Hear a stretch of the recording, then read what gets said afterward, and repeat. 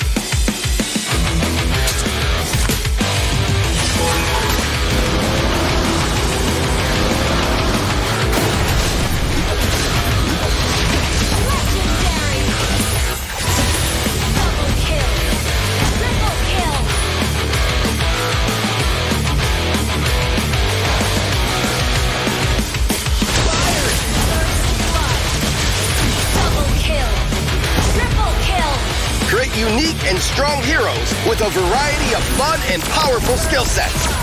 Awesome is the new mode, Hyperblend.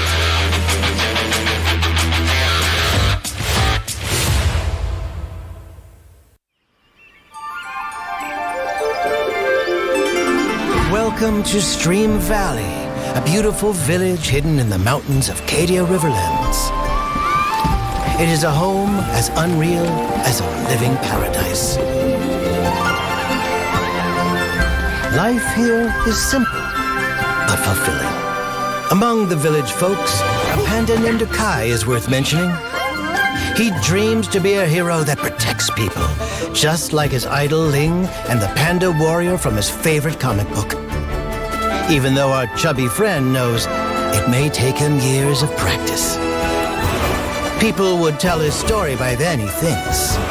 For this very reason, he practices Kung Fu every day, believing that diligence would one day make up for his clumsiness. But how exactly should his story begin? Maybe...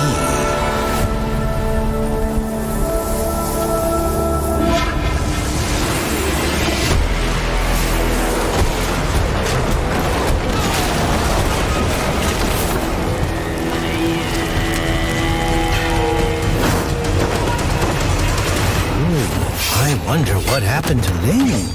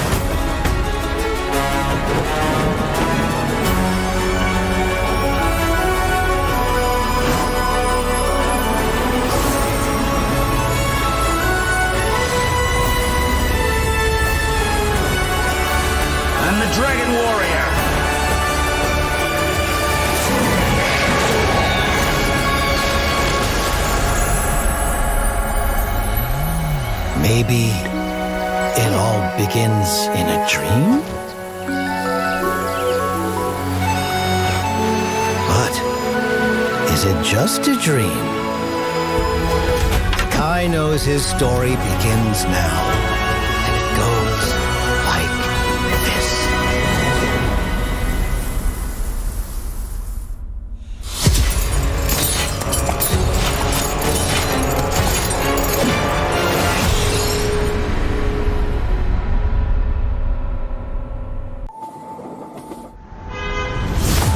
kita punya mindset ya kita harus naik bareng, ya turun bareng, apapun ya bareng gitu.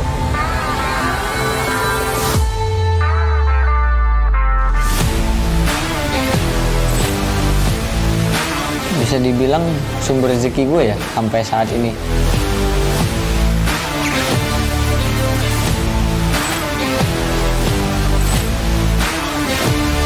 Kita keluarga, tapi kita harus profesional. Jadi kalau salah ya salah, bukan karena dia keluarga lu bela.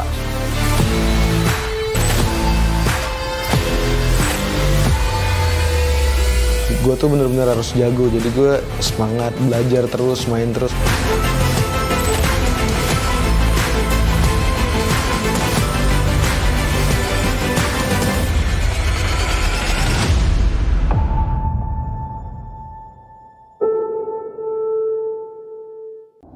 Saya Anggi, kerjaan saya baru-baru ini jadi driver Grab. Mas Anggi ya? Terima kasih ya. Terima kasih Mas. Saya super fans dari ONIC Esports.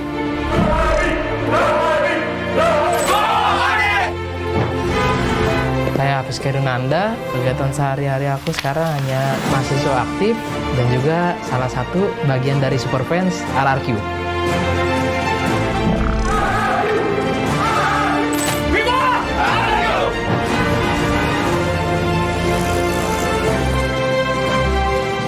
Halo, nama gue Dandia Ovar. Gue umur 21 tahun, pekerjaan gue wirausaha. Dan gue juga super fansnya EVOS.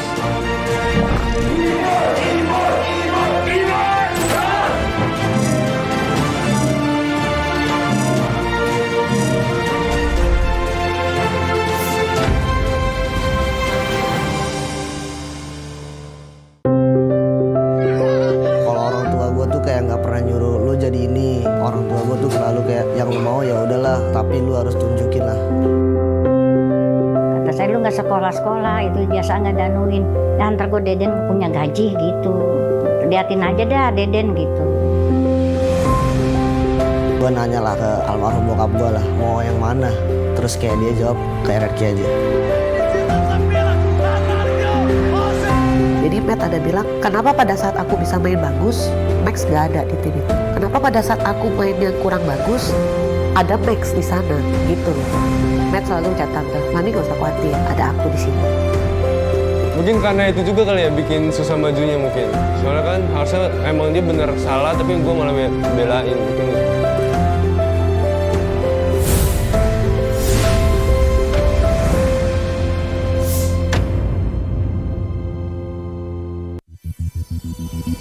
I need long-lasting battery life. Why?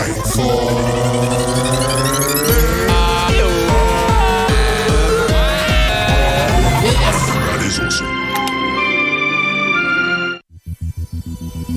I need long-lasting battery life. Why?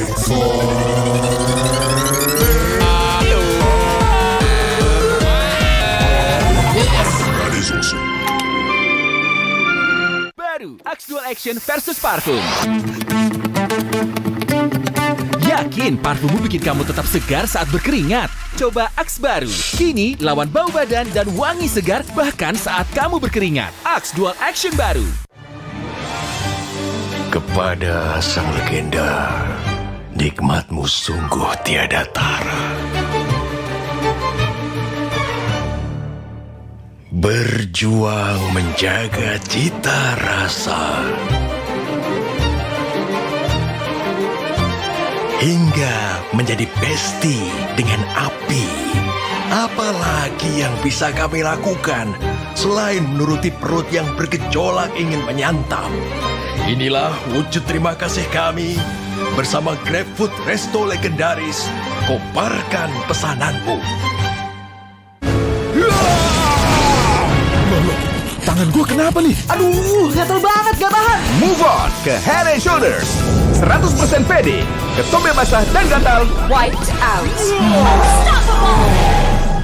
Gratis ongkir tapi banyak syarat. Salah aba-aba, aduh gawat. Bila semua belanja di Blibli pasti gratis ongkir dan pasti ori. Belanja yang pasti kuat.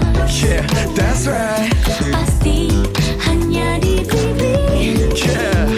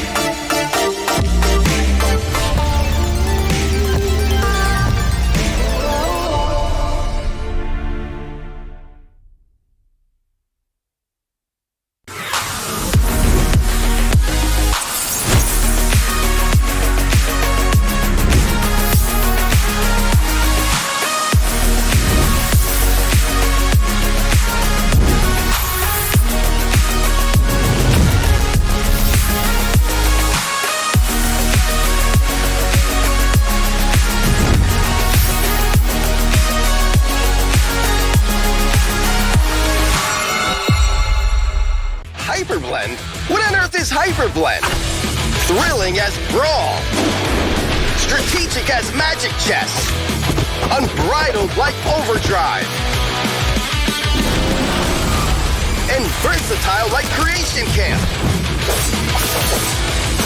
Hyperblend, another great game mode from MLBB. 50% skill, 50% luck, 100% fun. Skills and equipment, unlimited strategies. Heroes, skills, combinations are up to you to decide.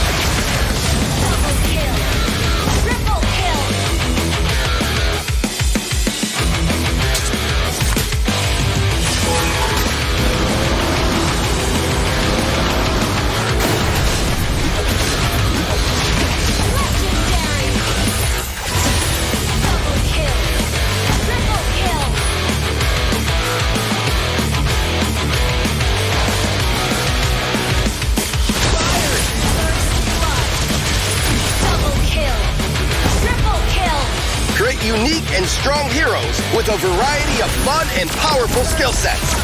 Awesome is the new mode, Hyperblend.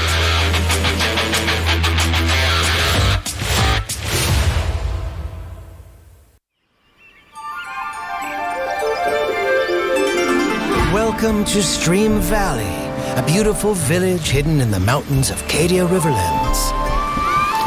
It is a home as unreal as a living paradise. Life here is simple, but fulfilling. Among the village folks, a panda named Kai is worth mentioning. He dreams to be a hero that protects people, just like his idol Ling and the panda warrior from his favorite comic book. Even though our chubby friend knows it may take him years of practice. People would tell his story by then, he thinks. For this very reason, he practices kung fu every day, believing that diligence would one day make up for his clumsiness. But how exactly should his story begin? Maybe...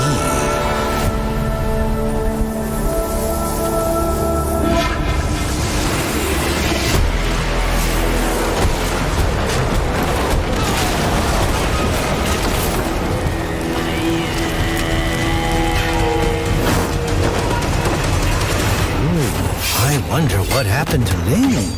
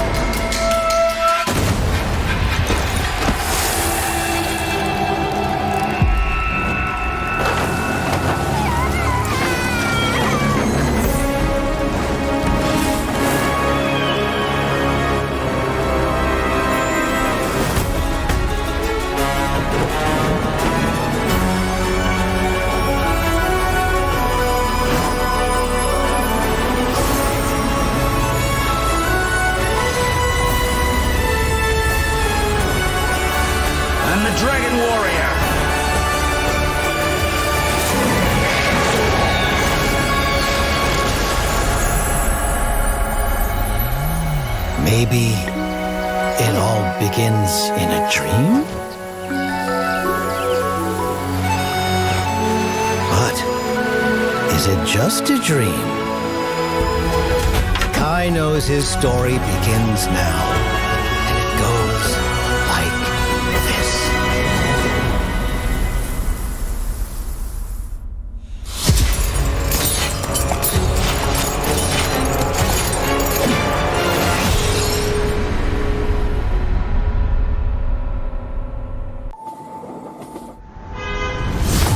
kita punya mindset ya kita harus naik bareng, ya turun bareng, apapun ya bareng gitu.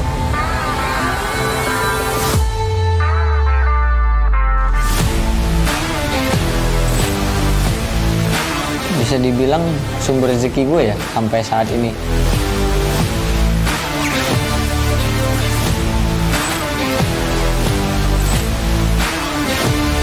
Kita keluarga, tapi kita harus profesional. Jadi kalau salah ya salah, bukan karena dia keluarga lu bela.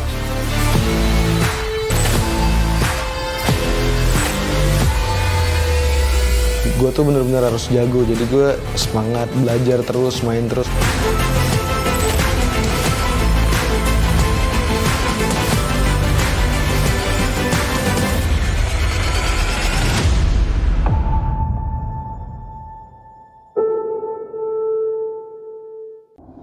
Saya Anggi, kerjaan saya baru-baru ini jadi driver Grab. Mas Anggi ya? Terima kasih ya. Terima kasih Mas. Saya super fans dari ONIC Esports.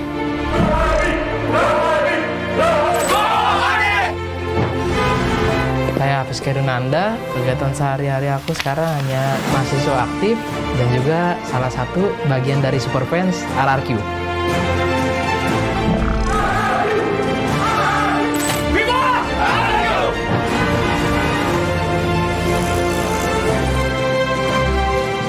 Halo, nama gue Dandia Ovar. Gue umur 21 tahun, pekerjaan gue wirausaha. Dan gue juga super fansnya EVOS.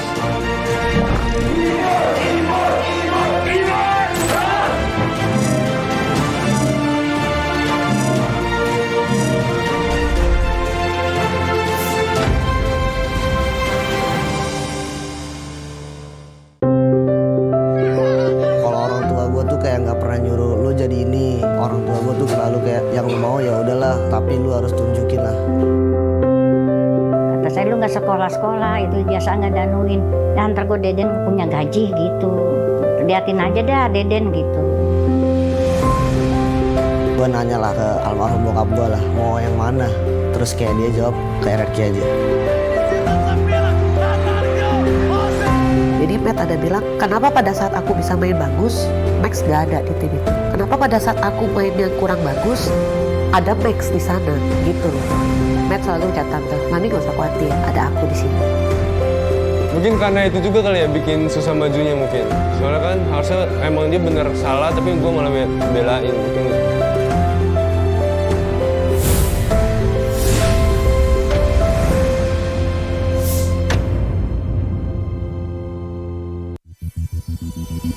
I need long-lasting battery life.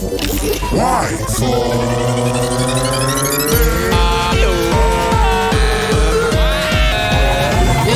That is awesome. I need long-lasting battery life. Why?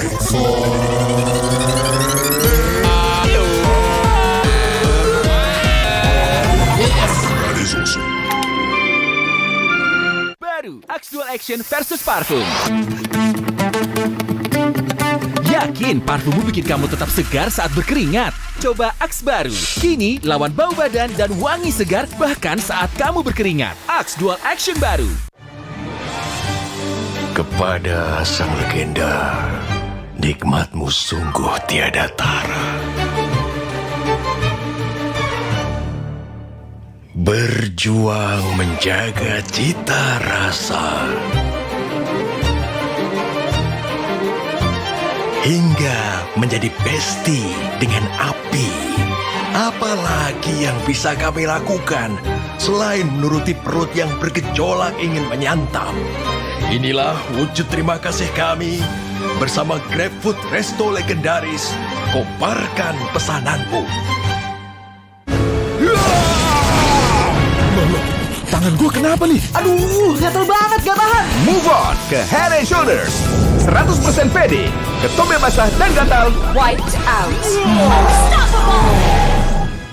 Gratis ongkir tapi banyak syarat. Salar aba-aba, aduh gawat. Bila semua belanja di Blibli pasti gratis ongkir dan pasti ori. Belanja yang pasti kuat. Yeah, that's right. Pasti hanya di Blibli. Yeah.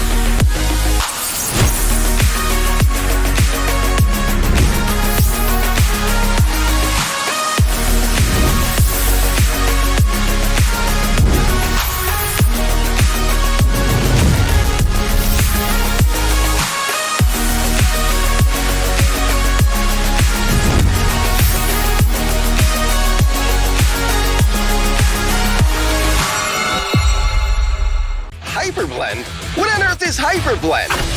Thrilling as Brawl. Strategic as Magic Chess. Unbridled like Overdrive. And versatile like Creation Camp. Hyperblend, another great game mode from MLBB. 50% skill, 50% luck, 100% fun. Skills and equipment, unlimited strategies. Heroes, skills, combinations are up to you to decide.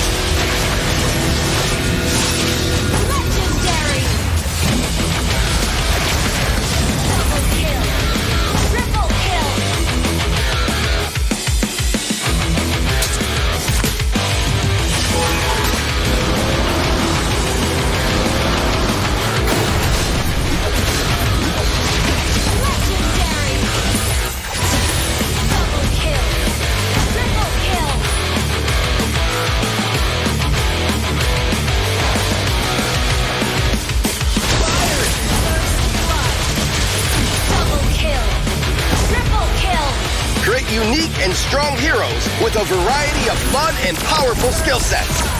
Awesome is the new mode, Hyperblend.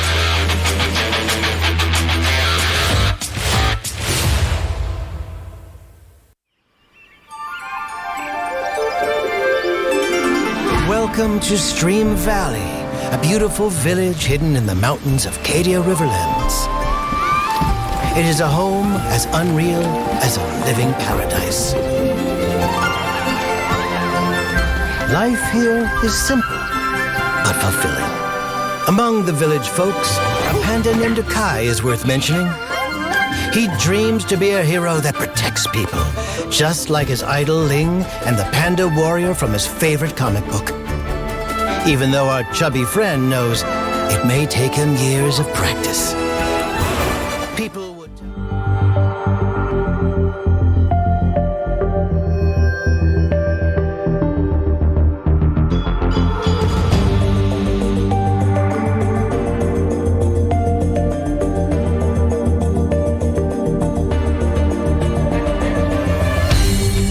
Aku kan berdiri dan terus berlari, terus ke arah puncak tertinggi.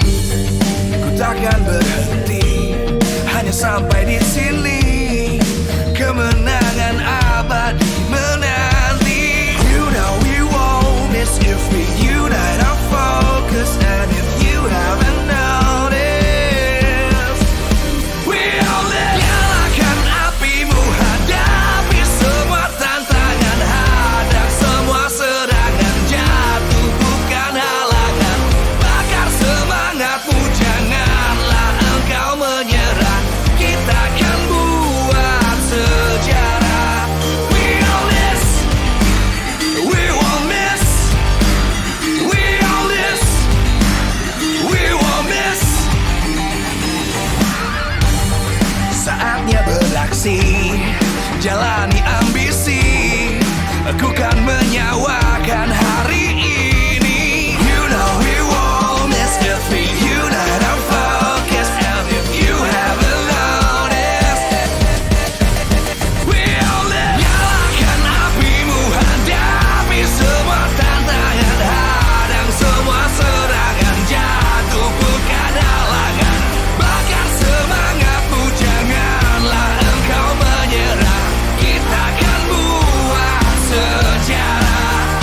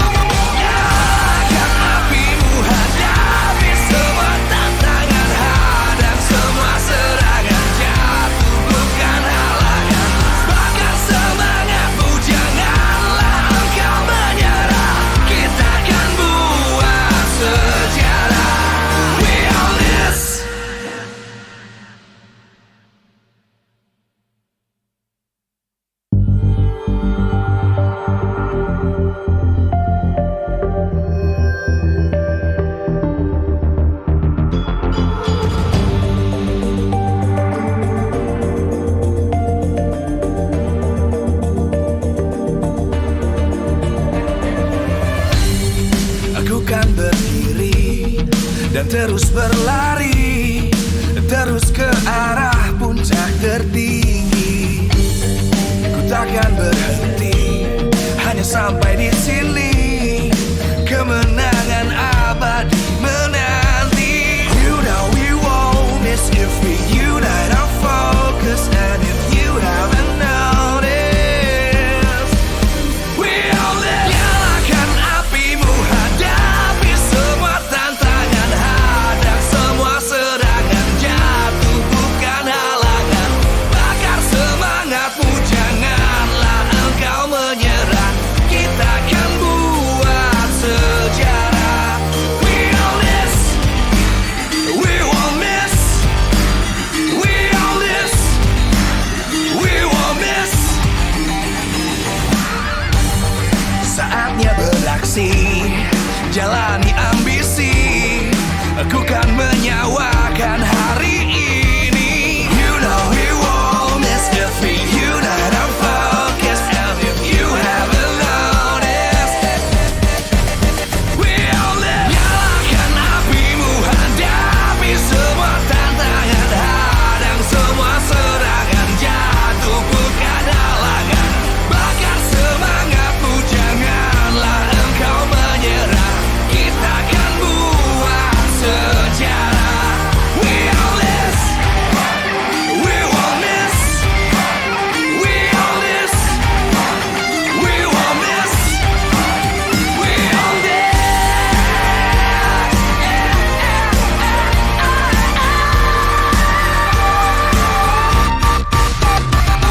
Nyalakan apimu, hadapi semua tantangan, hadang semua serangan, jatuh bukan halangan. Bakar semangatmu, janganlah engkau menyerah. Kita akan buat sejarah. We all this.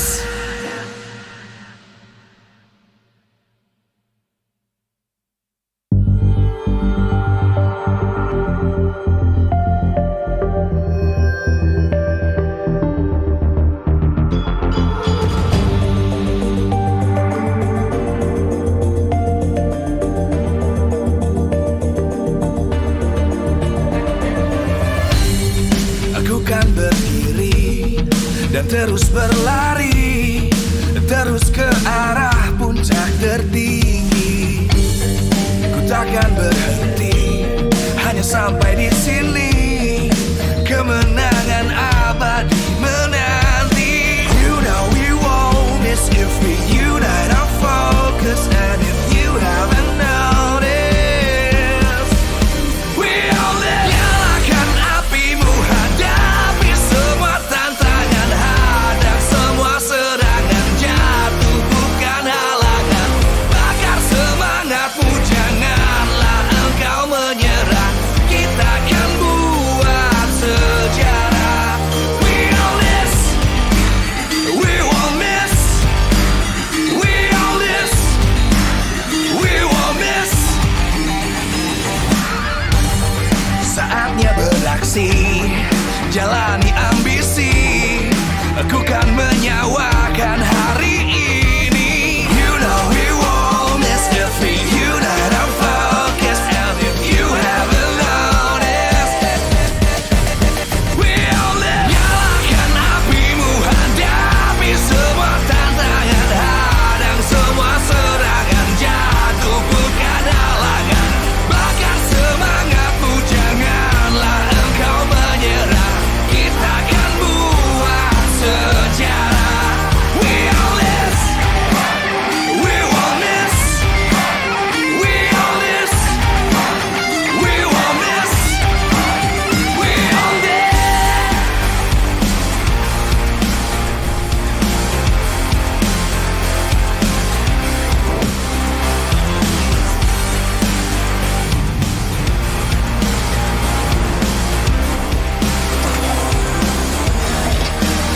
We all this. Live from MPL Arena, MPL Season 10 presented by Samsung Galaxy A Series. Official sponsor, Axe, Head and Shoulders, and Super App partner, Grab. 8 most prestigious teams in Indonesia will prove that hard work makes the dream work. Who will be the best? Let's see. We own this.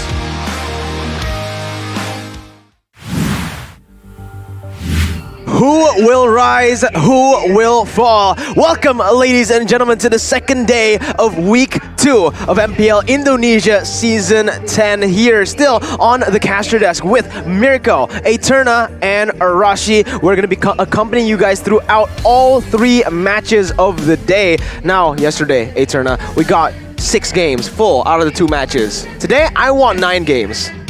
Well, maybe we'll see it. Well, maybe we'll just see it. And it's so different, right? Because from week number 1, it was the journey of 2 to 0s, but now things are getting a little more heated as well as competitive. It's getting a little bit more awesome. I think that's the right word. And you guys can find a whole lot of awesome with the new Samsung Galaxy A series. Arashi, you're the analyst, you're the book boy.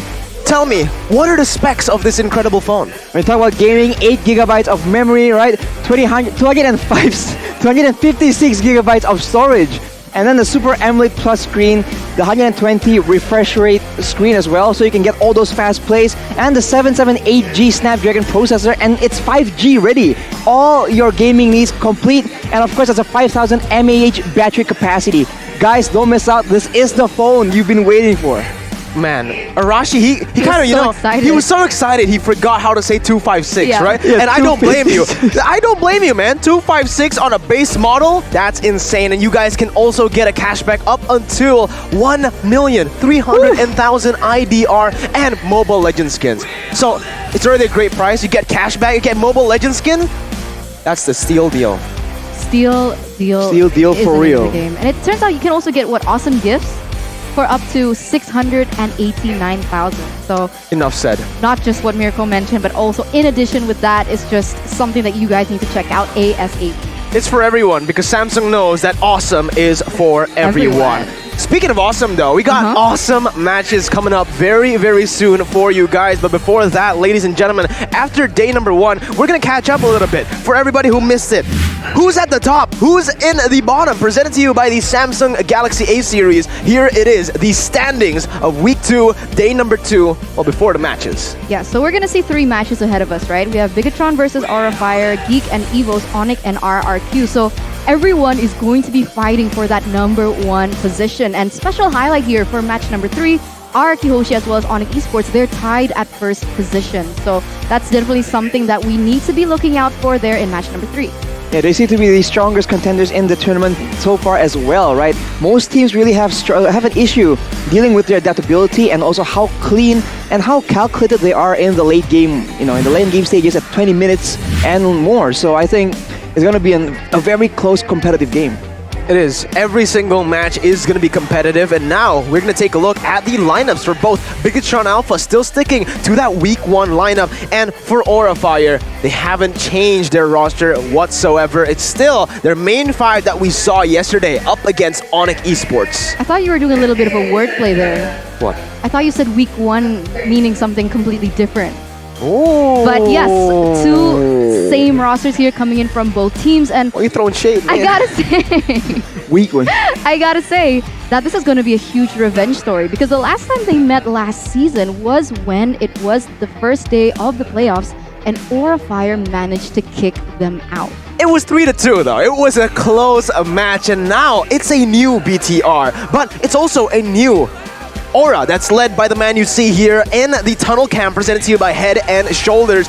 Facehugger trying to find a new identity. No longer that controlled chaos we saw from Season 8 and 9. It's a whole new era for Aura Fire. And who is in the center? It is Fluffy, the man that's been enabling, that's been making the plays happen on Aura Fire with his stellar work in the lane, but an even better performance in team fights, knowing exactly who to target, when to target.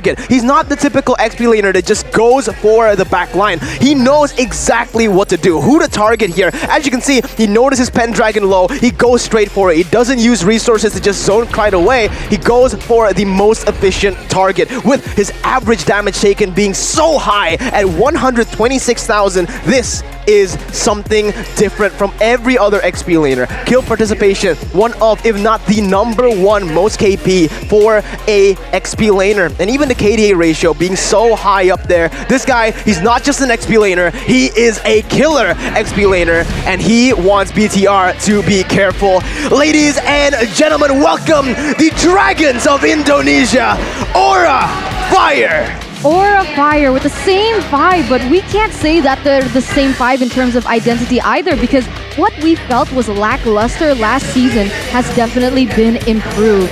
Facehugger being the consistent mid laner, what we thought had a very limited hero pool has now actually expanded. We saw his Paramis gameplay as well yesterday, and he has done a great, immense amount of impact for his team.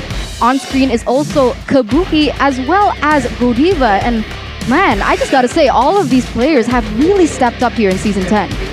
I mean, they were already so good last season. We can say that every single member in the lineup for Aura Fire, they have been shining in their own roles, but in this current season, they've just all improved, and it seems like the synergy, right? How well all these star players play off each other, that is exactly what they've improved on. And if Bigetron wants to take them down, they have to bring something special of their own, man, because nothing normal is going to cut it against Aura Fire. Look who's sitting behind Matt, though. Something special, that's Marky. He won't be playing, however, today, Eterna. Is he not? He's not. Look, he's not in the lineup. He's sitting down. He's not walking up to the tunnel cam presented to you by Head and Shoulders. It's still Key with Matt and Max, the twins, stepping up to this game. We did see that Bigetron, they had the whole calculated gameplay, and they have shown that if you let them take over the game in the early game, they will absolutely crush you. And it's Sorizo, who has actually been the star player on this team, the one who's been shining the most on his Esmeralda and his Uranus. He's been able to distract for so long, even winning in 1v2s up against Rebellion Zion, creating so much space for his team to take the dubs. An opposite playstyle when you compare it to someone like Fluffy, who goes in for the kills. Sorizo, he doesn't go in for the kills. He goes in for utility. He's more of an XP lane that tries to open up space for his team by taking as much damage as this. 143,000 damage soaked in, but as you can see, lower kill participation. He focuses more on lane, he focuses more on distracting and trying to bring the other members away from his team, with his average KDA ratio being 3 as well. Sorizo has a few words. Don't be too scary on stage for Aura Fire, but welcome, ladies and gentlemen, the robots, Bigetron Alpha. Bigetron Alpha with the same 5 lineup as Miracle mentioned earlier. And the thing is, even though he's described as a utility here in Sorizo, he actually has the highest damage per minute here in MPL Season 10. What does this tell us, Arashi? It tells us that he has improved a lot since last season. I think Mirko was very avid in talking about Sorizo and how he was lackluster last season, but this season it seems like he has stepped up and he is now an integral part of the current dominant calculative Bigetron Alpha. So his performance today, especially going up against a EXP laner as aggressive, as playmaking heavy as Fluffy, I think will really decide the flow of the game and will decide which side of the map Bigetron Alpha will have control in. Yeah, I agree with you. And for the moment, right, when we're talking about Bigetron and Aura Fire, this is going to be interesting, right? Because now Aura Fire has really developed in the way that they're so flexible with their gameplay, as now we're going to take a little look at the stats, because when we're comparing both teams, we got to take a look at the team head-to-head by Head and Shoulders. Team head by Head and Shoulders. For Bigetron Alpha, though, you can see that the objective rates are kind of insane, but I believe this is with a very small sample size, so we'll have to see if they can maintain such insane numbers. But for Aura Fire, look at the kill, death, assist, man. You can tell this is a team that wants to go in. This is a team that is absolutely aggressive, and the last thing you want to do is give them tempo, give them momentum, because they will take control of the game completely, and before you know it, your base is gone. Yeah, that's something that, of course, they need to be looking out for sure. Because when we're talking about Aura Fire, I mean, the last time that they played was yesterday, if I'm not mistaken, right? Against ONIC Esports. And there was so many things that had to be highlighted. The fact that their team fight was too messy, and they don't really play with the same type of identity or play style that they usually do, which is early game aggression. But now, going head-to-head with a team like Bigetron Alpha, who are very objective-centered, is it possible that this might just be the kryptonite that Aura Fire has this time around?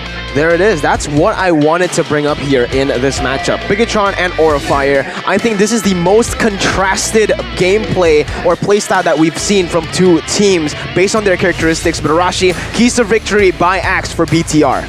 Contesting Facehugger's Paramis will be important. We've seen the power of this hero that can guarantee you all those 5v5 big, massive team fights. So that will be contested for sure, banned or picked. Be disciplined on the setup and the objective, because we saw Bigetron, unless they slip up, their setup and rotations are absolutely calculative and clean. So Aura will have difficulties if they do that. And of course, the gold lane has been so effective in these past few games in the season. So if they want to win, they have to make sure that Matt gets success and Kabuki, or actually High, has to get shut down, because they have to still be calculative, because Aura Fire, they can just give them so many different looks. If I could add, one of the keys to victory for the side of Bigetron would also be the fact that they have to be aware of the flexibility when Aura Fire is drafting. But before we get more into that, let's take a look at the keys to victory here for the side of Aura Fire by Axe. Optimize the pick-off gameplay from the early game. Godiva will need to do a lot of work to catch Bigetron out of guard. And of course, if they get ahead in one of the side lanes, the side lanes will actually be very active in that effort as well. Kabuki getting to farm and rotating easily. We saw that this man, with the right resources, can wreak havoc in those late game team fights. So beware of him trying to shut him down in the early game. And of course, be aware of Sorizo, man, because Sorizo has been shining up. He will put a lot of pressure in the whole map in general. So if they can take him down early, they can take over the game and make sure that Bigetron will not have a strong side to actually play around with. That's it. That's the question. But we also have a few questions that we have answered. Our predictions for match number 1 by Axe. I'm stuck in an Aura Fire sandwich, ladies and gentlemen. Aren't you used to it by now? Yeah, I am very used to it by now. Every single time a BTR plays, I'm always the only one who's rooting for them. But I feel like now, there's a big difference. Sure, Marky isn't playing, I'll give you that. In the gold lane, we still have Matt, who is very good, but up against Kabuki, one of the star players in MPL ID, I'll give it over to Kabuki. The thing is, though, did you notice something? What? Who was behind the players? It wasn't just Starless this time. There's someone else. There's someone else behind, and we will see very, very soon, because we're going to be entering the draft for game number 1. Look at that. The bans already. 2 target bans towards the jungle, and Aura trying to do the same over towards Bigetron Alpha, going for the Ikai and targeting that Wanwan. This opens up the question, what exactly heroes that Bigetron Alpha have in mind to open up, because they have used 2 allocated spots for Ling as well as Kadita that are quote-unquote non-prio but respect bans, of course, towards Aura Fire. And now, in return, there are still so many heroes on the board. The Valentina is still open, so is the Faramis, as many others here, Arashi. Absolutely, and Verendini is the coach that Mirka was trying to highlight right here. This is the first time we'll be seeing him behind the players right now, so we'll have to see, can he match up against Coach Tezet to try and outsmart him in the banning department. Right now, with the respect bans, as Ethan mentioned, Aura Fire as well, they have 1 more ban as we take a look at a comment from Aura Fire's Tezet. It's a Filipino coach, and Tezet has a few words. He's excited to see Verendini. He wonders, actually, what strategy that what PH strategy maybe that Coach Verendini will come up with here against Aura Fire. And Bigetron Alpha, they secure the first pick, Valentina, leaving the Eve and the Beatrix open for Aura Fire to take. Now BTR with the response, they can go for something like a Claude to go up against that Beatrix in lane, something that can dive into that back line as well when you're up against something like a Eve who is, you know, a sitting duck when she ults. Exactly.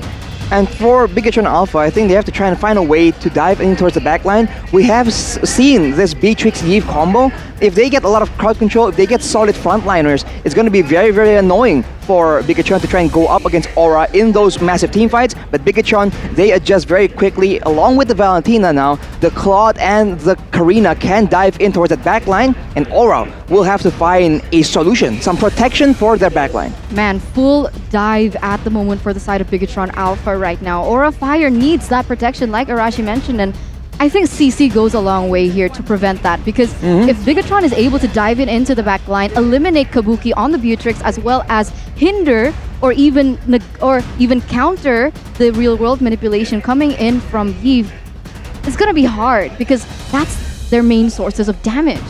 And I think that's what BTR are going to target down here, narrow down. They're going to go for the bans perhaps towards the peel, the cover roamers.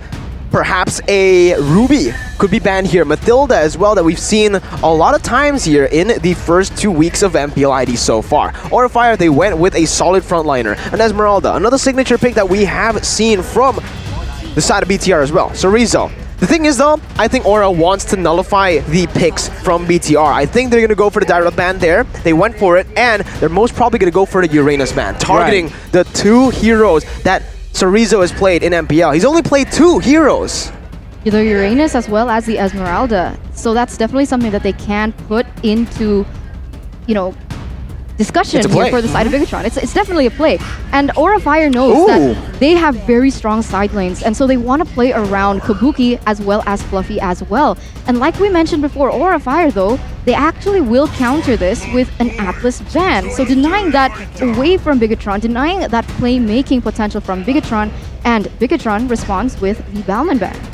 Bigetron banning out Natalia and Balman. So I think the last thing they want to go up against is that tanky 3-man combination we saw rising in popularity from the side of Aura. So now Aura themselves have banned out the Dairoth to ensure a smooth laning phase for Fluffy, and they have also banned out the Atlas. So any big engage combo attempt from Bigetron will be less executable for their side.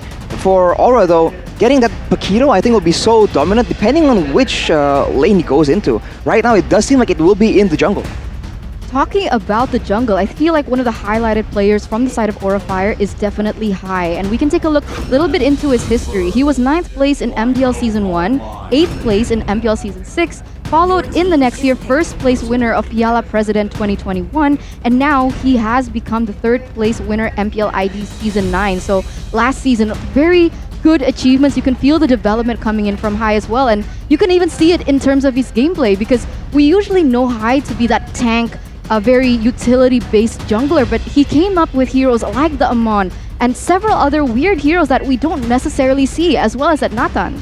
From zero to hero. That's the story of Hai in Aura Fire. The whole team story so far. But it's time for Aura to wrap up their drafts, with BTR wrapping theirs up with a Grok and a Uranus. Aura will go for an Edith. Wow. In the roam position, I believe, here for Godiva, and Paquito will go to the jungle.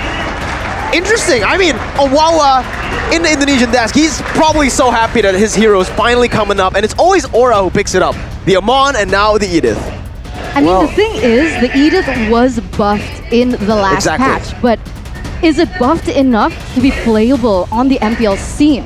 It has 2 very reliable sources of crowd control, but considering that the lineup from Aura is relatively tanky, having a tanky here that can transition into a DPS role later in the fight, I think it's a very unique approach to the team fights, and we'll have to see if it actually pays out, because as Miko mentioned, Sorizo is able to get his hands on the Uranus. So I think the macro play from Bigetron will decide whether or not Aura gets success, as we take a look at the audience prediction by TikTok. 78% to 22%, heavily in favor of Aura Fire, just like the desk. So we'll see. Based on the drafts though, I honestly feel like Aura, they're not using their normal characteristic, the way of the draft where they're always just so flexible. It feels like every hero they picked here, it was all going to go into the lane as predicted, right? Beatrix, Yves, that's only going to go to the mid lane and the gold lane. We'll see though with this new draft. Let's see if Aura can make a difference, can make or break it, as Bigetron Alpha Key is already forced to flicker early on, going in for that very, very aggressive invade. Man, like really just started here, and you can see Godiva trying to punish him out as well. And I do agree with you, there is kind of this weird distinction now with Aura Fire in this particular match, and there is a possibility that they might be hiding more of their cards, but here it is, the contest of the Lethal Wanderer. Well, Hai is on the Esmeralda, my friends. It is an Esmeralda jungle. Okay, never mind, yeah. So already we're seeing something confusing. This is not what we expected, as Godiva goes onto Marino, and Key will be there to back him away. And Bigetron Alpha, they're being very aggressive towards Aura Fire's jungle. Yeah, they know High is on Esmeralda, won't be able to farm really well, but it's actually Max who gets chunked low. He's forced to run away. He uses the first ability. Fluffy picks up the first blood, and here it is. Moreno comes in, trading it back. Facehugger taken low. Key going on to High, onto Godiva, who goes in for the Earth Shatter, knocking Key up and providing the utility for the kill to be taken. BTR losing in the early fight. Aura Fire lead 2-1. 2-1 now for the side of Aura Fire, and they're being not as aggressive, but they're being counter-aggressive from what Bigetron Alpha has been throwing at them. And this was something that we highlighted as well, right? From the side of Aura Fire, but wait a second here. So Rizzo 2 versus 1, he is still able to get out because he is on that Uranus with the Consecration as well. But like I was talking about before, is the fact that Aura Fire, when you feel like you can read their draft, they just come out with something unpredictable. But my question is an Esmeralda jungle still effective? Well, considering the new meta where there'll be tanky members in the jungle with Demon Slayer emblem just there to secure objectives and also gank for your team, I think Esmeralda plays the role quite well, and the teamfight from Aura here, the AoE! Yeah, Max is gonna get taken down instantly there as Rizzo tries to look for an opening. Fluffy taken low, Moreno picking up that kill. Real world inflation still there by Facehugger, putting damage on to BTR, but the wild charge catches High, no mana! So Rizzo gonna get knocked up by Godiva, onward, picking the kill up. But it's just a 1-for-2 trade as Aura were able to take a turtle and a kill. That 100% objective rate for the side of Bigetron Alpha has fallen this time around. No. I mean, they're so good at being able to zone out Max and even take him down. 2 minutes in, almost 3 minutes, and he's already died 2 times in order for Aura Fire to be able to secure those neutral objectives. Oh, Matt with a cheeky steal. But yes, I agree with you, man. It's so weird, right? One time I was like, okay, Aura, they went for a predictable draft. Never mind. We get into the game. It's an Esmeralda jungle with a Demon Slayer emblem. Arashi. Exactly. He is able to actually pierce quite well right now, and considering that there's a lot of fighters, essentially there's 3 fighters inside of Aura Fire, so that really gives you a lot of options to play around with in the early game. So I think it's a great approach, and it suits Aura Fire. And Bigetron trying to contest them early on in the jungle in those messy skirmishes, I think they're just playing right into Aura Fire's hands. So they need to try and play it a bit more calculatively, because Aura Fire, they are very happy to take those chaotic fights. Oh, again, there's just a lot of aggression from Godiva as he opens up the map. He doesn't have the flicker now, so he can't go for the onward flicker combo. BTR reads it really well, but take a look at the items. Matt has completed the DHS in the 3rd minute of the game. This is pretty fast. Yeah, and we do have a fun fact here by Grab as well, where it states that in Season 9, from a total of 3 times meeting one another, it does seem like Bigetron Alpha never was able to win a match against Aura Fire. So if history speaks volumes, then we might know what the outcome will be. But what I know from Season 10 is everything is so unpredictable. We don't know what is going to work and what will not. Because right now, Aura Fire was leading in a sense, but it's only a 300 gold gap. Well, you know, history can repeat itself, but Arashi, why do we learn history in class? So we don't repeat the same mistakes. There you go. Exactly. So again, this is the season of upsets, and Bigetron Alpha, they will have a chance, but the Aura engages. Man, Max just doesn't have room to play. He got instantly CC'd by Godiva, and you can see, even as a roamer, the damage that Godiva is placing onto BTR members is definitely not something they can scrape off. They can just look to the other direction. They need to have an answer for this, because that's the 2nd turtle taken away by Aura Fire without any contest from BTR. Oof, it's just so difficult, because if they want to go aggressively towards the back line, there's so much crowd control from the Paquito, from the Edith, from High on the Esmeralda as well, just doing a lot of AoE damage to everyone. And if they don't, it's just very tanky in the front line, and then you can bet that Facehugger and Kabuki are going to do a lot of damage from the back line. So Bigetron Alpha, they're put in a difficult spot. They have to commit on one of those 2 game plans, and I think diving is more orientated in their composition, but they have to out-rotate Aura and win in the setups to get those very, very needed combos. Oh, wait, Matt, he went in for the BMI. Oh, no, he goes back out. Oh, my God, clutch there. Godiva almost catching him with the onward, but now it's a setup from Aura and BTR. Godiva going very deep under the turret here in the midst of it all. High coming in for the backup as well. Matt using the BMI, getting out. Key putting the wall down, trying to look for Aura, but High comes in. A wild charge was not enough to get him out of there, as Kabuki's Nibiru was able to catch him. Moreno taken down. Oh my goodness, the burst. and it's going to be Aura looking for another pick onto Matt, who's still able to clear the waves with the Blazing Duet. Meanwhile, in the mid lane, it seems like Aura Fire are trying to look for BTR. Onward, onto Max. Godiva flickering out of the Earth Shatter as he pops the ultimate to get out. Max still able to survive. I mean, granted, the way that Aura Fire, how they're playing so aggressively and also trying to shut down Matt, and the fact that his power spike is not as early as the Beatrix, sitting at 0-0-0 right now is not bad, right? It's not bad, especially with the Avarice emblem that he has chosen to use. He is going to be able to kind of level it out. He is one level behind right now, but with the way that he's playing, he is a very reliable source of as a gold laner in that bottom side. I mean, look at this. Hai already putting a lot of pressure, even getting another objective in that bottom side, but Matt is still not able to be targeted. And look at what BTR are doing. They instantly rotate towards that top side, knowing Esmeralda is down below, but even then, Moreno falls. Max looking for Retribution, gonna get Tain CC'd. He finds the Retribution. Sariza gonna get taken low. Consecration isn't enough. Fluffy just knocks him out with the jab. That's the snipe as well. Connecting.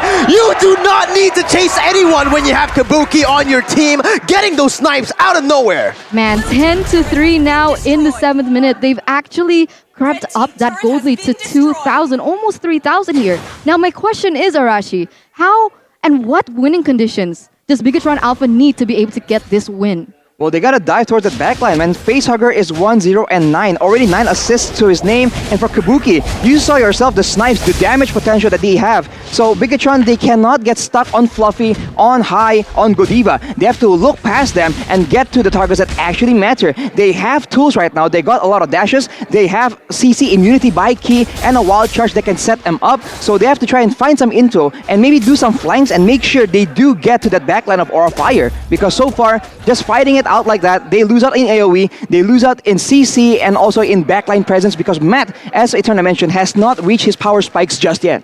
I mean, for the moment, that seems very hard to even commit to right now because Aura Fire, look at the way that Facehugger is able to just zone everyone out, placing himself. His positioning has been so on point with the real world manipulation. So even if Bigetron Alpha, they want to look for a huge engage in a 5v5 situation, it seems rather difficult. How would they fare if they go for pickoffs? Do you think that would work?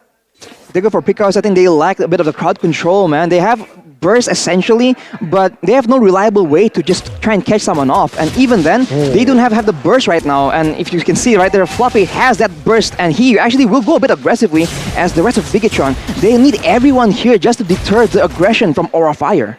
It's so tough for BTR. If you take a look at the high ground as well, this is why the Yves Beatrix has been a prio pick for BTR in the past. It's because of that poke and the range that it adds though. Keep jumping with a wild charge, and that's the real world manipulation finding its mark.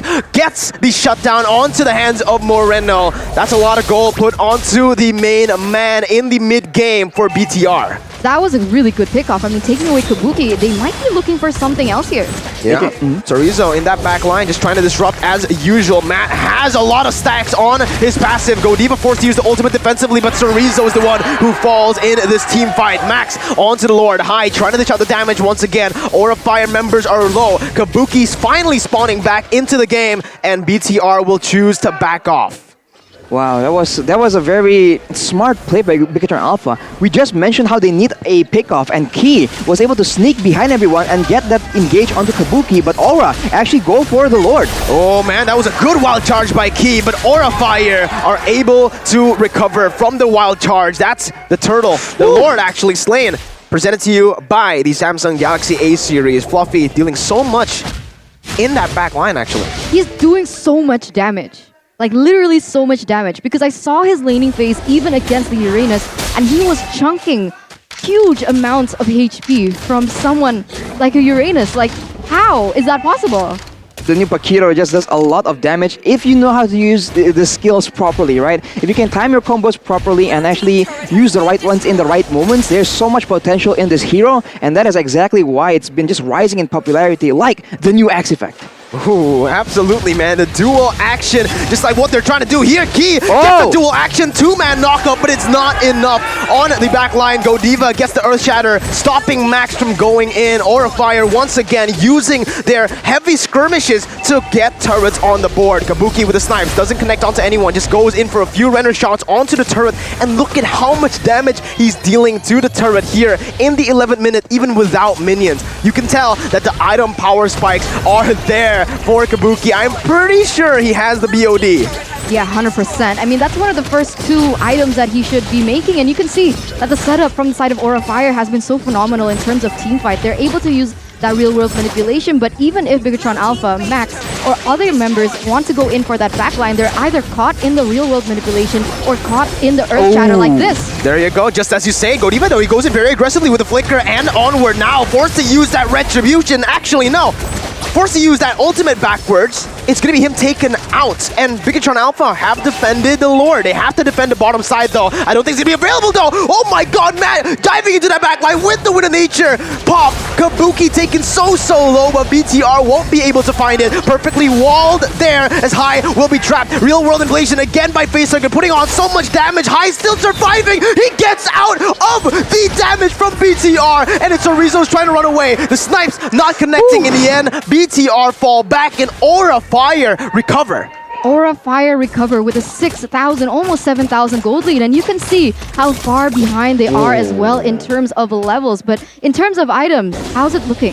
Well, High is just so farmed up, and he is so tanky, man. He has a good mix of physical and magic defense. So right there, he was caught out, but he was just calm, cool, collected. This is Aura in their absolute element. They are not afraid to take these weird fights and actually bring the fight to Bigetron Alpha. Kabuki was taken very low, so the win condition from Bigetron is the same, but Aura Fire are wisening up to the fact that they are actually diving towards that backline.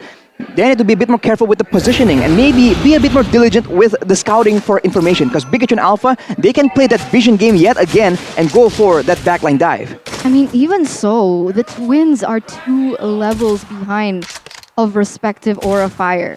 If I'm not mistaken, Max is 14, High is, we'll see in a bit, but they're 2 levels behind, guys.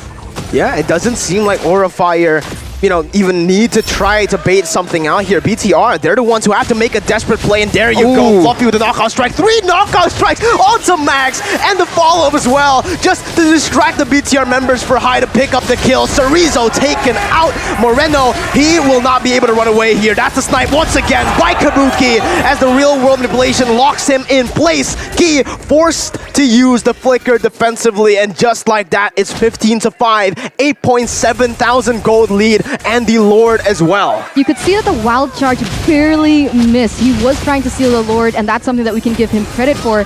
But look at this, the recalls, the disrespect already coming in from Aura Fire. They're gonna go straight for the base here. Max has to use the Retribution on the minions. There's so much damage coming out. Look at Fluffy, he's going all the way, almost taking Matt down, forcing him to use the BMI. Without that BMI, this is gonna be huge, as Aura Fire won't really have to look at Matt and feel a threat at all. Wall coming down. Aura Fire trying to siege down the base. Fluffy dealing the knockout strike over. Real world manipulation 2-man as Key cancels Facehugger's real world. Matt jumping with the blazing duet all the way towards Fluffy. They're still not able to get anyone down. Kabuki with the Flicker to end the game.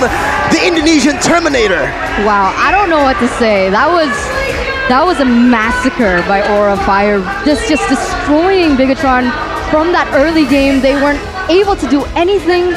Max wasn't able to get any objectives, he wasn't able to even farm, and interestingly enough, it was actually Bigetron trying to be the aggressive force against Aura Fire in that early game, but Aura Fire read that so well and was able to even counter-engage and just look for the moments, look for the mistakes that Bigetron made.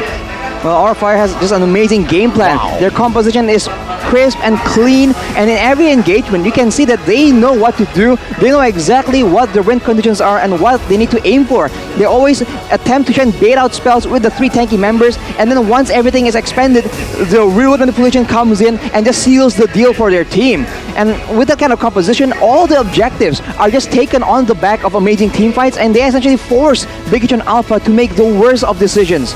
I think Bigetron need to try and fix something up, man. Maybe put Key in something a bit more proactive, because Grok, with only 1 engage tool, he was not able to make the plays that his team needs him to do to actually win the game. I agree with you. We know how lethal Key is on something like a Cho, on a Jawhead even.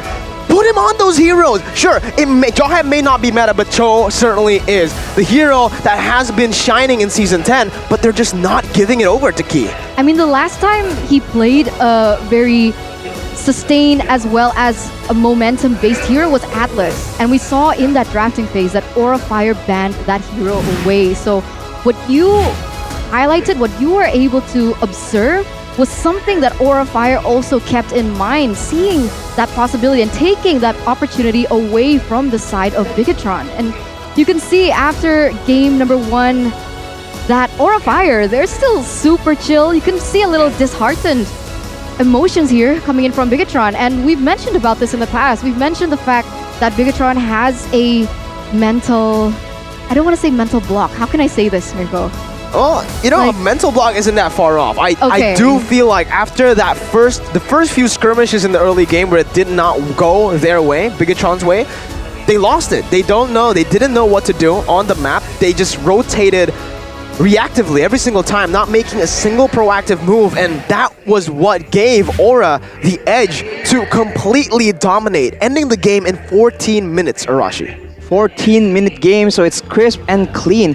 It really didn't feel like a stomp, but at every point in the game, Aura Fire just seems completely in control. Even when Hai got caught out with the wall, they were fine. You know, they all played in, and even if he gets taken out there, I think they would all still be pretty chill, calm, collected, and you know, they just would back up, reset, and initiate the same exact game plan. So I think Bigetron Alpha just lacks the proactive tools to make something happen, because the only playmaking tool is a wild charge. We've mentioned this already, and there's only one Key, and he's always getting pressured because the new current meta, you know, it always focuses on bursting down the roamer as well. So Key is forced to use his flicker defensively, and he is not available to try and make those insane pickoffs. Man, look at these 100% KP stats, guys. Moreno P, Bigetron Alpha, as well as Facehugger. Well, I think for BTR it's not that impressive because again, they only were able to get 5 kills in total. It's super impressive though for Facehugger. What? 100%, 18 kills in the game, and this man participated in all of them. Best mid laner at the moment, apparently. According to Luminaire. Exactly.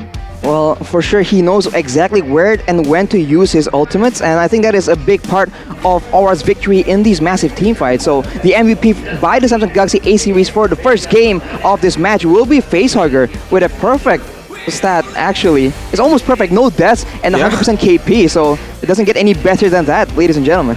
This is what you need from a mid laner, especially a Yves Arashi. Just such a menace. And you take a look at the items, it's a standard build. He goes for a little bit of defense. He gets the Ice Queen wand. It's a utility build on the Yves, yet he does so much damage on this hero.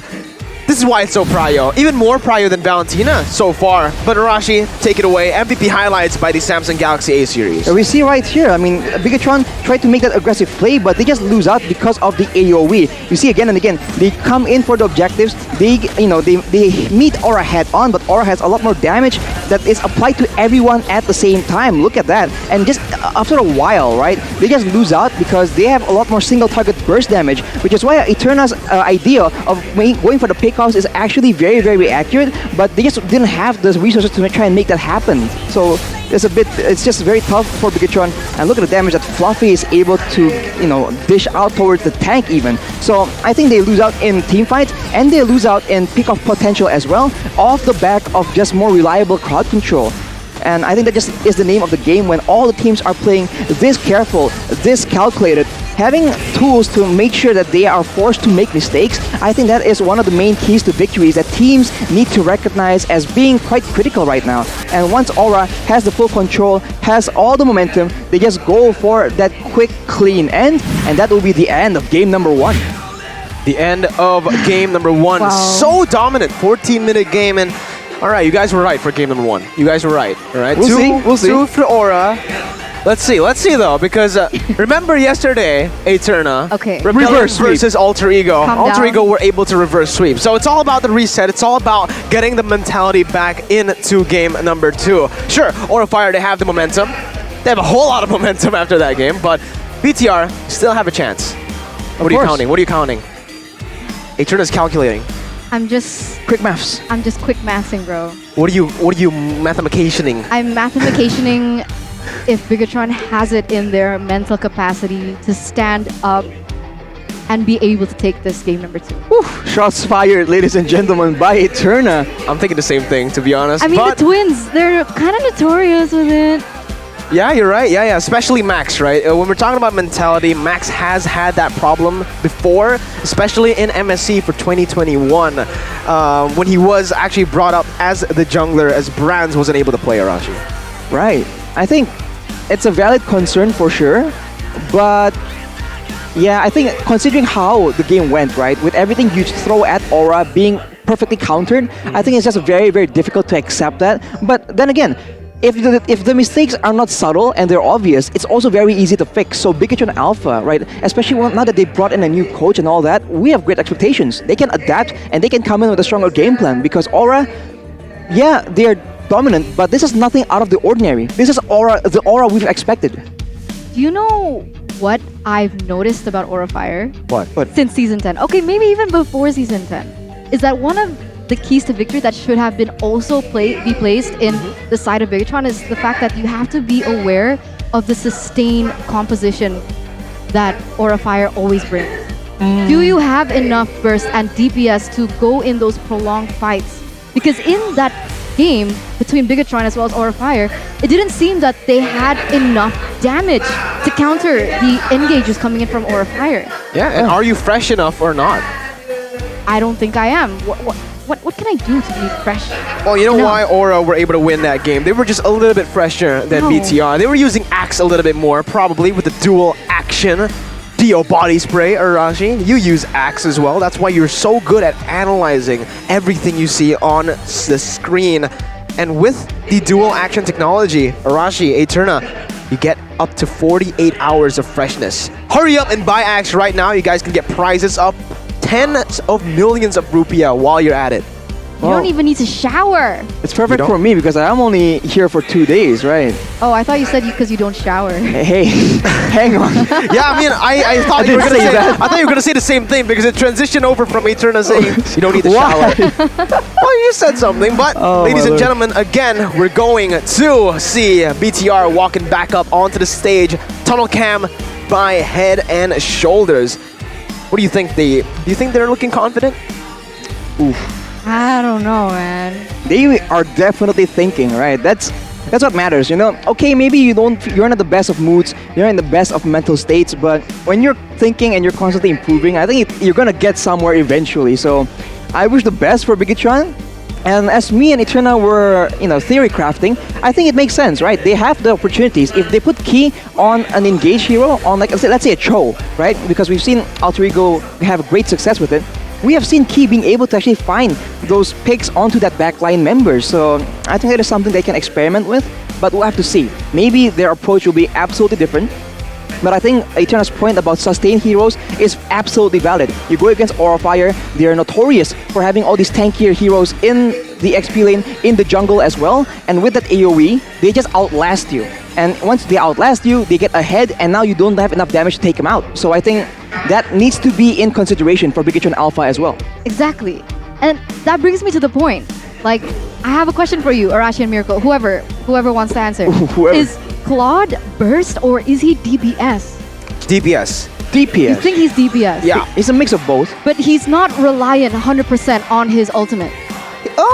In terms of the team fight, he is. But So what happens if you use that ultimate afterwards? Do you still have burst from your basic attack? Well, you have DPS from your basic attack. Is it big? Like someone like the Beatrix, let's say. That's the thing. If you are talking about a head-to-head clash, Beatrix versus Claude, I would actually say Claude wins it if he has his stacks, right? And especially if he has the DHS and the Golden Staff. Early game, then Beatrix takes it all the way. The thing is, Beatrix has a whole lot more range than a Claude. Yes. The Claude's range, if you're just using the basic attack, oh my god, you're basically a melee hero, right? So that's why he's very reliant on the Blazing Duet to actually dish out damage. It's because if you go just for the basic attacks, you're going to be so vulnerable to all of the attacks coming in from the enemy team. And that's why I feel like it wasn't effective in game number 1. I mean, if you can take example from yesterday's match with Alter Ego, where Nino was actually able to do a lot of DPS just on the base of those basic attacks, but that's also because he's up against a dive composition. So I think it comes down to whether or not you can stay safe, and you have to pull off insane plays to actually come out on top, which is why we were so impressed yesterday. But going back to this game though, we saw earlier the coaches already discussing with their team with the GBL Quantum headsets. They are getting all this knowledge we're discussing right now into the players for that absolutely perfect execution. By the way, my duration was closer. Yes, I was about to say. I did want to say it because I know this is exactly good, what I bro. expected. This is exactly what that's why I didn't mention it, Arashi. Well, you know what? she's Let's just gloating. block her out, Arashi. Guys. I'm joking. Game number 2 though, Eterna. Let's see. We're jumping straight into the drafts. Ladies and gentlemen, presented to you by the Samsung Galaxy A series. BTR on the red side, Aura on the blue side, still with the same exact bans from both of the teams. Aura opting to go for Kai 1-1, and BTR going for the Fanny and Ling. I feel like going against a sustainable composition coming from Aura Fire, which is what I was trying to get at with you guys with that discussion about Claude, is I think Bigetron needs to contest the Beatrix away. I think it would be better going against Aura Fire this time around. Well, remember, last time someone picked the Beatrix against Aura, it was EVOS. Clover picked the Beatrix and he had to go up against a Yuzong in the gold lane, and that didn't really do well. You know, it didn't really, it was pretty bad. It was, the Yuzong was able to just bully him completely, but you can see Aura making the right decisions. Just subtle differences here in the drafts can mean so much. Taking away that Eve, forcing a Valentina and a Faramis to be left up for grabs. BTR will not go for any one of these bans, because if they ban the Valentina, Faramis open, picked up Aura. Ban of Faramis, easy Valentina for Aura. Exactly. I think the Ling ban is also a bit questionable in a sense, because okay, if you want to ban out the Fanny because it's kind of OP and Kabuki is just notorious on it, okay, sure. But overall, right, if Hai is in the jungle, he is so adept at these fighters, at these weird picks like the Esmeralda jungle we just saw. I think it really is kind of pointless to try and target the bans towards him unless you have a specific purpose. So Bigetron very intelligently bans out the Kadita as well. So for Aura, they have the first pick, and it will be the Faramis.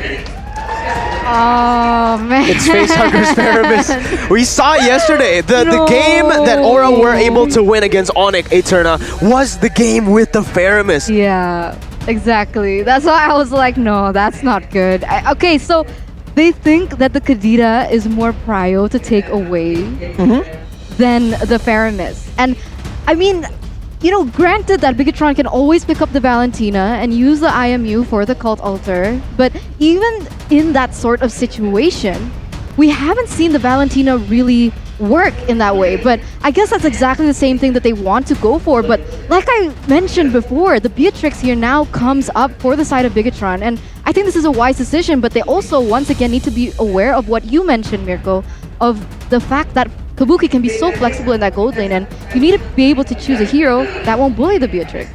Exactly. Well, if Aura goes for a more aggressive hero like the Yuzong, for example, it will allow Bigetron to secure that late game. And honestly, the difference between the Valentina and the Faramis is still what we've been talking about, the proactivity, right? When you are the one that needs to actually, when you're done with the choice to actually start with the ultimate first, I think you have a lot more options and potential to make plays happen. And for Aura right now, it's going to be Natalia and Paquito, so... And you don't know where exactly they're going. It can go wherever at this point. This is so confusing. It is the Aura we've come to expect. And for Bigetron, I'm not sure, man. I think they should secure some kind of playmaking hero early on, because Aura might just ban them out later. Natalia jungle?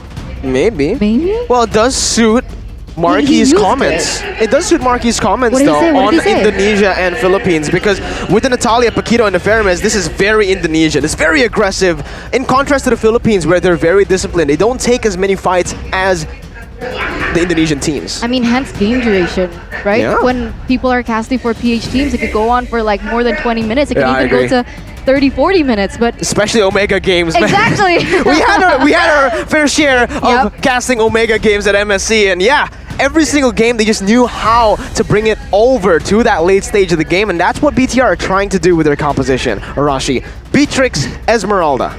Well, I'm just left out here because I wasn't there. But anyhow, Bigetron very smartly bans out the Direward as well. So now Key well, not Key, obviously, Sorizo will actually have a chance to actually flex out that EXP lane tank sustain gameplay, but for Aura, will they have a plan? They ban out the Balmond to ensure that there won't be any shenanigans in securing the neutral objectives. And for both teams right now, I think we are still wondering, right, who exactly will be the main roamer, because I think we've seen a lot of games just being decided off the back of who can make the better initiation. It's really tough if I'm looking at BTR's composition. They have a Beatrix that's just so vulnerable. Sure, if the Valentina is actually able to find a call alter pick ultimate every single time, Beatrix is gonna have a fun time.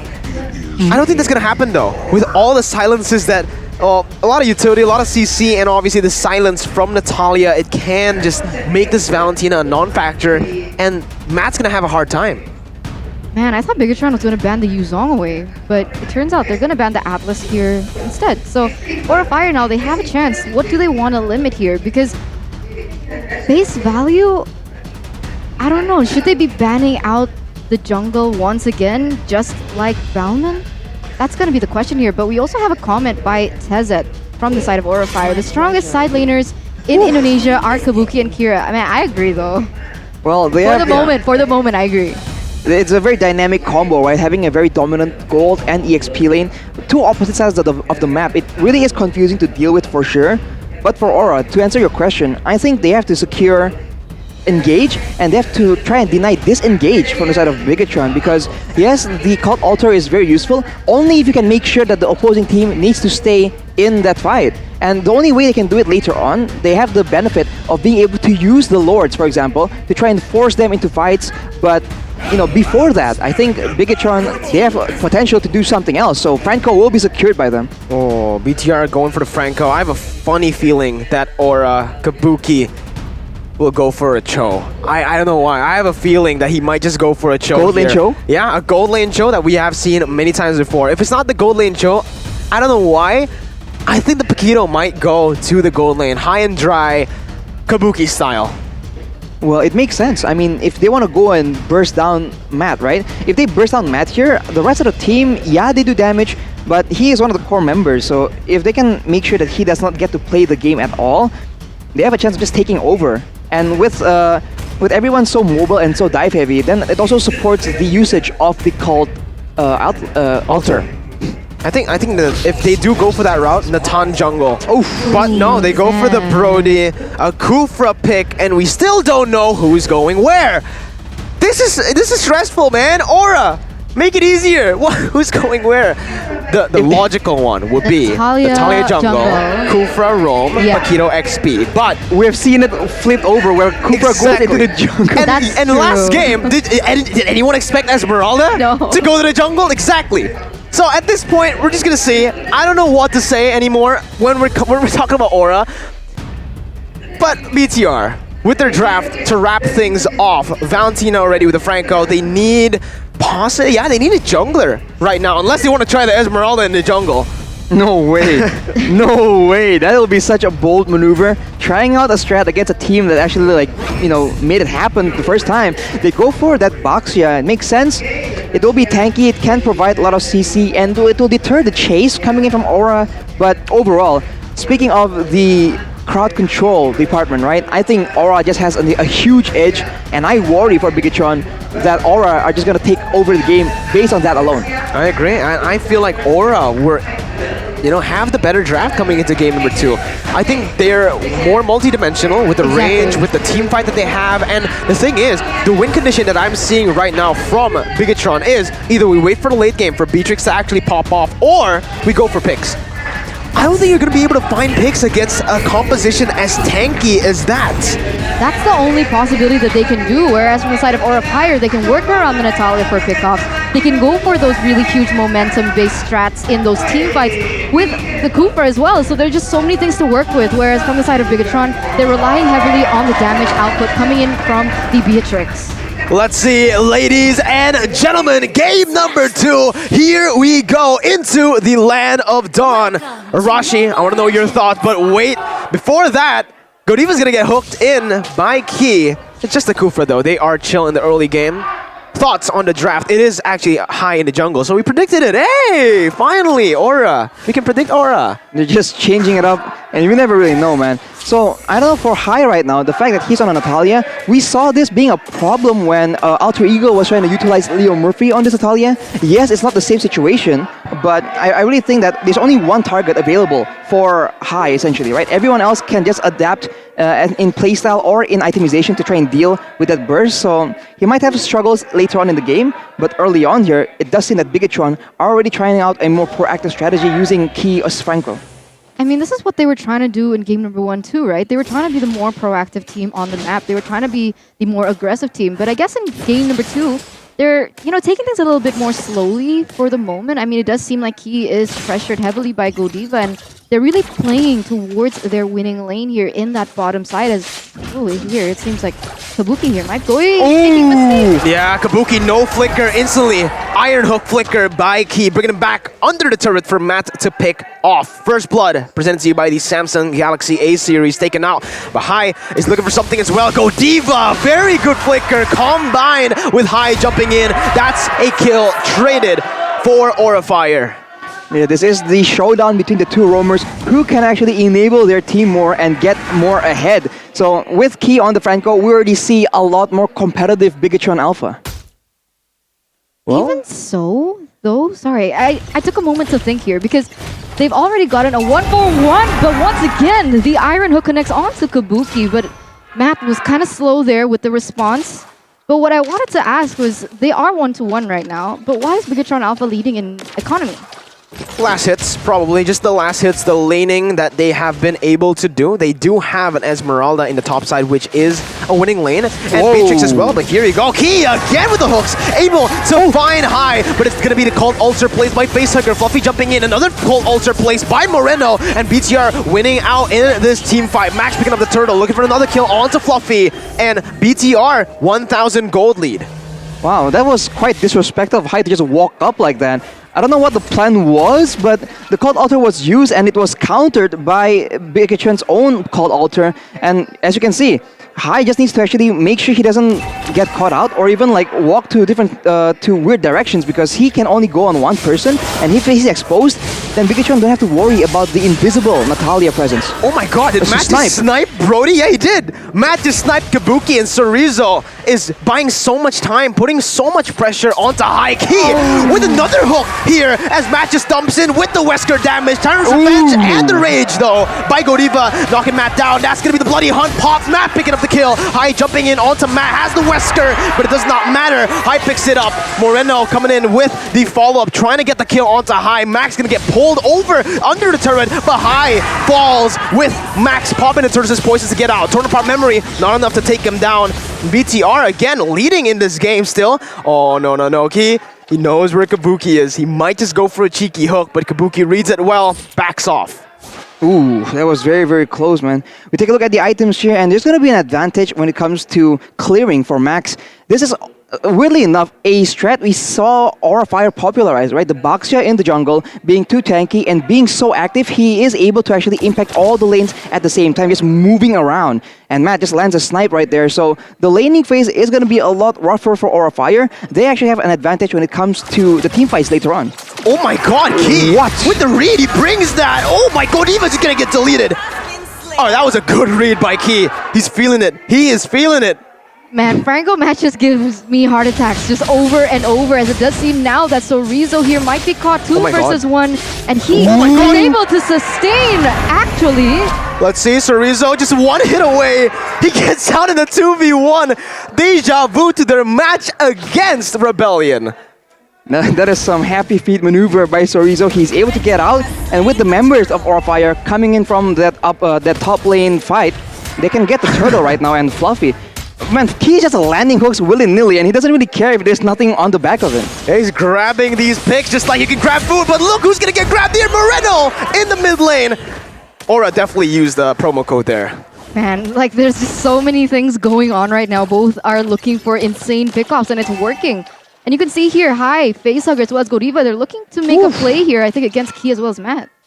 4 mana in the bottom side. Key trying to go in, but look at that instantly. demolished, devoured by Aura Fire as they pick up the kill. Only to the roamer, however. Max has rotated down below. Kabuki using the torn apart memory, clearing out the waves, providing some space for his team to look for a play in the enemy jungle. Bringing Max back, but it's only Godiva who's caught now in that position for BTR to capitalize. A flicker was popped by Godiva defensively, and now BTR are still grasping onto that lead. There was a reason why the Beatrix as well as Franco combo meta was so effective, and you can see how it's actually panning out. But if Aura Fire can actually take away that main damage from the side of Matt, it's going to be easier for Aura Fire to engage in these team fights. But wait a minute, here we go. Yeah, Hai jumped in onto Key. There's no more follow-up as of right now. BTR just staying, playing the game slowly. They're just playing off of Key's hooks. If Key can land that hook, BTR collapse. It's very similar to Geek Fam game number 1 against RRQ. Exactly. I think he is the main tool here. And if he misses the hook, though, you can see Aura Fire. They understand the wind condition. Ooh, that was a very close iron hook. If it does not land, though, Aura Fire is absolutely content in just jumping onto Bigetron Alpha, knowing that they won't get jumped on and there won't be any pick-up advantage by Key's iron hook. But he makes it almost happen again. And Aura Fire, they're getting pressured by the hook threat alone. Let's see here. BTR, they have pressure on the bottom side. They're going to use that pressure to convert over to the turtle. Aura Fire have no response as of right now. It's still BTR who are able to take the turtle. No contest whatsoever. That's the third turtle presented to you by the Samsung Galaxy A series as BTR look to convert on more objectives here. Maybe possibly the bottom side will be targeted first. What do you think is happening right now from the side of Aura Fire? Do you think they're waiting for a certain power spike to hit before they go guns blazing? But once again, man, Key with the hook. Stop, man. Yeah, he's just really disrupting Aura's momentum here. Even those small hooks that feel like it does nothing because it's only onto Godiva, it cancels the threat of a Tyrant's Revenge. Right. I think that's just, great pressure from Key. And honestly, to your answer about Aura waiting for something, I'm not sure. If they bring it to the late game, I don't think they have this game because it's a Brody against a Beatrix, and I guess it's a Natalia versus a Baxia, but I think that final pick, the Baxia in the jungle, was absolutely what seals the deal for Bigetron. Because right now, he is so passive. He has 3 kills, but he is not getting the same kind of threat, the same kind of presence that he would like to have in this game because everyone is just so tanky. And look again at Sorizo, the man that was highlighted in the pre-match video. He's doing so much for his team just by cutting the waves, and he is going up against a 4-man composition up there. Again, buying time, putting everyone's focus onto himself as BTR pick off a trade. Key goes in for the hook, doesn't connect onto Fluffy. That's a turret pickup. Now, with this, take a look at the items. Beatrix with the BOD already, Arashi. Beatrix ready with the BOD, and Kabuki, understanding the tankiness of the team he's up against, he rushes the Malefic Roar, but will that be enough? We'll just have to see as Max goes in aggressively and Facehugger gets taken out instantly. Oh, but look at this. The suppression actually is going to hit as high. Is going to be the one to fall, Mirko. Yeah, I don't know. Aura, they should not take this fight. They're 2-man down. Facehugger was able to respawn with a passive very, very fast back into that mid lane. Key finds Godiva. I thought that was Facehugger for a second, but BTR, they're looking for the Lord, instantly committing onto it. No high just yet. It's going to be the Retribution here. Cold Altar as well plays, but it's actually Matt who picks it up, and Key finds Facehugger. Facehugger taken down by Sorizo. My goodness gracious. All right, this might be another power pick. Yeah! No way! Oh my god! Stop this man! Someone take him out! This is so brilliant by Bigetron Alpha, and look at the lead. A 2-4-0 trade, and now 5,000 gold ahead as well. They're looking once again to get another objective, and the presence of Key alone, even if he does not land that hook, it prevents Aura Fire from going in too aggressive because they know even if, let's say, Godiva goes in with the Tyrant's Rage and Revenge, there's always a bloody hunt to be able to prevent anything from happening. Exactly. The difficulty right now is Aura Fire. They don't have anybody that is able to just withstand the initial burst. If someone gets hooked and he gets bursted down by Marino and Matt, even Godiva isn't tanky enough to withstand the kind of damage yet, and so they are pressured to just be on the back foot. And we have mentioned this again and again. When Aura Fire is playing defensive, they are not proactive. They are just losing out on a lot of tempo and momentum that they usually rely on to get an advantage. So Bigetron, they are completely taking over the game purely based on Key. I'll say that again. It's ridiculous. See, put him on a playmaking hero. Cho, Franco, he performs. And that's exactly the reason that you should just put him on these playmaking heroes, because in every game, in every match that they have won, BTR, mostly it has come from Key. Oh my god, sorry. Oh, that was close. That was gave me really a heart close. attack. I think that gave Kabuki a little heart attack too, man. Oh, Key. I think right now it's personal between him and Kabuki. He really wants to find Kabuki. Every single time he throws that hook, he's always trying to look for Kabuki. I mean, that's the one person that you definitely should target, right? I mean, Godiva, sure, you can burst him, but you're going to waste a lot of resources. But Kabuki, on the other hand, you don't need to waste much. And he's definitely going to go down. But once again here, Soriza with his 1v4. Oh my god. Oh, no! Key! No, you have something against Kabuki for sure. Man, Fluffy using knockout strike to buy some time, but BTR on the back of Sorizo's play was able to capitalize to find Kabuki. Cult Altar by Moreno. They're looking for the siege down in that top side. Fluffy dealing the damage onto the Cult Altar as they try to hunt high down. Man, like even if they want to go for a backdoor type of approach and relying heavily onto high, you can see that Bigetron Alpha, they're already face checking all those bushes. They know exactly where Natalia could be, and we're going to take a look at the damage dealt here by Axe, and this is something that we mentioned even before game number 1. So Rizzo with the highest damage dealt once again on that Esmeralda, but look at this. Oh man, High, he tried to assassinate Matt, but the team was there to follow up. And this is why the Natalia is finding such a tough time in this game. It's the fact that BTR have so much lockdown and so much CC. Exactly. He just doesn't have a lot of options, and so Bigetron knows the only person he was going to target, it will be Matt, and anyone else is essentially safe from that, and that just makes High's playmaking so predictable for Bigetron Alpha. And without him being an X factor, it's effectively a 5v4. Bigetron Alpha will get the Lord slain by Samsung Galaxy A series, and with that, they can just continue to siege. They can use Matt's higher, superior range to just like knock down these turrets slowly but surely as a fight breaks out in the jungle right now. Fluffy gonna get hooked there. So much damage placed, forcing the Cult Altar, and just like that, they've done it. They baited out the most important resource they need to siege the base down. Right before the Lord is going to march there in that mid side. So, you know, maybe having a one-dimensional draft is not too bad for Bigetron Alpha. I don't know if this is a visual bug, but take a look at Facehugger. It's still green.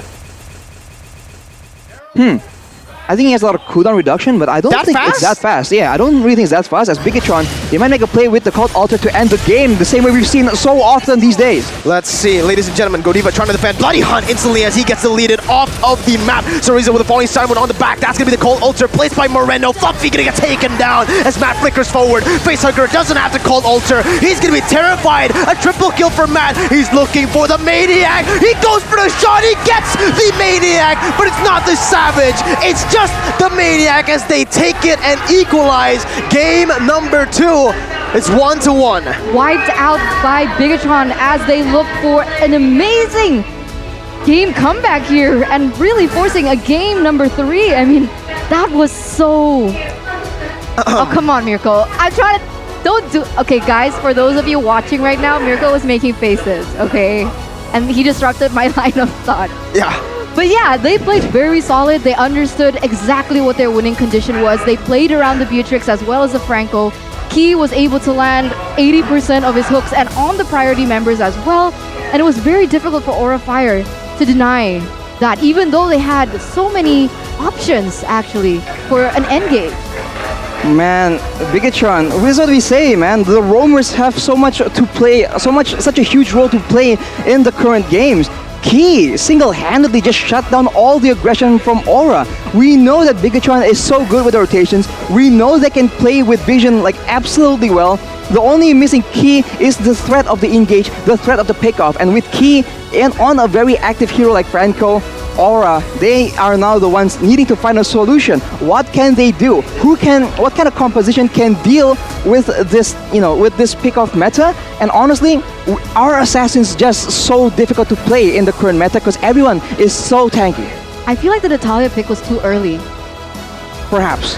I actually think it wasn't too early, because the thing is, why pick the Natalia in the first phase? Because it can be flexed, right? So you don't really know, and that kind of worked because that made BTR ban away the Atlas, ban away a few other roamers in that second phase. But even if it's gonna be a Natalia roam, she doesn't have as much impact if the members from the side of Bigetron is as tanky as that, because that only limits to one particular like hero that she could target.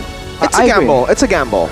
I think it's the same situation. Like if we saw yesterday when Leo Murphy was on the Natalia, so if we move the Natalia from the jungle towards the roam position, he doesn't have a lot to do when the composition that he's up against has a lot of tankier members, especially when the jungle himself is also a massive tank like the Baxia. I think yesterday against ONIC it was the Balman, and it's the exact same story. The Natalia just gets stomped on by that Balman, and I think right now you got to last pick these assassins and understand that you need to be facing a certain type of composition to actually have impact in the game. It's a really tough job there, but again, yeah, BTR were able to finish it off. You can see Coach Marky in the back is sitting with, Repo. BTR's coach and Repo and Starlist as well. I saw Marky. He was actually like speaking, right? He was talking, looking at the books with the coach together. So maybe he's the assistant coach when he's not playing. Maybe. Well, taking a look at the items here for this yet another essentially swift game. The previous game was about 14 minutes, and now this is another 13.5-minute game. And look at Matt, it's just a lot of damage, and of course the Wind of Nature to respect the potential for Hai to actually make those kind of surprise plays. And with that item build, he effectively has 0 targets, I think. Because even I think Valentina can survive from the full burst, so it's just difficult. He just has no place in this game. He has no job. Like he doesn't have a win condition for his picks. And for the side of Bigetron, they're just content overwhelming Orfire at their own game, hitting them head on with all these tanky members and chipping away at their health bars with the Beatrix, with the Valentina. And look at the post-game stats. It's absolutely dominant. Oh my god, that's... Fluffy and Kabuki has 0 kills. This is the first time since Season 7 that Kabuki and oh my god, both of the supposedly the strong side laners. The timing. The strongest side laners. Tezit. Quote unquote. You know, usually it's the caster curse. Now it's the coach curse. Yeah. Right? Tezit, literally, there was a comment in the draft. Fluffy and Kabuki, best side laners in MPL ID. Well, Bigetron, maybe perhaps they have the key to unlocking that side lane pressure. Bigetron I think there was no doubt at all as to who the MVP was. Presented to you by the Samsung Galaxy A53 5G. Who is it, Arashi? I don't know this man. Who is he? He seems like a new player. Just kidding. It is just Keating. The key to victory for Bigetron Alpha. And soon we'll take a look at several highlights. And oh my god, like, what even was that? You know, like, Aura is a team that understands how to go against aggressive teams, but against Key, just so difficult. It began with this play. Initially, you saw he was hiding in the bush, just waiting for the right opportunity, and that was just clean gameplay. And from there on, he just keeps returning to the bottom side, making sure that Kabuki gets shut down, making sure that Matt gets ahead. And of course, sometimes it doesn't work out, but again and again, he just gets the read, and with such bursts coming in from Matt's Beatrix, he can actually do a lot of damage. So even the tankiest of members from the side of Orfire will get absolutely one-shot. And even here, with everything done, he just goes in for the suppression without without any setup, and right there, that prediction hook onto Kabuki of all people just really sealed the deal, man. And Hai tries his best to try and make plays happen, but honestly, it was just too little too late. And after a while, that called altar, we talked about how impactful it is, and in those base situations where supposedly the defending team usually has an advantage, with the cult altar, it's just like an amazing, great equalizer. And Bigetron, they just take the game, they take the Maniac, and they take the game, the match to game number 3.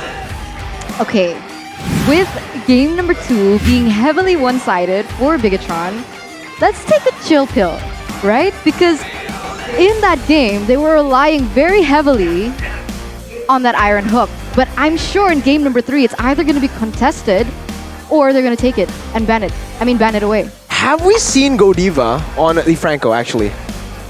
I think not recently. Not recent. No, season 10 definitely no. But have we seen Godiva on the Franco ever? I think he's picked it once in season 9, but that's about it, ladies and gentlemen. We'll see though. We'll see, because the game was all about grabbing, hooking. And you guys can grab food right now as we are still in the cashier desk. We're not in the game just yet, so this gives you the proper time to use the promo code grb.to/MPLIDXgrab to get a 20,000 IDR discount. If you don't want to go through the hassle of typing that out, you can always scan the QR code over below RRQ Hoshi. Arashi, though, I gotta ask you a question. A question? BTR 1-1. Yesterday we saw a reverse sweep from Alter Ego. If they can do it today, everyone's expectation blown out of the water, except for the man who believes all the way since the beginning. You know, we all have our own expectations right now, but game number 3, I think, again, it will be the showdown of the roamers, man. It has to be. Because, like, we can see that even Aura, when they're trying to counter Key and engage onto the Franco, this is a strategy we've seen a lot of teams apply against that Franco pressure, and it seems to actually equalize them, kind of. So I think the roamers will just have so much work to do in game number 3. Well, ladies and gentlemen, just like that, we are heading to game number 3. We're going to take a quick break before we head on over to that third game. Let's see what happens next.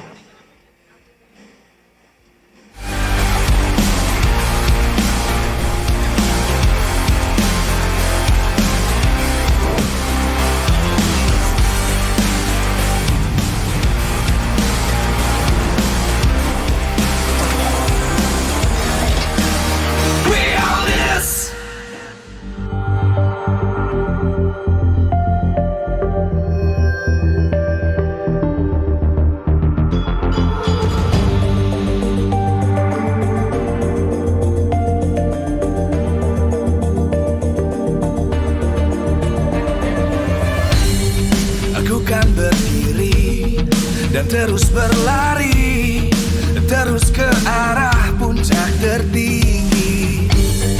Ku takkan berhenti, hanya sampai di sini.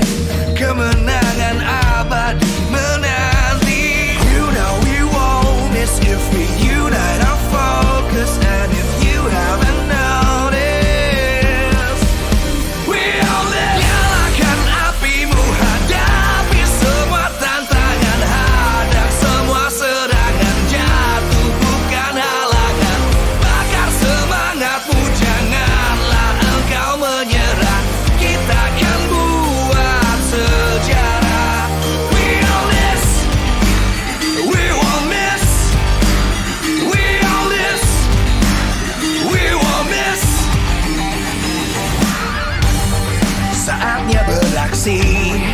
Jalani ambisi, aku kan menyawakan hari ini. You know we won't miss if we unite our focus. And if you haven't noticed, we all live. Nyalakan apimu, hadapi semua tantangan. Hadang semua serangan, jatuh bukan halangan.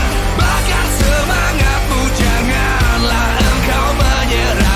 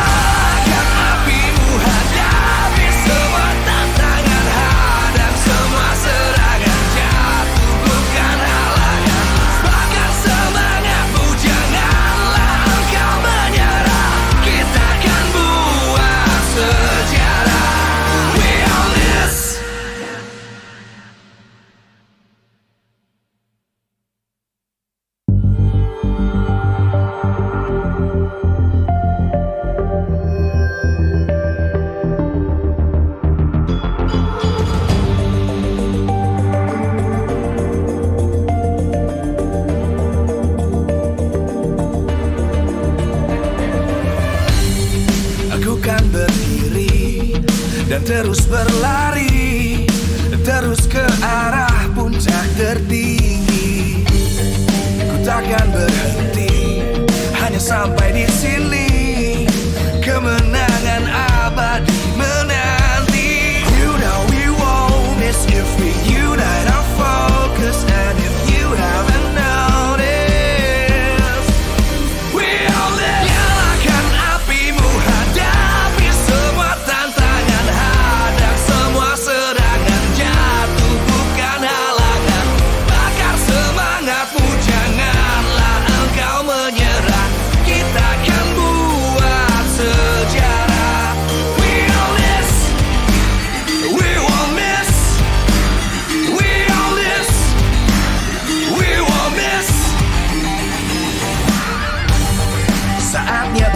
prestasi, jalani ambisi, aku kan menyawakan hari ini. You know we won't miss if we unite our focus, and if you haven't noticed, we'll live. Nyalakan apimu, hadapi semua tantangan, hadang semua serangan, jatuh bukan halangan, bakar semangatmu, janganlah engkau menyerah, kita akan buat sejarah.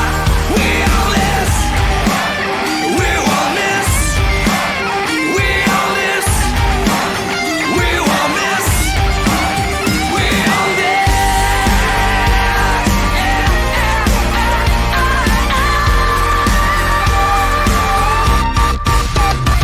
Nyalakan apimu, hadapi semua tantangan, hadang semua serangan, jatuh bukan halangan, bakar semangatmu, janganlah engkau menyerah, kita akan buat sejarah. We all this.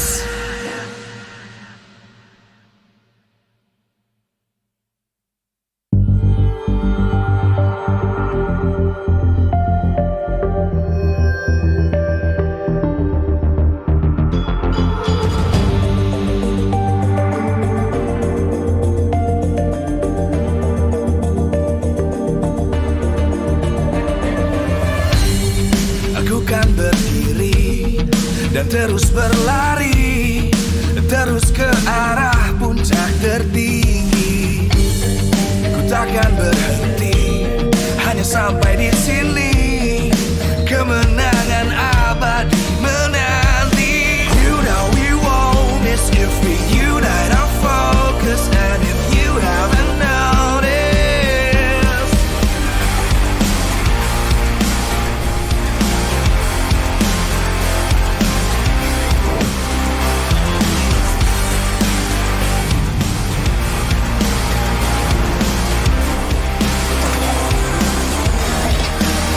we all this. Back again, ladies and gentlemen, for game number 3, the decider between BTR and Aura Fire. Eterna, Yeah. they're already on stage. They're ready. They're ready. Are you And ready? So are we. Yes. Are you guys ready? Are I they want to ready? see more, predictions in the live chat. I agree. Go ahead, ladies and gentlemen, spam it. Hashtag BTR win or hashtag Aura Fire. Speaking of this game though, you need to put your head in the game. Maybe your shoulders too. Head and shoulders, ladies and gentlemen. Get it today to get Marky's hair. Marky's absolutely fabulous hair. Fabulous hair. You see that long hair, Arashi? You used to have long hair. So Yeah. tell the people back at home how much Head and Shoulders has impacted your hair. Oh man, especially when you get, the right one that just suits your head, I like your how I asked hair. Arashi when you have long hair. Well, when your hair is all the way to your lower back, I think having the right shampoo just does wonders, right? Makes everything so much easier. So get the right shampoo for you guys. Head and Shoulders is absolutely solid. I mean, because, It's actually fun liquid. fact- It's a shampoo, Arashi. Fun fact, Miracle. Arashi used to have long hair. Yes. Yes. Exactly. That's why. Fun fact by Grab. Fun fact. Fun fact by Grab on Fun fact by Grab. my previous hair length. But anyhow, before that, how long do you guys think the length of the next game is going to be? While we're on the topic of length here. 27 minutes. What? I'm gonna stick to 15. 15 for Aura. All right, you know what? Since we've made the predictions overall, and we're back again to a best of one, we've Wait. seen the performances here from the game recap. Okay. Who do you think is going to win for game 3, the But decider? does anyone remember how many minutes that second game was? 14. 14. 13 and 13 and a half. So I'm still the closest. Yes. Sorry, I just had to put it out Wow, there. she's just gloating. Dang. But yeah, I think still 15 for Aura. Oh, Because okay. I don't know, right? Because, from the past, Bigetron has Because had she doesn't know. this Crazy. pattern, excuse me, has had this pattern of relying on one kind of strategy. And when the opponent can read onto that strategy, and if that strategy is taken away from them, it's usually in the books that Bigetron usually lose. But of course, this was a factor before Bigetron had a new coach as well as Marky with their, of course, amazing insight. So we'll see what happens, but you know. That is absolutely a fair point. I mean, Bigetron, they always seem to have a very cool strategy, and that's it. Like, they have one cool strategy. Whereas for Aura Fire, we've seen them again and again keep surprising us casters till today with the Esmeralda in the jungle, with the switch up between the Paquito, Natalia, as well as, I forgot the last hero, but they're just confusing us again and again. So when it comes to diversity and flexibility as well as adaptability, I think Aura has an edge. Will that be enough though to actually defeat the new Bigetron? Well, there's nothing new about the draft, Arashi. It's the same exact draft as game number 1. Very close to game number 2. We're seeing the Fanny, the Ling. We're gonna see the Kadita next if it's exactly the same. And from Aura, same thing. 1-1. And then we have the Akai. Will we see the... Oh, okay, they've changed something. Okay, there you go. Some changes. Does this mean that the Kadita is going to be opened up here for Aura Fire? So that's interesting. That's something that's still on the table. The Valentina as well as the Faramis is still available to be picked up. But Aura Fire instantly with the Franco Respect ban taking it away from Key. Well, Bigetron has the chance to secure the Faramis right now, but they go for the Valentina instead. In a way, it's a lot more versatile. For the side of Aura though, they will take that Beatrix Faramis. The Beatrix, so far the team that has the Beatrix has won the game, so will that be the deciding factor? That might be it here. She's so clutch, she's so flexible, and the adaptability that she has in the games as to what weapon she takes during every different situation is so important. And we'll see BTR now that they're up against a Beatrix. Do they want to pick up the same Claude that we saw from game 1? I don't think they should go for that. Going up against a Faramis, that Claude is gonna have a tough time. They instead secure the Paquito and they secure a Karina, which is pretty good up against a Faramis, but oh, there you go. Godita is in the building, ladies and gentlemen. Signature picks coming through. Signature picks coming through, and signature picks also taken away. I have to say that although Key was the #1 playmaker in game number 2, it was Matt being able to be just really consistent, reliable, dishing out the damage when he needed. And you could see that most of his snipes went in and was able to even take Kabuki out in that bottom lane. So we'll see what happens as we can see a little head-to-head here between both roamers, Godiva as well as Key. And it seems like Godiva is ahead in that particular category. Well, Aura has just been a lot more successful playing around Godiva, but this is the first time we'll ever see his Kadita in Season 10. So for Bigetron, what will be their answer? Because they need something equally, if not better, in the playmaking department. Will they find another hero that can help out Key in his job against Godiva? Or will they go for the opposite route and try and get disengaged instead? Safety. So I think the final few bans will be very telling. Balmond will be banned out, and the Atlas for Aura, they want to make sure that Key doesn't have any counter plays. I'm curious what Bigetron is going to put in that gold lane. Same here. The options right now, Brody, technically we saw Brody in game number 2 on the hands of Kabuki against the Beatrix. Popo and Koopa, Claude, perhaps even a Clint. Yeah, it's still up for grabs. But I don't know. I don't like it, yeah. I don't like it because if you want to go for a Clint, let's say, who is... He's good, right? He dishes a lot of damage and arguably the highest damage right now in the game with his crit passive. The problem is that makes a really juicy target for Kadita. Right. I think it's very difficult when you want to make sure that if you want to put all your damage, all your eggs in one basket, when you have someone that can just snatch it away, that's a bit of a dangerous strategy. So now the first pick on the second phase will be for Aura, and they need some frontline for sure. I'm not sure what they want to go for because the Esmeralda is banned out. They can go for the Uranus if they really want to, but I'm not sure if they want to go with that considering like they have a Faramis and so far only Godiva on that CC department. Another thing that I've noticed is that they banned 3 of Key's heroes. They did.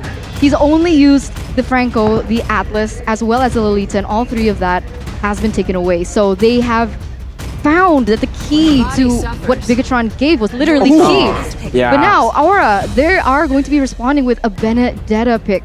Yeah, this is the pick that we saw yesterday against ONIC. Obviously, they weren't able to get the victory, but Fluffy was absolutely phenomenal on this pick, on the Benedetta. We'll see. BTR, ONIC countered this Benedetta with a Phoveus pick.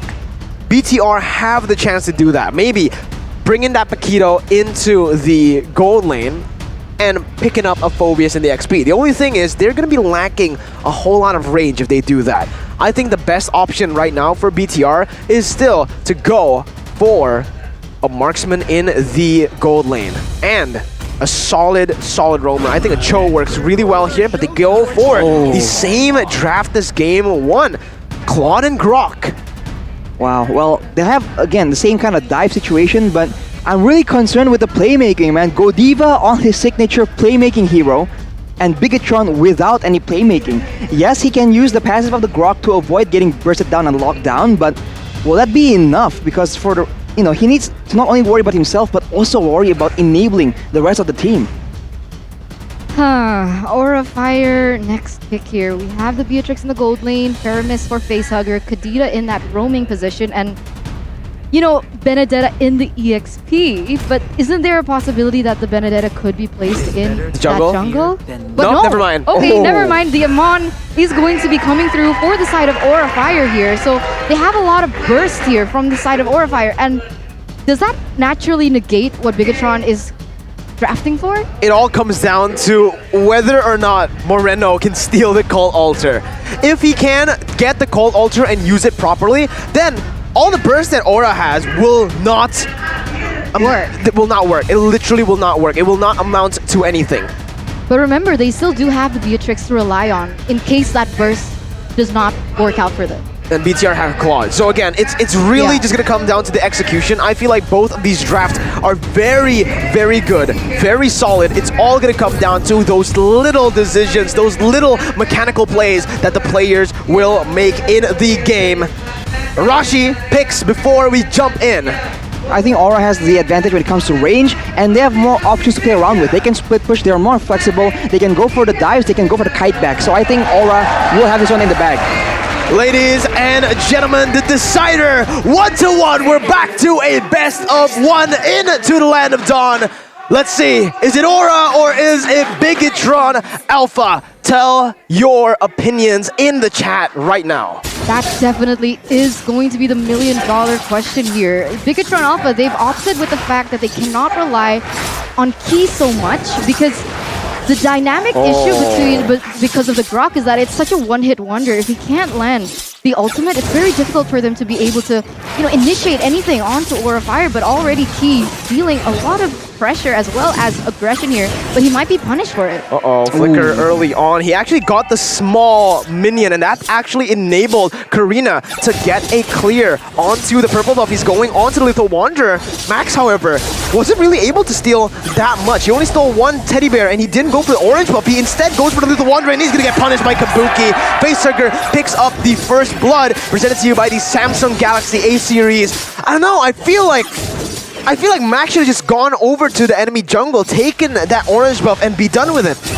Yeah, I think, again, fighting early game when you have less setup, it's just so dangerous right now as Key gets taken very low, and that will be Godita picking up a kill. Aura Fire in the early game, absolutely ruthless. Oh, they're not stopping there. Going on to Max again. Retry battle. Here we go. It's high, wins it, but it's going to be the knockup coming in from the Breath of the Ocean. Godiva has the oddity. He can't just use it to get out. He's not even using it here. He's waiting for the last second for the passive to get that HP back. Facehugger taking low. Max going for the damage. The wall will not have an impact. Facehugger can go through it. Man, they get really aggressive and they don't pay a single price there from the side of Aura Fire. And this is looking a little deja vu to game number 1 where Max was denied anything in the jungle, and that's exactly what they're trying to replicate here. And you can see that even Matt has been pressured in that bottom lane. And talking about the setup differential, Aura Fire has 2 Petrifies in addition to their already superior setup. So they can just be a lot more aggressive, and Bigetron, they're on reactive mode. And we've seen how that works out against Aura Fire. So either they have figured something out, or maybe they'll go for Godiva and burst him down instead. 1 HP. Moreno has the Cold Ultra. Petrify gonna be used. Moreno doesn't pop the Cold Ultra. Retribution again. Max finds it. Fluffy going to deal damage onto him. Turtle Slane presented to you by the Samsung Galaxy A series. Max taking low, brought back to his team, but the Shadow Assault comes in.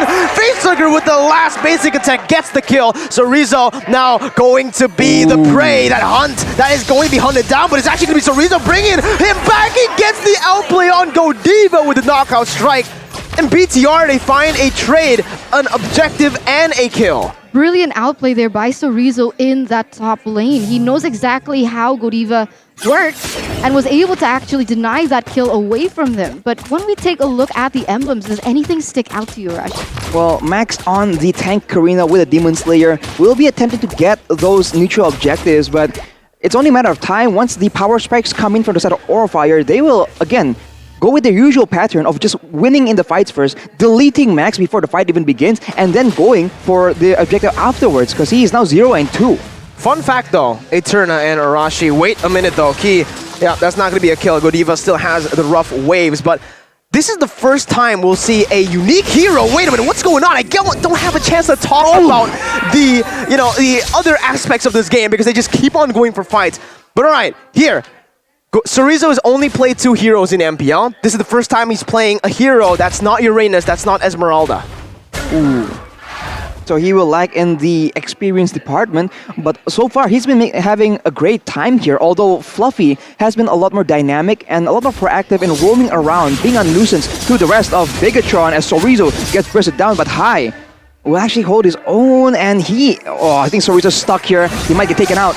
Yeah, Fluffy jumps in with the Electro Final Blow. Sorizo almost finding that kill there, but meanwhile on the bottom side, my goodness, the combo of the Rough Waves and Kabuki Snipe finding the kill, and it's Aura who are leading very similarly to Game 1. Man, that gold shield has just been shredded as well, so you can say that right now Kabuki is leading heavily in terms of gold, and you can even see from the level difference. Kabuki level 7 already, and Matt only at level 6 for the moment, as once again, Aura Fire with the better setup here on this next objective. Right, he is right there to try and deny the turtle, delay it as much as possible, but the rest of the team isn't there yet, and even if they are, Aura Fire will be the first to pull the trigger unless they can do something unexpected. Cold Ultra there, Moreno popping the same here. You're gonna go on to High, who's gonna get Silent Shadow Assault to the back line as Max picks up the kill. No, it's actually Moreno. Godiva missing that Breath of the Ocean, doesn't have the Petrify to combo it through. 25 seconds for that Petrify to come back. Meanwhile, Paquito just eating that turret up in the top side as Max dishes out the damage onto the turtle. Turret gonna be taken down up top. That's a 1-for-0 in terms of objectives. That's a 2-for-0. 2-for-0, and because they were able to deny High as well as take him down, it was Bigetron Alpha having the better possibility of getting that turtle. And now it's not going to stop there because now they're focusing their focus onto this mid-side turret. Let's see, Facehugger trying to bring Key back. Still has the anti-CC as Fluffy jumps in, pushing the damage out. Goes in for the Eye for an Eye as well, and Moreno takes the Cold Ultra away. 5 minutes in the game, both of the teams looking for the pressure. Sorizo going in with a knockout strike onto High. Once again, he jumps in. High's ultimate not able to dish the damage out just yet. Moreno preemptively uses that Cold Ultra as it was going to go on cooldown. Aura Fire, they're losing their gold lead, their grasp on that game, but Godiva, ooh, so close to using that Petrify. Moreno just so clean with a Key, jumping with the Wild Charge again, flickering out from Facehugger's range. Once again, we're caught in a situation where it's going to be objectives over kills, and we'll see what actually is going to happen here as we're going to take a little look into the items here in minute number 6. Kabuki with the Hunter Strike right now with a lot more burst, and Matt, he's still on the Demon Hunter Sword, so still quite a bit of time before he will get the golden stuff as well and hit that very critical power spike. On the other hand though, you can see that Fluffy is going for the tank Benedetta build, so it's just so annoying. But can it match up against Sorizo with the Bloodlust Axe? So the dueling between the Paquito and the Benedetta will actually be quite important unless another member gets involved. Yeah, there you go. That's a kill traded in. Godiva with the Breath of the Ocean and the Petrify, finding Moreno, who's still so tanky. Has the Cold Ultra pop, and look at Kabuki! He takes all of that Cold Ultra health out, and that is going to be Key targeted. Breath of the Ocean finding him. Kabuki dealing with the DPS onto his Fluffy, finishes him off, getting the killing spree for himself. Max jumping in onto Fluffy, getting the kill, picking up the shutdown onto Moreno. Damage coming back onto Max, and the snipes from Kabuki. He does not miss. Oh my god. It would have been a good trade for the side of Bigetron Alpha, but it has been traded back because of that snipe coming in from Kabuki. My god, I did not expect that from happening. But now it's going to be a little reset here for both teams as the turtle has already spawned in the Land of Dawn. We'll see who has a better setup right now because he is trying to open up the map, open up vision as well. But you can see that 4 members already in that turtle area. One thing to note down is Matt has been going, he has been actually utilizing the defensive items more here in the game. He went for the tough boots, getting that magic defense. He's also building towards a Wind of Nature instead of a golden staff for second item. So this might be the item power spike for BTR. They're not going to have it in the mid game as that's Cerezo picking up a turret in the bottom side. No trade just yet. Fluffy just clearing out the waves as they look for the turtle up top. High, jumping in, that's Retribution. Moreno gets it. What? Out of the 2 junglers, it's a mid laner from BTR. Key jumps with the wild charge, stunning facehugger up, has the Cold Altar right now. No one using it just yet. Both teams backing up. Moreno dealing the damage onto Fluffy with the eye for an eye, and the final blow. He wanted to catch him with the Petrify. Unfortunately, Moreno was able to dodge away from it. Hold up. What happened in that turtle area? How was Moreno able to get that turtle away from Aura Fire? Miscalculation.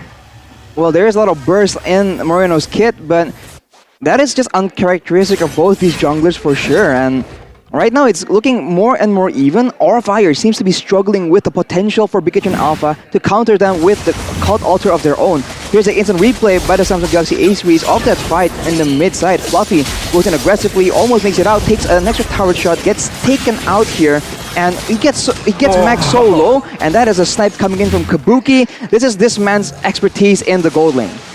So on point by Kabuki there, but interestingly enough, Max didn't even use his Retribution, so I'm really wondering what happened there. But now you can see Godiva already with an engage onto Cerezo. He's actually still able to sustain away from that fight right now as Moreno pops up the Cult Altar. That's a huge resource, once again, burnt out. BTR won't have this for a few seconds. Aura Fire can capitalize on this, using the knowledge that they have of the cooldown to maybe possibly look for more objectives on the map. Notice how they have the lead, but they are behind in terms of objectives. Key burst it down. My goodness.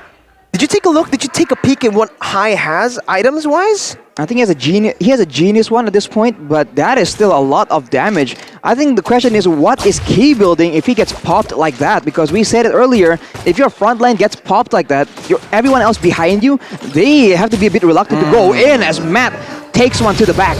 Oof. And half health, even a little bit more there, as it just seemed like Aura Fire here. They're looking for something, understanding that the Lord is going to spawn very soon.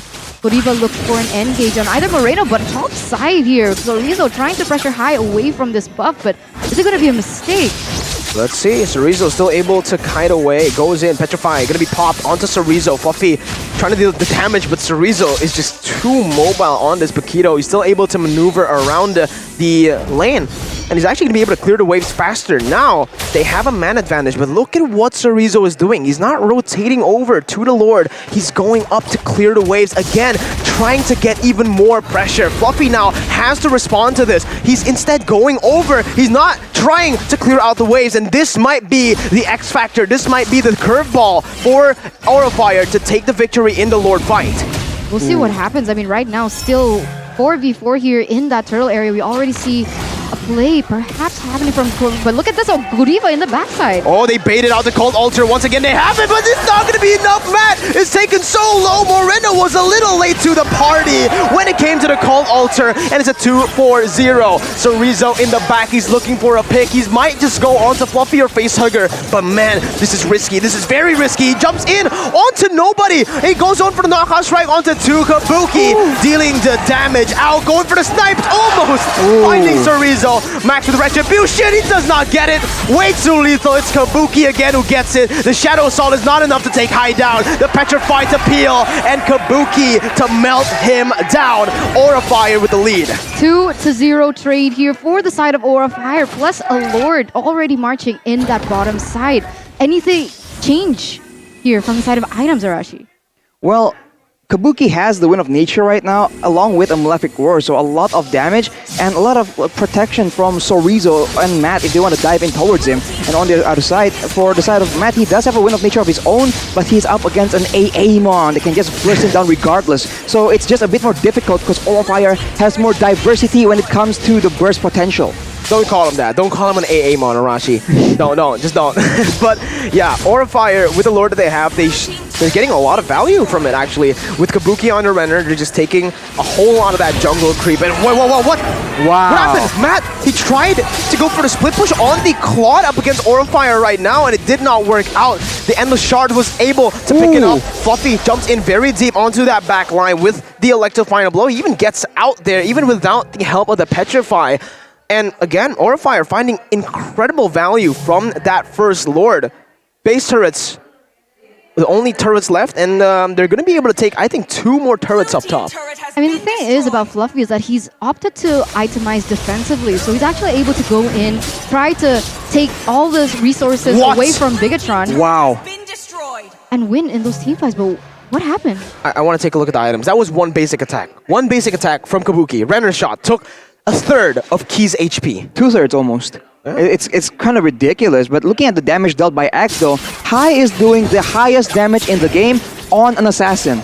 So far, right? That has not ever been the case, I think. Oh my god. Looking at the player's gold by UBS Gold though, Kabuki and Hai are just dominating it, and Matt is keeping up with the gold, but will that be enough though? There is so much burst potential on the side of Aura Fire. If Matt is the win condition for Bigetron, Aura Fire has very, very simple answers. They need a big moment now for the side of Bigetron Alpha. They need to be able to make Matt catch up, be able to use that Blazing Duet towards that backline, take away Kabuki, but that's so much easier said than done. And to answer your question here, you can see the items from the Beatrix. Oh, wait a minute though. Matt gonna be caught. Blazing Duet preemptively here. Godiva misses out on the Breath of the Ocean and the Rough Waves keep flickering out. That's gonna be Morendo popping in. The Cold Altar. Facehugger gonna be caught in there. Hai still able to dish out the damage as he jumps into that backline. Max dealing out the damage and soaking it in for his team to back away. A 5v5 ends with no one falling and both teams disengaging. Still a 6,000 gold lead into the hands of Aura Fire, but even with that in mind, it doesn't seem like Aura Fire is able to close as fast as we expected. Now the Lord is already in the Land of Dawn, and we'll see who has the better engage as well as setup. Are they going to be using this to bait out Bigetron, take away those important heroes, or will Aura Fire be able to just take it, snatch it away from Bigetron Alpha? I think the Cult Altar from Bigetron is just delaying the potential for Aura Fire to just take over the game, because they can just dive towards the back line, but when they strike back with crowd control of their own, with their own Cult Altar, it just makes everything a bit more random, and it's just less calculated the way Aura Fire wants it to be. So I think they have to try and play around that, as Fluffy here just zones as much as possible, but look at the damage! What? Yeah, that's what you expect from a Beatrix in the late stage of the game. One thing I do want to point out, however, is BTR, they don't really have a very solid frontliner. He opted to go for the Radiant Armor, so he's very, very susceptible to the burst damage that Aura can give out, and this is exactly it. There you go, you can see it already. One basic from Kabuki, and Key's gone. He had... Oh my god, that was so much damage. He was almost half HP, and one Renner shot was all it took to take him down. Wow, man. And without their roamer, that is an easy Lord take for Aura Fire. And this is the issue. Aura Fire has both a lot of physical damage burst and a lot of magical damage burst, so the itemization game from Bigetron Alpha is so much more difficult. I understand why Key went for the Radiant Armor instead of going for more physical defense, because take a look at Aura Fire. All of their magic damage, like Facehugger, Godiva, and Hyde, those are the people you usually meet in the early stage of the game, but Kabuki has... Oh my god, he's snowballed out of control. He has so much damage, and you need to respond with something. You need to have something, man. Defense, physical defense. I don't know what will help him though, Arashi. Brute Force doesn't really help. Anti-Chris? He already has a Dreadnought Armor. Blade Armor, sure. Blade Armor can work, but like, man, you need to be able to take those shots. Oof. Now, with the Lord in their backs, though, Aura can go for that Cult Altar play yet again as Hai goes in for a burst attempt. Yeah, and the shards again already popped onto Moreno. Max trying to clear out the waves as Matt jumps in once again, using the DPS on his kit, on the Claude, to clear it out. Key already using... No, it was Sorizo actually who jumped in, and Key using the wild charge onto that back line, not finding anyone right now as Godiva is concealed. He's looking for a play. BTR still able to defend. Aura Fire still with an 8,000 gold lead. Flicker wild charge, mind you. So already a huge resource wasted by Key when he's the one that Bigetron Alpha is relying on to make these plays. But once again here, Hai goes in for the engage onto Key. Oof, you can see that Key is a lot more tanky against High because of his itemization, but now the Cult Altar is popped to try and contest this tower. 2 Cult Altars popped, there you go. Rough Wave's gonna be used by Godiva, buying a little bit more time as Fluffy jumps in with Eye for an Eye, still able to buy some time! Oh! Kabuki threading the needle, finding the snipes onto Matt, not able to take him down just yet. Fluffy with the Electro Final Blow, able to clear out the waves. Matt jumps in with a Blazing 2 and he's able to buy so much, it deals so much with the Wind of Nature there as they go in for the damage. It's still High in the midst of it all, he's still able to conceal for a bit, he gets down, taken out by Moreno. Matt's trying to deal the damage to finish Fluffy off. Immortality still intact. Aura Fire not able to end the game. It was very difficult because when they committed to that game, it was 4 ultimates versus 2. Bigetron Alpha had a lot more in their arsenal, whereas Aura Fire's was a little bit more limited. So maybe they overcommitted a little too hard onto that end when clearly it was a bit difficult as they were on the behind. But you can see here that Kabuki is going to be the highlighted player here in Season 10. And we can actually feel that impact happening. The damage output that was already very evident, especially even against someone like Key on a tank hero. That's going to be very imperative, especially now that the Lord has already spawned. But right now, it's not going to come down to... I think the most important member isn't the gold laners. It's Moreno and it's Facehugger. Cult Altars need to be on point. Key, oh my goodness, almost taken down. You see how much damage Facehugger and Godiva did? Nothing. Then Kabuki goes in with one basic attack and a shot, a sniper shot, and he's taken down that low. Right, now Key is forced to actually retreat back to the base, so Aura Fire has an opportunity here. This is exactly the kind of situations they excel in. Already though, Key is on the way back, and it's back to a stalemate, especially in that other side of the map, man. Fluffy, I was gonna say Fluffy and Sorizo just going at it, but Moreno just gets nuked by Kabuki. That's actually going to force him to recall, so they do have a man advantage right now. But look at this, Sorizo is still trying to cut those lanes. They're trying to disperse away the pressure that Aura Fire has on those 3 lanes, and it's working. It's buying a lot of time. Sorizo needs to be very careful though, because look at Amon, look at Beatrix, they're going on to him. The Endless Shards is available. Amon not just going on it yet though. He's rotating back to the mid lane, knowing that Fluffy has cut the waves. BTR, knowing that Aura have made some rotations onto that top side, they instantly start the Lord to stop Aura from going and punishing Sorizo. Now it's a battle of wits, it's a chess match here in game number 3. 20 minutes in, it's still both of the teams looking for better setup. Fluffy using the final blow, trying to find that Petrify pickoff, but it will not come through. Sorizo still cutting the waves in the mid lane. Look, he's so obnoxious.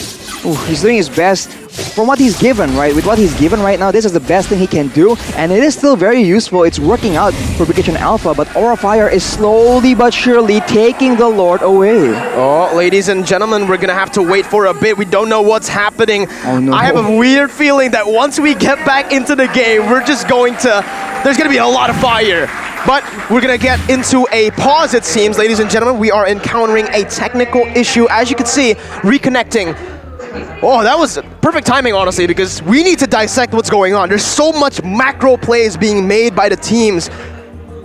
What's happening? What's happening? I mean, even the system needs a little break. Yeah, the system was like, hey, guys, yo, there's too much brain power. Oh, yeah, both teams just trying to set up as much as possible. Aura has the advantage with the range that Kabuki has to harass the members from the side of Bigetron Alpha. So they're just struggling, but they have superior mobility, so they're able to actually, you know, go back to base and return with, you know, without too much time wasted. But Sorizo, the man we've been highlighting, he's just so active in the macro play, and he has a hero with a lot more, you know, with a lot more flexibility compared to the metadata of Fluffy. So he's able to actually cut waves, threaten solo kills almost, kind of, and he is still just very obnoxious, and it's allowing Bigetron to try and get a foothold. But Aura, you already saw that they're starting to make moves, right? They're trying to see if they can try and trap Sorizo, trying to make that aggressive maneuver, trying to make that proactive movement and catch him off guard, take him out of the game, and go for a 5v4 fight. Aura Fire looking so tense on screen though, Arashi and Mirko. And when we saw the faces of Bigetron Alpha, it seemed like they were all smiles. They were all still very chilled. Their head is in the game, and I'm getting a little bit worried. Is this using the ultimate brain power that Aura Fire is using right now? Because we can see, right, the way that Sorizo is able to cross that map, like Arashi mentioned before, it's causing them a lot of disruption in terms of what they want to do in that game, because you would need Fluffy to be able to cut those waves in the top side. And even though he's able to go back into that Lord Pit, even if he goes in, uses his ultimate, none other than his own ultimate is used. So he's not able to bait any ultimates, nor even those spells. Yeah, well, I don't know, it's just a big... It's almost like a chess match, right? A big boxing match almost. It's just about the timing, as Mirko mentioned, of the Cult Altar. We saw that again and again. That can make or break the team fight engagements for both these teams. And with that being said, Aura has a bit of an advantage because you can see the difference in burst damage. And when you can catch someone off guard with that kind of damage, sometimes the Cult Altar will not be able to be used fast enough. So I think Aura has a bit more advantage, and Bigetron, that's why they have to play around the setup from Aura Fire. You can also see a huge contrast, Eterna and Arashi. If you take a look at the stats, the scoreboard, at the 20-minute mark, 4-16. Aura has 16 kills, and Bigetron have 4. Yet, they're still able to push the game this long. Even right now, they are actually the team with the better setup onto the Lord. And just as I say it, look at what they're able to do. I think Sorizo was able to bait out a few Aura members up top, and they were able to go in for the bottom side. Max now gonna be the target of Fluffy's operation as High jumps in to follow it up. Key's still able to zone away the members. Matt jumps out. Key jumping with the wall charge. Go deep up, finding Moreno, and just like that, that's what we mentioned. No Cult Altar for BTR, and High gonna be able to dish out the damage onto Max and the Shard, dealing it all. Matt now caught in the breath of the ocean. That's gonna be canceling out the Blazing Duet, and Aura with one fight, they end the game 2-1. Wow. Just like that. When you're up against a team like Aura, when the burst is what you have to be watching out for, you better watch out, man. That happened so quick.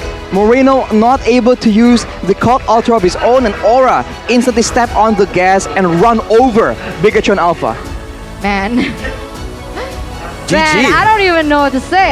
That was such a stalemate for so long in that late game. It got to the 20-minute mark, and Aura Fire knew and decided that the real reason, like Arashi mentioned, was the fact that the Cult Altar was able to buy them so much time and delay Aura Fire from even taking it there before the 20th minute. And as soon as the Cult Altar was unavailable for Bigetron Alpha, you just saw Aura Fire go in, guns blazing, taking them out one by one, and Kabuki dishing out that damage and taking those really good decisions to just go onto the last tower that Bigetron had. And wow, that was an amazing 2-1. Yeah, and like I said, it all comes down to Facehugger and Moreno. Moreno didn't have the Cult Altar. He was bursted before he could use it. The team with the Cult Altar wins. When Aura is in that position to just play fast, when they're in those very chaotic scrambles, they just come out on top, man. They're able to find Moreno in the midst of all that chaos. They were able to stop the Blazing Duet play coming in from Matt, and that was just it. It was a very respectable attempt from Bigetron. They played the macro game really, really well, but honestly, I think the execution, when there's no pre-planning, when it's on the fly, Aura is just on the next level, man. Aura's unique draft becomes BTR's nightmare. I think that's fair. Any thoughts? The thoughts are that I think in the final game actually wasn't because of the draft. I think it was very much because of the execution. Once again, they were able to find Moreno. Once Moreno fell in that final team fight, boom, it's done, GG. But when Moreno has the Cult Altar, when he pops it, they were actually able to defend many, many times, win a lot of different team fights as well. But here it is, the winning moment after the victory for Aura Fire. You can see the fans as well, the Aura fams going crazy. I mean, you have to be, man. That game was very, very close. It could really go either way. And when your team comes out on top, it must feel amazing. But unfortunately for Mirko, he cannot say the same. GG, well played though. Aura Fire and BTR, they gave their all. And it still stays true to this day.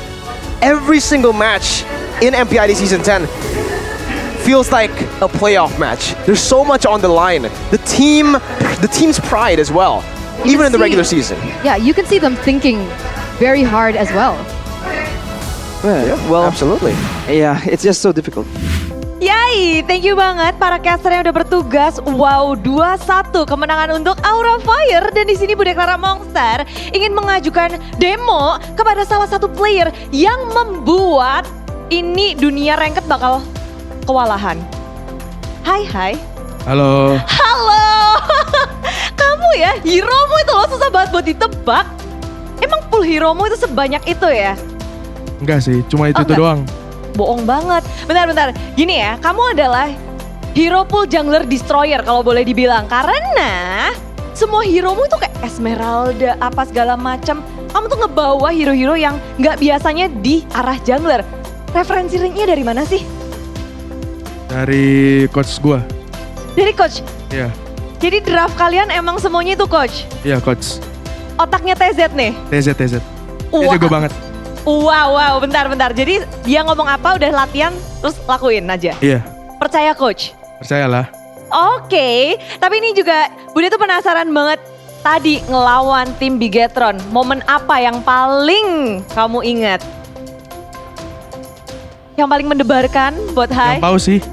Oh, itu bikin deg-degan ya? Main deg-degan soalnya. Jadi momen itu kalau kalian rusak dikit aja bisa kebalik tuh? Iya. Oke, semoga lancar-lancar ya buat nextnya. Tapi ya Bude juga mau tanya nih, kalian kan salah satu tim yang full Indonesia. Ngelawan tim yang ada campur tangan Filipinnya. Itu tuh kayak ada pressure sendiri gak sih? Sama aja sih, biasa aja. Biasa aja? Berasa bedanya gak? Season lalu tuh masih kayak full Indonesia, sekarang udah mix-mix gitu buat Hai sendiri. Ada problem gak? Gak ada. Ngelawan player Filipina juga berarti gak ada? Gak ada sih, justru kita suka lawan PH. Oh kenapa? Kayak kan mereka disiplin. Kayak kita pengen hancurin aja mereka. Wow, ini nih mental yang harus mereka dibangun. Bukan orang. Ya masa orangnya diremuk-remukin nggak bisa ya. Tapi memang sih begitu luar biasa Aura terus berkembang. Mungkin ini jadi sebuah kuncian kalian juga ya. Kalah belum berakhir juga dan kalian berkembang. Tapi ada nggak sih kayak boleh kasih tahu nggak kayak kan sempat dibilang nih, kalau kalian punya draft yang kuat. Godiva juga ngakuin itu nih. Berarti kunci kemenangan kalian ada di draft? 50%. 50%? 50%-nya gameplay. Oke, tapi kalau ngomongin tentang draft ya, ada nggak sih tim-tim yang menurutmu bakal bisa head to head nih sama Aura Fire? ONIC. Kemarin. Terus ada ONIC aja? RRQ. ONIC dan RRQ. Jadi nungguin banget antara Aura dan juga dari tim RRQ. Penasaran banget. Boleh dong dadah-dadah ke para Aura fans tuh yang lagi ngumpul di situ. Dadah. Thank you so much. Oke, langsung aja para caster take it away.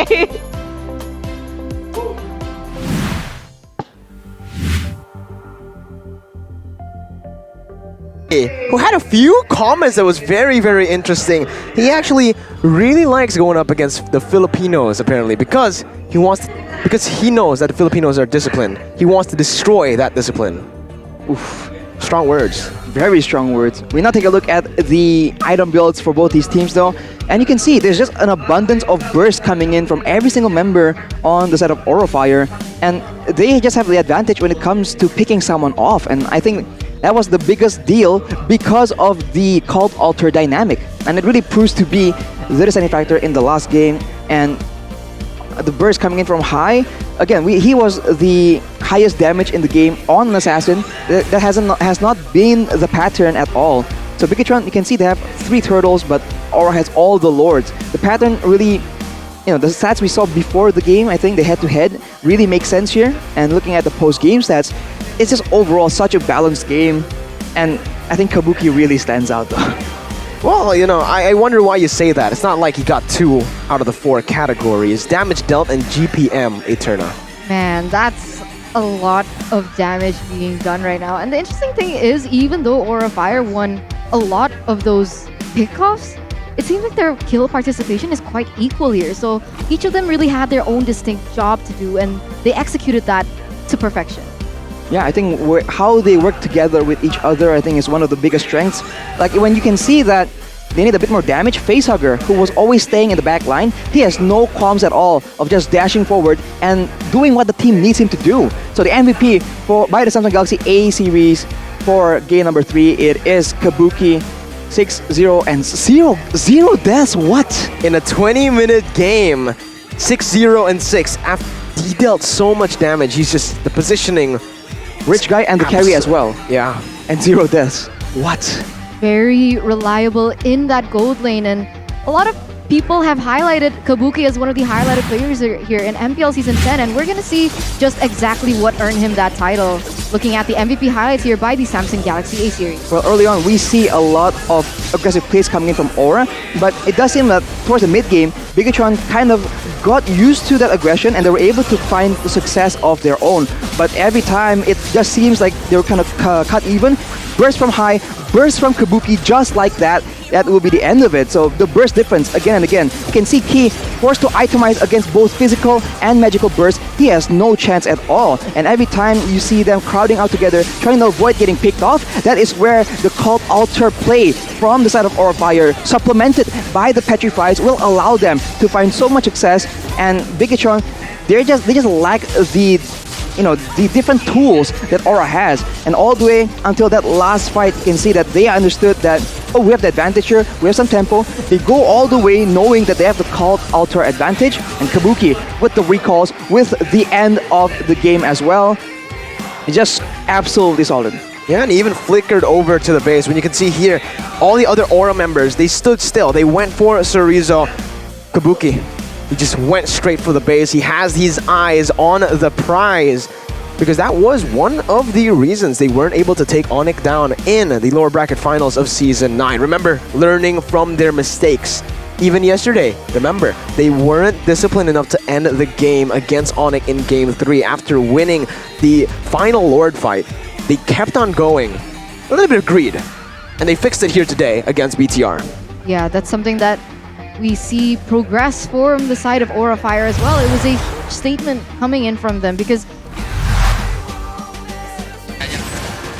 lo bisa dapat nggak, Ji? Gua datang. Dapat, bisa datang, Ki. Nice. Bisa nih. Kejar, mata di uran. Dia purify. Gas. Gas lagi. Sabar. Gua nggak ada ulti, Ji. Pelan-pelan. Wah, mata di Valentine. Gua di ulti grok. Udah nggak kena ya. Hati ya. Aman. Gua pegang. Bisa end nggak? Bisa end nggak sih? End aja yuk. Ayo, end. Kita aja end. Tabrak ya bro, ada Nata, mau nggak? Ayo, gas. Lihat gua. Gua sini. Nice. Gua ada ulti. Balik dong. Gigi dong, lihat gue. Nanti deh. Nice guys. Jalannya bareng ingat. Core hati-hati core. Gua gigit. Mati dia, nice. Balik. Gua gigit aja nih Kupra, weh. Iya, harus. Nice. Mor, ulti mor. Belakang lu, Mor. Lihat, Mor. Nice. Pakito. Nice. Paramis nih. Depan bisa. Ini. Nata. Mati. Nice. Lihat gua. Aman. Brody guys. Lihat Brody. Mati dia. Oleng gua, Cok. Santai, boy. Hari ini satuin. Nice. Banget, boy. Letrik kali, guys. Aman gua. Gua dapat slot. Next slot. Ada di luar dia. Mati. Nih, grok dulu. Valentine. Mati dia. Paku ya. Di belakang. Dapat. Nice. Santai, J. Kalem, J. Orang. Ini dia pelan-pelan nih. Dor. Nice. Gua biru dulu. Ada Valentine. Karina. Ini. Kalem, boy. Karina dulu, boy. Lihat nih, ulti. Gua nggak ada ulti. Karina ya. Iya. Nice banget tuh. Mati dia. Paku itu. I expected a lot of shouting from both of these teams. We all know how loud BTR and Aura can get, but in the mic checks at least, yeah, it was very minimal shouting. That both of the teams really just focus on the game, calm, collected to end it. it makes me wonder though, because when we saw the mic check coming in from Aura Fire, you could see that Facehugger was the one Shot calling. Shot calling. He was like, take this, Karina, take him first, so on and so forth. But from the side of Bigetron, it was between Key and Max, no? Like, who's the in-game leader? I think it should still be Key. But speaking of Facehugger, look on your screen right now. The key to success for Aura in this game, because of all the shot calling, all those little decision making that he was able to make in the end to carry Aura Fire to victory. What did he do, Arashi? Well, they optimized their solid formation because you can see that Kabuki has 0 deaths and he was never really in any much danger. So the front to back composition is just put to use. The range advantage is put to great use as well. So using that teamfight formation, they were able to use their early game lead and just optimize it all the way to the late game, and they don't give up any shutdowns, especially the ones on Kabuki and the members that actually matter the most. So I think that's just really good. And we already talked about the burst difference, the cult alter proactive use difference, and I think that's just really cool. And speaking of High having a lot of passionate words, we saw earlier, he just goes, yo, let's go. After the play's over, he goes, let's go again. He just does not stop, and you guys should not stop uploading your excitement as well over on TikTok while watching MPL ID Season 10 using the hashtag MPL Celebrations with a 1 and 0 instead of an I and O. MPL Celebrate. There you go. Celebrate 10. Get attractive prizes during the challenge. By doing the challenge, you guys can find a lot of crazy prizes that you guys see on the screen with the JBL, the Samsung phone, and even Secret Lab chair. Wow. Wow. Wow. Wow. Wow. You know what's more wow? What? Our next match. Our next match is pretty wow. Geek Fam is going to be taking on EVOS Legends. Now, there are a few players that everyone's highlighting, especially one player that has actually joined in Geek Fam's roster. We'll see, though, if they make it to play on stage in MPL ID. We will see you after this break, ladies and gentlemen.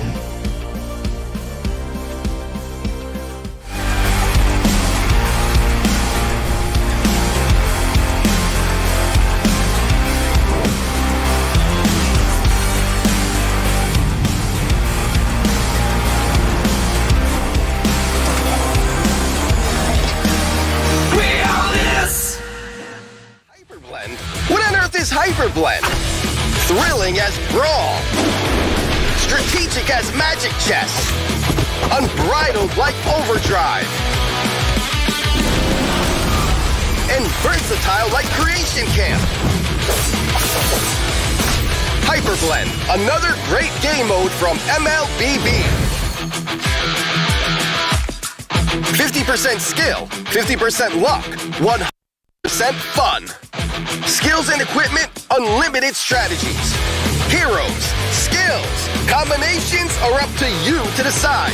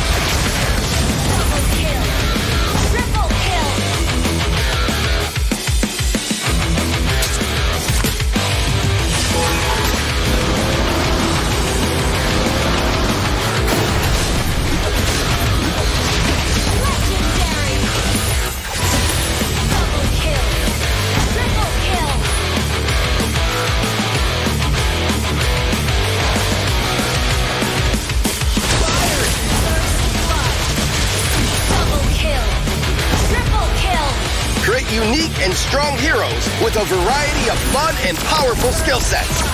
Awesome is the new mode, Hyperblend.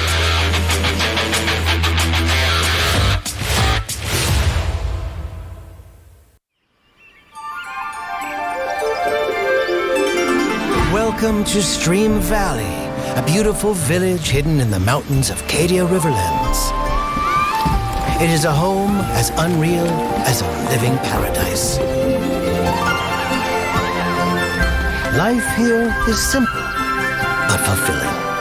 Among the village folks, a panda named Kai is worth mentioning. He dreams to be a hero that protects people, just like his idol Ling and the panda warrior from his favorite comic book. Even though our chubby friend knows it may take him years of practice. People would tell his story by then, he thinks. For this very reason, he practices kung fu every day, believing that diligence would one day make up for his clumsiness. But how exactly should his story begin? Maybe...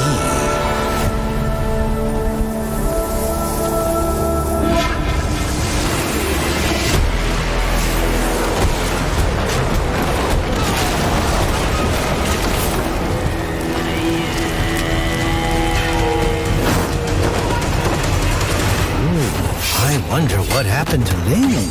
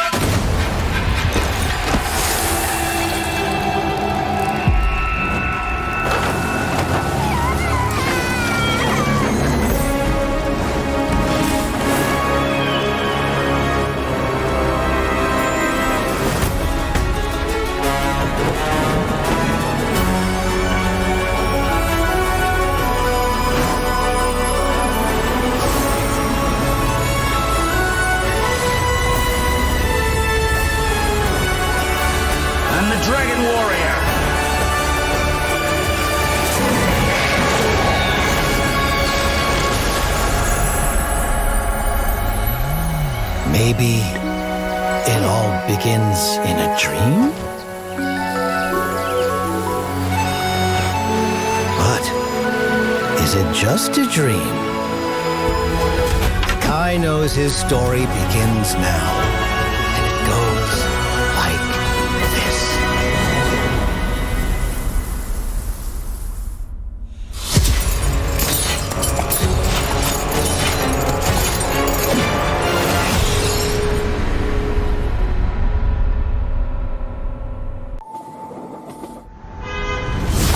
Kita punya mindset, ya kita harus naik bareng, ya turun bareng, apapun ya bareng gitu.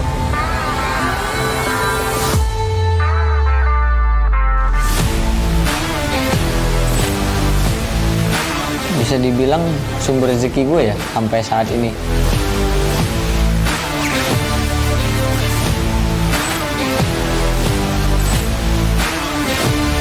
Kita keluarga, tapi kita harus profesional. Jadi kalau salah ya salah, bukan karena dia keluarga lu bela.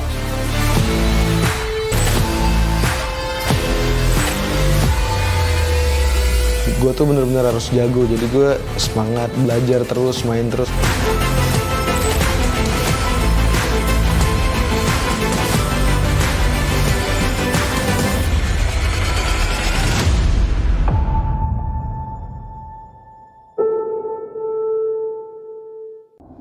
Saya Anggi, kerjaan saya baru-baru ini jadi driver Grab. Mas Anggi ya? Terima kasih ya. Terima kasih Mas. Saya super fans dari ONIC Esports.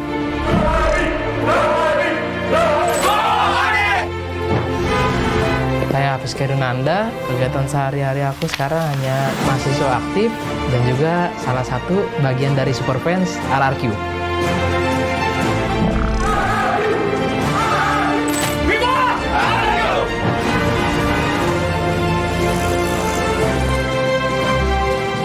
Halo, nama gue dan dia Ovar. Gue umur 21 tahun, pekerjaan gue wirausaha. Dan gue juga super fansnya EVOS.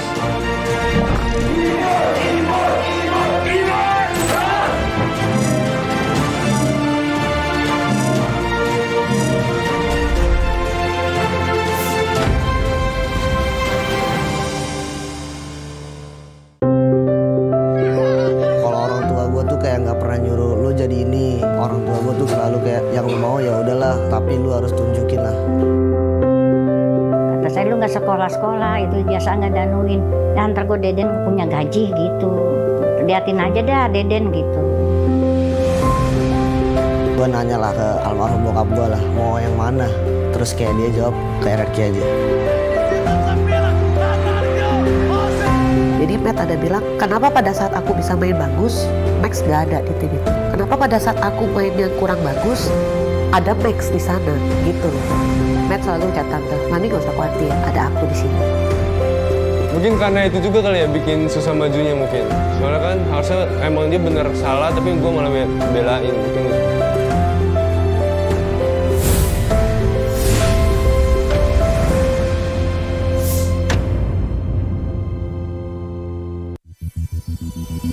I need long-lasting battery life. Why?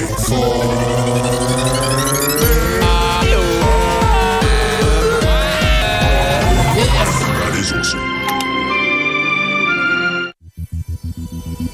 I need long-lasting battery life. Why?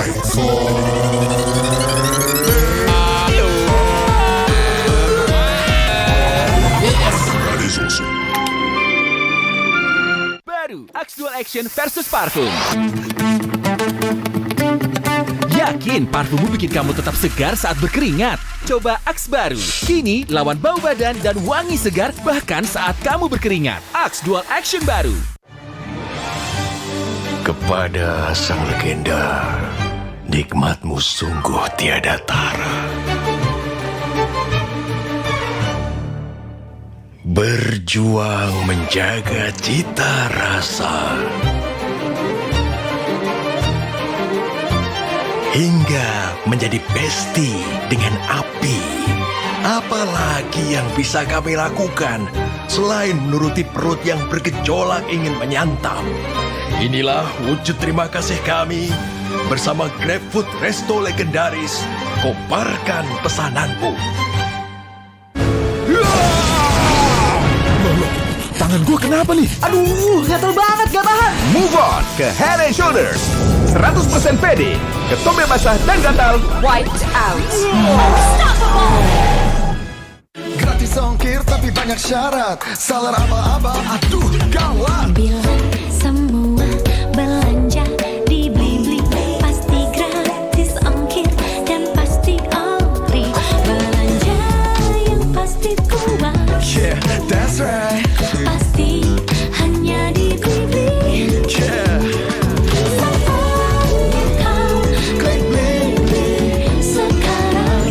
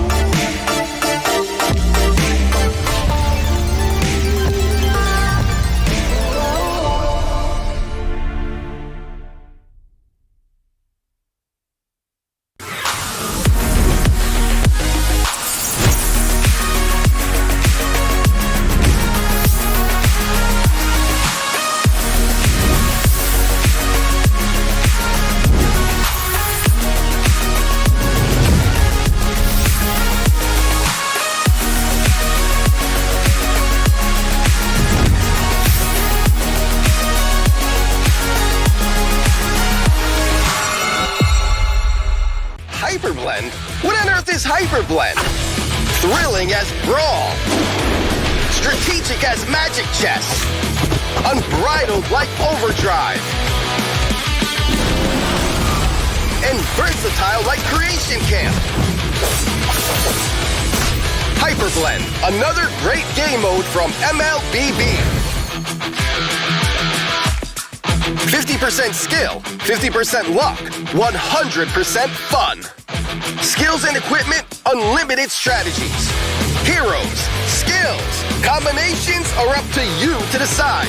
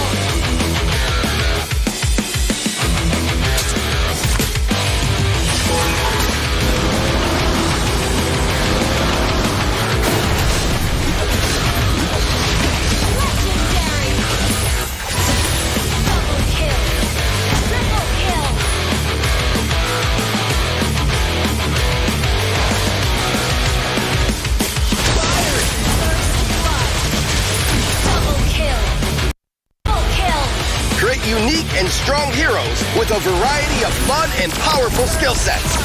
Awesome is the new mode, Hyper Blend.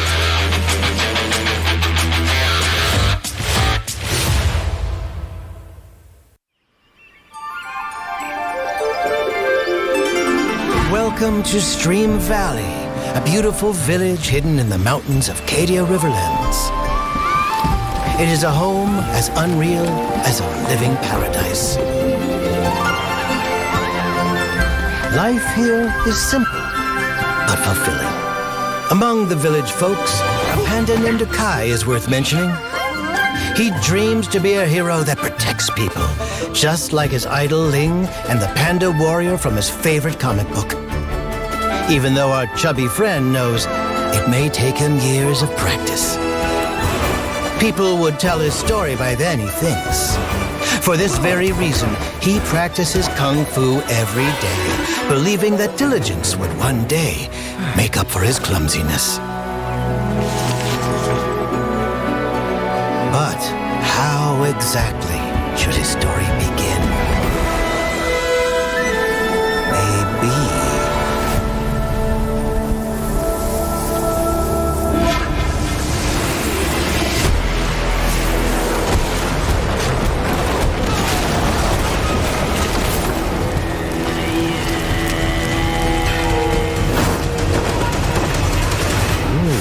I wonder what happened to Ling.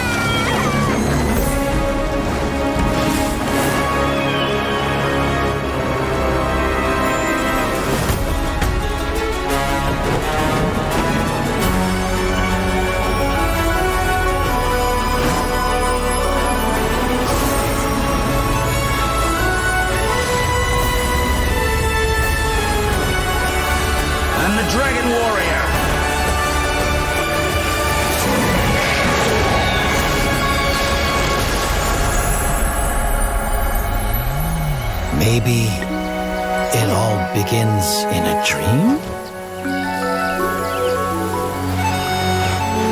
But is it just a dream? Kai knows his story begins now, and it goes like this.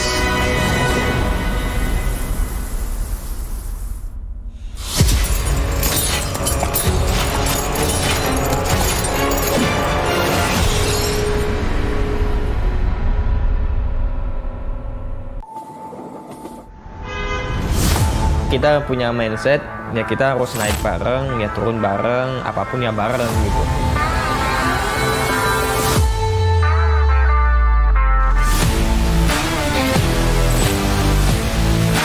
Bisa dibilang sumber rezeki gue ya sampai saat ini.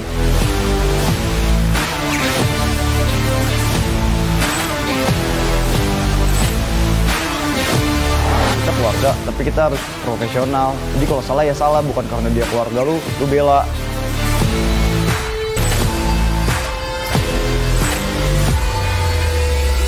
Gue tuh bener-bener harus jago, jadi gue semangat belajar terus, main terus.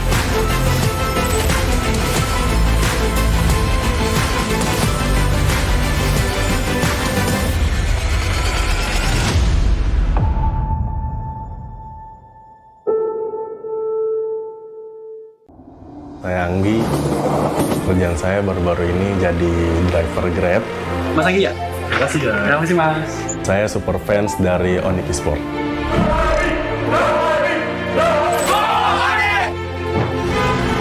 Saya Hafiz Kerunanda, kegiatan sehari-hari aku sekarang hanya mahasiswa aktif dan juga salah satu bagian dari super fans RRQ.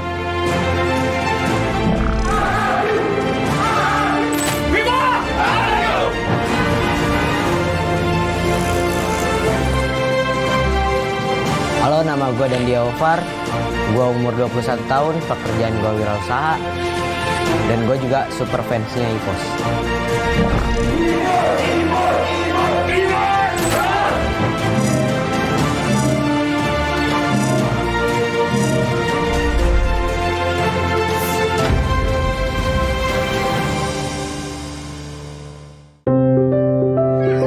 Kalau orang tua gue tuh kayak nggak pernah nyuruh lo jadi ini. Orang tua gue tuh selalu kayak yang lo mau ya udahlah, tapi lo harus tunjukin lah. Kata saya lu nggak sekolah-sekolah, itu biasa nggak danuin. Ya ntar gue Deden punya gaji gitu. Liatin aja dah Deden gitu. Gue nanya lah ke almarhum bokap gue lah, mau yang mana? Terus kayak dia jawab ke RRQ aja. Jadi Matt ada bilang, kenapa pada saat aku bisa main bagus, Max gak ada di tim itu? Kenapa pada saat aku main yang kurang bagus, ada Max di sana gitu loh. Matt selalu ucap tante, mami gak usah khawatir, ada aku di sini. Mungkin karena itu juga kali ya bikin susah majunya mungkin. Soalnya kan harusnya emang dia bener salah tapi gue malah belain mungkin.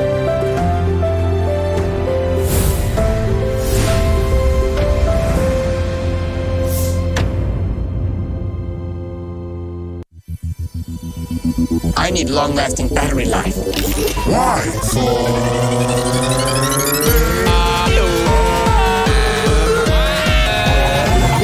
That is awesome. I need long-lasting battery life. Why?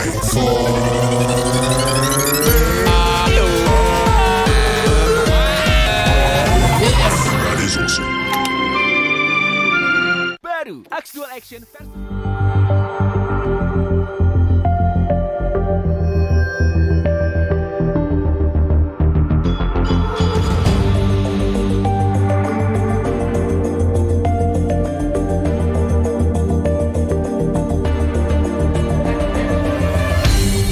Aku kan berdiri dan terus berlari, terus ke arah puncak tertinggi. Ku takkan berhenti, hanya sampai di sini.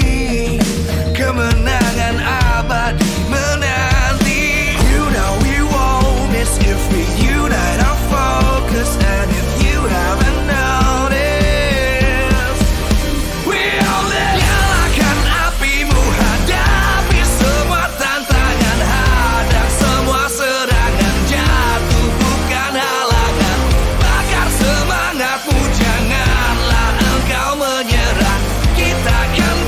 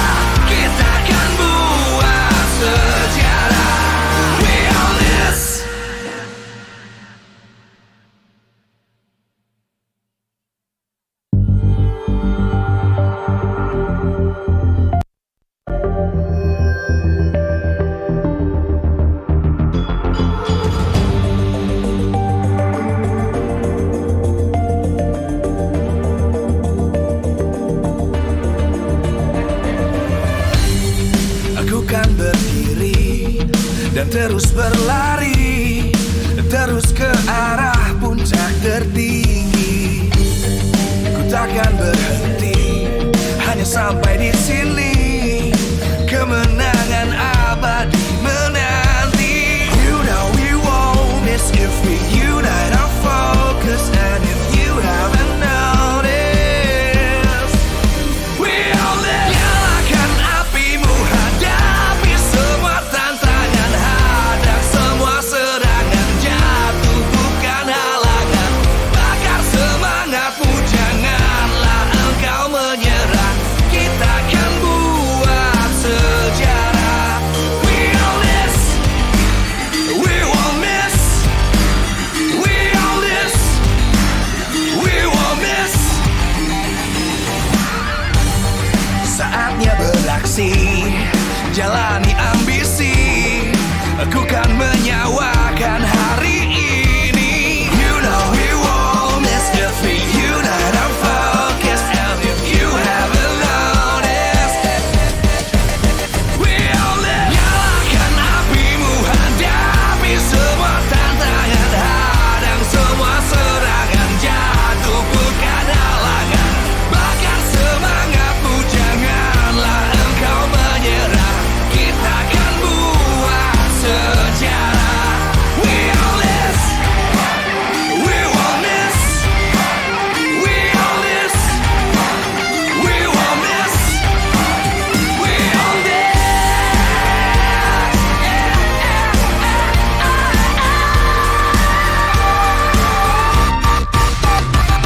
Nyalakan apimu, hadapi semua tantangan, hadang semua serangan, jatuh bukan halangan. Bakar semangatmu, janganlah engkau menyerah. Kita akan buat sejarah. We all this.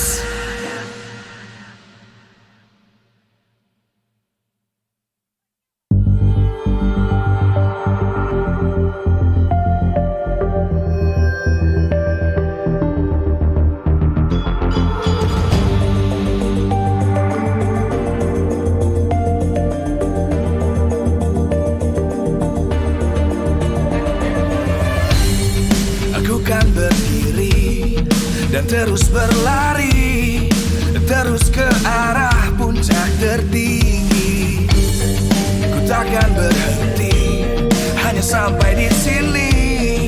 Kemenangan abadi menanti. You know we won't miss if we unite our focus. And if you haven't noticed, we all live. Nyalakan apimu, hadapi semua tantangan, hadang semua serangan, jatuh bukan halangan.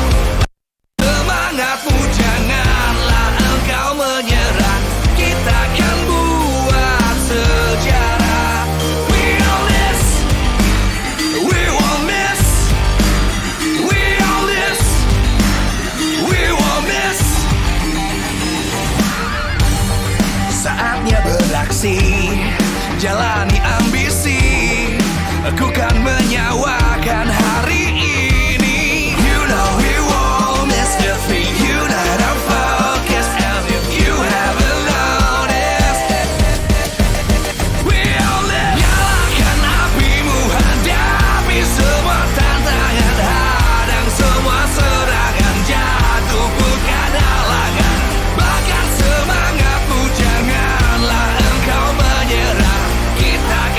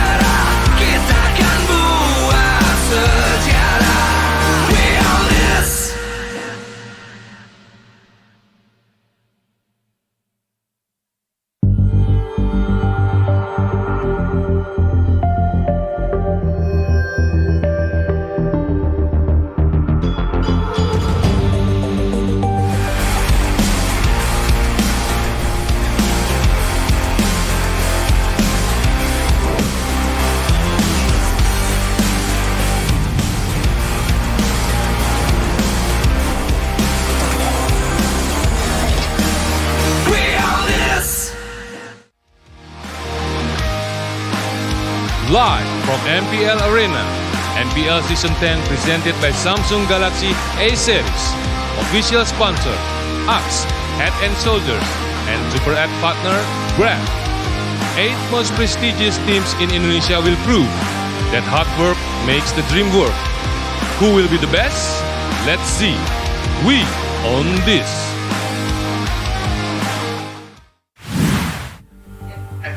The Tigers up against the Geeks. Ladies and gentlemen, welcome to match number 2 of the day. And here it is. This is week 2, day 2, match 2. Still with Mirko, Eterna, and Arashi. How are y'all doing? Are you guys ready for the match? Yeah. Yeah, absolutely. You seem very excited. Yeah. Arashi, are you excited? I am. Why? Why are you excited? Because in this season of upsets, you can't help but expect something crazy to happen when two such notorious names go up against each other. Dlar got up? No way. No way! Ladies and gentlemen, the debut of Dlar in Indonesia. So that's why you were ecstatic. Oh my God! Now I know. Oh, all right. Dlar making his debut in MPL ID. Things got a little more interesting because I hear that from the side of Geek Fam, there's also going to be some PH players with an S, but of course EVOS Legends now walk their way in the tunnel cam here by Head and Shoulders, and this is gonna get so spicy. I have so much to say, but before that, let's do our highlighted player. Well, the highlighted player for today is Clover, the man that has been mainly targeted when it comes to the banning phase because of his limited hero pool. But when he does get on these heroes, most importantly, the 1-1, he outclasses everyone in the gold lane. His 1-1 is possibly the best in the world. But that's the thing, we've only seen him perform successfully on the 1-1. We haven't seen much from his Beatrix or the other heroes in his arsenal. His GPM standing at a 650. Also with his KDA this season, 3.22. In Season 7, it was so high. We'll see if he's able to actually get those comfort picks of his. Melissa, 1-1, with his average turret damage being so high and the average damage here so high as well. The thing is though, Eterna, he needs his heroes. He has a few words for Geek Fam because he's going to show his best against Geek Fam. Welcome, ladies and gentlemen, the White Tigers, EVOS Legends. Hold up, Mirko, Arashi. This is not the same five that we're used to. Who is it? Wait. MDL players stepping onto the stage, Shutsujin, who just been promoted, and Dreams as well. Wow, that is unexpected, man. You would think that, I don't know, they would stick with the original roster for a bit longer, but it does seem like an absolute shakeup. It's no longer the same EVOS Legends. You can expect absolutely different performances from these players. Dude, no Versik. No Versik it's in weird to see. that jungle position. I'm so used to seeing EVOS Legends with Versik as well. And now that he's been, I don't want to say demoted, but taken to MPL. Who's that? You're right. Oh, a new player here. Ladies and gentlemen, stepping up for Geek Fam. Used to be known as Hades, now going by the name of Jana QT. Walking down the tunnel cam by Head and Shoulders. This is going to be insane. Yeah, the expectation for this game, completely out of the water. It's a new Geek against new EVOS, but check out the highlighted player. Chadera, again, very similar. When we're talking about comfort picks, 1-1 comes to mind on Clover and for Chadera as well. His 1-1 was able not just to get crazy moments, but also they were up against the King of Kings, the defending champions of Season 9. And on this 1-1, he was absolutely lethal. He was one of the main carries in the game against RRQ. Even in the game against Alter Ego, when he was shut down from the get-go, we still saw so many crossbow of tanks. You can see with the GPM, he is more diversive as a goal laner. He has a bigger hero pool than Clover, but his KDA hasn't shown his best with his KDA. With his average turret damage, not as much as Clover as well. He's more of a team fight oriented marksman. With average damage lower than Clover, he's trying to obviously change that with this game. Again, Geek Fam haven't found a whole lot of success here in Season 10, losing both of their matches, but it might change today with the addition of Jana QT. Welcome, Geek Fam! This has got to be one of the most highlighted matches of today because there's just so many questions up in the air because we're seeing new players come into both teams. How will Jana QT fare in Geek Fam with the current roster that they have? We know that Jana QT was previously the jungle from Eco PH and he has replaced Hans in that particular position. He was once described as Carl TZ Light. He was a Ling main and mostly he does have a lot of heroes in his arsenal, but between these teams, how do these statistics fare? As we're going to take a look at the team head-to-head here by Head & Shoulders. Looking at the team head-to-head, it's a weird side. So the stats are actually quite close to each other, but the objective rate is just so dominantly on the side of Geek Fam as far as the first objective. So you can see that Geek Fam has undergone a massive transformation already. They are ahead in the curve when it comes to that adaptation, that evolution. EVOS Legends will be attempting to start their own right here, right now, but we'll just have to see who actually will come out on top because the stats really kind of shift towards Geek Fam. But remember, these stats reflect the old roster. So yes, we don't know what this roster is going to be like. We don't know the gameplay. We don't know the strategies. Everything is so up in the air. Everyone is a wild card at this stage. And I'm so excited to see what kind of color these Filipino players can bring to the scene. Oh my god, talent prediction by Axe. This is surprising. Both of us have gone for Geek Fam Eterna, and you, Arashi, are in the minority. You went for EVOS. I did go for EVOS. Then again, we weren't aware of the big player changes, that's for sure. But I think EVOS is still solid. They have great minds behind their strategy, so I have faith in them. But I'll be the first to say that if Geek Fam takes the game, takes the match, I'll be very pleasantly surprised. With Lar stepping in, I don't know. I'm starting to, doubt my own decision in picking Geek Fam. But again, it is what it is. Eterna. Let's take a look at the audience prediction because, this is one of the closest ones we've seen in Season 10 by TikTok. 37% to 63%. Evo still winning, but it's getting closer and closer. The margin. I mean, EVOS Legends with one of the highest amount of fans. Exactly. Going 63% versus 37%. We can say that with whatever changes that has happened for Geek Fam this season, they've really rallied the support here from everyone at this stage, even you guys watching there at home. So it's, oh my god, I'm so excited for this match that I don't even know what to say. But one of the things that we can highlight is the reunion here between both of these ONIC Philippine players, Zalarski as well as Beloyski. Both players will have an insight on the gameplay of the respective things. And do you think this is going to be a factor? Ooh, there might be a bit of a factor, right?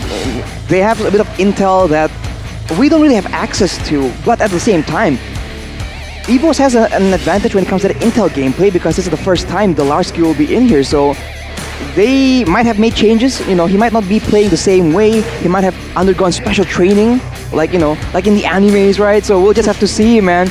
Maybe it's just a different look completely, and Beloyski might just be taken off guard. Yeah, the hyperbolic time chamber. Maybe he spent some time there, right?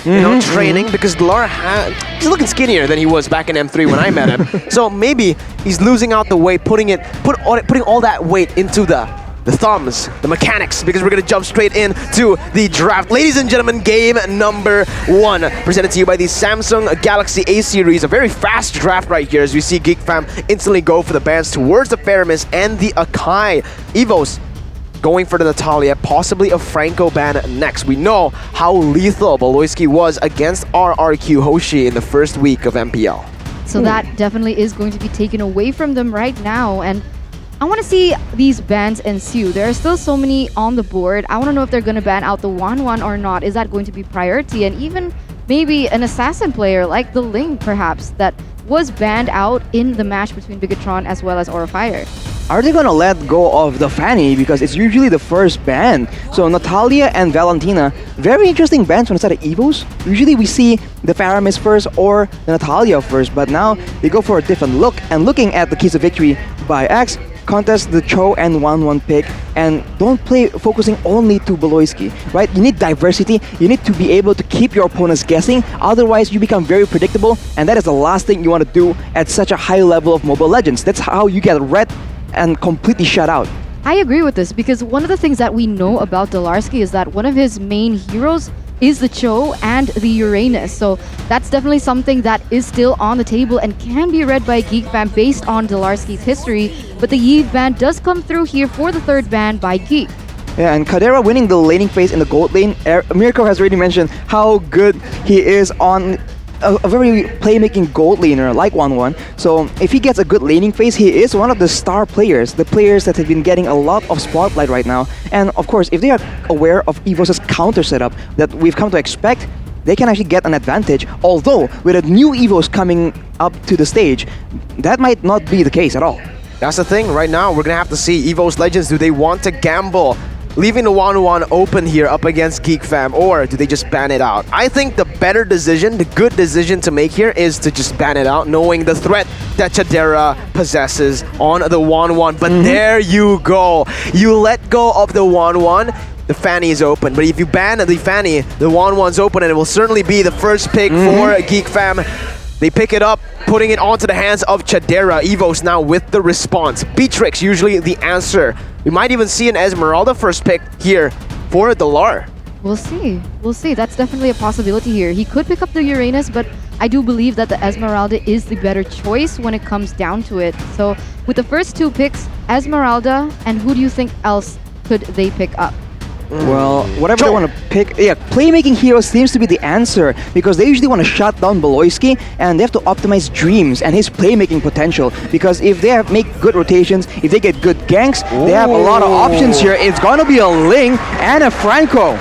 Oh my goodness. All right, it's a Ling and a Franco. Remember, we don't know who's... okay, so it's Sutsujin in the jungle. I mean, that's what the symbol says, right? But both Taz and Sutsujin plays a very mean Ling. First picking the Ling means that, you know, Geek Fam have a lot of time to think about this. You're up against a Ling, you can go for something like a Hilda. On the hands of a roamer as aggressive as Beloyski, it is going to be tough for EVOS Legends. Let's see what they go for though. We have to see what they pick in the jungle too. It might just be that Julian. They pick away the Esmeralda from Dalar, and EVOS Legends now need to respond with a pick for themselves. I think the solid pick would be Beatrix. Beatrix-Franco combo. Beatrix-Franco combo, man. We saw it being used to great effectiveness in the previous match. The combination of a pick-off skill with a lot of burst, I think is just a bit too much to deal with. And so far, there are several targets that are available on the side of Geek Fam, so I think that's a very solid pick. Otherwise, they might want to go for maybe a mage, a bit more crowd control, because they are all about, well, supposedly all about the counter engage, so they need crowd control to make that happen. Let's see. For this pick, they've already picked a roamer and a jungler. They can go for an XP laner, but as predicted, it is going to be the Beatrix. Very, very expensive hero to let go to the second phase. They pick it up here, so we are already seeing a glimpse of what the coaches are trying to draft. That identity for both of the teams. For EVOS Legends, it's that pick style composition. More trying to isolate the members of Geek Fam. Meanwhile, Geek Fam, they're going for a heavy area of effect team composition with the 1-1 and the Julian and the Esmeralda to add on top of that. And hard engage as well. Hard engage. They do have the CC coming in from Julian, so this is gonna start getting interesting from the side of EVOS Legends because they are still lacking that mid lane. But I'm confused here because the Julian can be placed in the jungle position, so still very huge flex picks coming in from Geek Fam, but it turns out they are going to start limiting the roaming as it is going to be the Atlas band away. No understanding that Geek Fam, they need, with that hard engage, they need someone with the CC to try and find that momentum. EVOS Legends have picked up on that, and Geek Fam will respond with a Dairos pick. Now, I was expecting a Uranus ban, to be honest. A Uranus ban. that is an option. We have seen that the tankier, sustained style XP laners has been coming out of favor, coming up in favor. But for EVOS Legends, we have a comment from Fairsick here. Oh no! As long as there is Clover, without World, it's fine. Just relax, EVOS fams. I don't know how I feel about this. I'm still so sad. Yeah, I feel so sad because usually we don't see him as a comment. We see him on stage playing. Fairsick went down to the MDL, but on his birthday, but he is going to leave EVOS Legends on the hands of Clover, the man that hasn't had the best performance in Season 10. But that mental is what plays a huge factor. He adds so much, what do you call? Relief, I guess, for the team. When the team is getting stressed out, when they feel like they're getting their mental blocked, this is the man that can open that up with his jokes, with his very positive attitude. We have a comment here from EVOS Legends coach Zace himself. It's a really hard decision to move him down. He needs to go down to be better at MPL. So plans for the future, it's for his own good, is what Zace is saying. But right now we have to focus on the game at hand. Geek Fam, they've been banning out a lot of EXP lane options for Dalarski. And for EVOS, right, they're winning out Baloyski. So both these teams respecting the respective new players in the roster. Both from ONIC Philippines. Coincidence? Okay. I think not. Okay, so now we're going into the second phase here, and EVOS Legends are in the hot seat. I do think it is going to be the Uranus, but they are going to take the Lunox in first. Lunox mid lane. Lunox in the mid lane. This leaves the Uranus, flexible to be picked in that final pick for EVOS Legends as Geek Fam try to round up their drafts. Remember what I said?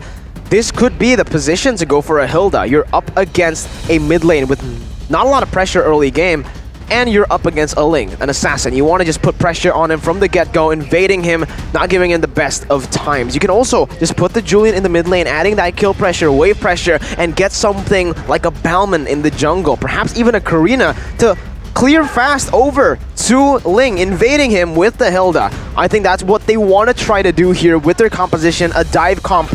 Let's see. That's the Lolita, not expected, and the Lilia. So, completely wrong on that front. They don't go for that aggressive playstyle. It's a standard playstyle, front to back.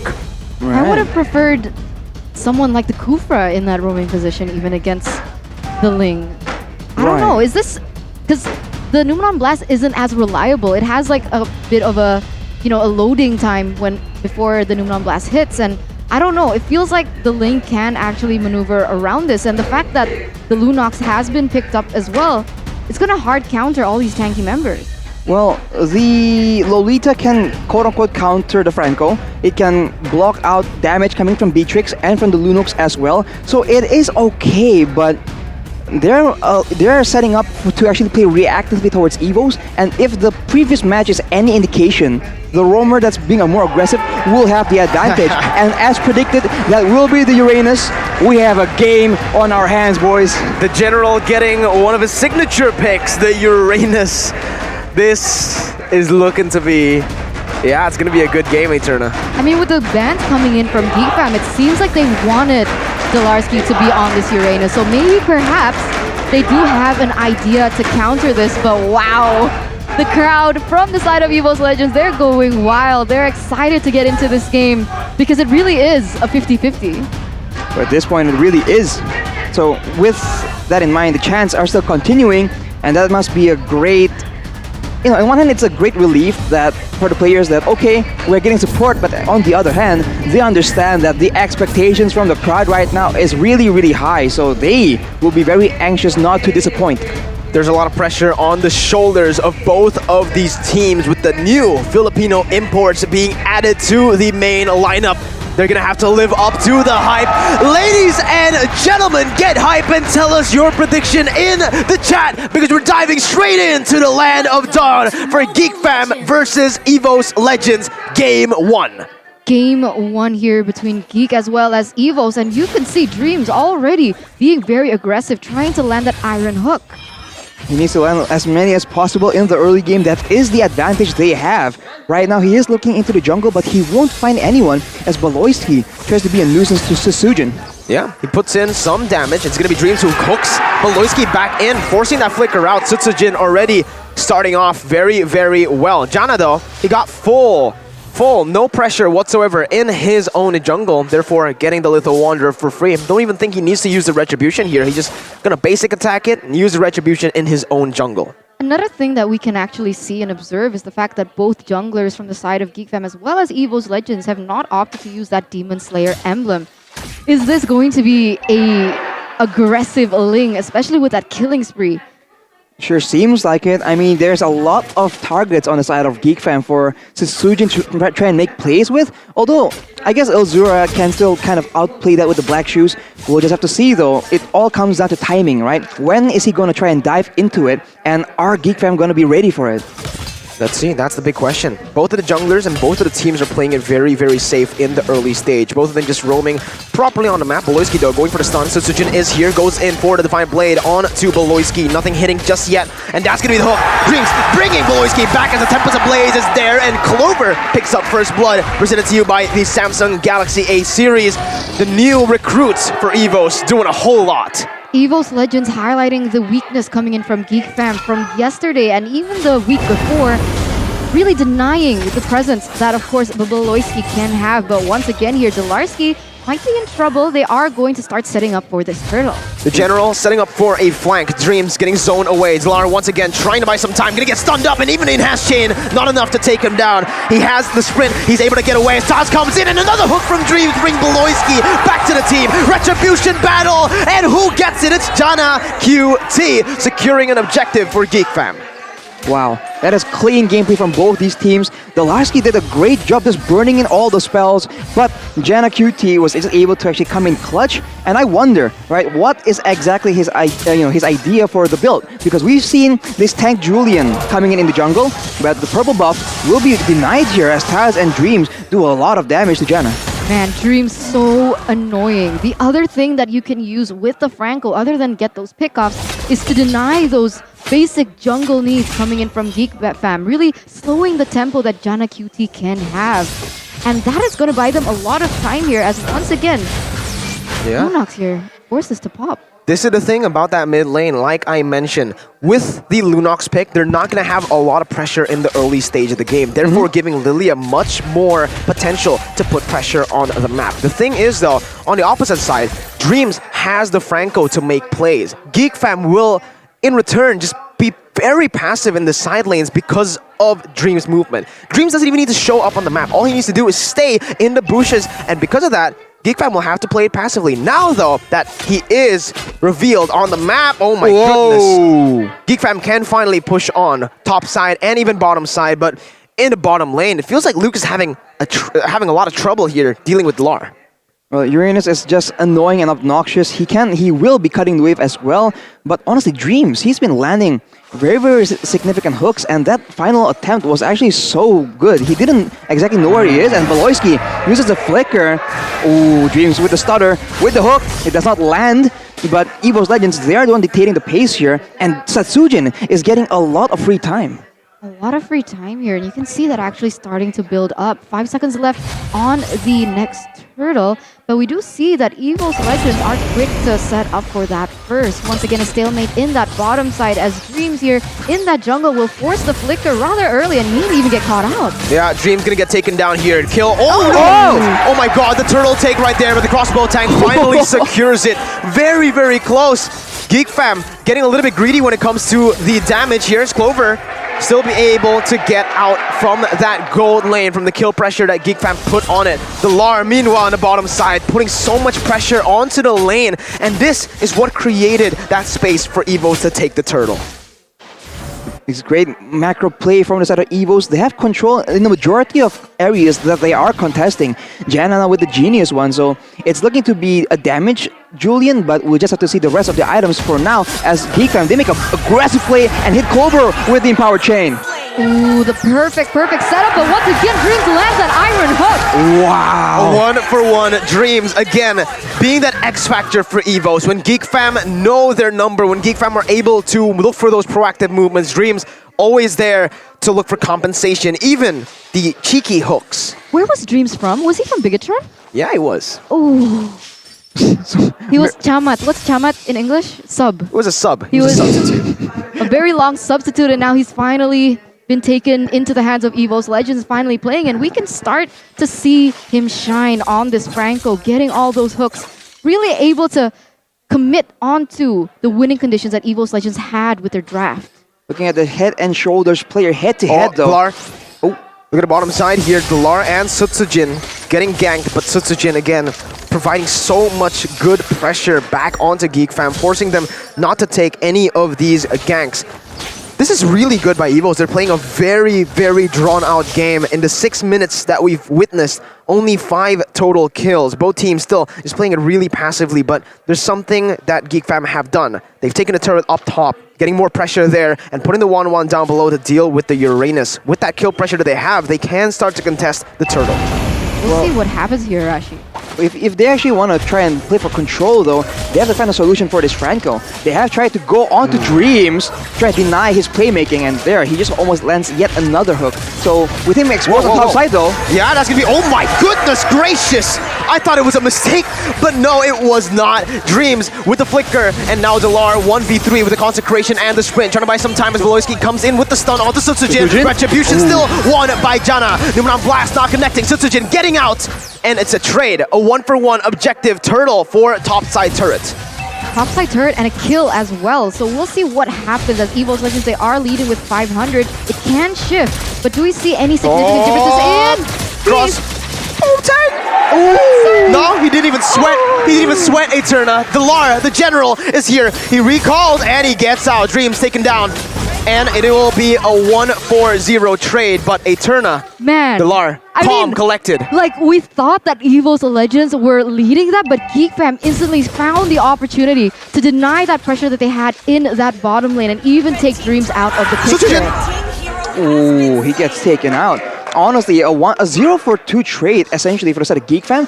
They are doing a lot better in terms of rotations. EVOS Legends, they have, you know, segmented plays, 2 people on top, 3 people on the bot side, vice versa. But for Geek Fam, when they're roaming together as 4, they are cleaner right now. And Dreams, the hooks are starting to not land as Beloyski charges Numenon Blast and zones the members of EVOS Legends away from their own turret. The winning lanes starting to shine for Geek Fam, Eterna. Yeah, we'll see right now because Dreams still in that bush looking for something, maybe a pick. But even if they do hit Beloyski, it isn't going to give them much at the moment because Beloyski's only impact in the game for the moment is just zoning. He hasn't really used that Numenon Blast to much effect. He has been able to block a few of those hits, but what happens when it goes as Geek Fam is leading with 1,000 gold? What are the items looking like? Well, in the big team fight, I think Geek Fam has a lot of advantage. They have the Lilia with the Ice Queen's one, and so that slow will also set up everyone else. Top Luke, side. as well as Kadera, and Luke right now, speaking of the devil, gets jumped on by 3 people. Bloody Hunt taken down. Luke, still able to survive for a bit longer, but look at Geek Fam's response. Instantly over towards that bottom side, even onto the Lord. I don't know if they have enough damage to take this down. They're committing onto it. EVOS Legends have used a flicker. Dreams not having that, and the Bloody Hunt as well. Sojin coming in with the Finch Poise, trying to open up the map. Delar in the midst of it all right now. Enhanced Chain not connecting. Geek Fam forced to back away. Elzura pushing some damage onto Clover, but Clover kiting away really well. Again, a long, very drawn out team fight. Yeah, EVOS Legends, they don't want to commit onto this, understanding that there are a lot of ultimates in their arsenal that are still on cooldown. Meanwhile, Geek Fam, they do have a lot for them to show. So right now, we can see that Beloyski as well as Kadera is looking for a flank, but once again, the Iron Hook connects. Bloody Hunt and the snipe from Clover in the back lines, but look at the Tempest of Blaze now, connecting over. Crossbow of Tang out of nowhere, going on to Delar, soaking in so much. Elzura trying to find Clover, but Clover still managing to get out with the flicker. It's a 1-for-1 XP traded for Roamer, but Geek Fam have won the trade. They're gonna go straight for the Lord. Beloyski stunning Sutsujin up. Jana QT instantly with a response, coming in with the enhanced chain as Taz deals out the damage, comes in, puts in so much Chaos Order, taking him down. As Chadera goes into the back line, no retribution. Sutsujin gets it, he steals it away, and EVOS Legends come out on top with Lar finishing his ex-teammate. Beloyski running away. Delar, the general, taking his ex-teammate down. Man, a better setup coming in from Geek Fam, but the initial setup was made by EVOS Legends, and they were able to come back from this. But now, Elzura might be in trouble. He is looking to zone away Elzura for the moment, not taking away his life. But the fact of the matter is now EVOS Legends have that pressure in that mid side. Is going to take another neutral objective in that tower. Wow, the individual plays coming in from the members of EVOS Legends has been spectacular. You saw that Taz just goes in and he takes out Janna Cutie. So Geek Fam, they have to be a bit more careful because EVOS Legends, they're playing it smart. They're targeting the right people at the right time. Oh, that was pretty sad, man. You know, like the two brothers that was once, they were once in ONIC PH together. Tragic. Lar had to take him down there. 3-0-2. He was the #1 Uranus player in Season 9 of MPL PH, picking it the most and winning 6 times out of the 11 times that he has picked it. So far, having an amazing impact in this game. And we can see now that the side of EVOS Legends, they're putting way more pressure on all of these 3 lanes. You can see the lane going in that bottom side, changing and taking all those minions. But look at the Lord just marching down here in that...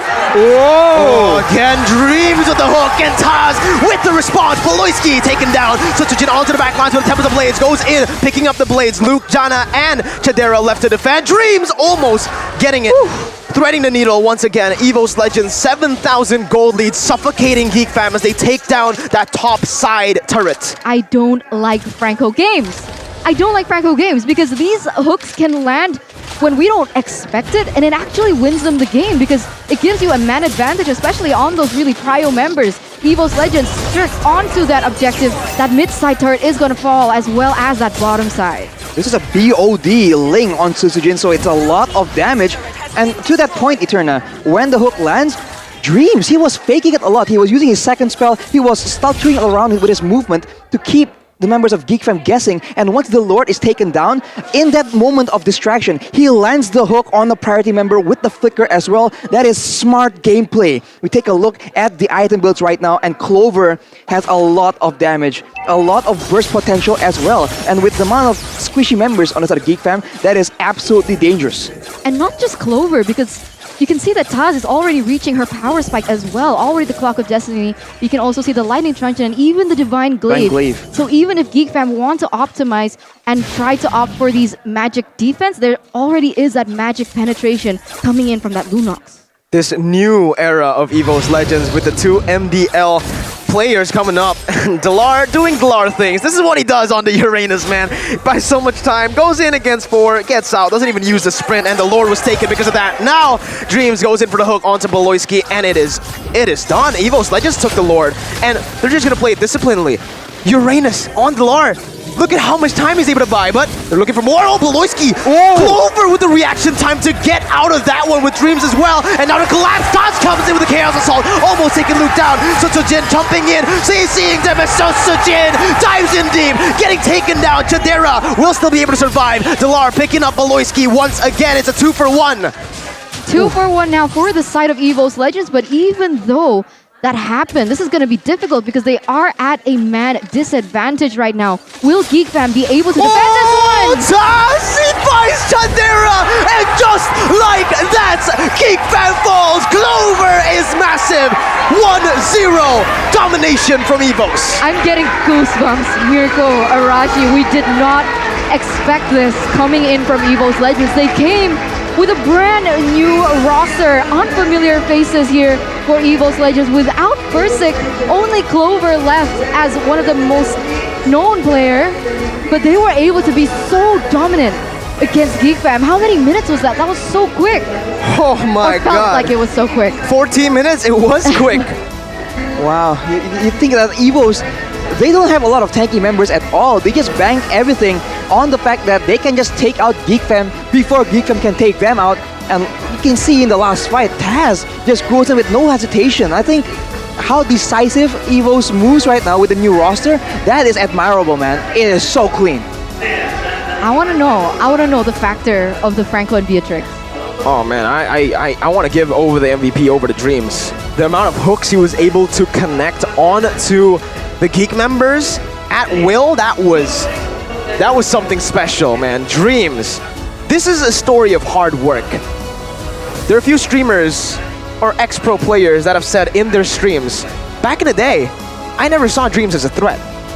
When he was in Bigetron, he couldn't play the Cho, he couldn't play the Franco. He worked hard to perfect his hero pool, to perfect that mechanic, and now he's up there winning a game after coming up from the MDL, straight out dominating a Geek Fam. This is the winning moments, well, the moments from the game in general, and it was such a stark contrast. I don't know, me personally, I thought, okay, let's see, both teams are new. There's gonna be a lot of a long adjustment period, but never mind. Both teams were bringing in their A game, they tried their best. Game number 1 right now, EVOS Legends comes out on top, but for Geek Fam, there are moments where you can see they kind of almost took control of the game. I think it just requires a bit of adjustment, and they have potential here. Things are getting way more competitive. It's getting spicy. It's getting real spicy. I predicted, man. It was so close up until that one moment, that Lord fight, where EVOS Legends won the drawn-out team fight with, honestly, every single one of them. That wasn't just one member performing out of their minds. Dreams getting the hook, Uranus going to the back and disrupting a Geek Fam, all to set up for that steal from Sutsujin, taking Jana down, Taz as well. I don't think we gave him enough credit for that Lunox performance. My goodness gracious. Yeah, you couldn't feel it, but you could see that the damage over time was happening over and over there from the side of EVOS Legends, as now we're going to take a look at the post-game stats of that 14-minute game. Clover is 7-1-3. BOD, Malefic Roar, Hunter Strike, and Heptoseize. That is a lot of burst damage, and it's fine. He knows he doesn't want to get close at all because Kadera has a potential to make those plays happen. So he just stays all the way in the back, and he was doing a lot of runner shots, and once they get too close, the shotgun comes up, and that will be the end of it. So the burst damage coming in is so good. I think what's admirable is the fact that, as I mentioned, there's two tanking members on the side of EVOS Legends, and whenever they get focused down, the rest of the members know exactly that is the time for them to just go in and do a lot of damage. Taz and Clover seems to be on point on when to go in. So difficult because if you itemize against the magic defense as well, you could see that Clover was doing and dishing out so much damage, and the fact was Geek Fam was so behind in that gold that they really had to pick those items very carefully. Saul EVOS Legends. Game 1 is blue entirely, from the damage taken all the way to damage dealt. Clover on the Beatrix, proving the haters wrong, Arashi. And Sutsujin, in his debut right now, bringing out the Ling, doing a lot of damage. The first Ling win in Season 10, if I'm not mistaken. I think so, yeah. So there's no Demon. He didn't go with a Demon Slayer. He went for that aggressive emblem. He went for the aggressive build as well with a lot of burst. And with the game plan from EVOS to just burst people down, he just made it work. The MVP by the Samsung Galaxy A series, it's no question, it's gonna be Dreams with that Franco. So good in the early game, just proactive as heck, and even in the late game, knowing exactly when is the key moments to try and get those hooks. He just times it very well for maximum efficiency, for maximum value for his team. Soon, we will take a look at the MVP highlights where we can see a ton of hooks landing all the way since right here, the first to second minute, I believe. I love his facial expression. It's like, haha, you didn't use me, but look at how much damage I'm doing now. As now we can see all those hooks just landing at the perfect time here, Rashi. Exactly, they just set up very well, and of course there are moments where Geek Fam, when they dive in together, they have potential, but overall the lack of crowd control and the lack of mobility in their team composition just makes it very difficult. And see, with the burst that they have access to, Dreams can just go in and suppress someone, and that just guarantees he gets taken out. So it's so easy for EVOS to get a man advantage. And the pressure is on Geek Fam to make sure that it's the right person they sacrifice, essentially, to the maximum burst of Geek Fam. Right here is the hook that is timed with when the Lord gets taken out. It's just so smart. And afterwards, you can see the decisive engage coming in. Sutsujin, usually the junglers, the assassins, they just want to wait for the right moment, but here he has no hesitation, comes in aggressively, and once EVOS understands that, okay, you know, if they're all squishing, we can burst them down. Boom, look at that, Taz goes in, does all the damage, he gets taken out, no problem, because the rest of the team is ready, the Lord is ready, and the game is in the hands of EVOS Legends. That's the thing, Dreams, in this game, the thing is, in a lot of those moments, Geek Fam actually made the right play, proactively rotating to the top side, getting the kill even, and going to the turret. But Dreams was always there to find compensation. So even when it was Geek Fam who were moving faster and better on the map, they always had Dreams to cover up for that. At the stage, after seeing several roamers be as effective on the Franco, when it does get left open, can we warrant a Purify spell pick being used? I don't think so. Not for the gold laners, but at least for someone like the Lilia, perhaps, who I believe has a really good source of escape with the Black Shoes as her ultimate. There is potential for that to work out, honestly. I'm really thinking because it seems to be just roamer showdown right now, right? Is there a roamer that can be used to counter, to actually accept the hook and use that to their advantage instead? I think Atlas comes to mind because then he can comfortably just go for that engage. We saw what happened when Atlas was picked against the Franco in the grand finals of Season 9. Keyboy didn't have a good time against Vin, but Vin, he was comfortable, just like he was on stage on the Secret Lab, ladies and gentlemen, the official gaming chair partner of MPL ID Season 10. The Secret Lab Titan Evo 2022, the one you're seeing right here on your screen that we're sitting on. This chair is designed to let everyone sit in incredible comfort. That's an understatement. Incredible? No, it's heavenly comfort. So squishy. Heavenly comfort. Heavenly comfort. Like Get yours today, right now, in any e-commerce store. Any. Blee, preferably. I like how you reinstate any, and then you're like, you know what? Blee. Blee. Let's go. You know what Geek Fam needs to do right now? What do they need to do? They need to blee. Some strategies, maybe, right? Because they need to diversify their strat here by completing their Mobile Legends account. Because what? Guess what? Kung Fu Panda skin is out.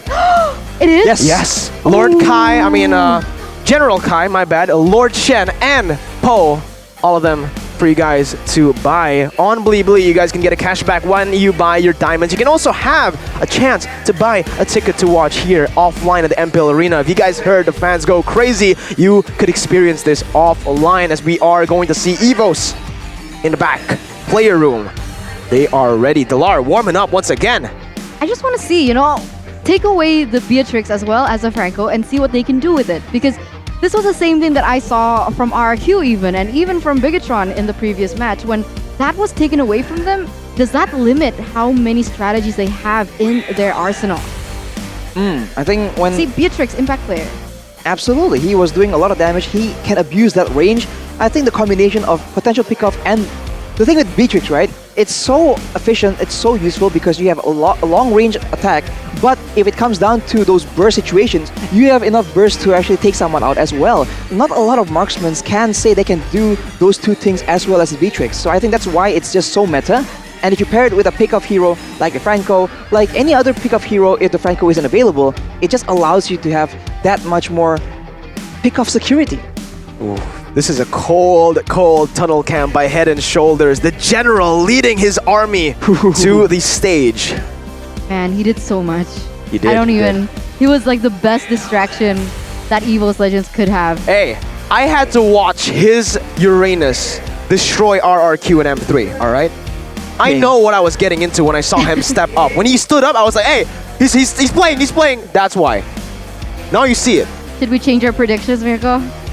I don't know. I'm going to stick with my prediction, right? Okay. I'm going to stick with my prediction because I've already said it.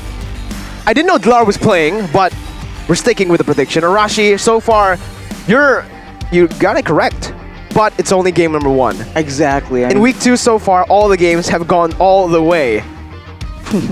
For Dreams right now, 1 shot, 1 kill, 100% Franco in MDL and MPL. Oh my god. Yikes. These Franco monsters, at one point we thought it was just Vin and Light who were these Franco monsters. Now we're seeing Key, then Beloyski, then this man right here from the MDL, stepping up to the MPL and winning against Beloyski. You can see and say that all the roamers in almost every team have really stepped up with this, because even though Bajan is no longer part of the roster, the thing is, he also did really well on the Franco last week. Right. So it's like the bare minimum now for a roamer to be good at the Franco.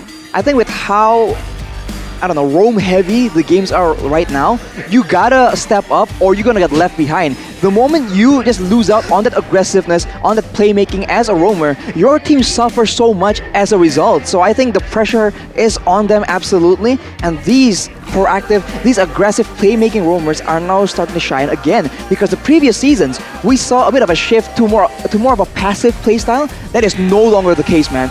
You go passive against these Francos, against these Atlases, you just get jumped on and you don't get to play the game at all. How do you think this is going to go down, though? What do you think the coaches are thinking? Well, I think Zace, he's thinking about that Lunox tank. I don't know. Because, I remember that, right? And Yes, with the JBL yes. Quantum, he can just give the information that's necessary. And guess what? His analysts can be like, hey, maybe we don't go for Lunox tank this time, right? And they can hear each other perfectly because of the JBL Quantum that enhances their communication prowess. After seeing that very burst-heavy Lunox from Taz, I think there's no way they have Lunox tank in mind at this point. So I'm wondering what approach Geek Fam will do, right? Because for EVOS, we can assume that if it ain't broke, don't fix it. They're gonna go with something similar. But for Geek Fam, they have now been outsmarted, outplayed in game number 1. What will be their answer? Because they have to change something. There's no way they'll go with the same composition, the same plan, and just hope that things will go okay. I feel like it all comes back down to that banning phase, man. Which one they deem priority? Are they going to be banning out that Franco as well in that first phase? But if they do, they leave open heroes like the Eve, perhaps. But when we take a look from game number 1, EVOS Legends actually opted for the Natalia ban. And that was kind of hinting at the fact that they wanted to pick up the Ling, because apparently it's been said that Natalia is a good counter for Ling. Right, we've seen Albert get 1v1 by Val, Ling versus the Natalia. So I thought it was a bit premature. I think it's a bit too early because we haven't seen Assassins have a lot of success. This, in fact, is one of the rare occasions where the Ling is able to actually get a bit of a good game. He can get a good farming pattern, farming rotation, because the team was having so much pressure. He was not on the Demon Slayer, but he's able to farm up a Storm and then come in with the burst damage when necessary, and he trades his life for the prior target, so it's more in line with the typical Assassin playstyle. I wonder if this will start being the trend again. And you know what, Arashi? I just realized this. I'm so invested in this game already, in this match already. I forgot that this is the second match of the day. We still have one more later. Wait, you forgot? Yeah, I forgot. I was like, oh my god, this is the climax. There's so much hype building around this matchup in particular. I forgot. But yeah, this is the second match. Wow. Jana QT, he needs to have a strong impact though, coming into game number 2. We did see that impact in game number 1. However, it wasn't enough to secure the victory. One mistake was all EVOS needed to get the gold lead rolling and that snowball to go all the way. As you can see just now on your screen, Jana QT, or previously his nickname was Hades. This man had so many achievements, Eterna. MPL Season 6 in PH, he played in Signal Ultra. Then in Season 7, he played in Aura PH. Obviously now it is Echo PH. And in Season 9, with Carl Tizzy stepping in, he had to become a substitute player. So now it's really his time to shine, joining Geek Fam in Season 10. I mean, Carl Tizzy Light is not a light, nickname. Right. And that's a world champion. Right now, he hasn't really stepped up, but from the side of EVOS Legends, Dreams, on the other hand, has a lot in his bag as well. I mean, 2019, he joined Bigetron Esports in MPL ID Season 3, but up until last season, he was not yet played. 2021 second place champion MPL ID Season 7 with Bigetron. And now, in 2022, he has opted to join EVOS Legends.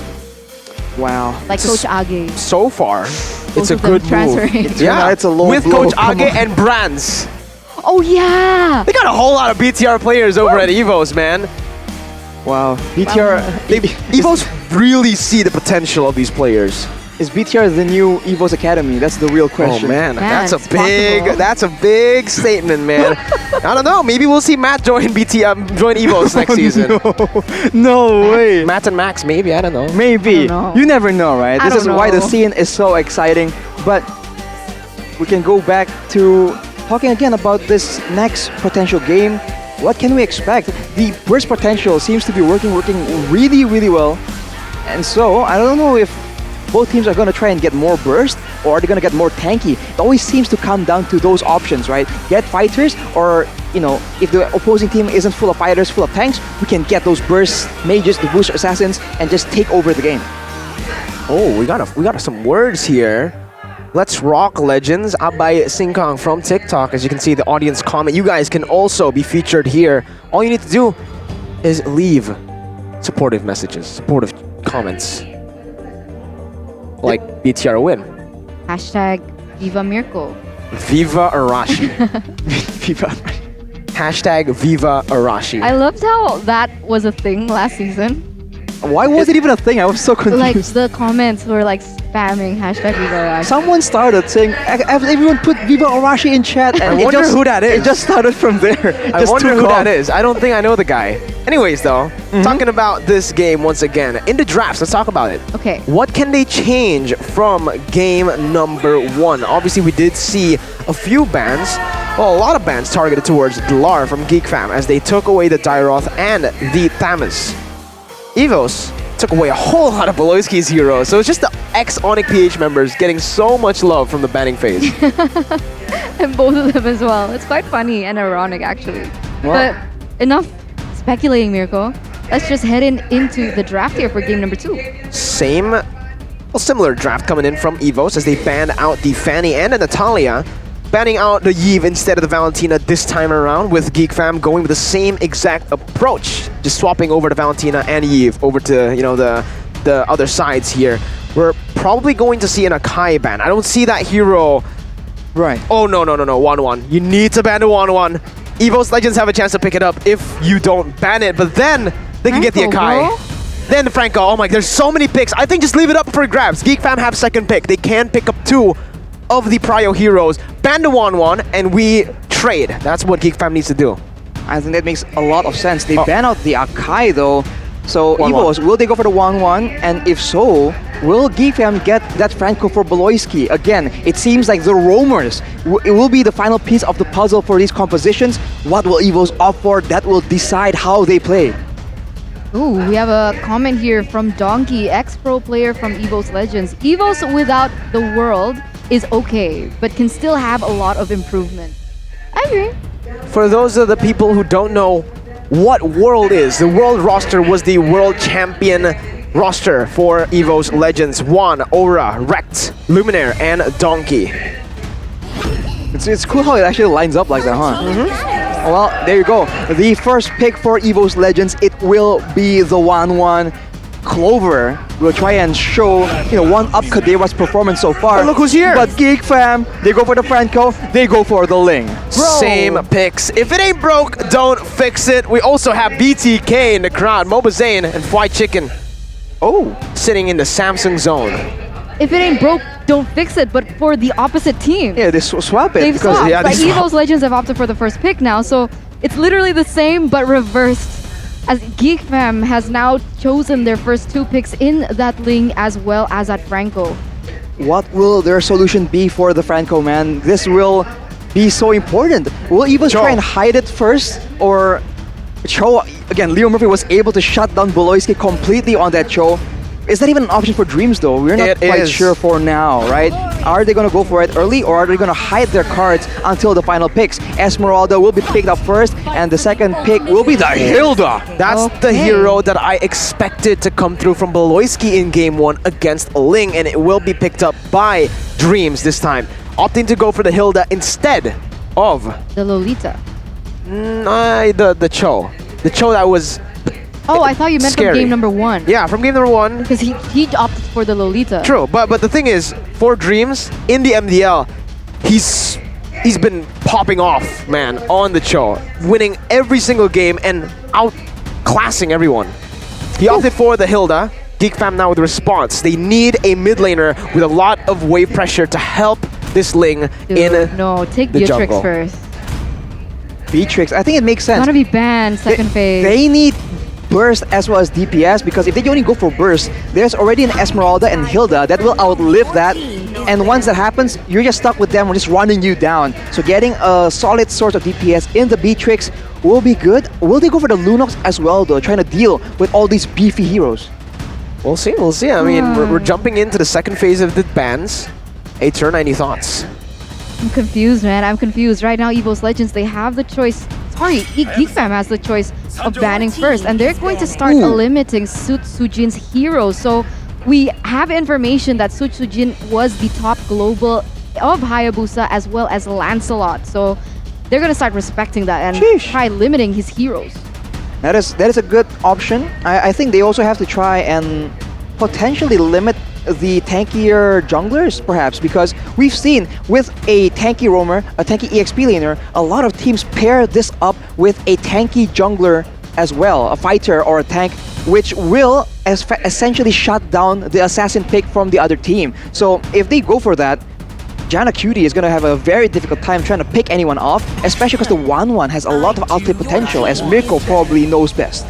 Yeah, and EVOS here, EVOS goes in for the Dairoth ban in the second phase, knowing again they have picked up Esmeralda for Delar. They want to enable him in this lane. Geek Fam though, now with the ban, do they want to go for that Lancelot ban, or perhaps they want to go for the Bauman ban? Knowing that EVOS have a lot of kill pressure with the Hilda, the Bauman seems to fit in this composition. Maybe even the Karina with the mobility to follow up Hilda's damage. Anyone with more sustainability, I feel, could be the key for EVOS Legends right now. But in MPL ID Season 9, 1-1's Clover 4 times picked up 75% win rate. That is also why the 1-1 for Clover has always been respected. For Geek Fam though, their ban is Julian that was played by them in the previous game. And I'm not sure if that's... I guess it makes sense.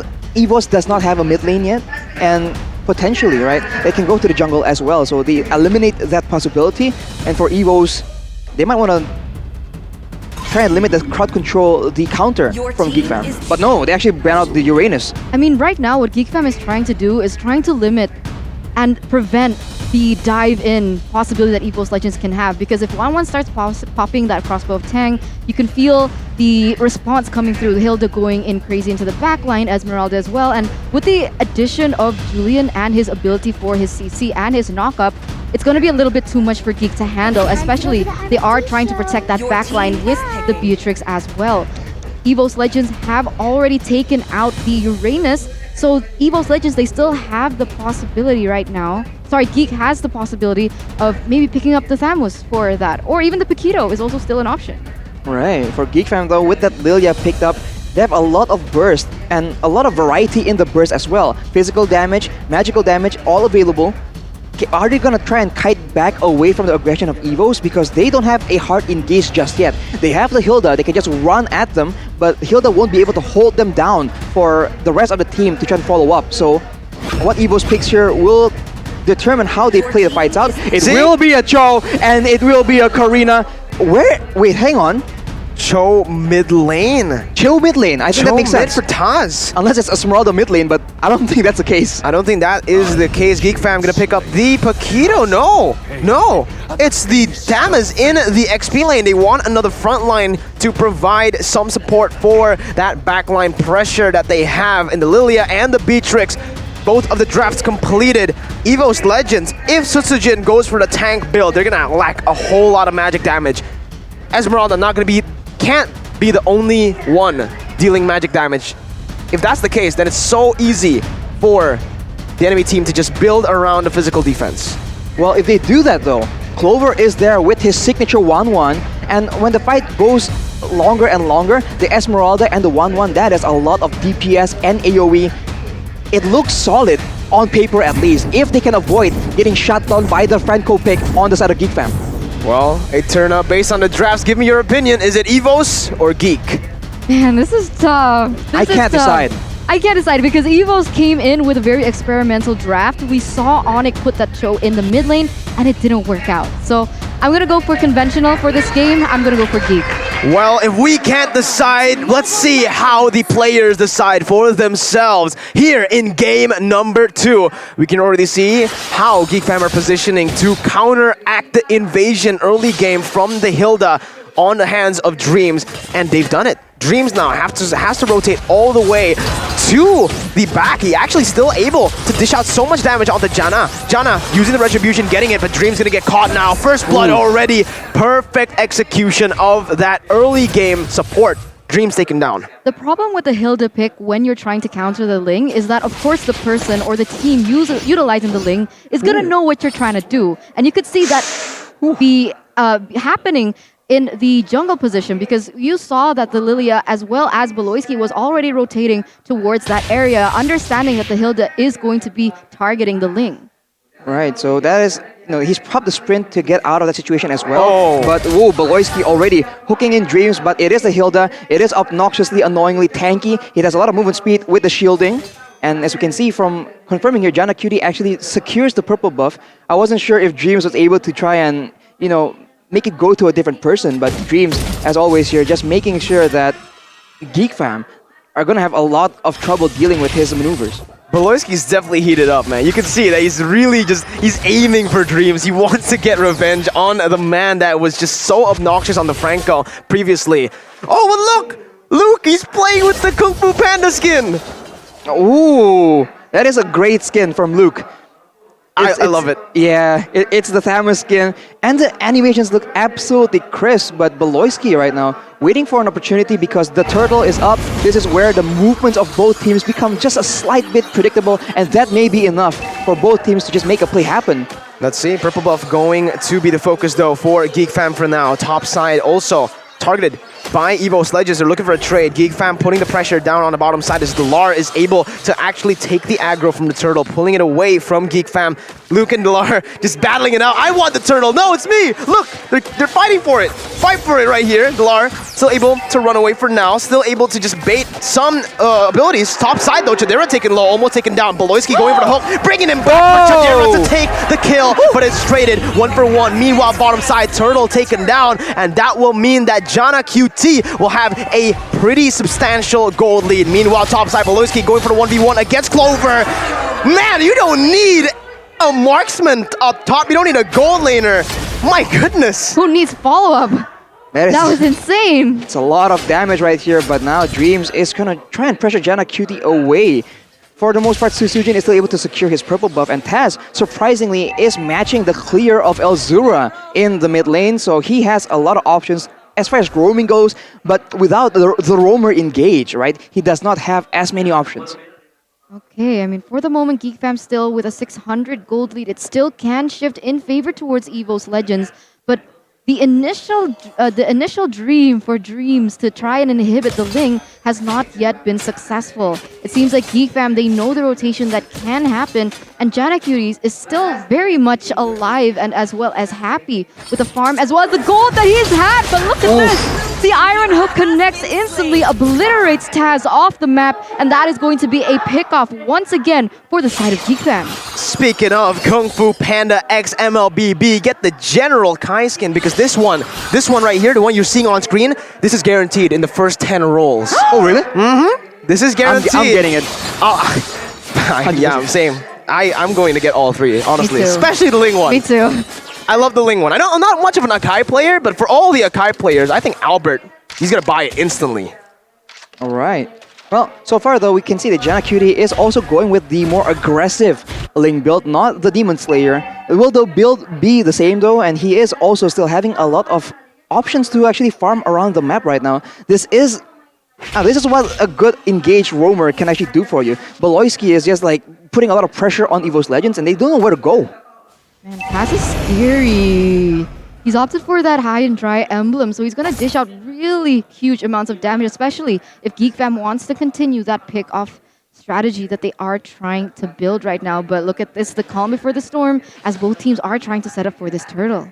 Beloyski has been so lethal in this game. Coming in again and going for the flicker. Taz!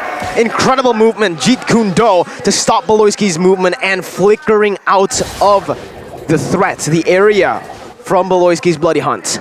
Well, with that flicker used right now, though, he will not be able to actually engage or counter-engage for EVOS Legends. And EVOS Dreams just going in towards the orange buff.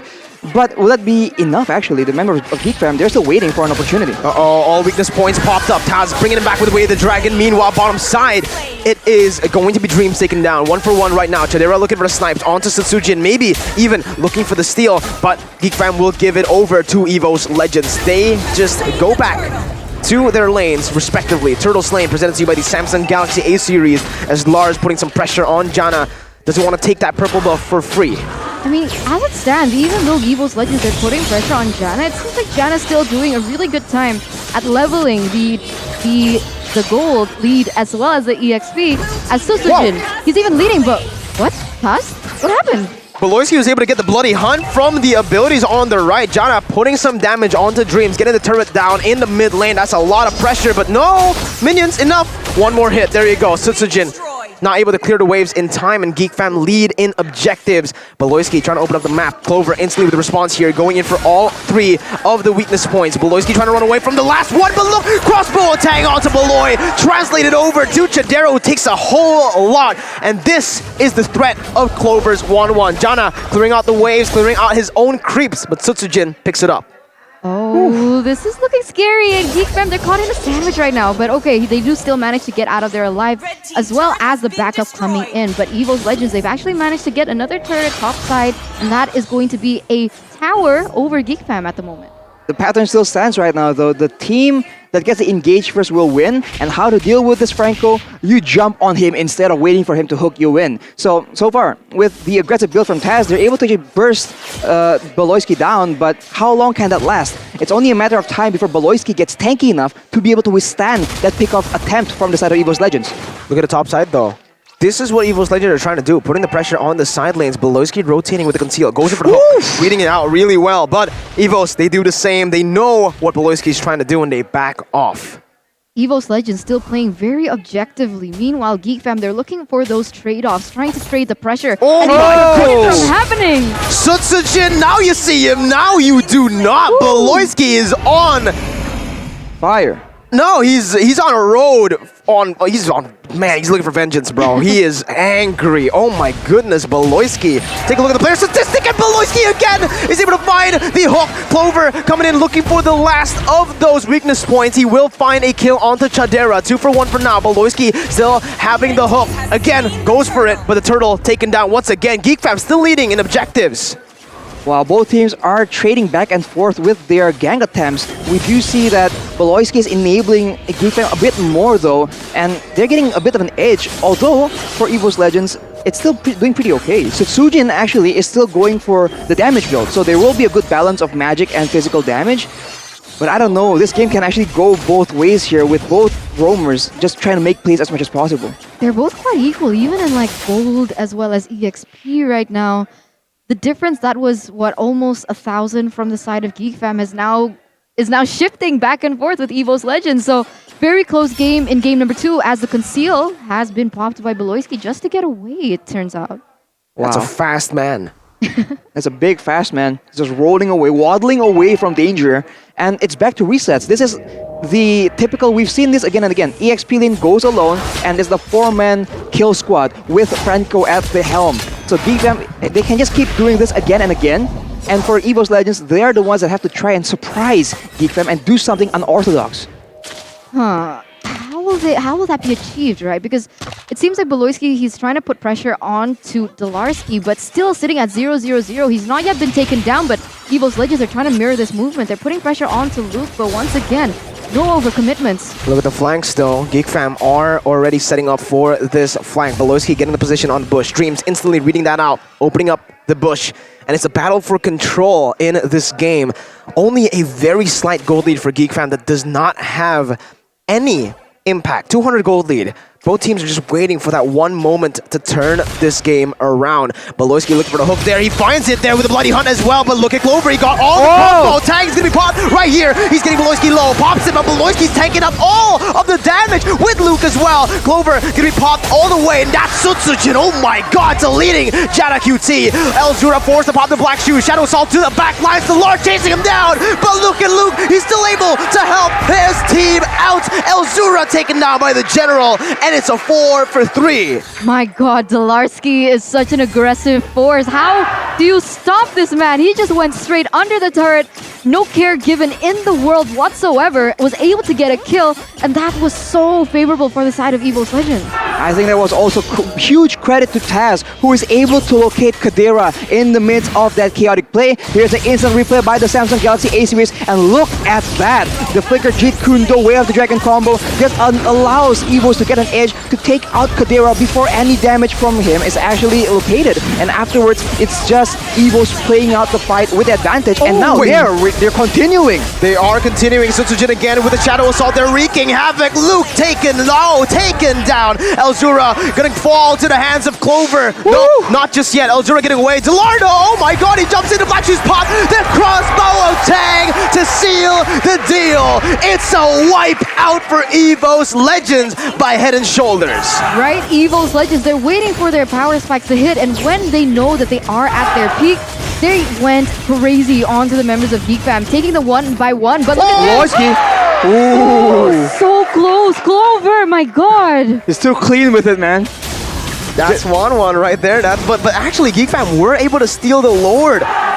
Oh, dude, every single time Beloyski throws a hook, the crowd goes wild. Exactly. It just shows how much impact these hooks have. And honestly, for Geek Fam, they have to try and get the hook on the right person. If they get it on Dalar, if they get it on Dreams, it's just not enough. They need to land it on someone with a bit more substance. Man, I mean, all these team fights could have been so different if EVOS Legends had not eliminated Kadira first. And the last two team fights that they did, it was Kadira to fall first. I mean, now with a 4-4-3 KDA, he's getting completely shut down. Oh my goodness, Beloyski looking for Dreams, bringing him back, Bloody Hunt as well, but that's not the target you want to look for. Taz going to the back lines with the way the Dragon, failing so much damage, solo killing Chadera, and here is the General to come and lock them down. Crossbow attack onto Elzura, translating over to Luke, with the Vengeance still able to survive, but look at Jana QT up top, looking for trades, getting it, and they will be able to trade objectives fairly, even in kills, 2 for 2. Still in favor of Geek Fam now, because 2 for 2 trades, but the fact that Geek Fam was able to sustain and was able to get that objective in that top side. But once again, Beloyski, come on, chill! He knows he has to win nature. Clover, oh my God, forcing Jana to use the Tempest of Blades. Luke looking for the pick again. That's going to be the purple buff hooked in. Clover's going wild. Wow, Clover does not care. You want to catch him, he will catch you instead. I mean, the split push play from Geek Fam is so good right now, but you gotta feel bad for Kadira, man. Looking at the items here, he is relatively okay, but he's not getting allowed to play the game. Taz, with the Heptases, with the BOD, is able to deny him, delete him at the beginning of every single fight. Kadira's behind 2 levels behind Clover. That's how crazy Taz has been, and he's just trading at this rate. But I don't know about that. Beloy, he flickered forward onto the wrong target, I believe. Delar now cutting his movement up with the Falling Star Moon, immobilizing him. Chadera in the back line still trying to kite away with the help of Geek Fam's other members. Meanwhile, topside, Jana still looking for that split push, but now it's Sutsujin who's always sticking with him. that's all I can do, right? At the stage, they can't go for the team fights at the moment because they're kind of behind. At 3,000 gold lead, that's already a hefty amount of items as well for the teams of EVOS Legends. So he is trying to get anything that he can out of it. But meanwhile, even though Kadira is 2 levels behind, he is still doing an immense amount of damage. And oh my god, solo kill, Jana! Boom! Instantly deleted. EVOS Legends will have the pressure enough to take the Lord for free. Geek Fam have no jungler. They cannot look for this. My goodness, what was that damage, my guy? He just popped. There was no time for any counterplay. We saw glimpses of that burst potential early on, but man, when you walk into him, when EVOS gets the area control, before you know it, you're gone. That's crazy. That's exactly what happened. Wow. Has with the endless battle as well now, so a lot more burst damage, but he is alone against 4 people. He'll flicker away to try and escape the situation, but he might be able to. Oh my god, Taz is buying so much time! Unfortunately, he will be popped in the end, but that's all of the resources already. 3 ultimates was used. Dreams now looking for re-engage again. Clover looking for the weakness points. Dreams getting hooked back. This might be a mistake. It is a mistake by EVOS Legends. They overcommitted. They've lost 2 of their frontliners. Clover. Oh, he has a crossbow tag. He has a crossbow tag. Oh my goodness. Geek Fam still managing to get out of range. 2 members already taken down by the side of Geek Fam, and it does seem like Geek Fam is going to be able to defend this one. The hook tries to land, but Star goes in crazy. Oh my god, Clover has the crossbow. He's gonna pop it onto Beloy! Onto Elzura! Forcing the winner truncheon. It's a 1v4 practically. EVOS Legends on the back of Clover. The man that's getting hate. The man that will silence the doubters. Ending it 2-0. Wow. Wow. What? There was only 2 of them, and they were able to get the dub against Geek Fam in a very oh my god, that crossbow of time was so beautiful. I'm kind of dying right now. Wow, man, Clover! I don't know. This is the confidence you expect from the man with experience, dude. He goes in just the 2 of them, Dolarski and Clover, and they just end it. Brute force. You can hate him, you can leave hateful comments, but the man will not stop. The man will carry EVOS, even without the world roster. There's a reason why people have strayed to take the 1-1 away from Clover. There was a reason why he was so known several seasons back on the 1-1, on the Harris, and today, for all of you watching right now, you know why. 2-0. Welcome to the new era for EVOS Legends.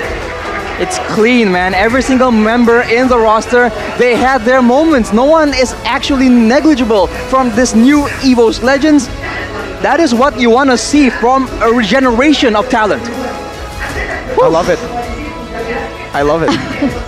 I was wrong. My prediction was for Geek Fam. Woo. And I'm glad I'm wrong. I'm glad we can't predict these games anymore. Yep, I agree. I also thought Geek Fam would have had it in the bag, but once again, the wild card, that is EVOS Legends.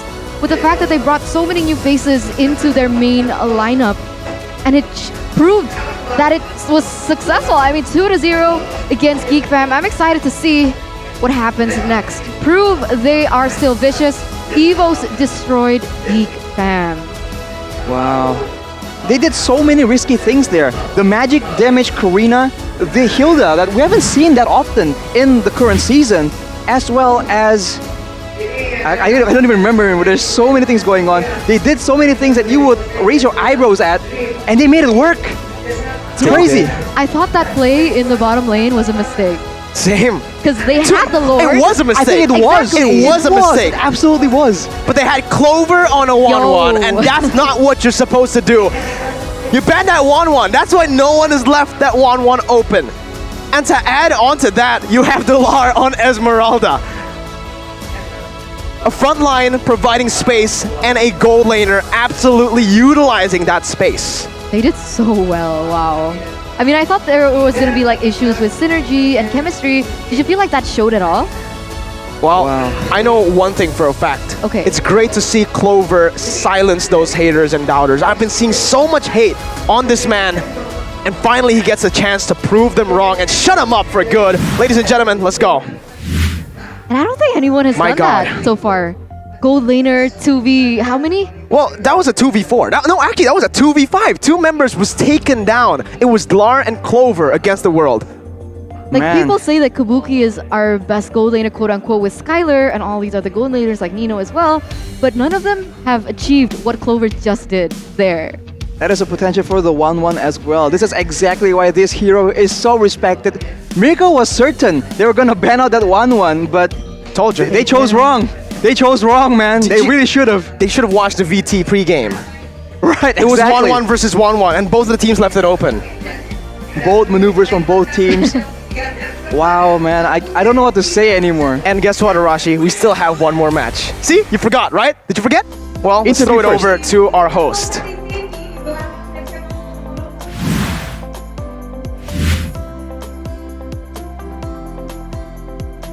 Please introduce yourself and say hi to your fans over here.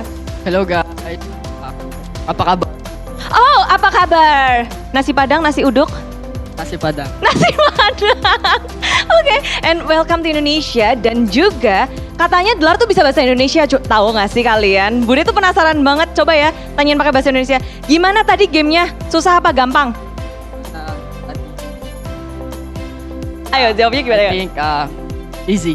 Wow, because it's 2 zeros, right? Kata dia easy. Lumayan mudah ya karena 2-0 dan luar biasa.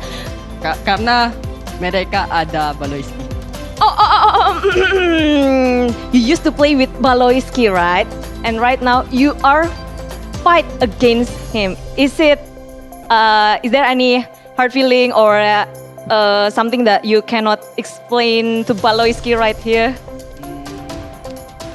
I think he's improved now. He is improved now better than before. Yeah, and I really miss her. I miss Baloiski so much. Oke, katanya dia kangen Baloiski tapi kayaknya ketemunya di Land of Dawn aja ya. Bude Clara maksudnya tanya kayak ada ini nggak sih, ada feeling apa nggak sih? Katanya ya dia akhirnya ketemu, kangen juga dan katanya improve banget. Improve but not yet enough to beat you. Yeah, of course. Okay, nice. But you have 3 member of EVOS Legends, new players. Is it hard to communicate or is it hard to train with new members for this week? I think for me, so because my teammates like what to call this told me like that what I asked Helps them you load. help me like that and I asked them what's the Indonesian language. I see. You're willing to learn Indonesian. And is there any teams that you want to face in Indonesia, MPL Indonesia? Last question. I think ONIC. Yeah. Alright, ONIC fight against ONIC Indonesia. Dan bagaimana katanya dia kepengen banget ngelawan ONIC Indonesia akan seperti apa? Tapi kita akan langsung memperdalam game tadi bersama para caster dan analis. Silahkan. Thank you, Delar. Terima kasih. The general is on a quest to take down all of his ex-teammates. Next on the board, on his list, is ONIC. Man, what a game. We can look at the item builds right now. And honestly, I don't think it does the game justice. That game was really close. It comes down to the minute executions. Sure, Geek Fam, they're behind, but for the most part, it was kind of equal. But those moments, Sutsujin getting the 1v1 onto Jana Cutie, Taz being able to actually delete Kadera and allow him not to be in the game. Look at him, he's one of the weaker members in the whole game right now because of the amount of times he's just been shut down. 6 deaths for a gold laner. That's crazy. Well, Taz and Sutsujin, they deal so much. Look at them. They're ferocious, they're vicious. They go for full damage. Oh my god. Imagine, Arashi, try to put your perspective as a Beatrix player. When you go up against those 2 monsters, what are you supposed to do? You build full tank, that's what you try to do. But we look at the post-game stats, look at it, it's a very even game. But after everything is said and done, the rich guy, the carry, Clover just showed that you do not mess with his 1-1. Put some respect on his name. Put some respect on his name. Haters. Oh, they're crying right now. Haters, sit down. You've been proven wrong. Absolutely. Wow. And now we're going to take a look at the MVP for game number 2, and it is going to be none other than Clover on the 1-1. This is your MVP by the Samsung Galaxy AC. Fun fact as well, this is your MVP, 9-1-6. What a performance, but Delar didn't die a single time throughout the series. I was about to mention, and the only death Clover has, I believe, is on the hands of Baloiski. So what is going on, man? This game is crazy. We will take a look at the MVP highlights here for the man himself, Clover. And all the way since the early game, you can see EVOS is just playing it so well, and Clover with the crossbow of tanks, man. So many times it looks like the play has gone south, but he's able to salvage it from the brink, and this is that crazy play. Credit to Taz as well. This is why I've been saying every single member on the side of EVOS Legends, they have their moments, they have their role to play in the game. Even here, when everything is said and done, Sutsujin was the one that stepped up and did all the damage. Man. And EVOS, when the objective is on the field, they can just force Geek Fam into a fight where they don't get to wait for the hook coming in from Baloiski. And after that, the mobility from Sutsujin, from Clover, it just allows them to play. And here, Taz effectively deletes Kadera solo. And afterwards, the follow-up tries to be attempted by the side of EVOS. And just like that, man. You gotta respect that crossbow of Tang, and this is that insane 2v5 essentially. Although Sisujin is, managing Jedi Cutie in the bottom side, eventually everyone has to try and stop Clover, but he does not care. He just goes in like he owns the base. He does own the base. That is his. He took it too with Galar and Sutsujin. Oh my god, the spacing, just the little things that he does. It's not really like, it's not out of this world. It's very basic things that he's doing. Spacing properly, using his abilities to its utmost potential, but it's all these little things that clump up together to make him such a threat on the 1-1. I'm gonna say it, the best 1-1 in MPL ID. Ooh, I mean, as of right now... One di gua. Warman gak ada ulti ya? Dapat lor. Kita mid. Mid ya. Fokus. Ya. Jangan panik, Dek. Relax. Mati tuh ya, balik. Balai. Boleh hook. Depan dulu. Hati-hati. Beli winning. Dapat Lilia. Nice banget, man. Mereka winning competition. 1-1 ah. Mati nih, Lolita. Oke. SP dulu. Balik dulu. Mati 1-1. Mati juga dia. Rata, oi. Santuy, bro. Oke. Kalah. Tunggu. Uranus got bro. Nice. Betrik. Tenang gua perang gua. Nice. Perang dulu. Gas orangnya menang. Menang tuh. Tinggal ada ulti juga. Menang. Nice. Ambil mid. Ratain. Terus. Hati-hati lilianya. Jatuh mid. Nice piece. Nice banget, Pis. Guard banget ya. Gas Delar. Nice Delar. Nice. Rata, ambil mid. Mid atas. Boleh tuh. Boleh. Nice banget tuh. Nice Delar. Nice banget. Habis. Arthur menang kok. Arthur menang. Dan Winter tuh Lilia. Nice banget. Duo King. Bantai. Halo, brother. Duo King. Datang. All right, now just honestly, I'm super amazed.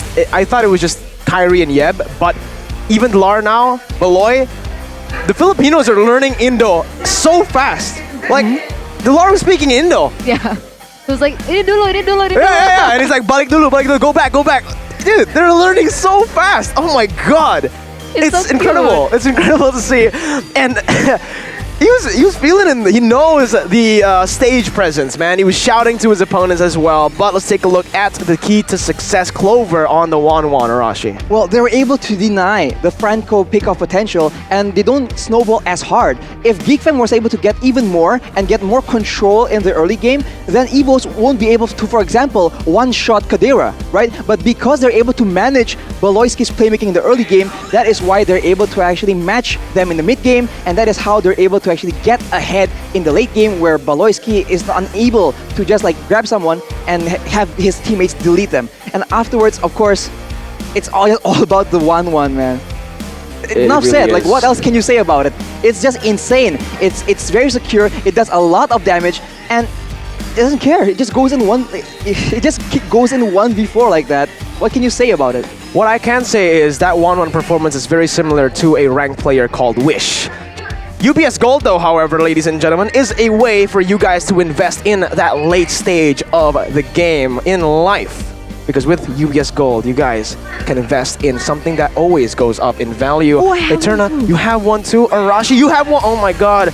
It should have been all mine, but it's fine. You guys can get yourself invest in UBS Gold right now. MPL Season 10 starting from 100,000. Right here, this is the 100,000 one. You get this, but it always rises in value, ladies and gentlemen. You guys can get free MLBB skins on top of that, so there's just so much to get. You are getting something, an investment with value, and you're also getting skins, so that's even more value. So you're just, it's stacking. You're Sicilian when you stack with UBS Gold, and you guys can find every one of the gold over at ubslifestyle.com, UBS Lifestyle e-commerce, and Bleebly UBS Lifestyle. Speaking of UBS Lifestyle, if you have money, you gotta put in the bank as well, you know? You can invest, but you gotta have some savings too. With Livin' by Mandiri, you guys can do exactly that. Download Livin' by Mandiri to get special promos. Keep an eye on MPL ID as well to get the latest information on Livin' by Mandiri users, because the information we have here, the promos, oh man, you're gonna get a lot of good skins if you keep watching MPL ID. Woo. It's so much value. Yeah, that's what And I'm with the doing. money you save, boom, bang, bada bing. Bro, yeah. That the Money, go-to combo. Enough value, said. bro. Value. Value, bro. But guys, match number 2 done and dusted, like a particular caster likes to say. And now we're gonna head in to the next game. The next game, the next match. You know, who's playing in the next match? I don't know. I'm very curious to see their head and their shoulders, because Head and Shoulders provides you guys the best hair care for everyone back at home, all the pro players, even us here on stage. You see this white hair? You think I just get this? You think you just get this? No. Head and Shoulders, #1 in the game. Hi, guys, remember to wash your hair with Head and Shoulders. Wet and itchy dandruff immediately wiped out, just like Clover wiped out Geek Fam. I like that wordplay. Soldiers, Head shoulders. and General Because and Soldiers. there truly are the Shoulders. soldiers helping our Okay, hair care, alright, bro. alright. I love it. Clean. Mirko's game with his words, man. Man, what a performance once again. But again, we still have one more match, and we will get to that in after this break, ladies and gentlemen. We will see you in a bit.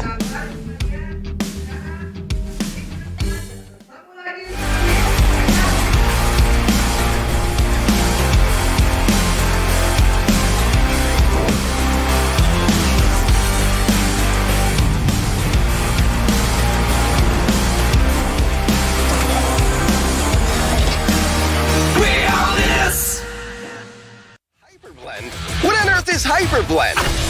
Thrilling as Brawl. Strategic as Magic Chess. Unbridled like Overdrive. And versatile like Creation Camp. Hyperblend, another great game mode from MLBB. 50% skill, 50% luck, 100% fun. Skills and equipment, unlimited strategies. Heroes, skills, combinations are up to you to decide.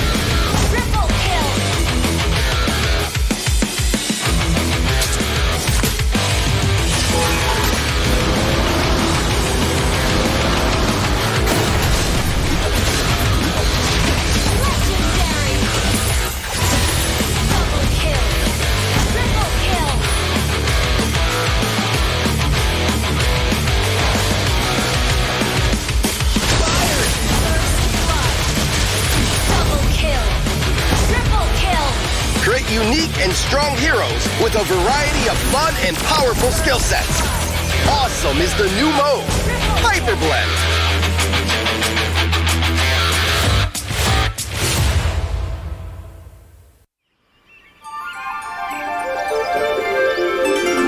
Welcome to Stream Valley, a beautiful village hidden in the mountains of Cadia Riverlands. It is a home as unreal as a living paradise. Life here is simple, but fulfilling. Among the village folks, a panda named Akai is worth mentioning.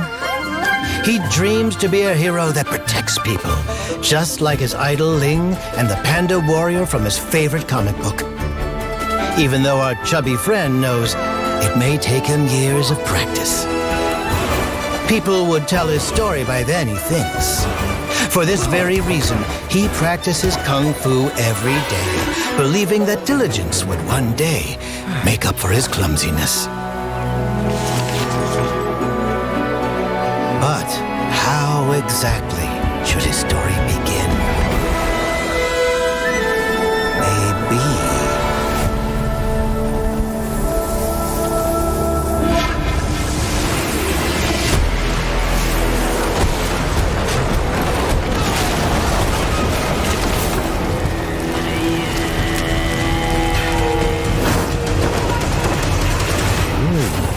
wonder what happened to Ling.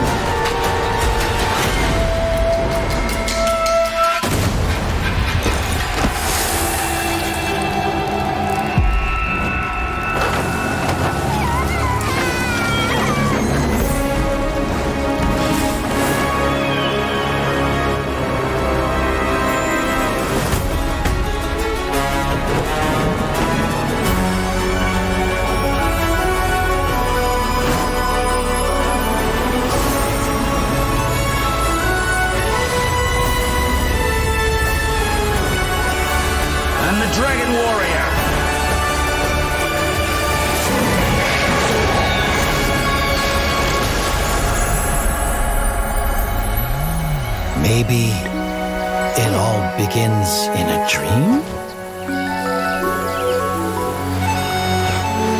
But is it just a dream? Kai knows his story begins now, and it goes like this.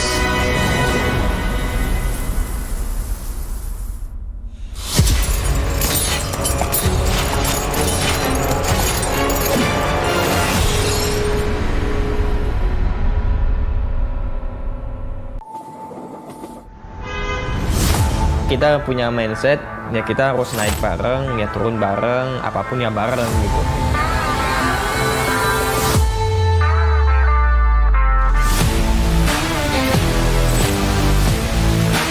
Bisa dibilang sumber rezeki gue ya sampai saat ini.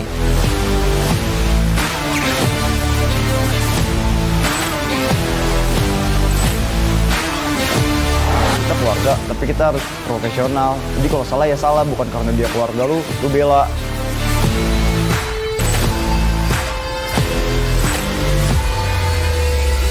Gue tuh bener-bener harus jago, jadi gue semangat belajar terus, main terus.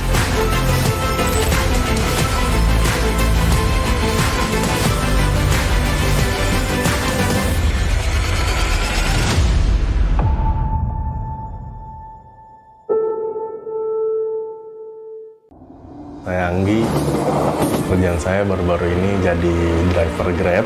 Mas Anggi ya? Terima kasih ya. Terima kasih Mas. Saya super fans dari ONIC Esports.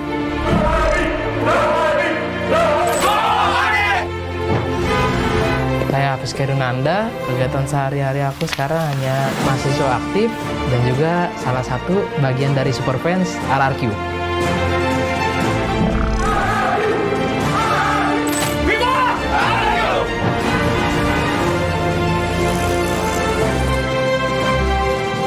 Halo, nama gue Vidio. Gue umur 21 tahun, pekerjaan gue wirausaha, dan gue juga super fansnya EVOS.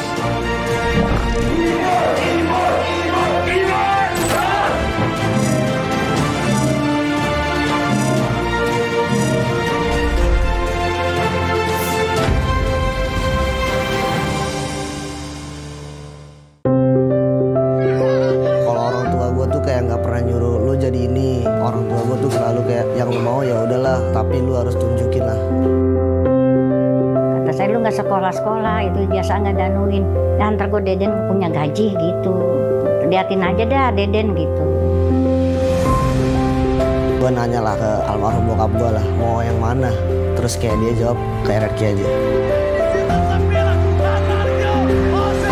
Jadi Matt ada bilang, kenapa pada saat aku bisa main bagus, Max gak ada di tim itu? Kenapa pada saat aku main yang kurang bagus, ada Max di sana, gitu loh.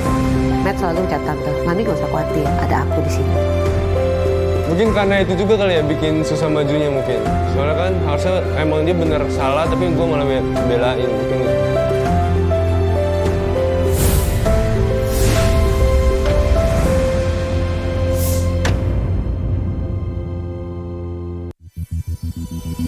I need long-lasting battery life. Why?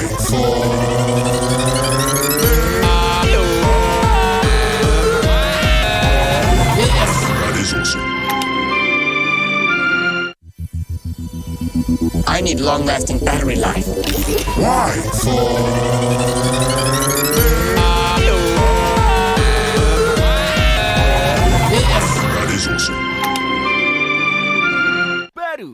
action versus parfum. Yakin parfummu bikin kamu tetap segar saat berkeringat? Coba Axe baru. Kini lawan bau badan dan wangi segar bahkan saat kamu berkeringat. Axe Dual Action baru. Kepada sang legenda, nikmatmu sungguh tiada tara. Berjuang menjaga cita rasa hingga menjadi besti dengan api. Apalagi yang bisa kami lakukan selain menuruti perut yang bergejolak ingin menyantap? Inilah wujud terima kasih kami bersama GrabFood Resto Legendaris. Koparkan pesananmu. Tangan gue kenapa nih? Aduh, gatel banget, gak tahan. Move on ke Head and Shoulders. 100% pede, ketombe basah dan gatal. Wiped out. Gratis ongkir terbarat. Salar aba-aba, aduh gawat. Bila semua belanja di Blibli pasti gratis ongkir dan pasti ori. Belanja yang pasti kuat. Yeah, that's right. Pasti hanya di Blibli. Yeah.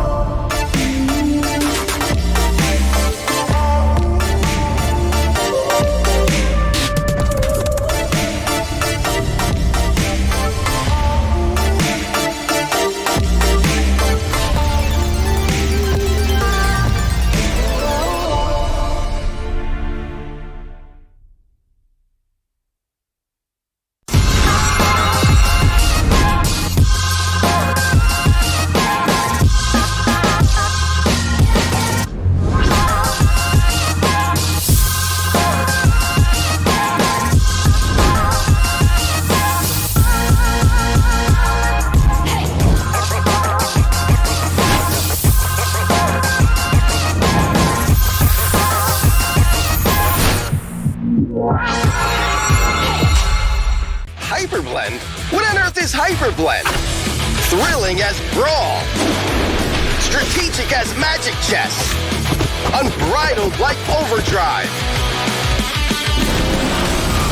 And versatile like Creation Camp. Hyperblend, another great game mode from MLBB. 50% skill, 50% luck, 100% fun. Skills and equipment, unlimited strategies. Heroes, skills, combinations are up to you to decide.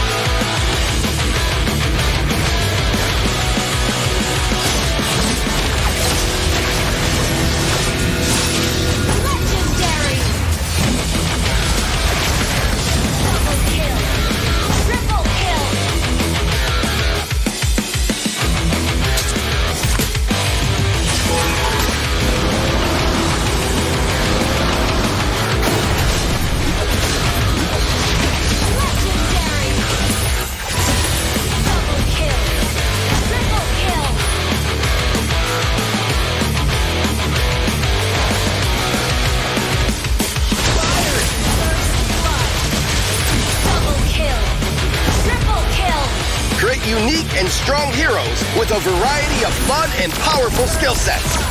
Awesome is the new mode, Hyper Blend.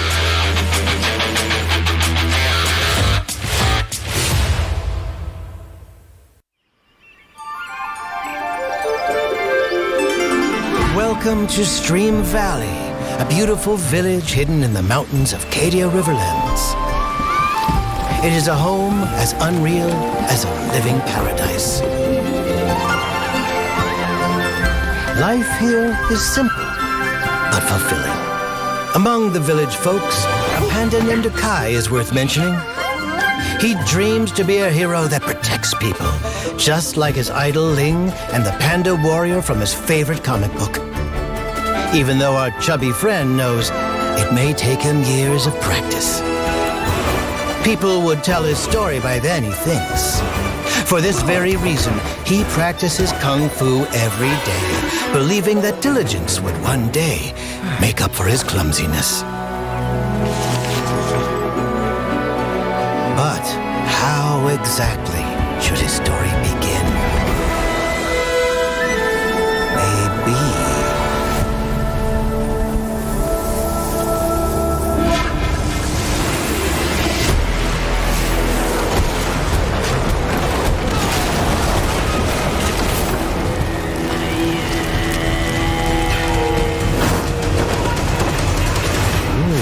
I wonder what happened to Ling.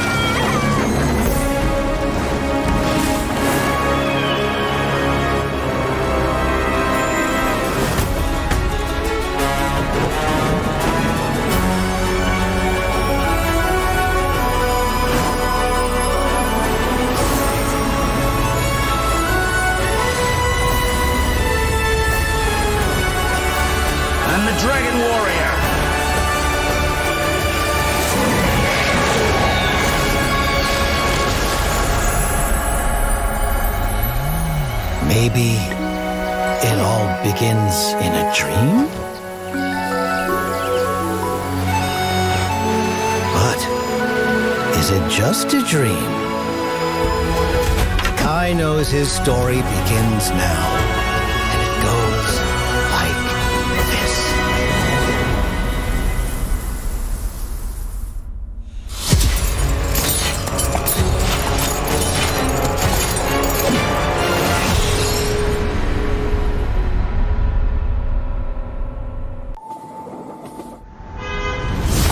Kita punya mindset, ya kita harus naik bareng, ya turun bareng, apapun ya bareng gitu.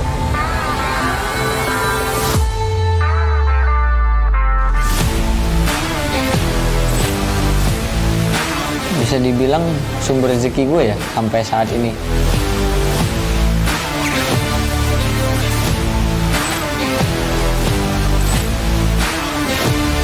Kita keluarga, tapi kita harus profesional. Jadi kalau salah ya salah, bukan karena dia keluarga lu bela.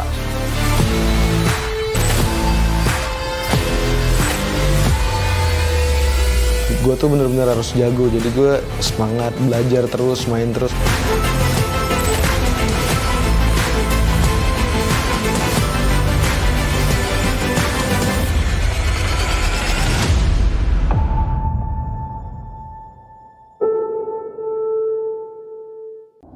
Saya Anggi, kerjaan saya baru-baru ini jadi driver Grab.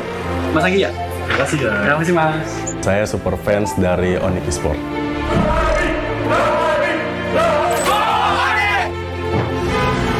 Saya Hafiz Kerunanda, kegiatan sehari-hari aku sekarang hanya mahasiswa aktif dan juga salah satu bagian dari super fans RRQ.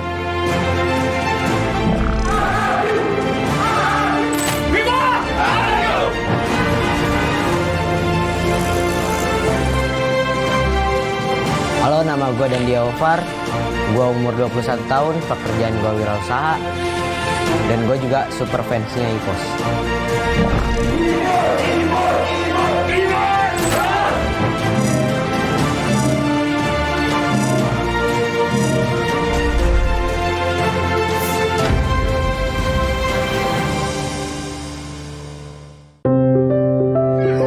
Kalau orang tua gue tuh kayak nggak pernah nyuruh lo jadi ini. Orang tua gue tuh selalu kayak yang lo mau ya udahlah, tapi lo harus tunjukin lah. Kata saya lu nggak sekolah-sekolah, itu biasa nggak danuin. Dan ntar gue Deden punya gaji gitu. Liatin aja dah Deden gitu. Gue nanya lah ke almarhum bokap gue lah, mau yang mana? Terus kayak dia jawab ke RRQ aja. Jadi Matt ada bilang, kenapa pada saat aku bisa main bagus, Max gak ada di tim itu? Kenapa pada saat aku main yang kurang bagus, ada Max di sana gitu loh. Matt selalu chat tante, Mami gak usah khawatir, ada aku di sini. Mungkin karena itu juga kali ya bikin susah majunya mungkin. Soalnya kan harusnya emang dia bener salah tapi gue malah belain mungkin.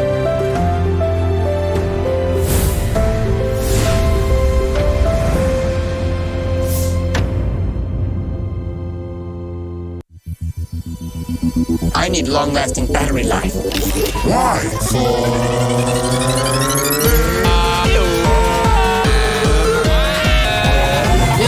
That is awesome. I need long-lasting battery life. Why?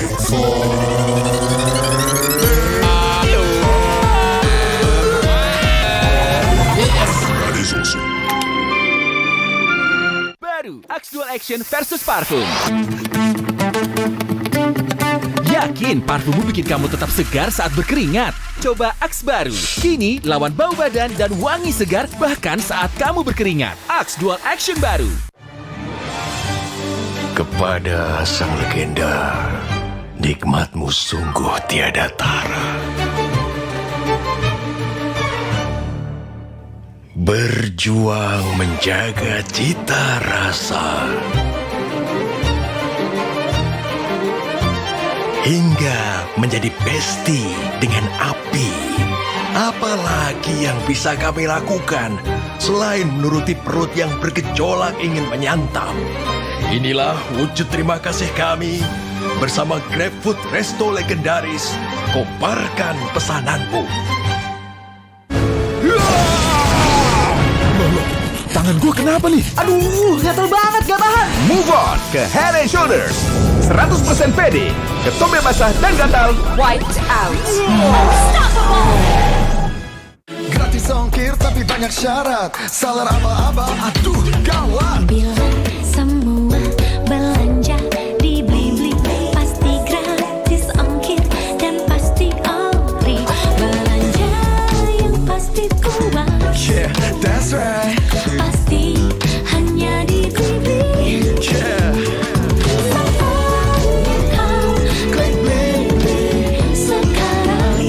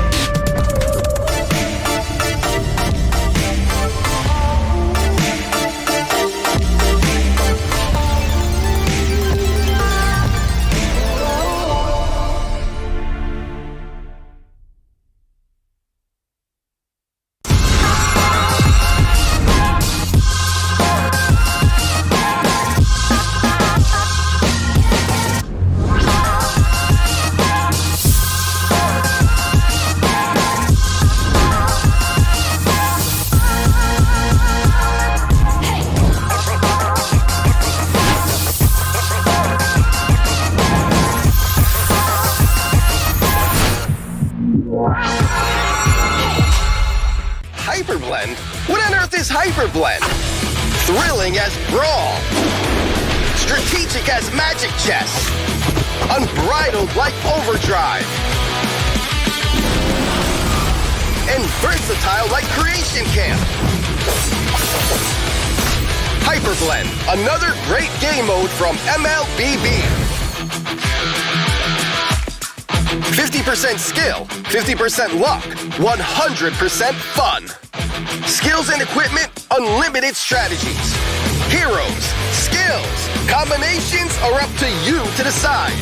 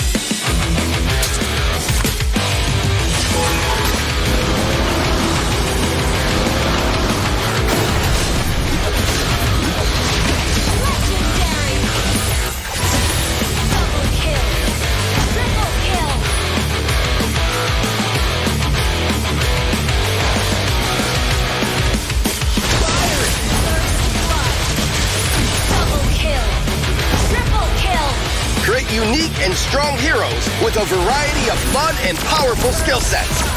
Awesome is the new mode, Hyperblend.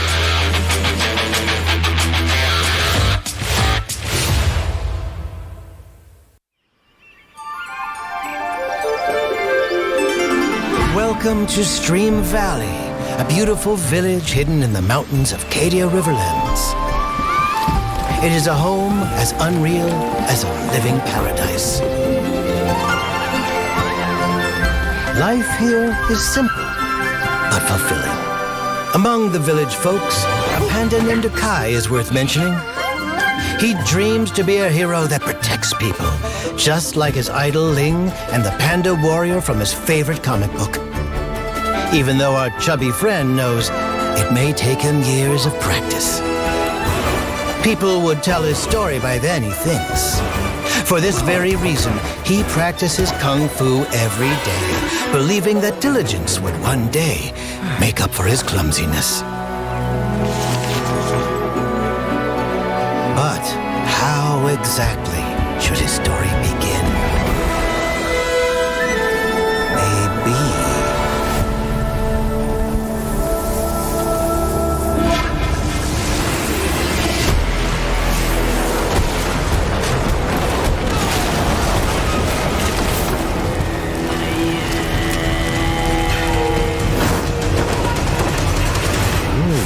I wonder what happened to Ling.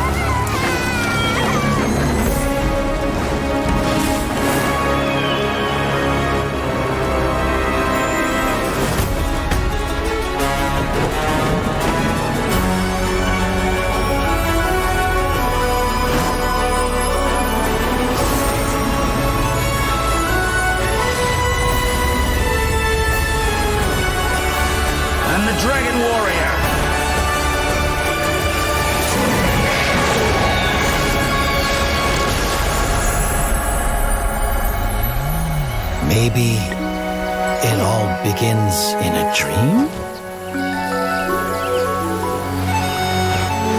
But is it just a dream? Kai knows his story begins now, and it goes like this.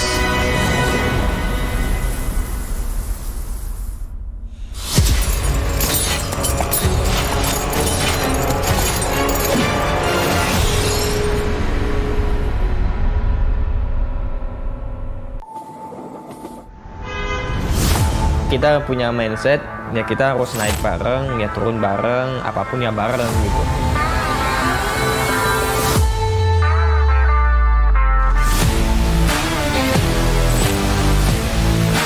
Bisa dibilang sumber rezeki gue ya sampai saat ini.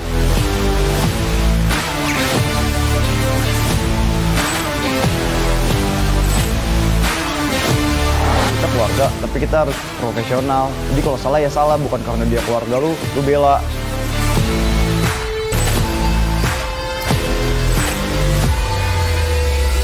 Gue tuh bener-bener harus jago, jadi gue semangat belajar terus, main terus.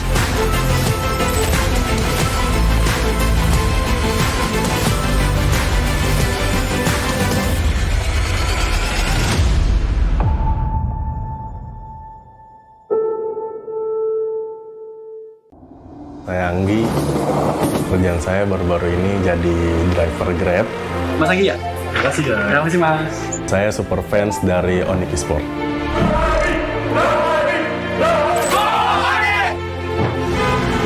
Saya Hafiz Kerunanda, kegiatan sehari-hari aku sekarang hanya mahasiswa aktif dan juga salah satu bagian dari superfans RRQ.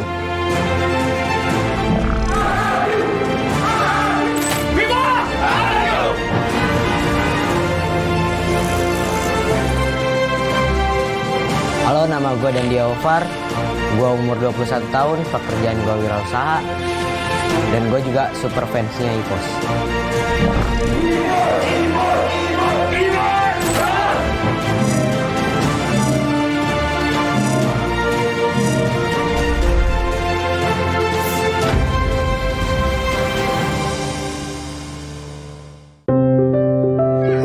Kalau orang tua gue tuh kayak nggak pernah nyuruh lo jadi ini. Orang tua gue tuh selalu kayak yang lo mau ya udahlah, tapi lo harus tunjukin lah. Kata saya, lu nggak sekolah-sekolah, itu biasa nggak danuin. Ya ntar gue Deden punya gaji gitu. Liatin aja dah Deden gitu. Gue nanya lah ke almarhum bokap gue lah, mau yang mana? Terus kayak dia jawab ke RRQ aja. Jadi Matt ada bilang, kenapa pada saat aku bisa main bagus, Max gak ada di tim itu? Kenapa pada saat aku main yang kurang bagus, ada Max di sana gitu? Matt selalu ucap tante, Mami gak usah khawatir, ada aku di sini. Mungkin karena itu juga kali ya bikin susah majunya mungkin. Soalnya kan harusnya emang dia bener salah, tapi gue malah belain mungkin.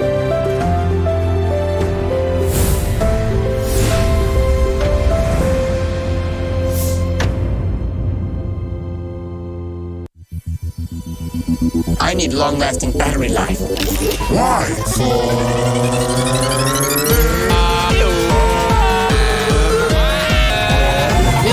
That is awesome.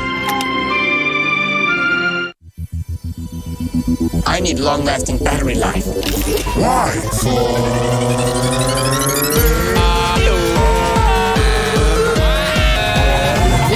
That is awesome. Baru Axe Dual Action versus parfum. Yakin parfummu bikin kamu tetap segar saat berkeringat? Coba Axe baru. Kini lawan bau badan dan wangi segar bahkan saat kamu berkeringat. Axe Dual Action baru. Kepada sang legenda, nikmatmu sungguh tiada tara. Berjuang menjaga cita rasa hingga menjadi besti dengan api. Apalagi yang bisa kami lakukan selain menuruti perut yang bergejolak ingin menyantap? Inilah wujud terima kasih kami bersama GrabFood Resto Legendaris. Koparkan pesananmu. Tangan gue kenapa nih? Aduh, gatel banget, gak tahan. Move on ke Head and Shoulders. 100% pede, ketombe basah dan gatal. Wiped out. Gratis ongkir tapi banyak syarat. Salar aba-aba, aduh gawat. Bila semua belanja di Blibli pasti gratis ongkir dan pasti ori. Belanja yang pasti kuat. Yeah, that's right. Pasti hanya di Blibli. Yeah.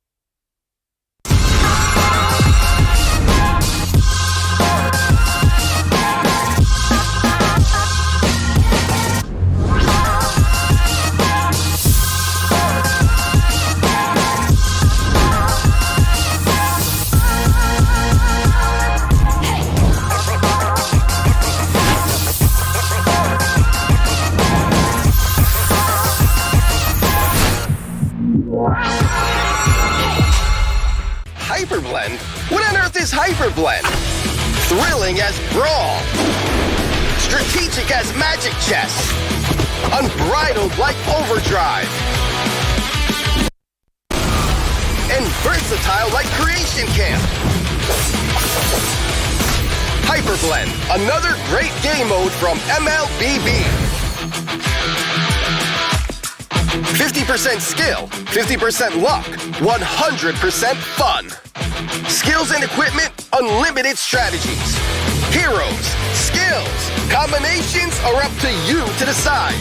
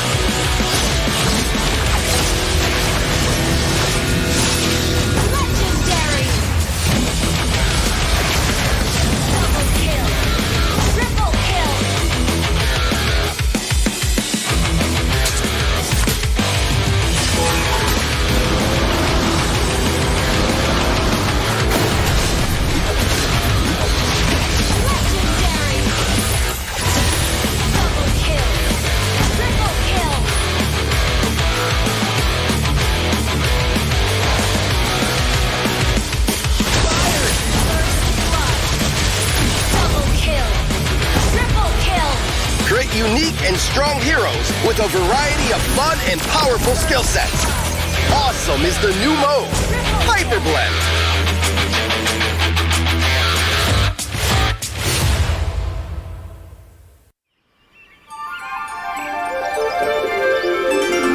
Welcome to Stream Valley, a beautiful village hidden in the mountains of Cadia Riverlands. It is a home as unreal as a living paradise. Life here is simple, but fulfilling. Among the village folks, a panda named Kai is worth mentioning. He dreams to be a hero that protects people, just like his idol Ling and the panda warrior from his favorite comic book. Even though our chubby friend knows it may take him years of practice. People would tell his story by then, he thinks.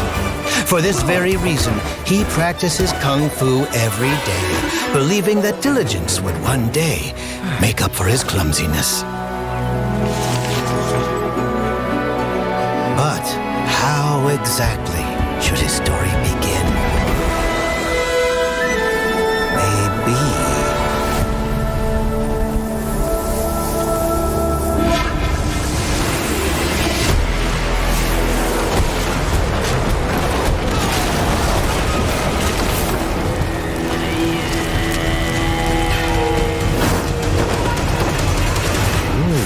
I wonder what happened to Ling.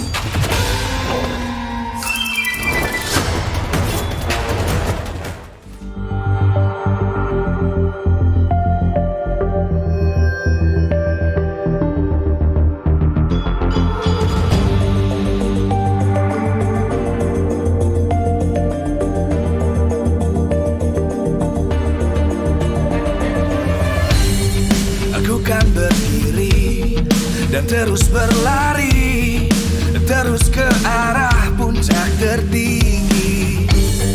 Ku takkan berhenti, hanya sampai di sini. Kemenangan abadi menanti. You know we won't miss if we unite our focus. And if you haven't noticed, we all live. Nyalakan apimu, hadapi semua tantangan, hadang semua serangan, jatuh bukan halangan. Bakar semangatmu, janganlah engkau menyerah. Kita akan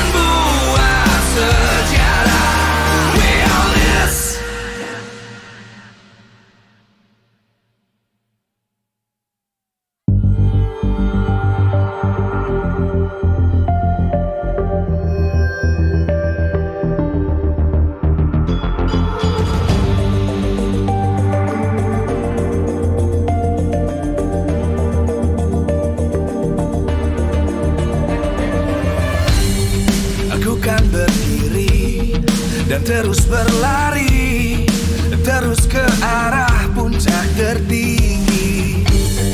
Ku takkan berhenti, hanya sampai di sini. Kemenangan abadi menanti. You know we won't miss if we unite our focus. And if you haven't noticed, we all live. Nyalakan apimu, hadapi semua tantangan, hadang semua serangan, jatuh bukan halangan. Bakar semangatmu, janganlah engkau menyerah. Kita akan buat sejarah. We all this, we won't miss. We all this, we won't miss. Saatnya beraksi, jalani ambisi. Aku kan menyawakan hari ini. You know we won't miss if we unite our focus. And if you haven't noticed, we all live. Nyalakan apimu, hadapi semua tantangan, hadang semua serangan, jatuh bukan halangan. Bakar semangatmu, janganlah engkau menyerah. Kita akan buat sejarah. We all this, we won't miss. We all this, we won't miss. We all this.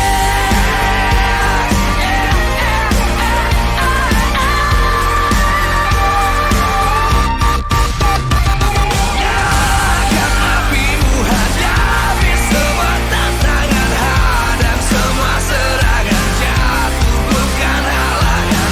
Bakar semangatmu, janganlah engkau menyerah. Kita akan buat sejarah. We all this.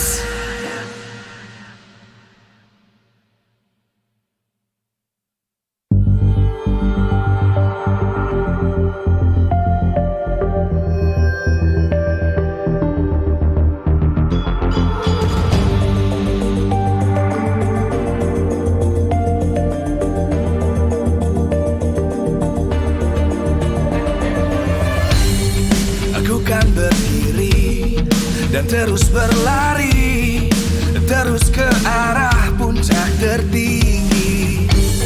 Ku takkan berhenti, hanya sampai di sini.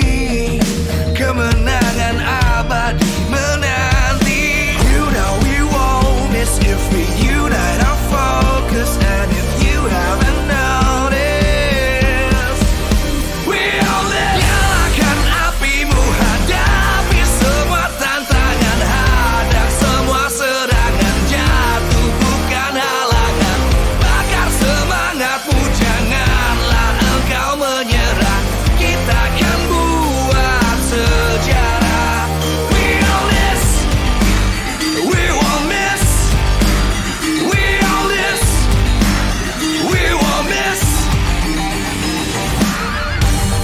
Saatnya beraksi, jalani ambisi.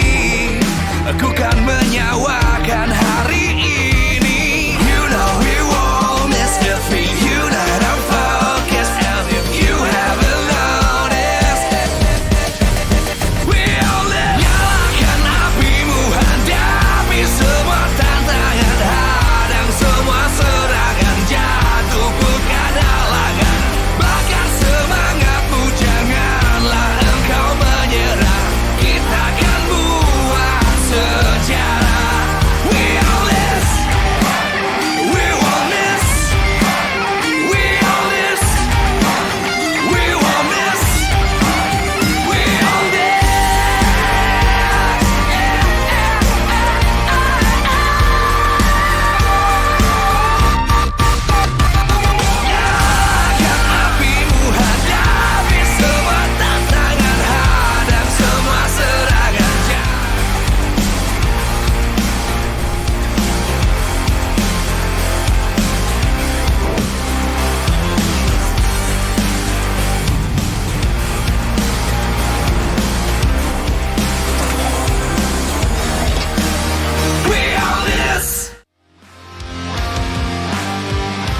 Live from MPL Arena, MPL Season 10 presented by Samsung Galaxy A Series.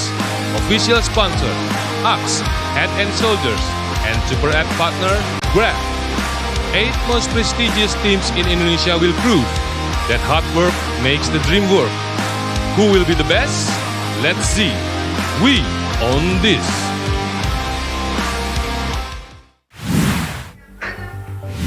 Welcome, ladies and gentlemen, to the third and final match of Week 2, day number 2, ending things off with the Royal Derby.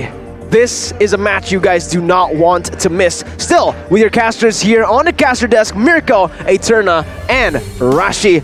Man, oh man, that's a line from Goni, and he's sitting in the crowd on the ONIC side, Eterna. Already supporting Gonic. Gonic. Absolutely.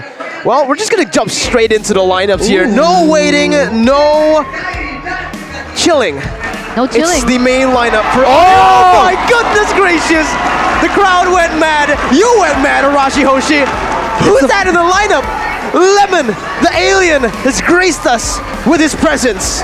My God, it truly is a once in a blue moon that we see Lemon going into the fold here as the main lineup coming against ONIC Esports, but there also is an addition here. It turns out Coach Arcadia is back. Don't act surprised. Oh, Don't act surprised. Let me be the... No, oh, come on. no, Drama. you interviewed the man. You knew he was going to step up on the stage. What's that? Tunnel cam by Head and Shoulders. Ladies and gentlemen, as RRQ Hoshi make their way up on the stage with their main lineup, but Skylar is there. Skylar's there. Lemon's going to be playing in the mid lane. What? Well, on that note, let's talk about the gold lane. RRQ Hoshi with Skylar, the man that has just been phenomenal. The week 1 MVP. Why was he a menace in week number 1? The fact that he's just so on point with all of his skills, when to go in and when to take the time to fall back. Coming in exactly in the right moments. Even in Season 9, his B-tricks, his snipes, are out of this world. He is so consistent in that gold lane, even taking the spot starter, even against Lemon. GPM high 715, KDA ratio here 4.6, especially on his signature heroes, and the average turret damage. This man is a siege monster. If you have turrets, beware, because they are going down. With the average damage dealt as well of 65,000, this man knows exactly what to do. The key word being efficiency. Skylar and his team making their way up on the stage. It's the Kings, RRQ Hoshi. It is MPL ID Season 9 champions as well as runner-ups of MSC 2022, but with a different set of roster here because Clay will not be playing today. It is going to be Lemon in that mid. And how do you think this is going to affect their gameplay? Wow, it's such an X factor right now. We have no idea. Why are all these teams just shifting it up on us? We know this is the season for upsets, but apparently it's also the season of plot twists because Lemon in the mid lane. Will he be as consistent as Clay, or will he be that aggressive playstyle we've come to expect from the man whose reputation precedes him? This is crazy, man. Knowing Lemon, he's gonna go aggressive. I mean, even in that gold lane, we saw him on the Iritel once, the Mia as well, and they were all monsters. If there's anything we can expect from him, it's gonna be aggression. But on the flip side, it is our second runner-ups here of MPL ID Season 9, ONIC Esports. Looking strong with their new jungler and with Sans and Keyboy this time around. Samo and Drian taking their time on the bench this time for the Royal Derby. ONIC Esports with this lineup heading over into the tunnel camp led by CW. CW is going to be the sole target that of course RRQ Hoshi is going to be planning on getting, and I want to see when it comes down to the highlighted players of ONIC Esports, who will that person be? Well, let's see. For RRQ, it was Skylar, and for ONIC, it's the brains behind the mechanical prowess of the team. CW is a very different gold laner. Not a lot do we see a gold laner as a shot caller for a team. But here we are talking about CW, the man that just has such a deep hero pool. Very, very efficient on every single play that he makes. And the thing that makes him special in the goal lane is that his micro is just pro level, but his macro, man, this man could be a coach if he wants to be. With his KDA ratio not as high as Skylar, the thing that you need to be worried about is this, the average turret damage. Oh my goodness. If you have any objectives near you, you're probably going to get taken down. With average damage though, in the team fights being less than Skylar, it's Siege versus team fight. Siege versus an all-out war in the Royal Derby. ONIC Esports make their way on stage. One of our Indonesian representatives in 2 seasons back-to-back here. It is going to be ONIC Esports with a different roster this time around though. At the helms of Kyrie as well as Sans, we expect great things. But you know, when we talk about this Royal Derby between RRQ Hoshi as well as ONIC Esports, we gotta talk about history, right? Because for the past Royal Derbies, 4 times that they have met, ONIC Esports have only won once, and that was against the second lineup of RRQ Hoshi. Wow, I mean, the changes in lineups is so interesting. I wonder if this is the plan all along. Keep Sans and Keyboy to go up against the big boys, where everything matters, where aggression will count for a lot more than just the early game. That might be it, man. We saw again and again the Roamer showdown. I think we're gonna see a repeat of the same kind of scenario because it's been going up against Keyboy. There's gonna be a lot of back and forth. Let's see. This is going to be the big matchup because it's very similar in that roam position in the gold lane as well. For Keyboy, he's the bronze. He's the mechanical genius in the team. But for Vin, he's more of a macro man. He thinks about the big picture and he makes those shot calls happen with his very aggressive pick composition playstyle. I mean, if you go head-to-head like that, it's a little difficult. We can highlight the roamers, we can highlight even the gold laners, but I think the one thing that everyone is highlighting the most has got to be that jungle position. Kyrie going against Albert. The battle of retributions, the battle of macro, and the battle of micro as well. This is going to define, perhaps, who is the best jungler in MPL ID. Not just the best jungler, the best team. They're fighting for that first place position in the standings as well. And Kyrie took off his glasses for this one. Usually we see him with the glasses since week 1, Arashi, but now it's game time.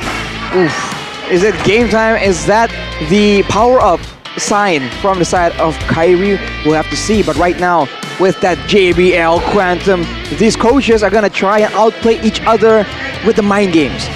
They're going to have to be a billion steps ahead of each other, right? Absolutely. And the thing that enables that to happen is obviously the communication between not just the coaches and the players, but the coaches with their analysts. Because look at their analysts, Skipper and Arcadia for RRQ Hoshi. As Arashi, we're going to take a look at the team head-to-head very, very soon. I think it's time for Eterna to talk a little bit about Arcadia.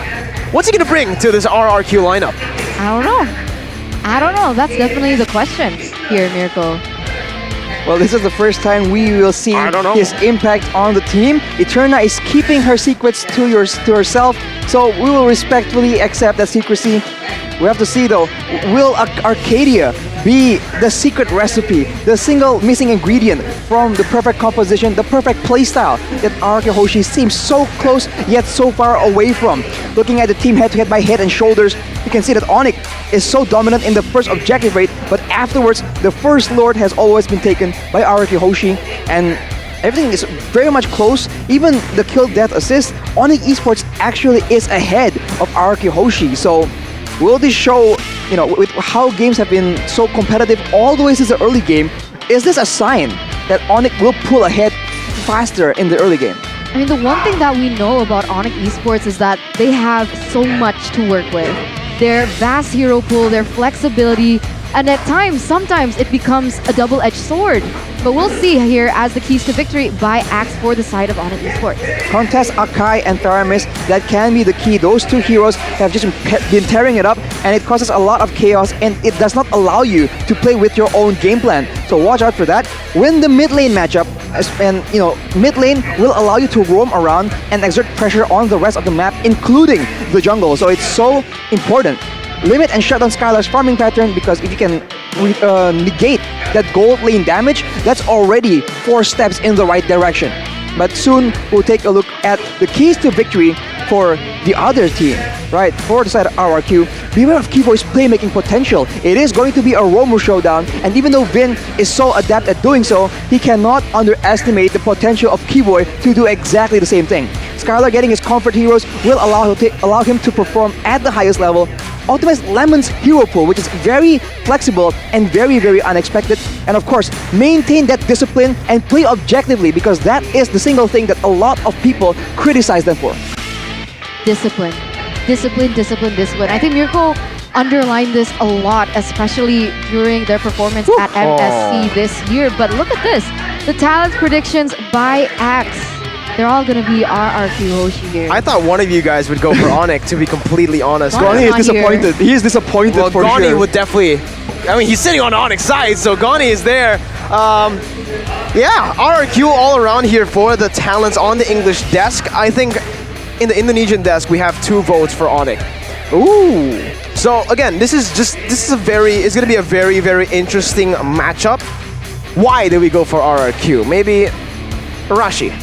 Why did you go for RRQ? Well, I always believed in that their execution is already so good, and they know when to break the rules. They know, for example, how different team comps work with each other, and so they just know when to make an exception and surprise the enemy. And I think that kind of mind game situation is exactly what teams need to just barely edge out the victory when games get so close.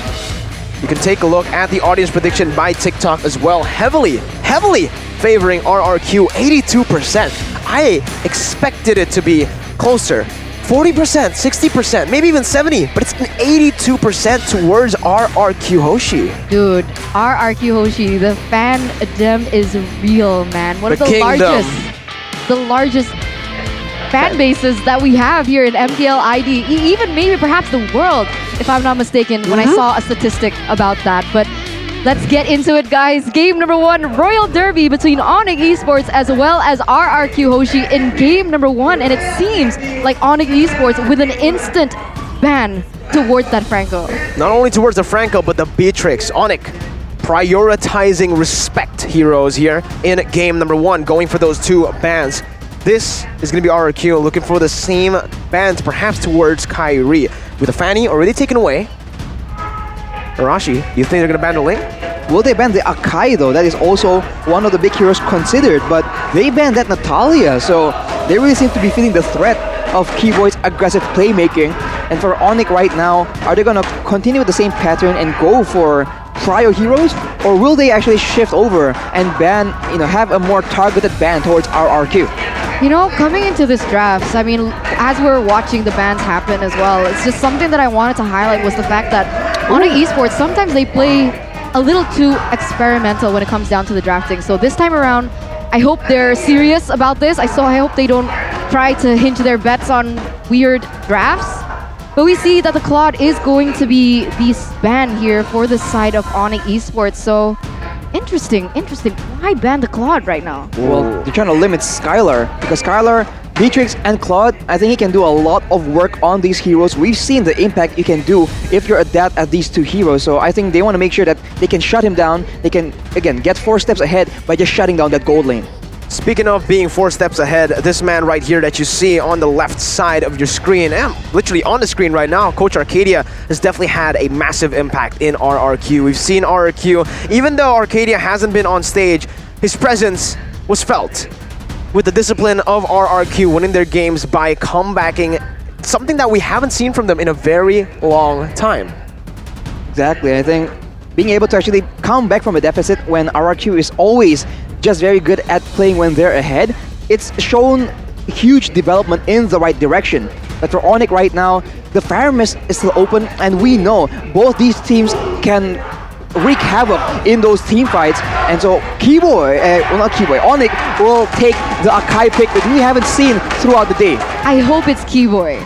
Oh. Honestly. I don't know. I hope it's Kyrie. I don't No, I want to see the battle of assassins here, Mirko. I agree, but as much as I want to see it, it's just not effective to put the Akai as a roamer. He's a vlogger, basically. Level 1 to 3. He doesn't do anything on the map until he hits that level 4. When he has the heavy spin, that's finally when he can actually look for picks. And you get that level 4 very fast when you are a jungler. RRQ, though, with a response, there's a chance for them to pick up a Valentina, a fair miss as well if they just want to shut that way down for ONIC.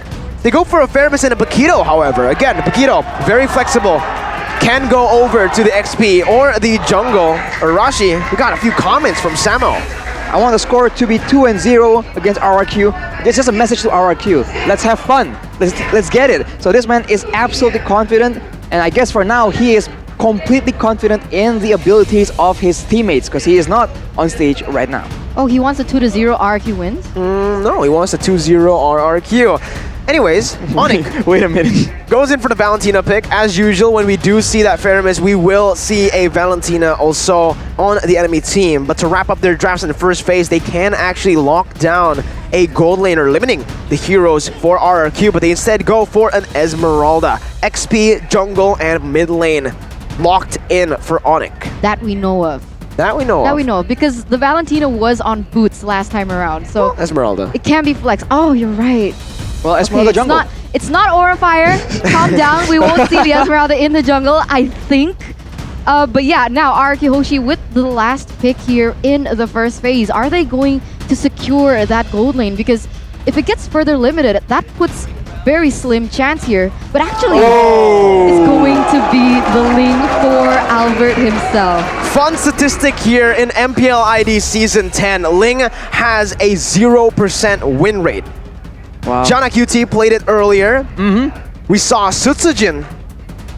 Oh, he got the win. So it was sitting at a 0% before today. Yes. Yeah, today Sutsujin broke that curse. But it's time to look at... Oh, even Kyrie played the Ling, and they lost game number 2 against Aura Fire yesterday, Rashi. It seems like assassins are just too difficult to make work, especially with how dynamic the drafts are. If that Akai is actually in the jungle, that will be yet a similar scenario where the Ling is just going to get bullied and he will have very few targets to try and go on. So RRQ, they must have some kind of plan. I think the next bans will decide it. They ban out that Hilda to ensure that Albert in the jungle will not have too many issues to deal with to deter him from farming efficiently. Yeah, I like that. The Hilda ban, Natalia ban, all these heroes that of course can pressure the Ling, but when we're talking about the Ling, there is still a possibility that ONIC Esports could pick up someone with strong CC. Perhaps like the Cho or even the Cooper is definitely a possibility, especially in the hands of Sans. But now, wait a sec. Okay, so Brody has been banned away. What's left for Skylar? Popol and Koopa? Clint, you're right. Popol, well, Cho, we did see a Cho from Skylar in M3. Man, the options are getting lower and lower for both these teams essentially, unless ONIC is going to surprise us by putting something unexpected in the gold lane instead. RRQ will ban out the Balmon as well, so limiting the again the neutral objective gameplay from ONIC potentially. We have a comment though from Aura Fire's Godiva saying that Indonesia's top 3 roamers are Keyboy, Vin, and Samo. He didn't put himself there. Very humble man, I suppose. But we're going to take a look at the final ban from ONIC. Eterna, we might see another ban targeted towards Skylar. Clint would be a solid ban, as we all know. Popol and Koopa is one of CW's signature picks. But if that happens, what is ONIC Esports going to put in the gold lane? I think it's going to be Clint and Popol right now, with the carry being banned out in the last ban. Yeah, remember though, the Popol and Koopa is CW's signature hero. Exactly. Right. Exactly. So we'll have to see. I think the Moskov maybe can be put to good use, but I'm not sure. There's no real purpose for it just yet. So RRQ is put in a very tough spot. They are very dependent on Skylar making those huge plays, getting ahead and dealing that DPS more so than CW is on ONIC. So is this a smart move from ONIC? 4 marksman bans. That's crazy. I mean, CW has a large hero pool, guys. True, he can play mages, even tanks in that gold lane. We've seen it before. I'm not going to be surprised if he does pick it up for himself. But RRQ, knowing the threat of the Popol and Koopa, they pick it up for themselves in the gold lane.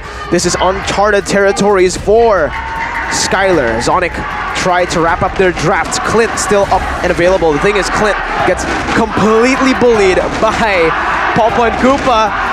Moba Zayn and Flying Chicken, they're having fun in MPL ID. They got the hats, the MPL hats. Yeah, I want one too.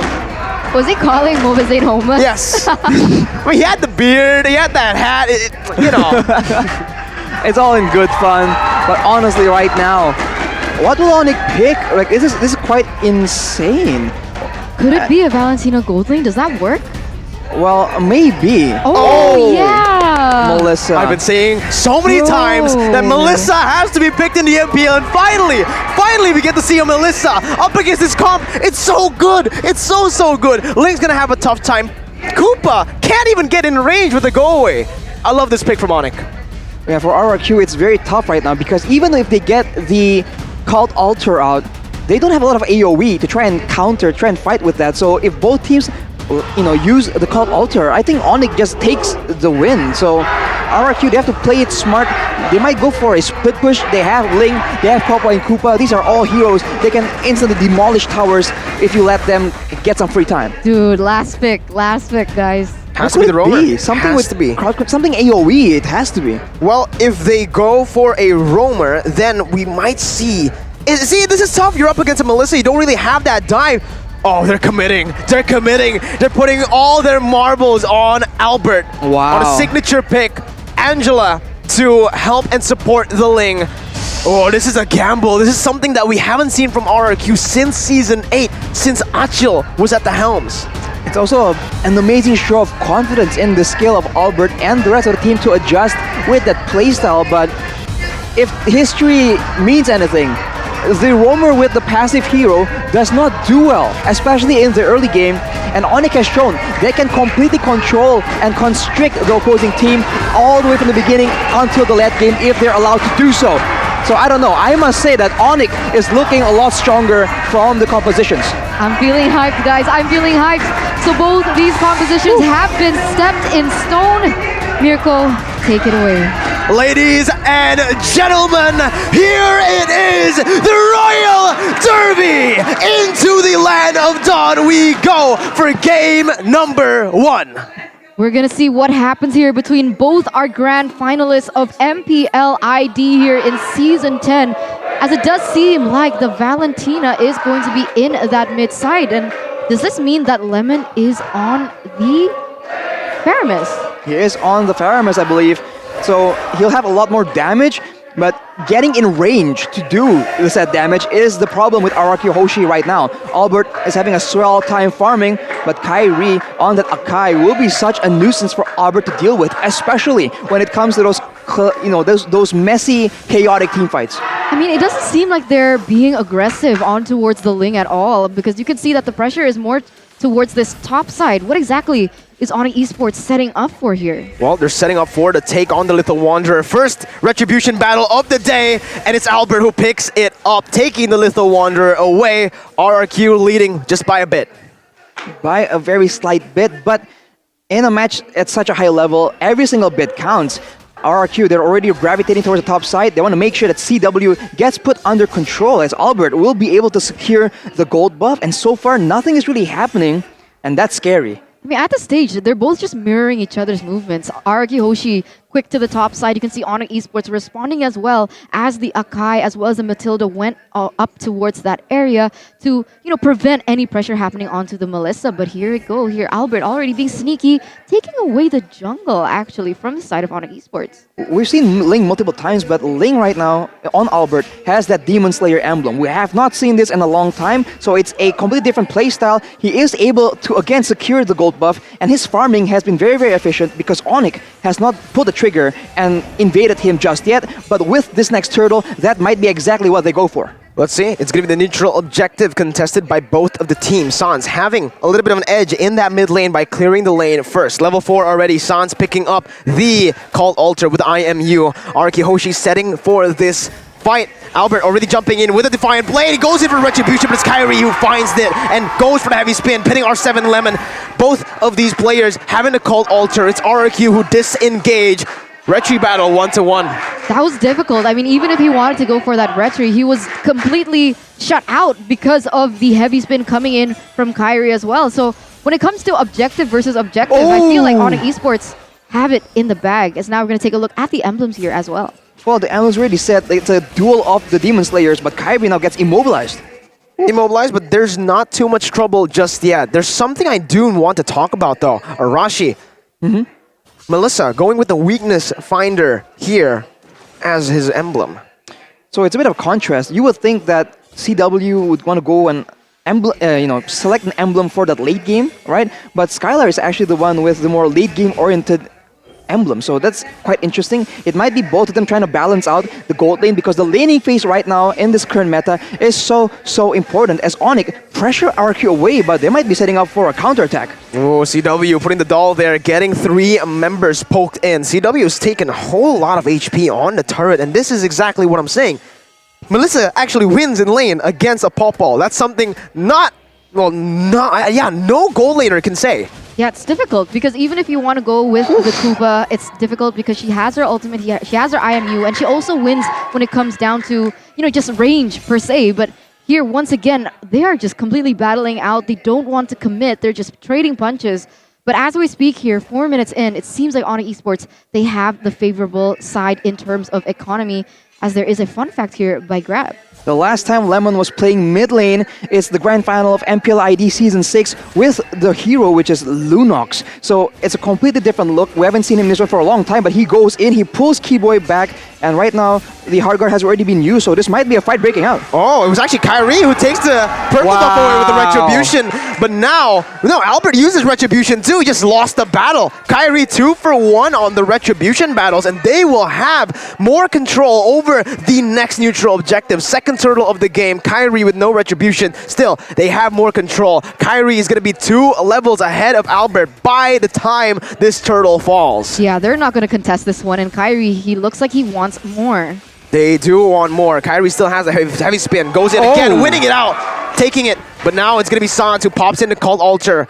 Going to be able to rotate all the way to the top side where Skylar's going to be pinned, and that's the damage coming through from CW to take him down. Sans picking up first blood, and ONIC Esports with a brilliant conversion after the turtle over the top side. That was such perfect timing as well, because Kyrie knew that because Albert lost that Retribution battle, his Retribution would get popped up faster. So he went in and tried to contest that orange buff away from Ling, and it worked perfectly. As soon as he popped the Retribution and was able to steal that orange buff away from Albert, then Albert's Retribution popped up. So just brilliant timing, and they were able to snowball off of that and have pressure in that top lane. Albert is 2 levels below Kyrie right now, so Kyrie is absolutely dominating with the help of his team. This is what we've been talking about. You have a passive roamer, you have a passive early game as well. Albert is doing his best to actually farm around. He is doing it very efficiently, but it's not enough to catch up with the EXP and gold lead that Kyrie has on him. Look at CW again. Sans going for the dive onto Skylar. Has the Cult Ultra. Gonna lose it here, as that's gonna be Skylar getting the shield, bringing back Koopa onto himself. But there's so much pressure on the gold lane. Meanwhile, Albert forced to use the Retribution. Kyrie trying to steal once again. And ONIC, they're building this confidence. Wow, I mean, who is Albert supposed to go for? Later on, it's going to be CW, but with a Matilda, with an Akai, with the Valentina, there's just so much coverage, there's so much crowd control that I don't know if Albert will even have a chance to show off his skills in the late game.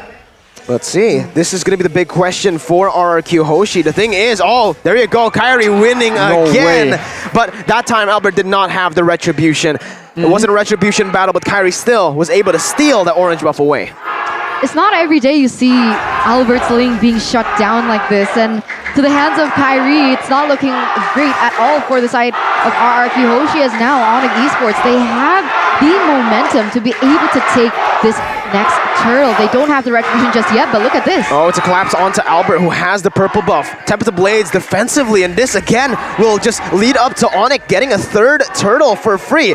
3,000 gold lead. Turtle Slain presented to you by the Samsung Galaxy A-Series. Kyrie gonna get stunned by the Bidem Koopa as Melissa puts down the doll, dishing out the damage and taking the turret. Sans as well, poking them. Bidem Koopa stunning Sans, but there's no follow-up. There's no response from RRQ towards ONIC's proactive movement. the one-sided drafting coming in from RRQ Hoshi has not paid off at all right now, as even Boots is able to put pressure onto Albert here. You would think Hebo was going to jump in there, and honestly, ONIC Esports, they have pressure across the whole map. They went for the turtle earlier. Oh my god, Albert with the time of the blade still able to get away from the circling eagle, but ONIC again in the back. R7 gonna get pinned by Kyrie. A brilliant pickoff, but RRQ still managing to get out. R7 didn't use the flicker. Very good calculation, but look at ONIC. They're building again. This little wins coming in from ONIC, amounting to a 4,000 gold lead, putting pressure all across the map to take turrets. Macro game on point for ONIC Esports. Like earlier, we saw Kyrie go for the turtle, and Albert tried to capitalize and go for the purple buff, but right there are 3 members from ONIC, so they are completely shutting down RRQ Hoshi. They feel no threat at all, because there really is not any setup, so they're never caught off guard. This is difficult, right? The one-dimensional draft, they put all their eggs in one basket on towards the Ling, and the Ling has been the center focus of ONIC Esports. Kyrie, time and time again, denying those buffs away, even pressuring Ling away from his own jungle. It's going to be so difficult. How can they come back from this? Because they're relying so heavily onto the Ling, and they're, I guess, now hinging their bets onto that Popolang Koopa, but is that going to be enough? That's a bit of a gamble, I must say. Albert later on, maybe going for the split push will be enough to try and equalize from RRQ Hoshi. They do have the global gameplay, right? With the flinch poise, with the hard guard as well, but that just seems too idealistic when you're going up against a team that is also solid in the macro department like ONIC Esports. It doesn't feel like RRQ have, anything to work with right now. They built their composition on the fact that Albert, still getting the retribution there against Kyrie, but again, it was baited. That was planned by ONIC Esports. They wanted to use the purple buff to bait out the retribution so that they can go to the Lord, and you can see again the forced errors from ONIC. So brilliant. The macro plays coming in again strong against RRQ, who are currently getting outclassed. 5,000 gold lead. That's going to be the Lord taken for free. No contest whatsoever. Not even a retribution popped. Yes, yet. As Lemon, he's going to be forced to back away. There's nothing that they can do. Albert in his own jungle. I don't think he can do anything here. Kyrie jumps over the knockoff, and Albert forced to back up. No hard guard pop just yet. R7 behind of Boots by 2 levels. And RRQ are faltering. Yeah, he goes ahead and gets that gold buff as well. And meanwhile, across the map, Melissa's also able to get her gold buff. So, man, Ling is just being asphyxiated as of the stage. How far behind is he? As now we're going to take a little look into the damage dealt here by Axe, and it turns out Sans has been dealing the most damage, and that's by a long shot. That's Valentina. You don't notice it, but it adds up. Sans has been very aggressively just poking at the members of RRQ Hoshi. The highest damage dealt from their team is actually Lemon on that Faramis. That is not a good look at all. With the Lord on the way to the bot side, with the waves being controlled perfectly by ONIC Esports, this is looking absolutely grim. Pushing into mid lane, having CW on this Melissa provides so much siege. Look, RRQ, they're forced to get zoned away, and here in the 10th minute, that's already the base turret passive taken out. They're moving towards the bottom side. Lord here marching down still on to the base. ONIC still looking for the siege, and they will be able to chunk that bottom side base turret low. RRQ Hoshi looking for the defense once again. ONIC with Kyrie in the back. It's going to be Lemon forcing a lot on engage here to happen, but Kyrie goes over to disengage with a heavy spin. Albert unable to do anything. Pops in the top of the blades, goes in for the blades, was not able to dish out enough damage. Lemon falls in the back. R7 does not find CW. Oh my god, the clutch dash to get out of the jab, and it's a 1-0 for ONIC Esports. ONIC Esports now sitting at a comfortable lead, 10,000 gold to their name, and once again, RRQ Hoshi, they don't have an answer to the aggression coming in from ONIC Esports. Boots comes in with a falling star moon, gonna get chunked, but again, it's ONIC using this as just a distraction to pick up objectives on the map. They're losing turrets left and right. Base turret, final one, taken down up top by CW and Sans, and it's so good from ONIC. Discipline, 11,000 gold lead. They get all the turrets and they fall back. They don't force anything. Wow, what are they supposed to do right now? R7 has some damage. He has the Bloodlust Axe and the Dominance Ice, and Skylar has the BOD and the Windtalker, but it really isn't enough at all. We saw that there was a clutch engage from the side of Lemon with that flicker, but even then, Cult Altar gets stolen, Kyrie activates a heavy spin, and just like that, the fight is over. They can just go back to sieging, go back to controlling the macro play, wait for the next Lord, and then aim to end the game without even winning a fight. And my god, looking at the items, in addition to that, we saw the damage dealt by Axe. Sans was #1 on Holy Crystal. the charts, but that was before he took the Holy Crystal. So he's just now obtained that, and can you just imagine how much damage output is going to come out from this guy? Oh, I can. I've been on the receiving end of a lot of good Valentino players, and I know how much damage he does. Sans, with Keyboy, they're able to zone every single one of the RRQ members, and that's the Lord Slain, presented to you again by the Samsung Galaxy A series. 13,000 gold lead in 13 minutes. Wow. Absolute class from ONIC Esports. 1k gold difference per minute, essentially. And for ONIC Esports, they don't even have to build a lot of penetration because there's no real full tank on the side of RRQ Hoshi. And look at that damage coming in from CW. I thought he activated the Inspire. That was just normal auto attacks. Yeah. What? That's broken. I think he had the Scarlet Phantom, right, Arashi, if I'm not mistaken? So that's the attack speed coming in. Once again, CW doesn't use the Inspire just yet. That's going to be the Cold Ultra from both of the teams, but Lemon, his Cold Ultra has fallen. R7 going to get pinned by Kyrie, and CW melts everybody in place. Albert with attempt to play it again, trying to look for the kills. He finds one, but it's only Lemon who gets it. Keyboy survives. Vin trying to run him down. He doesn't even get it. ONIC Esports, they don't go for the base. They're still looking for the kills right now, but finally they put their sights on to the base. Another kill coming in for ONIC. They're going to dismantle RRQ. 1-0, complete domination. Complete slaughter, complete domination, complete slaughter, completely one-sided. That definitely was the name of the game. ONIC Esports, they threw everything in towards that game. The macro was so on point, and it was so difficult to see because, you know, Ling, Albert's Ling has been one of the most iconic things that we've seen here in MPL ID Season 9 and even up until Season 10. And the fact that he was almost 4 levels behind Kyrie with the Akai was just so unbelievable to see. Man, what even? We thought this was going to be an exciting, a very intense and close game. But ONIC in game number 1, they just seem like a different level. 1k gold difference per minute against RRQ. This is a team that is also on top right now. This is crazy. Have they broken RRQ's strategy? Decoded them, perhaps? Banning 4 gold laners against Skylar. That's a possibility, man. And the Franco was also banned away, so all these heroes that won RRQ Hoshi, the games beforehand have been taken away. And remember, it's not Clay in the mid lane as well, so it's very difficult. I want to see like what's going on right now. It is still game number 1. It's still early to tell. I mean, from the patterns that we've seen yesterday as well as today, usually it takes a few games for them to start adjusting to one another. And if RRQ Hoshi can win game number 2 and push this to a 3-game series, then we can expect that game 3 to just be insane. Oof, for sure.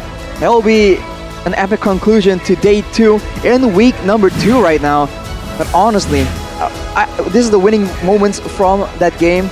I think we're going to see a variety of expressions, but it really was one-sided, man. I think ONIC side will have a lot more joyous expressions.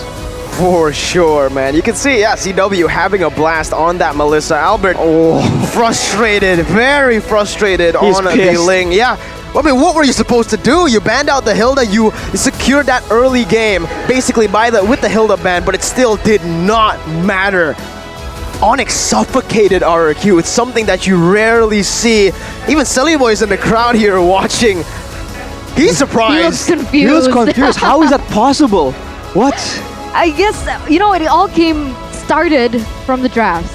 I feel like ONIC Esports put RRQ Hoshi in a position where Skylar was forced on the Popple and Koopa, and they knew exactly how to counter that in lane. They used the Melissa, and it just snowballed from there. I mean, in game, you start to see these 2-step, 3-step ahead type of plays coming in from ONIC Esports, and it was just so difficult.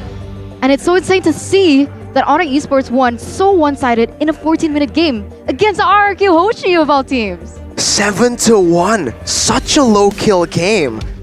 And Sans has 5 kills, 0 deaths. He is the only one, I believe, with a full inventory.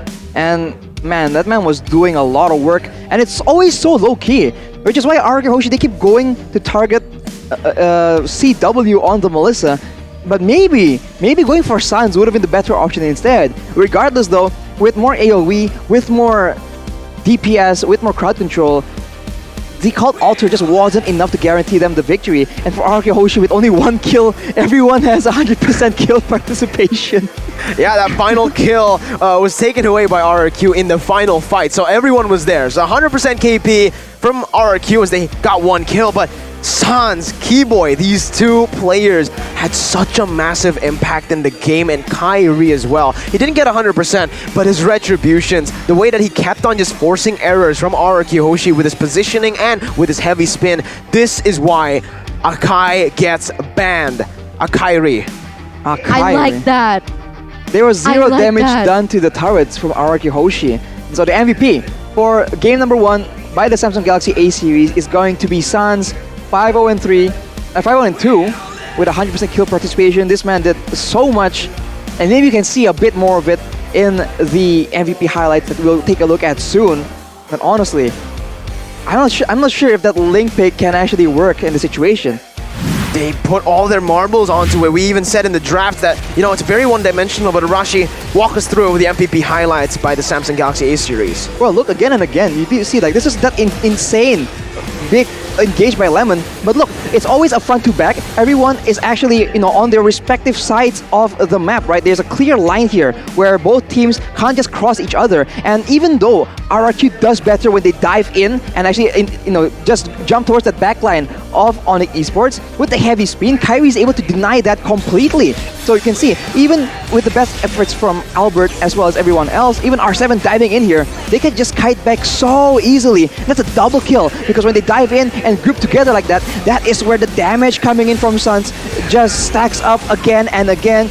And towards the end, they weren't even rushing for the end. They went for the kills instead, trying to send a message, trying to show that, alright RRQ, you had your turn, it is our time right now. Feels bad, man. You can see R7 over and over trying to go into the backline, looking for the flanks that he usually does onto CW, but it just never works out. Wow. We said it earlier, the Ling needs to be picked at a very specific situation against a very specific team comp. Akai is not it. It's absolutely not it at all. Yeah, I agree with you. You know, they picked up the Ling.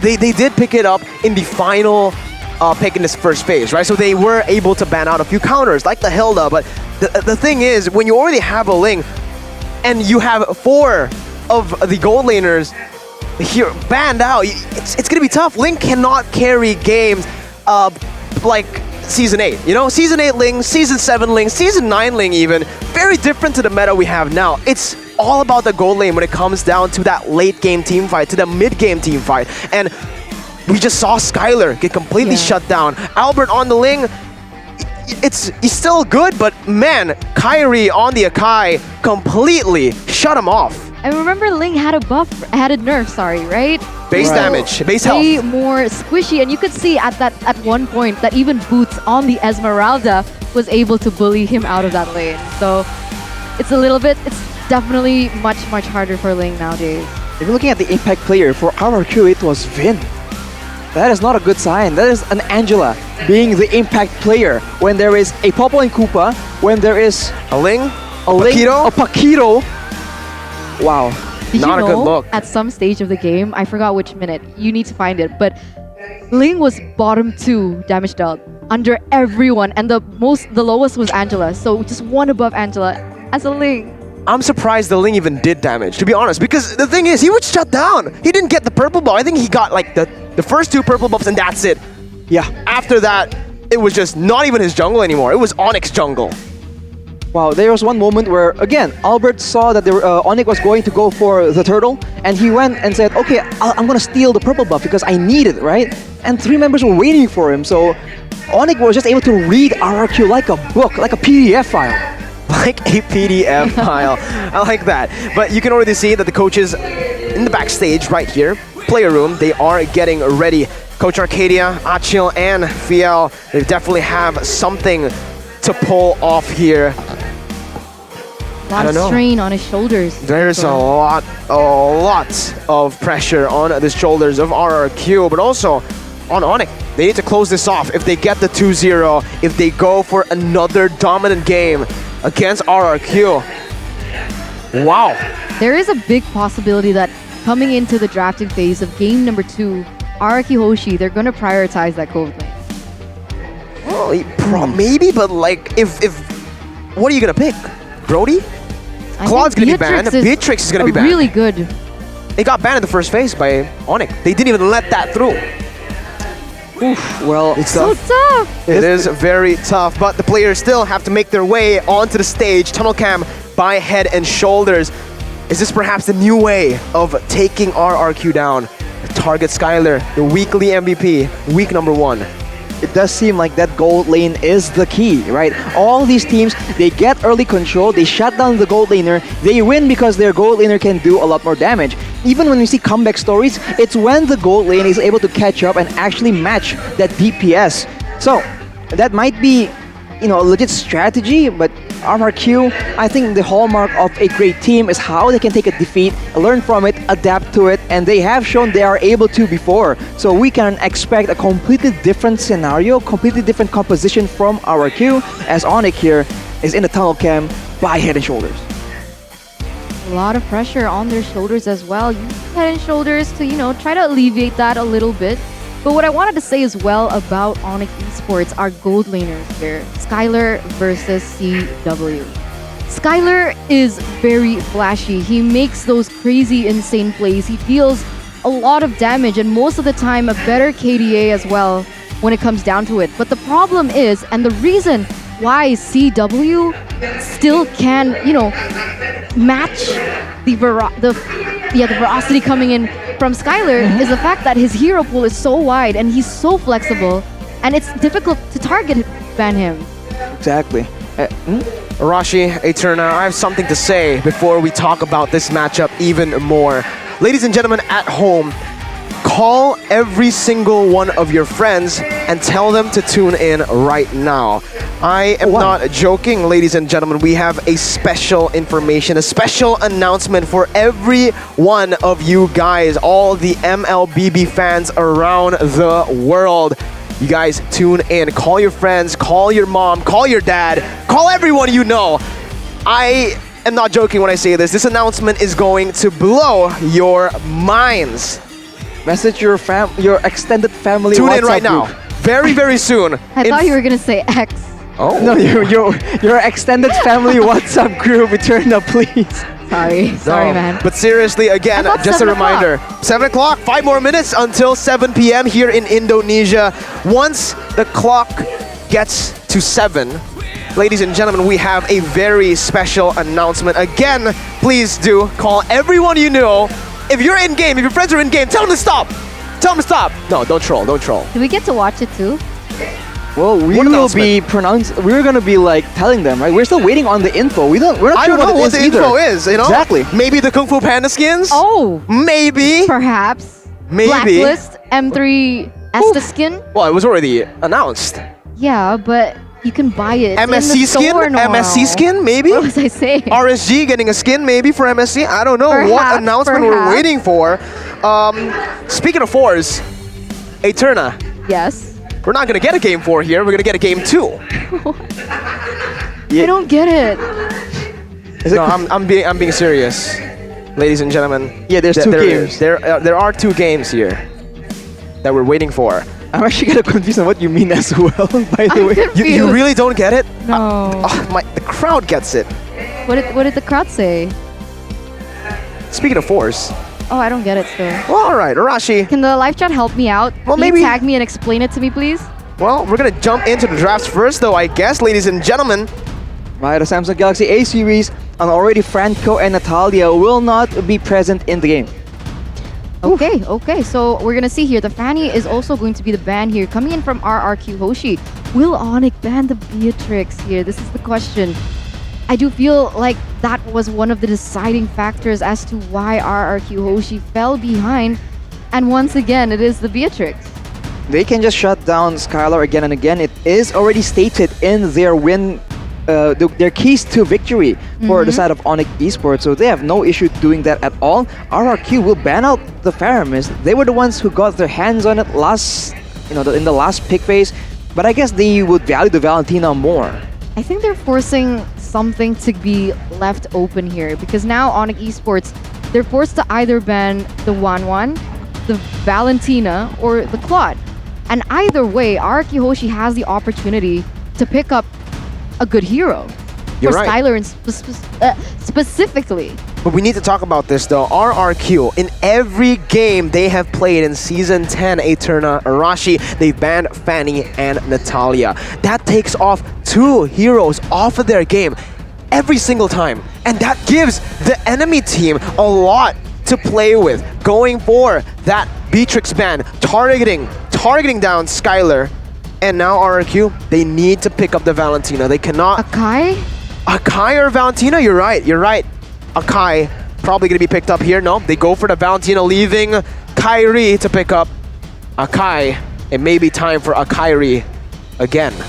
Wow, along with that though, what will they pick to supplement that pick?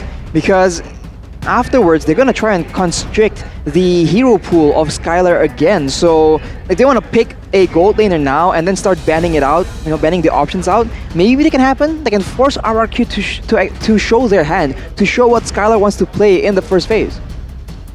They can just go for the Claude, honestly, right now. They go for the Claude, they go for the Akai. Those are 2 signature picks taken away from RRQ Hoshi. 2 picks, Eterna. Any predictions here? They might just go for the Paquito and the Akai. That's also a possibility. Everything's still up in the air, and you're right. It is going to be the Paquito here for the side of ONIC, as well as the Akai. Oh. Now things are getting interesting because the 1-1 is available.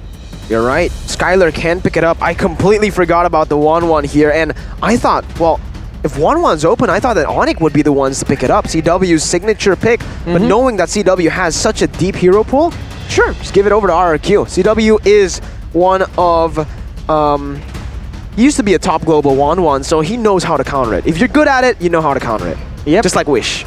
Just like Wish. And honestly, speaking of compositions, right? A Paquito and an Akai, if you play a 1-1 against these 2 heroes, that is a lot of easy kiting. So Assassins don't win against the Akai, against these fighters, but Marksmen, especially ones that can kite backwards, absolutely do. They go for the 1-1 and the Phobias as well. So any kind of mobile hero will be countered. There you go. Phobias picked up.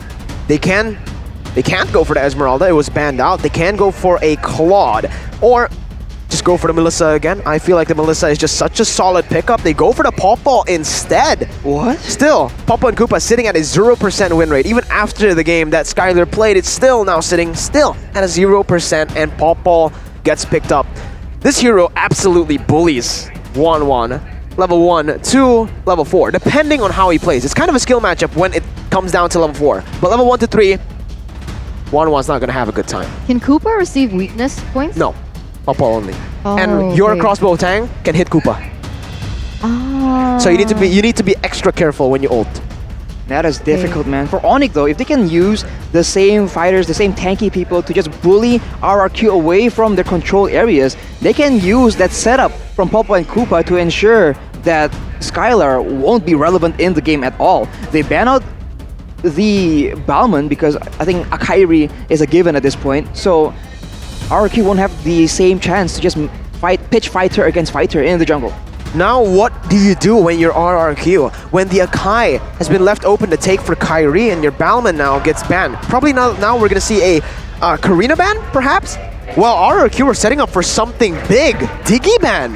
Diggy 1-1. Right. You're right, but they might also be going for an Atlas to combo in with their skirmish comp. It makes sense. If you look at the heroes from the side of ONIC Esports, they're relatively short-ranged, right? A very good Atlas will find opportunity, and considering who is the roamer on the side of RRQ, I think it's a very real possibility. So for the side of ONIC Esports, are they going to try and reduce frontline crowd control, or maybe a bit more range? It all depends on how they want to play it out. I think the last ban here will be quite informative on what exactly ONIC has in store for us. Who can actually go head-to-head with Akai in the jungle? Well, Karina Other than Balman. Karina and Balman. Well, what can you go for? Can a Tamus Barats? Barats? Maybe you're tanky, you have Maybe. Death is Welcome to get out, you have anti-CC so you don't get CC'd by the heavy spin. Yeah, there's not a lot, man. Akai is just so good, and I really hope Kyrie picks the Kung Fu Panda skin. I think it's just so versatile as well. You don't really have to win the fights either. No, the you fact don't. that you can just deny, zone someone away, the fact that you can get like a more guaranteed retribution, it What just ab- provides so much more value. What about Baxia? Baxia. I don't. The thing is, Lancelot? how is Baxia gonna get in to the fights? Heavy spin, you're gone. Exactly, that's why. What about Lancelot? He can go in, Thorn Rose, go back out? Oh, if Ling had a tough time. Oh, Lancelot. I've been playing a whole lot of Lancelot. Lancelot is not good in this meta. It's very hard to pull off, especially when you have so much CC. Look, Popo, Paquito, and even the Akai, every single one of these heroes can CC. As a Lancelot, you need some space to play. Just some. Just a little. Just a little. For RRQ, they have banned out the Ling. That is very curious to me because I didn't think that they would want to pick a Ling into ONIC Esports composition yet again, but I don't know, they thought Ling was going to be picked up by ONIC apparently. So now with the Rafaela on the side of ONIC, they are set up to have a absolutely speedy roaming death squad, and RRQ, they need to try and make sure they get some crowd control. They can get a front line to withstand the initial impact for Skylar to actually do the damage on the 1-1. Let's think about it now though. Draft for RRQ, they need a roamer and they need a jungler. I'm lost. Matilda Barats. Hayabusa is something they can think about, Yeah. but again, if you want to go for something like a Hayabusa, you might not deal damage against this composition. You have a whole nother entity, the Koopa, that can take the shadow kill too. It's going to be very tough for them to pull off if they do go for the Hayabusa. So the answer will be the Benedetta in the jungle for Albert. We've seen Fearless try to play this in the jungle. It did not work out. Fluffy played it twice. Did not work out. I'm nervous. Oof. Well, the oh my goodness. What is going on? It's Sans mid lane Natan. Wow, when is the time we saw a mid lane Natan? Season 8. That is a long time ago, man. That's just crazy. Wow, I predicted the Matilda. I thought they would go for something a bit more durable in the jungle so he doesn't get zoned out. Yeah. So I thought the Barats maybe comes in, but apparently Albert does not want that. So I gotta say, ONIC's composition looks a lot more flexible, man. RRQ's looks very risky. And a lot more scarier as well. I mean, they have the sustainability as well as the additional movement speed coming in from that Akai and the Rafaela. So we'll see what happens here as both compositions have been set in stone. Mirko, thoughts? Let's see. I don't know about Onyx draft here. The Natan. I mean, you like the crazy picks. I do like the crazy picks. So let's just jump into it, ladies and gentlemen. Game number 2 of the Royal Derby. ONIC can seal the deal. 2-0, clean sweeping the defending Season 9 champions, or RRQ can force a third game in this series. Lemon on that Valentina. Albert using the Demon Slayer emblem on this Benedetta. Yes, he's probably gonna go tank like in MSC. We also see that Sans in the mid lane is using that killing spree. Arashi, any thoughts about this? Sans using the killing spree. I mean, the Natan can do a very respectable amount of damage, so maybe that's not the worst of ideas as a duel ensues in the gold lane as RRQ tries and switch the odds in their favor. Oh, they're gonna go in for the dive. CW take him down. RRQ draw first blood this time in game 2. Presented to you by the Samsung Galaxy A series. Unfortunately, it was Vin getting the kill, so not someone that you'd like to feed that kill onto, preferably Skylar instead, but we'll see what happens. Right now, ONIC Esports already dishing out the damage onto that gold shield turret as well, so additional gold for Sans in that mid lane. Wow, ONIC Esports, this is not what RRQ is expecting, right? They want to try and get some control in the early game, but ONIC Esports, they're tracking back really, really well, and they're still, they're trying to actually equalize, but the gold lane in CW already gets taken out once. Maybe this is RRQ Hoshi being able to be more proactive and actually shutting down CW from the early game instead. And Sans is doing a really good job at the Natan in the mid lane, actually able to clear faster than the Valentina. So This is another cheese strat of ONIC Esports, a team that's notorious for playing these cheese picks, but my goodness, yeah, Fovius, I forgot to talk about this. Doesn't have a good time against Paquito in lane. Later on in the late game as well, the only target he can really go for is boots on the Paquito, it seems. There's not a lot of heroes with mobility that he can use his demonic force on. Kyrie's dash as well, just a little bit more there, but RRQ first onto the turtle this time around. 2 minutes in. Finn going to be able to zone the other members away. Lemon picking that heavy spin away from Kyrie, zoning him away for RRQ to pick up the turtle. First turtle of the game going to the hands of RRQ Hoshi, presented to you by the Samsung Galaxy A series. Okay, that was brilliant, right? That was brilliant. We were thinking about other junglers that could, you know, level the pressure that, of course, the Akai can have with the heavy spin, and what better way to counter that with your own heavy spin by that Valentina. So I think that's a brilliant move by RRQ Hoshi to gain a little bit more pressure, but like we did not see in game number 1, gives them a little bit of value as well. There needs to be proactive movements by ONIC Esports to shut 1-1 down. Like I said, 1-3, CW wins it. Wait a minute, mid lane, Lemon still able to come in with the heavy spin, zoning and actually pinning Kyrie down, but another heavy spin by Kyrie to ensure his safety. Back again to the point. CW needs to win in this early phase. If 1-1 gets the corrosion and a DHS in time, it's going to be bad for ONIC Esports. There'll be a lot of diving attempts from the side of ONIC Esports as well, and Skylar can use that opportunity to try and land amazing crossbow of tanks. Boots will get the gold buff right here, but he is still 1v2. He flickers out, and honestly, like you said, Mirko, I think the early game plan is a lot more balanced for RRQ Hoshi, but they go for the aggressive play again. Yeah, Finn gonna get caught there. Circling Eagle towards Sans. No follow-up here. He goes in for the guiding wind. Kyrie still able to dash in. Lemon picks up the heavy spin. That's gonna be the final blow all the way to the back lines as Lemon dish out the damage to Kyrie. Taken low. Keyboy as well. They're all zoned out. No deaths just yet. Still, just a 1-0 in the early stage. Great follow-up coming from Albert there to prevent that from happening. That was quite on point and well-timed as well, but look at this, guys. It is 10 seconds left for the next turtle to spawn here, and it doesn't seem like ONIC Esports want to set up. Okay, we see that the Akai is already on that gold buff. And we'll see what happens here, because RRQ Hoshi, it seems like they have the upper hand when it comes down to the setup. So this is the first game in a while where we see a Valentina without a fire miss, but CW again is a target of a dive, as the turtle fight is going to happen in the top side as well. Oh my god, CW maneuvering perfectly there to bait Finn in and to dash away from that damage and the weakness point. Skylar, however, has a second ability, gashing all around, just one more weakness point, unable to find it. Meanwhile, RRQ pick up the turtle up top.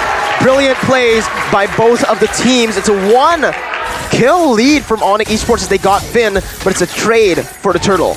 Man, Skylar was able to survive there, Arashi. That's kind of crazy. And honestly, right now we do see that the Pobius as well as the Valentina already has a Clock of Destiny as... Ooh. Is it a steal? Kyrie didn't have the retribution that time. Albert though jumping in very, very deep. Goes over the eye for an eye. Perfect time. Holy baptism there from Keyboy. Albert trying to dish out the damage. Instantly with the Aegis, Finn comes in. And 1-1 in the bottom side. Trying to take the turret down. CW with the Bite of Koopa.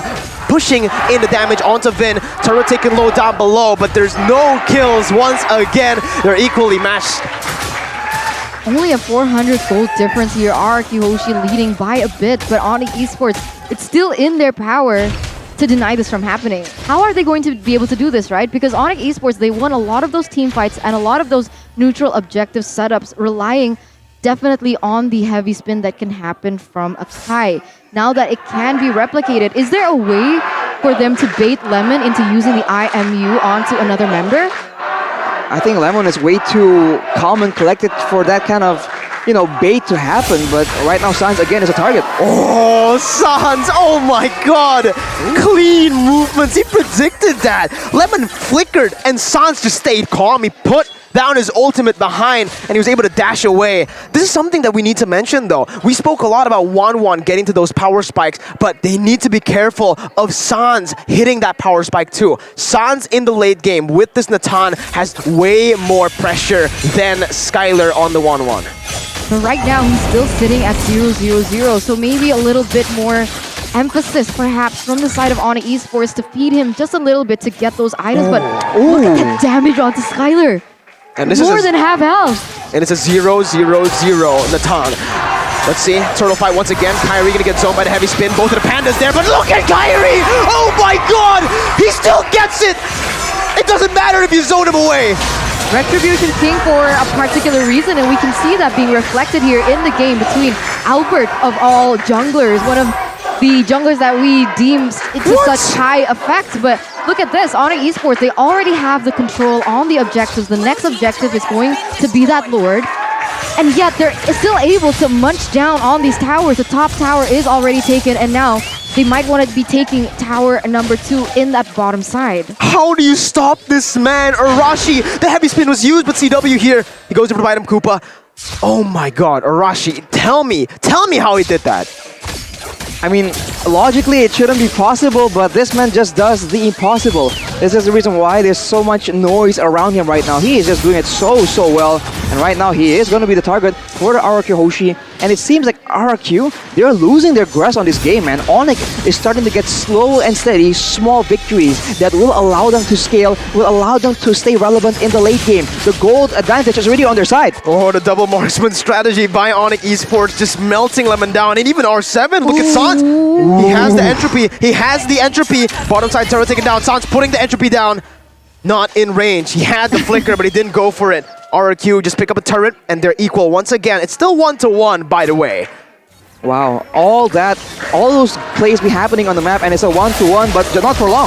Yeah, Kyrie goes over the heavy spin. That's going to be all of the weakness points popped in use. Holy Baptism to disable that damage. Skylar, though, with the crossbow tank, finding Kyrie. And look, Kyrie's still surviving. No way! He is 1 HP, and Albert finally picks the kill up. ONIC, they tried to rescue Kyrie, but in the end, it's him picked up. That's the mid-game power that Skylar possesses on the 1-1. Sure, Sans can scale in the late game, but early to mid, it's always the gold laner who gets enough gold, and man, as I was saying, Albert just jumps in, picks the kill up, and now will be able to pick up the purple buff, chaining it on to the Lord.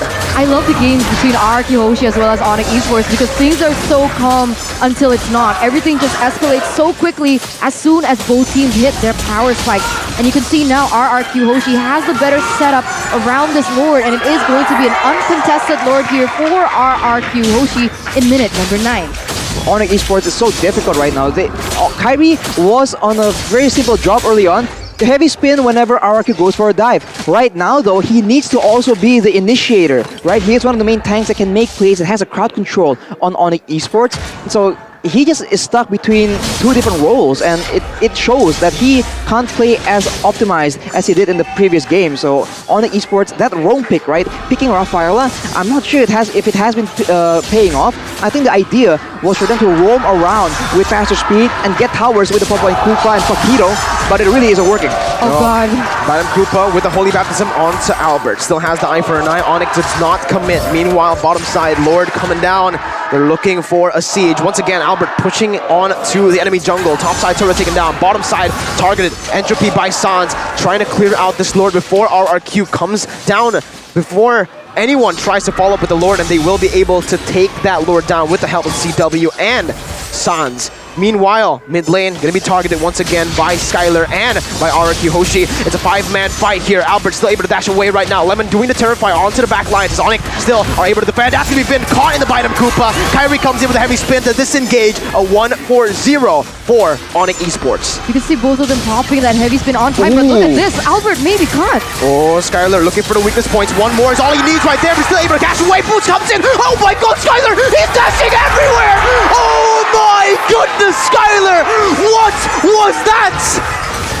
Been traded for Boots right now. It's a 1v1 situation. That flame shot nearly takes his life, but he is still able to escape. But with that in mind, with that being said, RRQ Hoshi still pushing that pressure, able to get another objective on the board in that tower in that mid side. That was a respectable attempt from Boots, man, but now Sans is on top side alone, and he will be backed up by Kyrie. It does seem like they will just back away and reset, try and get control of the game right again. But I think it was very costly for Boots to go in like that and not get the kill onto Skylar. That is top tier 1-1 mechanics, Mirko. I am blown away. He didn't even go for a win of nature. That's how confident he is. Up against this, you don't go for a win of nature? That is crazy. I mean, at any point, if he gets hit with a bottom Koopa and the burst from a Bakiro, he might just get taken out. So we'll see if that comes to bite him in the back after this. But for Lemon, right, the Clock of Destiny, Lightning Truncheon, he's going to do a lot of damage. And already the itemization from the side of RRQ Hoshi is the Radiant Armor to make sure that Sans in that late game will not be an uncontrollable source of damage. There is a possibility that Keyboard can utilize the additional movement speed to set up for anything, perhaps, because they do have the Holy Baptism that could particularly target onto Skylar in the backline. I think that's something that they can work with. But now RRQ Hoshi, once again, they are zoning the members of ONIC Esports away from this Lord. They want to take it, or even perhaps bait someone out for the pickoff. ONIC Esports, they want to send Kyrie in to try and get info because he is the tankiest member, he is the most secure member, but if they do that, they risk him getting picked off yet again. This is why it's so difficult when your jungler, your Retribution, is also your main tank. It's a bit too difficult, and Boots isn't nearly tanky enough to be the main front line. Now with the Lord pushing for RRQ Hoshi, they exert pressure on the rest of the map. Lemon once again going to that backline. Sans has the entropy, will be able to use it to clear out the waves. RRQ still looking for the siege at the top side. ONIC were able to buy a little bit more time, but it is still going to be the tier 2 up top taken down. Kyrie in the bush, opening up the map. Bottom Koopa onto Lemon. No follow-up here as RRQ look for the siege again into that mid lane turret. Kyrie will try his best to clear it out with CW. Lemon jumping in once again. CW bringing Koopa back to himself. As now it is another fight down below. Sans gonna get caught. Demonic Force all the way. Sans using entropy all the way back, and Lemon finds Keyboy. Gonna be able to bring him back all the way for RRQ to take. Lord in the midst of it all now in the bottom side. That's Demonic Force onto Kyrie. Still trying to defend. Sans has the entropy. Will pop it in the end right now. That's gonna be a lot of damage placed onto him, but look at the final blow on the back lines. Kyrie trying to pin him down, but he will fall to the hands of the alien. Lemon taking the kill. It's a 2-for-0 as RRQ look for more here. Despite losing 2 members, ONIC Esports is still able to clear that mid as well as that top side turret. So what initially was so much pressure from all 3 lanes was completely negated. But look at this, another wave. Will it be another victory for RRQ Hoshi? Oh, we'll see. Sans has the entropy once again, dealing a lot of damage. Demonic Force proc is there. He does so much though. Look at this. He is able to jump away. R7 getting back to safety with a guiding win. RRQ stay disciplined. They back off after a 2 base turret siege. Wow. Using the guiding wind to just outplay and mind game ONIC Esports, it's so difficult, man. If RRQ Hoshi dives in towards them, they have to actually wait for a second to try and judge if this is going to be a bait and are they going to get back away with the guiding wind. RRQ Hoshi now at a 7k gold lead is not nearly as dominant as ONIC Esports, but with the composition, with the game plan they have ready for them for the next fight, for the next Lord, I think they just have a completely good grasp on the game right now. Exactly, man. Guiding Wind has been so valuable. The amount of times that RRQ Hoshi was able to bait all the resources from ONIC Esports just by Phoveus going on with the Demonic Force and using the Guiding Wind to get out of there, disengaging from it it's been quite priceless right now. But RRQ Hoshi, with what they've come so far, is still leading with 7,000 gold. But it does seem like Boots wants to kind of level it out here. He is going to be able to split the map and take a few turrets in that bottom side, but he has to be aware of R7.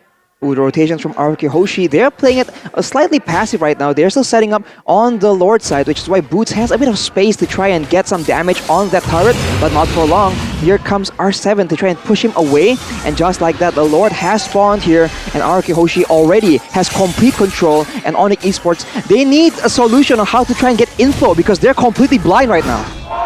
Look at what Lemon took. He took the Holy Baptism. Maybe he's trying to cancel out Kyrie's heavy spin, but look at Keyboy. He's going to get engaged on Holy Baptism by himself as Sans pops down to entropy, dealing so much onto Vin, taking half of the tank's HP. Skylar trying to get that weakness point onto Keyboy. Cheeky little first ability, but no follow-up just as of right now. Lemon! Oh my god, he jumps in with the Holy Baptism, almost catching CW. That was what it was for, and R7 zones them back for RRQ, the rest of them to take the Lord for free. Brilliant by Lemon. My goodness. My god, that was something. That was something else. That was completely unexpected, and it paid off really well. But the problem was RRQ Hoshi, they were able to secure a Lord as well, but ONIC Esports found a little trade-off in that tower in the bottom side. So they ONIC Esports know they're pinned against a corner right now, and they're doing the best that they can to find any compensation on the board. That is what happens when, you know, RRQ Hoshi has all the control in the world. ONIC Esports, they don't have anything to threaten RRQ Hoshi with, and so Lemon, he can just make flashy plays like that and essentially take almost no punishment. Right now with the Lord coming in, RRQ go for the final play.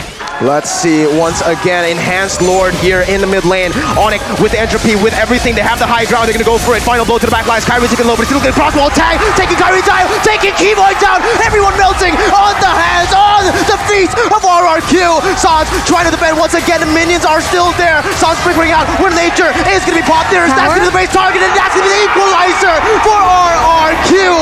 They come back, and it's an equalizer. It's game 3 in the Royal Derby.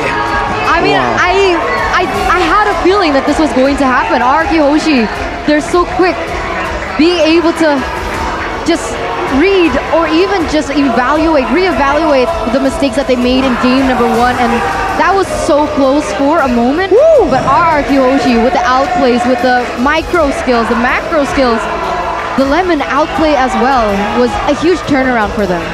Absolutely. Right now, it's just so difficult for you to pick a Rafaela in this kind of situation. We saw Keyboy, he was able to do so much in the first game, and game number 2, we can just see the lack of presence coming in from such a, you know, passive roamer pick. I don't think it's possible at this point unless your whole composition just counters, everyone else on the team counters the other guys. I don't think that's possible to actually pick a support style roamer anymore. Back to a best of 1, ladies and gentlemen. Dominant first game, a close second, but RRQ take it. And now we are on to the next game 3. We're going to see a lot of adaptations from both of the teams, but mainly I think from ONIC. They gambled a bit too much with the Natan last pick in that mid lane. Another cheese strat that almost prevailed. Almost worked. And a different thing that ONIC did this time around was leave the 1-1 open for RRQ Hoshi to pick up for themselves. And this is something that we discussed as well from game number 1 here in match number 3, is that if you give Skylar a hero that he's comfortable with, you're going to see the effects, because most of the time when they go in for those 5v5 team fights, it was Skylar being able to get all those weakness points and just dishing out the damage, really melting all the members from the side of RRQ Hoshi one by one, even from that front side.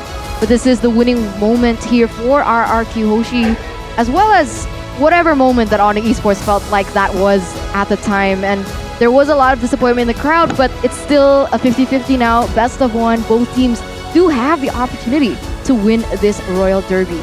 Oof. I think both teams have shown great potential here. It really is down to the wire, and it's insane to see how good drafting, good game plan can just give you so much more success. Because in this game, I really would dare say, unless RRQ actually make a huge blunder, ONIC doesn't really have a chance to initiate a play of their own. They're stuck just waiting for RRQ to make mistakes, and this is the aforementioned new RRQ. They don't make mistakes, they're absolutely disciplined, and they play objectively. The mistakes do not happen. That's the impact that Arcadia has so far that is visible from RRQ, but 17 minutes was the game time, 8-3. Arashi, time to take a look at the items. Well, item-wise, for the most part, right, I think RRQ Hoshi are just at a full inventory slot. And even Skylar, you said he won't build the defensive item because he's so confident, but in the end, just for good measure, Wind of Nature as well as Radiant Armor. This man, he understands that, okay, if I can do a lot of damage, but I'm vulnerable, that will be the key. ONIC can use several sprints, several flickers to make sure that they pick off Skylar, and that will be the end of it. But with the Radiant Armor, with the Wind of Nature, he just guarantees that he can survive the initial burst, and once that is over, ONIC Esports does not match against RRQ Hoshi in terms of DPS. So they just outlast ONIC Esports, as we saw in that final fight. Let's take a look at the stats here. 8-3. Wow. Wow. Such an intense game and only 8-3 kills here. It does seem like CW has 100% of that KP, but then again, 3 kills only in total. Oof, that is very tough, man. Again, how are you supposed to get kills whenever you go in? First of all, the main targets would be a Matilda as well as a Benedetta, right? Who are you going to use to catch them? We take a look now at the MVP for that second game by the Samsung Galaxy A series. It will be the alien himself. 2-0-3 with a 62% kill participation. Man, this guy, he just does things out of the box, and that is exactly why he is so notorious. Now you know why people call him the alien. Who thinks of that, Eterna? He took the Holy Baptism. I saw it. I was like, why? Why would you go for the Holy Baptism when an Akai is there? You could take the heavy spin. That's the best ultimate on the enemy team. Well, it's because of that. Let's see. Again here, MVP highlights presented to you by the Samsung Galaxy A series. All the way from the early game, this is what happens, man. CW, he wants to try and dominate the lane, try and shut down Skylar's 1-1, but it wasn't allowed. Every time, RRQ just keeps sending men there. And we talked about this. Shutting down the gold lane is so important right now. And after that, you can see this is that moment where Skylar just dodges absolutely everything. What? That is some quick footwork by Skylar on that 1-1. And afterwards, you see, they're just waiting for RRQ to make the play. And even after the play is executed, there is no counter play either from the side of ONIC. Right? They can't dive, they can't catch RRQ by surprise, so RRQ just cruise slowly but surely to that very dominant end of the game. And even at the end here, you can see like no one is really safe, and Skylar just getting ghost mad one last time with the crossbow of Tang. And Mirko just absolutely loved today, man. There's so many 1-1 plays, and he is loving it. 1-1 is the best hero in the game. That's why. He didn't get the MVP, but, you know, 1-1's still the best hero in the game. I am biased, but I'm only biased towards the heroes. Towards 1-1 in particular. 1-1. No teams? 1-1 pride. In particular. No. No. No. Mirko's never biased. Towards BTR? What are you talking about? It's BTR team. Back again, boys and girls. We're getting into game number 3. This Royal Derby. It's getting hot. It's getting really hot here. You know, we need the air conditioning to get pumped up. We need to go over to Iceland maybe to finally. Iceland. It's getting really hot here, literally, because it's so crowded, so good, and the atmosphere here has been amazing. But boys and girls, breaking news. I told you to wait. I told you to hold up. Wait, what's going on? What's going on? Everything's quiet. Ladies and gentlemen.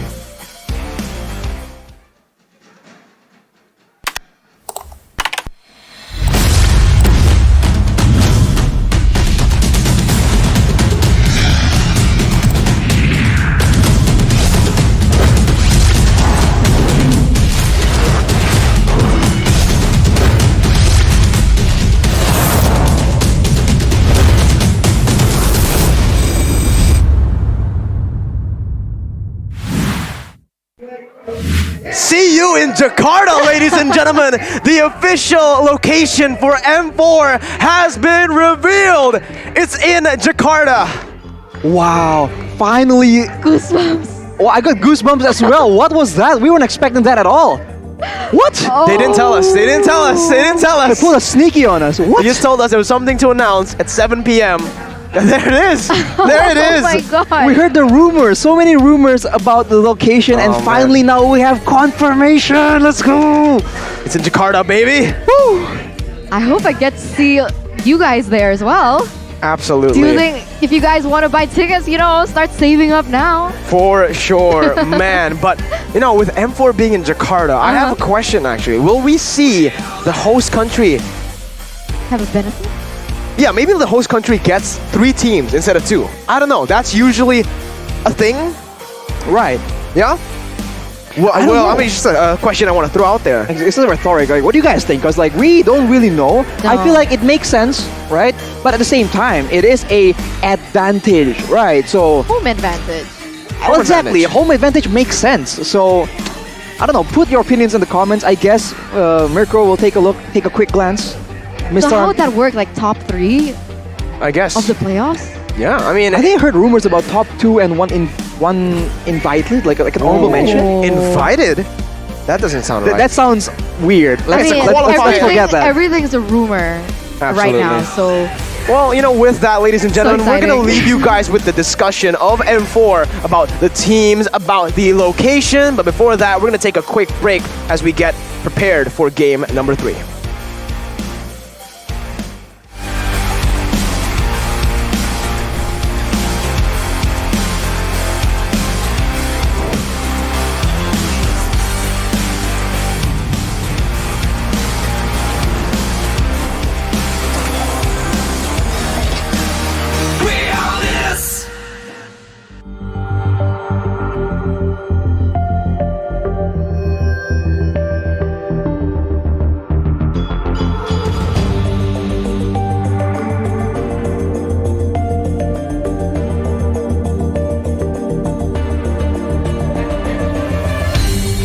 Aku kan berdiri dan terus berlari, terus ke arah puncak tertinggi. Ku takkan berhenti, hanya sampai di sini. Kemenangan abadi menanti. You know we won't miss if we unite our focus. And if you haven't noticed, we all live. Nyalakan apimu, hadapi semua tantangan, hadang semua serangan, jatuh bukan halangan. Bakar semangatmu, janganlah engkau menyerah. Kita akan buat sejarah. We all this, we won't miss. We all this, we won't miss. Saatnya beraksi, jalani ambisi. Aku kan menyawakan hari ini. You know we won't miss if we unite our focus. And if you haven't noticed, we all live. Nyalakan apimu, hadapi semua tantangan, hadang semua serangan, jatuh bukan halangan. Bakar semangatmu, janganlah engkau menyerah. Kita akan buat sejarah. We all this, we won't miss. We all this, we won't miss. We all this.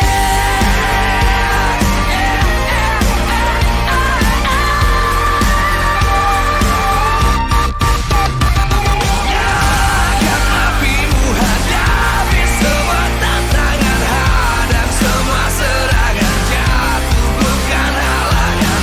Bakar semangatmu, janganlah engkau menyerah. Kita akan buat sejarah. We all this.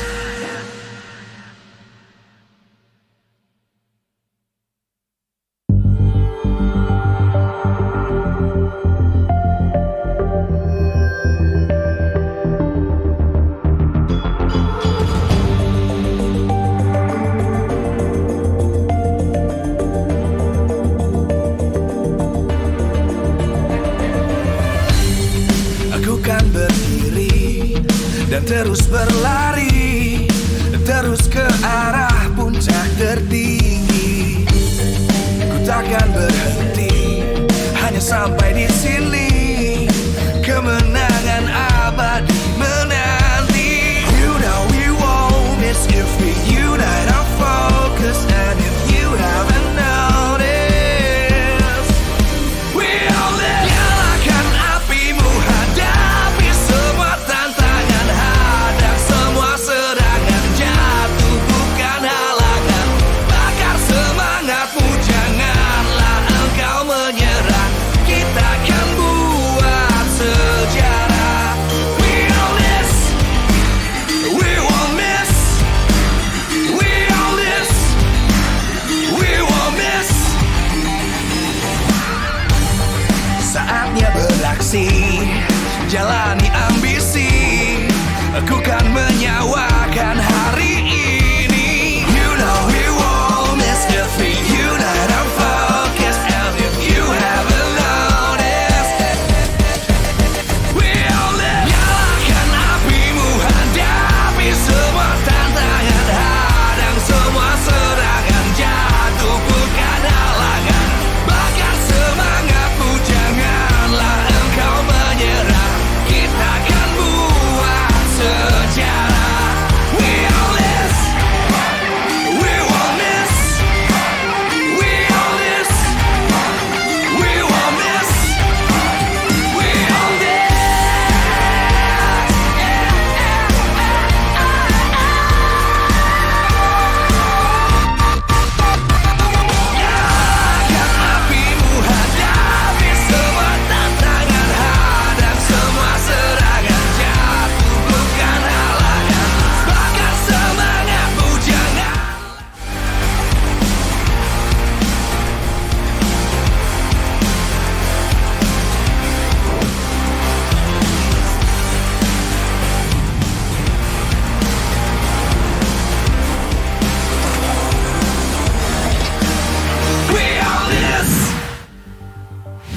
Welcome back to Season 10 playoffs. No, it's still the regular season, but it does feel like it is a playoff match. 1-1 once again, with 1-1 picked up. There's a lot of ones today, but we're back, ladies and gentlemen, on the Castro desk still with Miracle, Eterna, and Arashi. What a game. What a game. It's back to a best of one. It is. It's back to a best of one. And we did a little bit of a prediction, low-key. Yeah. Backstage. All right. You want to tell the crowd? I don't know. Do you want to share it? I guess we'll share it, you know, but before we share it, make sure you guys listen in to the prediction, all right? With the JBL Quantum, especially because you guys get to hear exactly what we say. Sometimes there's miscommunications. You're like, oh, Miracle, what did you say about my team? You didn't wear the JBL Quantum. That's why you didn't hear it properly, all right? So go ahead, buy it right now. Get the survivability, because sound is survival, ladies and gentlemen. With a special offer right now, you guys can get the JBL Quantum 50 only for 275k IDR, not 400. So there's a discount on it. 275? 275. Oof. Value, bro. Value. Speaking of value, let's take a look at the game recap, because that 1-1 pick was absolutely value. Right, and on the other side, there is the Copa Koopa, which is the impact player CW on the side of ONIC, but you can't deny Skylar on a hero that can make the plays happen. Unlike in game number 1, his performance just skyrockets, man, so maybe that's why it's called Skylar. Nice. I'm gonna leave the building. No, it was a good one, honestly. I wanted to hold it back, because that was a dad joke that deserves the silence.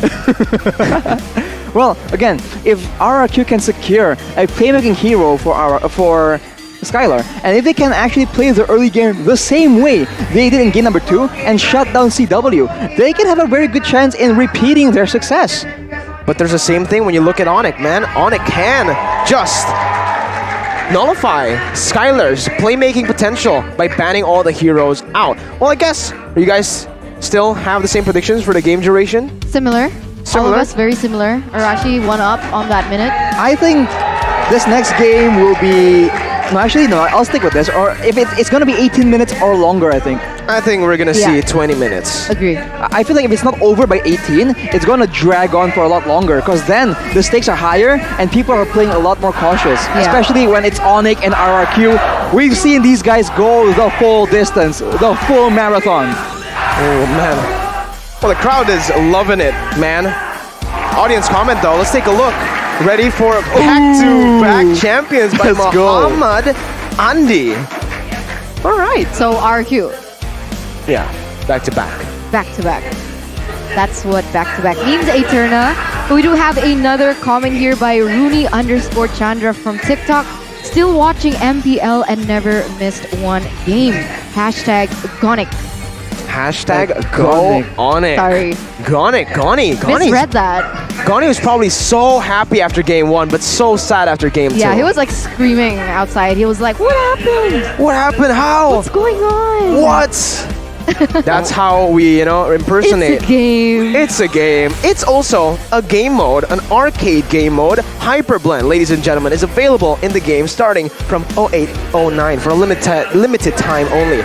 In this mode, you can pick other hero skills from a random skill pool and match them with your selected heroes. Use your imagination and create your very own skill sets. Wow. My favorite. That's so fun. My favorite. All right. Franco with the fanny cables. So, yeah, you can you hook, you bring him back to base, baby. It's so funny. Did that work? Yeah. And you just see a fat man dashing all over the place, and he doesn't have an animation for flying, right? So it looks like he's walking fast. It's very funny. It's very funny. Running on air. He is running on air. He is a Naruto character. He's a Naruto character.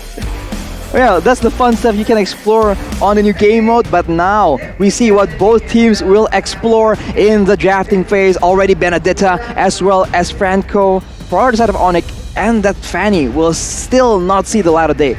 Okay, still the same bands, right? The Beatrix, the Franco, the Fanny. Now, are we going to see any changes? Natalia still for RRQ as well. Fanny, Natalia, we've seen this again and again. Literally every single game from RRQ. It's always Natalia and Fanny. ONIC though, here you go. They're starting to narrow down on the hero pool of Skylar, and now it is a tough decision for RRQ. They leave the 1-1 open. Oh, okay. You take the 1-1, we'll take the Faramis is maybe what RRQ wants, or vice versa. You take the Faramis, we take the 1-1. I don't know. I think the 1-1 was a little too expensive to let go there in game number 2. It feels like from the bans alone, ONIC Esports, they're trying to replicate the same strategy that they were trying to and was successfully able to do in game number 1. But no, it seems like ONIC Esports, they've actually opted for that first pick in that Faramis, but in return, we see the 1-1 as well as Solid. the Diggy. This is smart, for sure. I think for RRQ, going with the 1-1 and the Diggy. First of all, the Diggy allows them to kite away from any cult altar. And then also allows them that catch potential. So even though Diggy isn't a big tanky character, he has the ability to actually open up the map with the traps and capture someone out of position. In addition to that though, the Purify quote-unquote counter for the 1-1 will not be available for ONIC to use, because this is exactly what they did last time when they were up against a 1-1. Yeah, remember that ONIC Esports, they love to play with this Diggy with or without Samo. So now ONIC Esports, they are in the hot seat. The Akai is still available for them to pick up, but that's not going to be what they're going for here. The Julian as well as that Esmeralda instead is going to be picked up. Julian and Esmeralda. So we still don't know where this Julian is going to go. Most probably going to go to the jungle. We'll see. RRQ Hoshi with the response right now. They have an option to pick up a Dyroth, but they don't. They go for the Bauman instead. Okay. This should go to the hands of Albert in the jungle. Well, is there a chance for it to go in the hands of R7? There is a chance, but it's unlikely. Yeah, it's unlikely. It should be a jungle Bauman. Julian in the jungle though, we have seen that this pick hasn't really been that successful. We've seen full damage Julian, we've seen semi-tank Julian. So far, it just is quite lackluster compared to the other fighters or full damage assassins in the jungle. Depends though, because we saw Alter Ego use the Julian and it won them the game. I think last week, if I'm not mistaken. So that's still up in the air. I don't like Julian in the mid lane position. I still think that the jungle is still more applicable in a sense. Okay. But we're gonna see here the head-to-head between Keyboy as well as Vin. Right. I mean, these two are essentially the keys to victory. When they can get rolling, when they can enable, then the team just gets online. But if they struggle, as you can see in the previous 2 games, it just is so difficult, because when you're the roamer, you're responsible for being frontline, you're responsible for vision, you're responsible for engage and protection. So it's a multitude of different job descriptions that you need to master if you want to be performing at the highest level. They're really sticking to this 1-1 pick. I mean, the Phobias coming and being banned away as well, preventing the Phobias to be any kind of threat as well to the 1-1, as ONIC Esports has banned away the Uranus now. So they're starting to look at the EXP lane as well. They don't want the Esmeralda to go head-to-head with anyone, but interestingly enough, the Dyroth is still up for grabs. It is. It is. Very interesting. ONIC might just choose to ban it right here. And I don't know why. I think RRQ might want to pick up. No, it's too risky. I think RRQ might just want to go for a Paquito. I was thinking Cho, but Cho and XP, way too risky now, especially when you're up against an Esmeralda, a Faramis as well. ONIC banning out the Masha. So setting up for a goal laner that it's gonna be a goal laner with not a lot of mobility, I believe. Yeah. Do you think this Ling ban is warranted though by RRQ? Because I feel like if you want to put Albert in the jungle with the Bauman, you have a good chance of just shutting down that Ling completely. So I'm not sure if they, The thing about Ling is one of the hard counters towards 1-1. True, Ling completely obliterates the 1-1, and that's most probably why they went for the ban. I agree. Bauman will win against Ling in the early stage of the game, out-farming him and even securing objectives better, but it's just out of respect. Kyrie can play a very good Ling, and they have a 1-1 on their team that they're banking on right now, so they pick up a Dyroth to ensure another winning lane. ONIC Esports with the response right now. Clint, I'm only thinking about Clint. You already have a somewhat front-to-back composition with the fairness helping you escape, helping you get out of these sticky situations, the dive. Against 1-1? Clint counters 1-1. Clint does very well against 1-1. With the range, you can just keep on poking her down, and whenever she tries to jump on you, second ability, lock him down. But okay. Wow. Speaking of the counters, I completely forgot about the Irithel. Irithel pick right here for ONIC, and one more pick here. It's going to be the Rafaela instead. Wow. Again. Okay. Well, it's for ONIC yet again. This is a bold strategy. Mirko, you were saying that there was potential for the Rafaela in the previous game because there were two marksmen. Yeah. But now, with only the Irithel, do you think this pick has as much weight? It has more weight, I believe, now, with the Cold Altar giving movement speed and now Rafaela as well. And we all know the kit of Irithel with her movement speed, probably bringing a sprint. It's going to be really tough to catch Irithel. Very aggressive, very fast, and RRQ Hoshi, with that in mind, they are going to try and slow it down a little bit, bringing out the Eve as well, as we know that the real-world manipulation can hinder that sort of movement speed. But I feel like that's exactly what the Rafaela was built for, you know, to counter that slow coming in from that real-world manipulation. Is it enough though? Question mark, Arashi. It will depend on when and where it's used exactly. I think there's also a chance that in the Cold Altar, when that real-world manipulation is actually popped up, they can just go in and cancel it. So RRQ, I think they have to try and split up these fights as much as possible. Exactly. It all comes back down to execution. Let's hope that the real-world manipulation brought in by the Eve here to seal RRQ Hoshi's composition here for the third and final game is going to be worth it. Soak it in, the crowd going wild. The decider, ladies and gentlemen, game number 3 in the Royal Derby. Welcome to It is going to be delayed for just a little bit. This is the climax of today. So, ladies and gentlemen, have some patience. This is important. Build the tension. This is Build battle. tension. This is suspense. battle. Yeah. This is the battle for first place. First place in the standings. Yeah. Eterna, Arashi. There's a lot of stakes. Team's pride on the line. Were you laughing because you were thinking the same thing that I was thinking, Arashi? Were you thinking of actual stakes? Yes. Of what? Wow. When you said stakes, what comes to mind at this late hour of Me the and night Arashi were is instantly an actual a literal juicy steak. steak. But that is not what we're talking about, ladies and You gentlemen. can't see, but I'm face palming.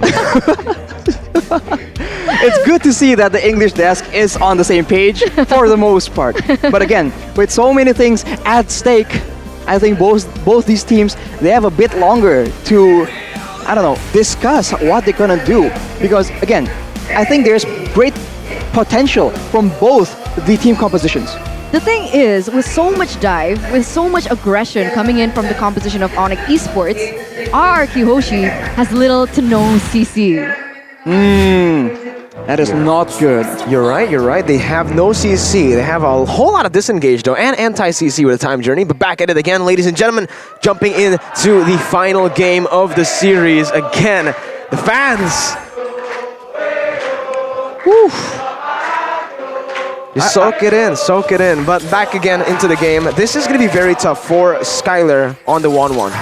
Yeah, it's a difficult matchup because it's a 2v2, and early on at least you can see that the damage, the pressure in the lane is a lot stronger on the side of ONIC for now, right? But later on, Vin can have a lot more impact as Skylar here gets chunked down brutally. Ooh. Oh man, that's gotta suck as Skylar. I mean, there was a possibility that Keyboy babysitting CW to maybe not, Diggy babysitting Skylar to be able to, you know, kind of dish out the damage with all his bombs, but unfortunately, see that's not the case so far. It's so frustrating when you're on a 1-1, when you're up against an Irithel, and there's just so much action going down in the bottom side of the map.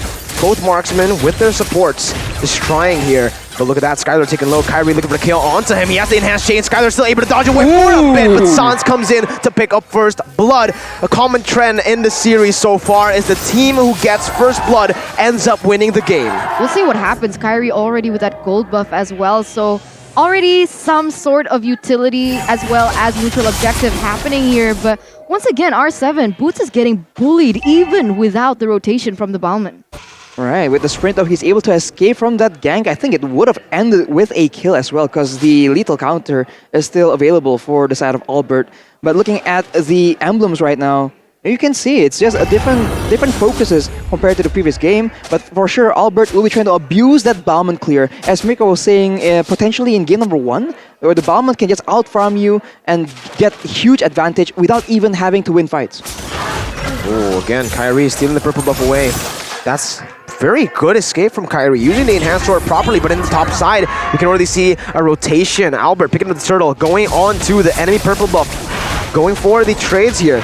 He has the retribution, so he will be able to take this away from Kyrie, who is behind.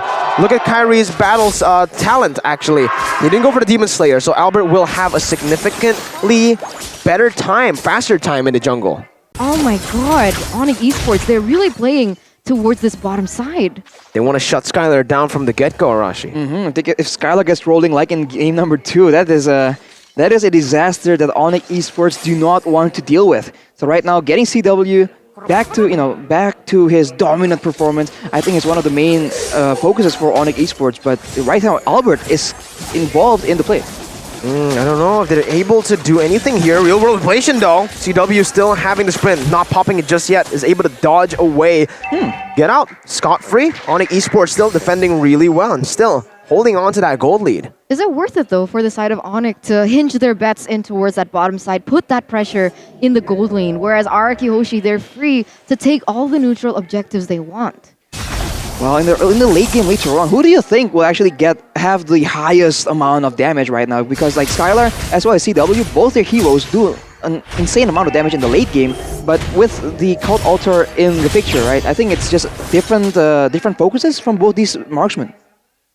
You're right. I don't know. Right now, as it stands, if we take a look at the matchup, Irithos is going to scale, and that's why Irithos is such a counter. Lemon, though, going to get dove on. One more hit from Sans. The fadeaway as Lemon falls under his turret, but back again to the point.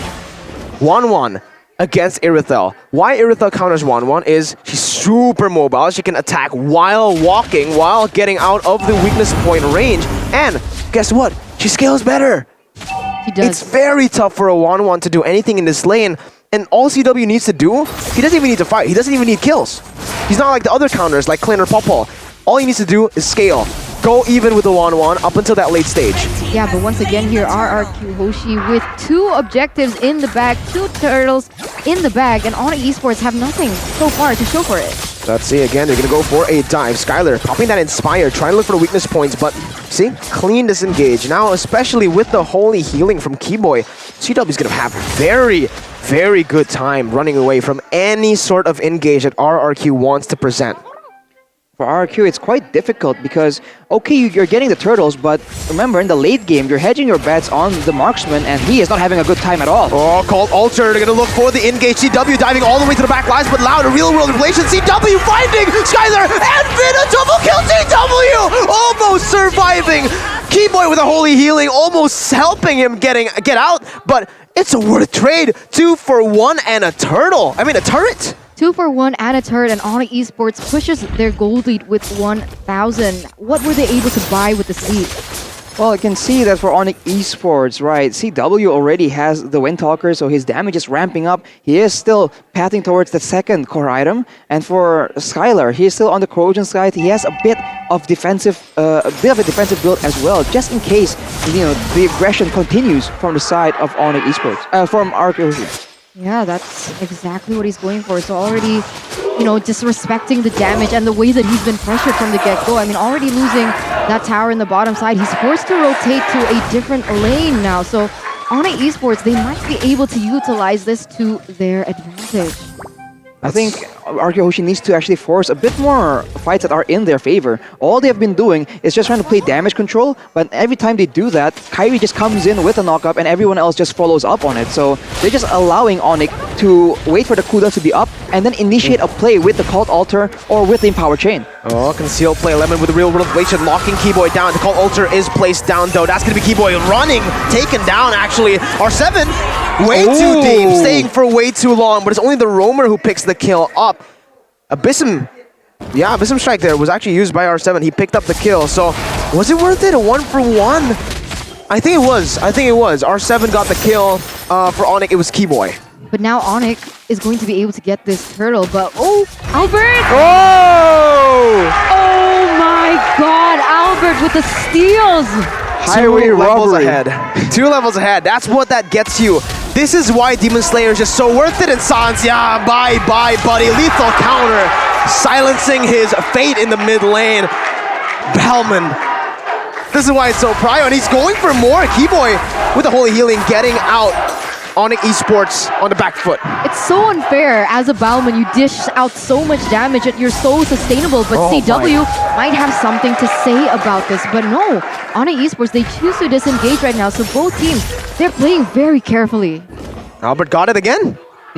With the retribution that just came up, so it's efficient usage as well. And Albert is continuing to try and pressure. He has the advantage now, so he will try and use it to elevate his team as much as possible, because in the late game he will not be the primary carry, as Kyrie is able to take the gold buff in that, in that contest. Finally, Kyrie gets something here in game number 3. This is so different to what we saw in game number 2, where RRQ Hoshi was able to just dominate all those objectives. But once again, CW swapping lanes, rotating towards that top side, understanding that Esmeralda will be able to put pressure here in the bottom side. But R7 gets caught here. He doesn't get taken down just yet, as Kyrie doesn't want to commit onto this. I was thinking that later on in the late game, RRQ Hoshi are banking on being able to kite away from danger, but there are 3 sprints on the side of ONIC Esports, and there is that Rafaela. I'm wondering if everything is going as planned for ONIC. I like to believe it is. They're getting all the turrets taken down, and Irithel is scaling really well. Their composition is built around the Irithel. Very similar to how RRQ's draft is built around the 1-1. It's all going to come down to the gold lane once we get into a certain stage of the game. I'm very curious to see the items here as the Lord spawns into the Land of Dawn. I want to see what items CW and Skylar have been able to build up. Skylar is 1 level below. Wait a minute, RRQ, they're going for a sneaky Lord here. Kyrie's still on the purple buff. Real world inflation gonna be popped there to zone away the ONIC members, but CW chasing Lemon down all the way. Has to call Alter to provide a backup. Skylar running away right now. Is Albert still able to find the Lord? Wait, what happened there in the back line? Albert taking Kyrie very, very low. Now with the cold Alter taken down. CW putting the damage again, but it's gonna be Albert picking up the kill. 1v3, jumping onto them. He doesn't have the lethal counter. He needs to back away. ONIC Esports try to capitalize on this fact. Kyrie jumping in with retribution, getting the slow down, and that's gonna be the immobility. Albert with the lethal counter, not able to get Sans down. Albert still surviving, and RRQ win out in the trades. CW for Skylar, but they get the Lord. Yeah, wow. Oh my God. Albert played that so well. ONIC Esports was so good at distracting. They went in for the backline, but meanwhile, Albert, he rotated around the Lord, went to the bottom side, and took it. And that was so insane to see. And now Kyrie here is forced to go and travel towards that top side to alleviate the pressure that this Lord is going to have. But RRQ Hoshi, meanwhile, will not be able to get anything. They might be able to get that turret in the bottom side, though. But we'll see. The mid side is also pushing. All right, they seem to be looking for a trap of their own. Kiwo right now will be engaged on, and that's the real manipulation popped up by Lemon, but it won't result in anything as far as kills go. But the turret has been taken in the mid side. The turret falls. And I don't know, when I see RRQ Hoshi play this quietly, it feels like they're building up to something, right? Is there a certain power spike that we should be aware of? Look at the Irithel. The Irithel for ONIC, right? For RRQ, I'm not quite sure. I think once the 1-1 gets a bit stronger, they will try and end the game, try and pick off CW regardless, because later on, they won't be able to have that option of just shutting someone down, deleting them, right? So I think right now, as Albert still has all the level advantages, the gold advantages, they need to try and force as many fights as possible and get as many neutral objectives as possible when they get this advantage. Right now, what they need to look for is to play with Albert right now, and that's exactly what they do. Albert with the engage lethal counter onto Kyrie, called Alter, thereby Sans flickering in to provide the necessary cover, but Kyrie falls to the real-world inflation of Lemon. CW unable to dish out the damage properly onto R7, and RRQ find a 1-for-0 trade. Can't convert onto any objectives, but still, it's a good trade. He melted through that cult Alter, mind you, and he's on a Bellman. It's so unfair how much damage and sustainability that this hero has. We can see though Boots trying to find an engage whatsoever, trying to find some sort of compensation. He is trying to push that bottom side, but R7, he knows he's there. And when it comes to that 1v1 situation, R7 is going to win with that burst capability that he has.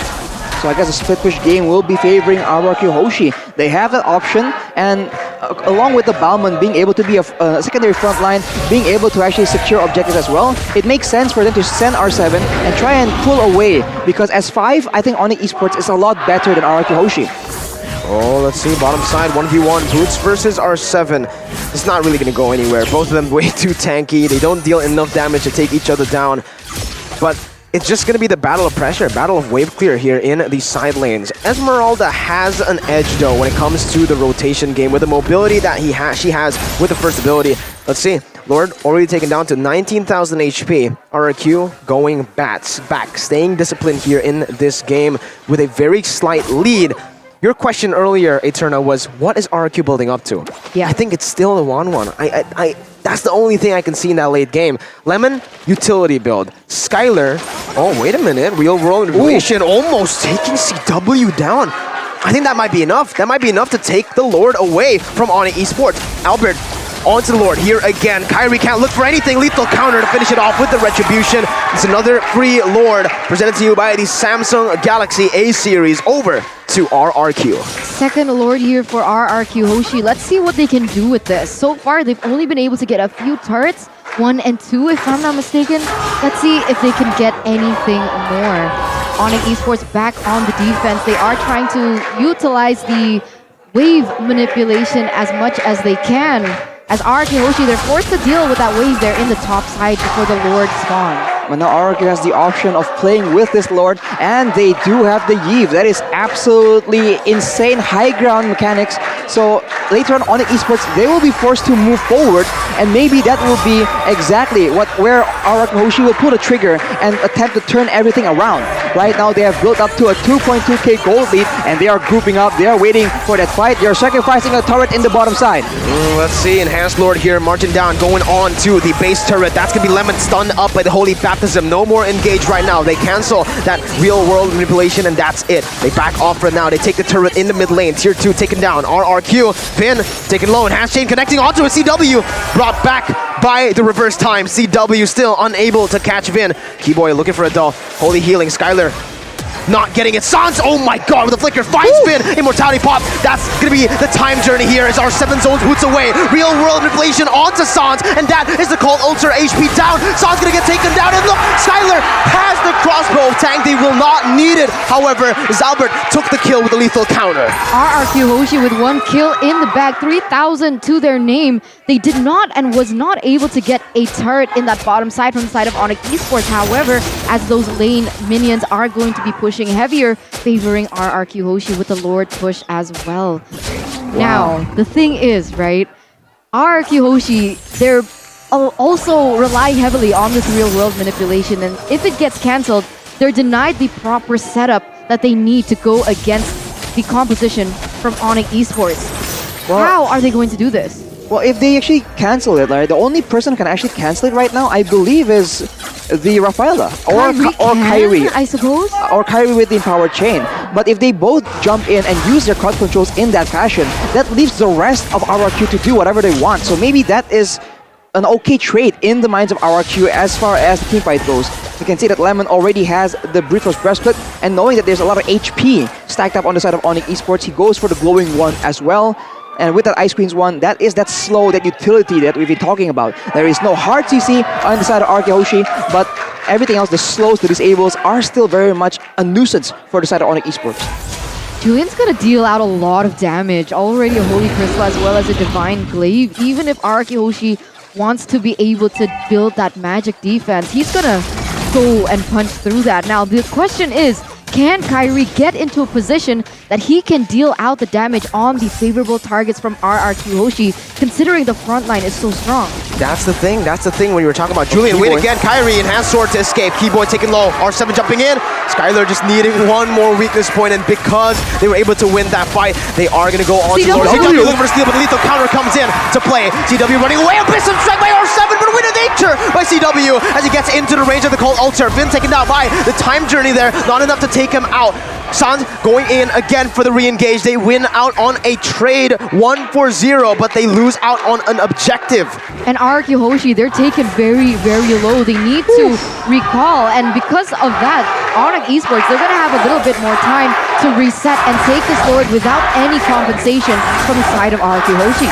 Yeah, RRQ Hoshi, they got the objective and then they attempted to chase for another fight. I think they could have just waited for that, but like, whoa, Skylar goes in aggressively, crossbow tang. Oh my god, the crossbow tang now translated over to Keyboy, still able to kind of win. SJ Kyrie! Oh my god, he finds Skylar! And Boots is there to capitalize. CW caught in the real world manipulation and he buys the immortality in time. He has to get out of this one. He's still trying to kind of wait, but R7 finds him. Keyboy, immortality still intact. R7 jumping in, called ultra place. ONIC still able to survive. RRQ backing up. It's a 1-for-1. Skylar taking down Kyrie, looking for one more. He gets the immortality pop. Kyrie, no. Lethal counter by Albert to seal the deal. Kyrie down, and ONIC Esports lose 2. Lose 2, and they lose the most important ones as well. Kyrie, the jungler, as well as CW in that gold lane, constantly being punished for their aggressive plays. Kyrie could have gone out, but instead he went back in, was a little bit greedy, looking for another kill onto RRQ Hoshi, and he paid the price. Wow, damage dealt by Action shows that CW is absolutely on top, but here we go, RRQ go for the aggressive play yet again. What the heck is Leopard's damage?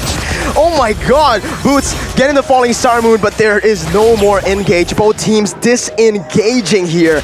18 minutes, we predicted the game duration, boys. 18 minutes, but we did say that if it is not over by 18 minutes, it's gonna get drawn out. So right now, RRQ Hoshi, they still have the 4K gold advantage, but the difference in gold is only gonna be less and less relevant as time goes on. The death timers will be what counts for the next objective. So both teams right now, they need to play it very careful as we take a look at the instant replay by the Samsung Galaxy A series. The crossbow tank caught by Skylar, but as he was done with that, that is the empowered chain by Kyrie, knocking out 2 members, and then everyone else gets caught in the middle of that real world manipulation, and from there Albert and R7 just doing a lot of damage and being way too tanky for the members of ONIC Esports to deal with. It was so hard as well because you could see that CW tried. He tried to go and dish out the damage to even just the frontliners because he's already dealing that much damage. The problem is they forgot the fact, or they kind of overlooked the fact that the real world manipulation was not yet popped up, and CW, being the glass cannon that he is going to receive that damage from the real world manipulation, because we can already see that despite her being able to build utility, she also has the glowing wand, so the dot is going to start hitting all the members from the side of ONIC Esports. Right now, RRQ has a lot of information with that Biggie pick. It has been paying dividends. It's going to do a lot more damage as well. Look at Kyrie getting chunked by one of the traps from Vin. And just like that, ONIC Esports has no control. They are forced to relinquish control of the Lord area into RRQ Hoshi. What has Vin building? I have no idea, but he has to have a little bit of damage. No, I can't.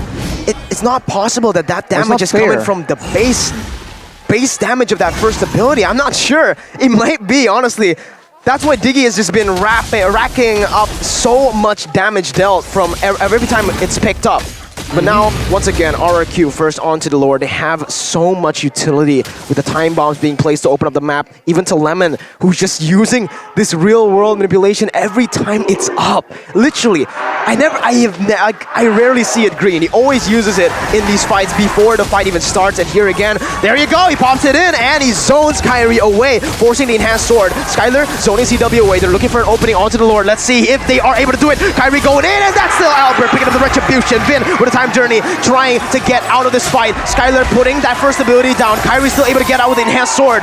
ONIC Esports trying to look for compensation by taking the mid lane turret. Albert needs to be careful. They don't need to be greedy here. They have the Lord, the Evolved Lord this time in the 21st minute. ONIC finally get an objective on the board here in the mid lane. Yeah, at least they get a tower out of it, right? I don't know, but now RRQ Hoshi, they're marching down with that Lord in the top side. They are still waiting on these cooldowns coming in from Lemon as well as Vin, but it just pops up. The real world manipulation is ready to go if they want to go for a 5v5 team fight. Let's see. Hoshi. They need to try and rush down the objectives as much as possible because right now, if you don't go for a fight, they're gonna outlast you with the Cult Altar, right? Unless Lemon is just able to poke everyone down before the fight even begins. They need to be careful. Top side already. No one's going at it. Real world manipulation. CW almost gets taken out just like that. Enhanced sword by Kyrie to the back. And now Sans has to pop the Cult Altar early. Baited out already. Lord taking a half HP. RRQ looking for the siege down in the mid lane. Getting the base turret taken down, but the Lord falls. ONIC Esports still able to defend for now. RRQ needs to look for a fight to close the game, but it's going to be very tough. Boots going to get caught here. Oh no, weakness points all taken out. No, not just yet. Boots only loses his immortality. Still able to get out right now as RRQ try to look for the final base turret in the bottom side. ONIC, wow, what a defense. 2 inhibitor turrets taken down though, so the pressure is definitely on the side of ONIC Esports. They are able to buy a little bit more time as... Oh, what are they doing here? Are they looking for something? ONIC Esports is looking for an engage, knowing that a lot of the ultimates on the side of RRQ Hoshi is down, but look at the cooldowns on these ultimates, right? It's already up for RRQ Hoshi. They are still maintaining the gold lead as the tower in the bottom side gets chunked down by minions. ONIC Esports, they are just... they're losing their grasp on the game. They're starting to get pressured into decisions they don't like by RRQ Hoshi. They're getting messy, is what it is. They're getting messy because they could have cleared the bottom side first and then rotate towards the top side, but they lost so much time because they had to go from the mid back down. And they're grouping as 4 right now. Item-wise, any distinctions? Well, to answer our questions, Vin has an Enchanted Talisman as well as a Divine Glaive. That is damage, my guy. That is why ONIC Esports, whoever is sent out to actually tank the traps to look for information, they get chunked down massively. And of course, the Rafaela is around to actually heal them back up. But if you use the heal for the sustain, you don't have it for the movement speed, and that might be crucial in these late game team fights where momentum decides everything. I need to mention something here. Both of the teams are getting very, very fatigued, all right? Mentally. Shot calls as well. They need to make decisions, the best decision possible every single time, and now it's 23 minutes of that. 3 games. Fatigue is going to be in the heads of these players for sure. Mentally, physically even perhaps. And we'll see once again. Oh my god, Sans, just from the time bombs alone, gonna get chunked there. And you can see even the glowing wand by Lemon doing so much for RRQ Hoshi. Real world inflation CW again. Gets zone out. It's gonna be enhanced sword by Kyrie to get out. Lord successfully resetted though by ONIC Esports. Oh no, gotta be careful. Oh no, that's gonna be Boots taken all the way. He has the winner truncheon, not giving that last weakness point, but the Cult Altar was popped to save Boots. No Cult Altar means that RRQ surely want to go for an objective. Oof, RRQ, they really should abuse their poke advantage, right? Vin's damage as well as Lemon's damage, it is not a one-shot, but it will add up, especially when the stakes are so high. If you can chunk down CW to 3/4 of HP, half HP, that already ensures that he will have no freedom when the fight actually breaks out. So I think they can abuse this because they also have the advantage when it comes to the base turrets, right? They have 2 already taken down on the opposite side of the Lord as well. So now they can actually play the macro game and they can just play it slow, play it patient as long as possible. What exactly is the cooldown count on the Cult Altar? Oh, I have no idea right now. We'll have to see again. Does he have the fleeting timer, Rashi? Real world inflation though, locked in again. CW losing that backside weakness point. Still able to kite away for now. Cult Ultra really plays. Sans gonna be caught there, but he has to winner truncheon by a little bit more time as that's gonna be R7 jumping in. That's the mortality pop. Vin's still able to survive for now. Lethal counter, not finding anyone, but crossbow attack. Gonna be popped there. Kyrie with the winner truncheon, buying so much, taking so much, soaking it in. ONIC looking for the end right now onto the team fight, and they will be able to find 2-4-0. ONIC Esports once again, Boots zoning the members away. Skyler trying to look for the final weakness point. Doesn't have the crossbow attack just yet, but he finds Keyboy. Keyboy taken low. Winner truncheon by a little bit more time once again as Albert is there, but Keyboy survives! Oh my god, ONIC, they've done it. They've waited, they've stayed calm, and now they have the tides turning with them. 2-0. So many ultimates were already wasted by the side of RRQ Hoshi in that mid-fight, and ONIC Esports with their really quick cooldowns was able to capitalize on that actually. And now ONIC Esports, they have the better setup. Will RRQ Hoshi be able to take this Lord away? Oh, Lemon using the real world inflation to bait them out. Cold Ultra was used and popped. ONIC Esports, once again, they're on the Lord. RRQ needs to look for a steal. Albert is still alive, but look at Skylar. Look at Skylar. He's pressuring that mid lane. He's buying some time. He's making the ONIC members look. Forced errors across the map. Albert looking for the Retribution onto the Lord. He's taken very low. Retribution battle here, and Albert finds it again with the lethal counter, with the Retribution, saving the day for RRQ. RRQ Hoshi, Albert in particular, staying very, very cold-minded right now. He was able to just calm down, cool, relax in that Lord pit, and was able to make the decision, the right timing, with that lethal counter combined with that Retribution. No, wait, did he use that Retribution? I think Albert? I think he did. He did. Oh my god, I thought he took it with the lethal counter. 3v5. They did that 3v5 on top of Skylar's macro push in the mid lane. Discipline by RRQ. The improvement since MSC is visible. Absolutely. Honestly, I think it's just so good to see RRQ just play it smart, and despite all the odds against them, they're able to get that Lord, and that is massive. It's a 5v5, the Lord is there, the Cult Altar is there to be abused to clear the Lord. Will ONIC be able to survive this push? Oh, Skylar taking the base turret in the bottom side down. Boots now caught very low. Forced to use the sprint. Cult Altar gonna be popped there. Real world inflation by Lemon on there in the midst of it all. Caught as that's gonna be the falling star moon again. RRQ looking for something. Lethal counter on the saw, taking him down. Kyrie with an enhanced sword, able to escape. Winter Truncheon clutch, but he will fall. Keyboy next. Boots try to run. RRQ take game number 3. Reverse sweeping ONIC Esports. RRQ Hoshi proving to us that history has its value. History repeats itself as once again ONIC Esports will not be able to win this Royal Derby. Wow. That is an insane conclusion, man.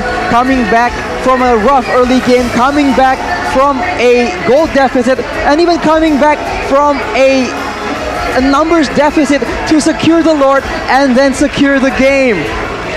My God, RRQ, what a performance. What a performance indeed. A battle to the death, and RRQ scrapes it 28 minutes.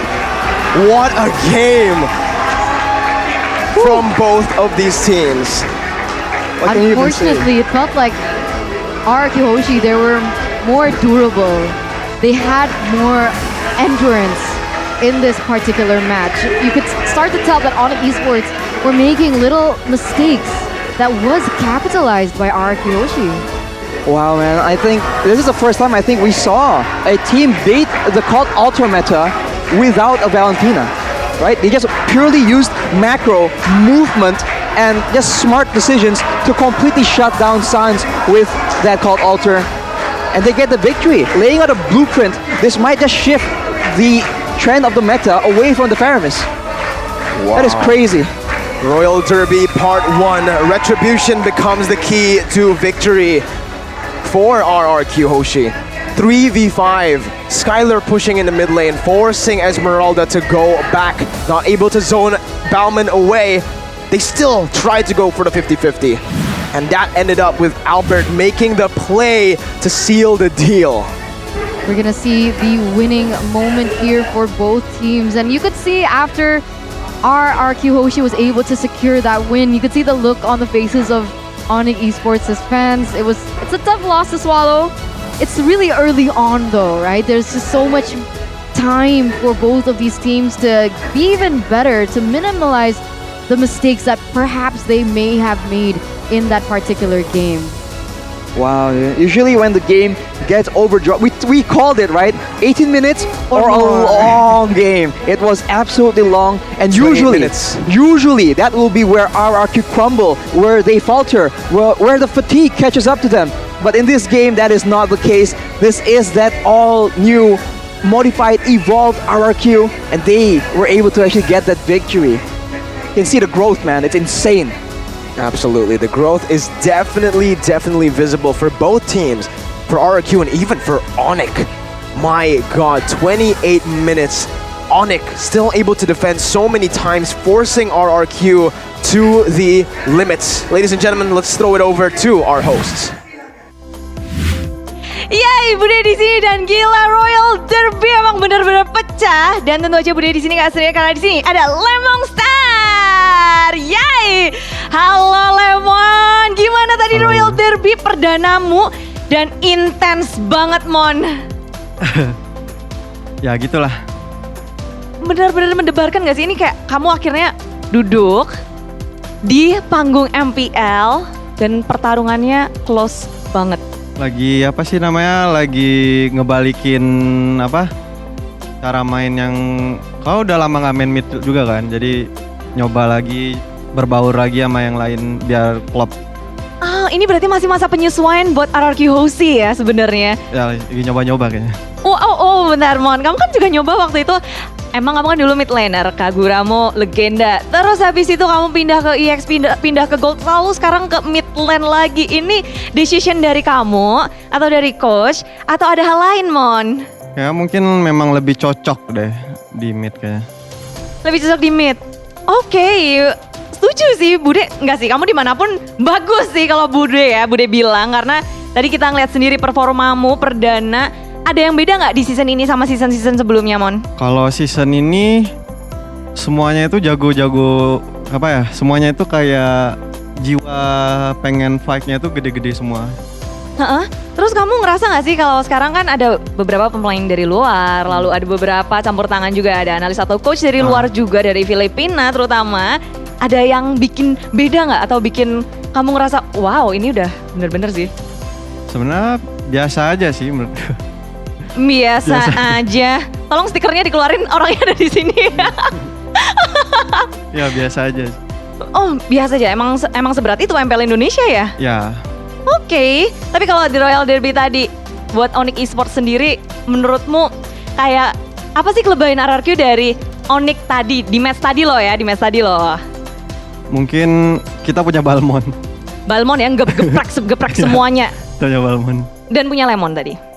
Iya Balmon dong. sih nomor 1. Balmon nomor 1. Tapi sepenting itu ya pemilihan hero untuk sekarang. Ya. Dan Lemon ada nggak sih kayak sekarang kamu udah 3 titik udah jungler, ada kesempatan juga nggak? Atau pilih-pilih role lain bisa nggak?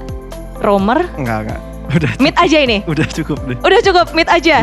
Terus kalau kamu main tuh ada ininya nggak sih? Lemon tuh main mungkin pas hari Sabtu aja atau apa gitu? Itu palingan tergantung coachnya kita. Kan kita punya 8 player ya. Itu tergantung coachnya sih. Oh gitu, jadi kalau nungguin Lemon tanya ke coachnya ya? Ya, tanya coachnya. Tanya ke coachnya, oke, semua bakal ditanyain. Tapi Mon luar biasa banget, kamu masih perjalanannya masih panjang banget nih, baru minggu yang kedua. Ada nggak hal yang ingin kamu lawan atau ingin kamu lakuin nih di MPL Indonesia? Lakuin apa ya? Menang semua terus ke M4? Menang semua, dapat tiket M series, semoga. Amin. Amin, harapan Lemon langsung ya. Kalau lawan terberat yang bisa menjegal RRQ di regular season, ada nggak Mon? Itu tadi ONIC. Oh itu tadi, tapi kayaknya lancar tadi ya, udah 2-1. Kita akan lihat leg yang kedua, Royal Derby yang kedua. Tapi Lemon ada yang mau disampaikan nggak sih buat RRQ Kingdom yang dari tadi? Wah suaranya luar biasa dan juga yang lagi ada di rumah. Buat RRQ Kingdom, tetap dukung kita. Pokoknya jangan ngeprovok lah pokoknya. Oke, stikernya dulu dong. Biasa aja. Oke, biasa aja. Langsung aja kasar, take it away. Lemon Star sign out.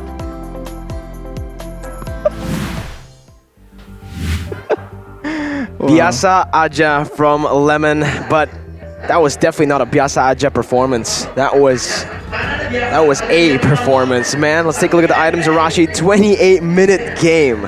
You can see that there were adjustments being made all across from everyone. Keyboy, there are so many, I can't keep track. I recall that Vin picked up the Winter Truncheon. Keyboy picked up the Brute Force Breastplate as well. So I think the longer the game goes, I think both teams agree and realize that the movement, right, the mobility from both teams is what is winning them the game. If the Cult Altar is used and ONIC can catch up to RRQ, they lose members. If RRQ are able to outrun ONIC Esports, they can fight effectively without facing the Cult Altar. So you can see the optimization for both teams, picking up slows, picking up movement speed to try and just outmaneuver each other. And honestly, at the end of the day, it's already so late in the game. The goal difference really doesn't matter. It all was down to execution. And now we take a look at the post-game stats. It's just, you know, it's even essentially. Sans has 100% kill participation, so you can see how reliant ONIC is on the Cult Altar. All the way from the early game, they were abusing it to try and get tower dives, right? To try and get all these aggressive invades into the side of RRQ Hoshi. But RRQ did an amazing job just withstanding that storm, catching up, and then abusing that lethal counter retribution combo from Albert, man. The MVP for this game, presented to you by the Samsung Galaxy A series, is going to be Albert. He has 0 deaths in a game as a frontliner. As a frontliner in a game with a Cult Altar, which is 28 minutes long, against ONIC Esports. 92% kill participation as well. My God, this is insane. It's a well-deserved MVP for sure. MVP by the Samsung Galaxy A535G Eterna. It's the man, the myth, the legend, Baby Alien.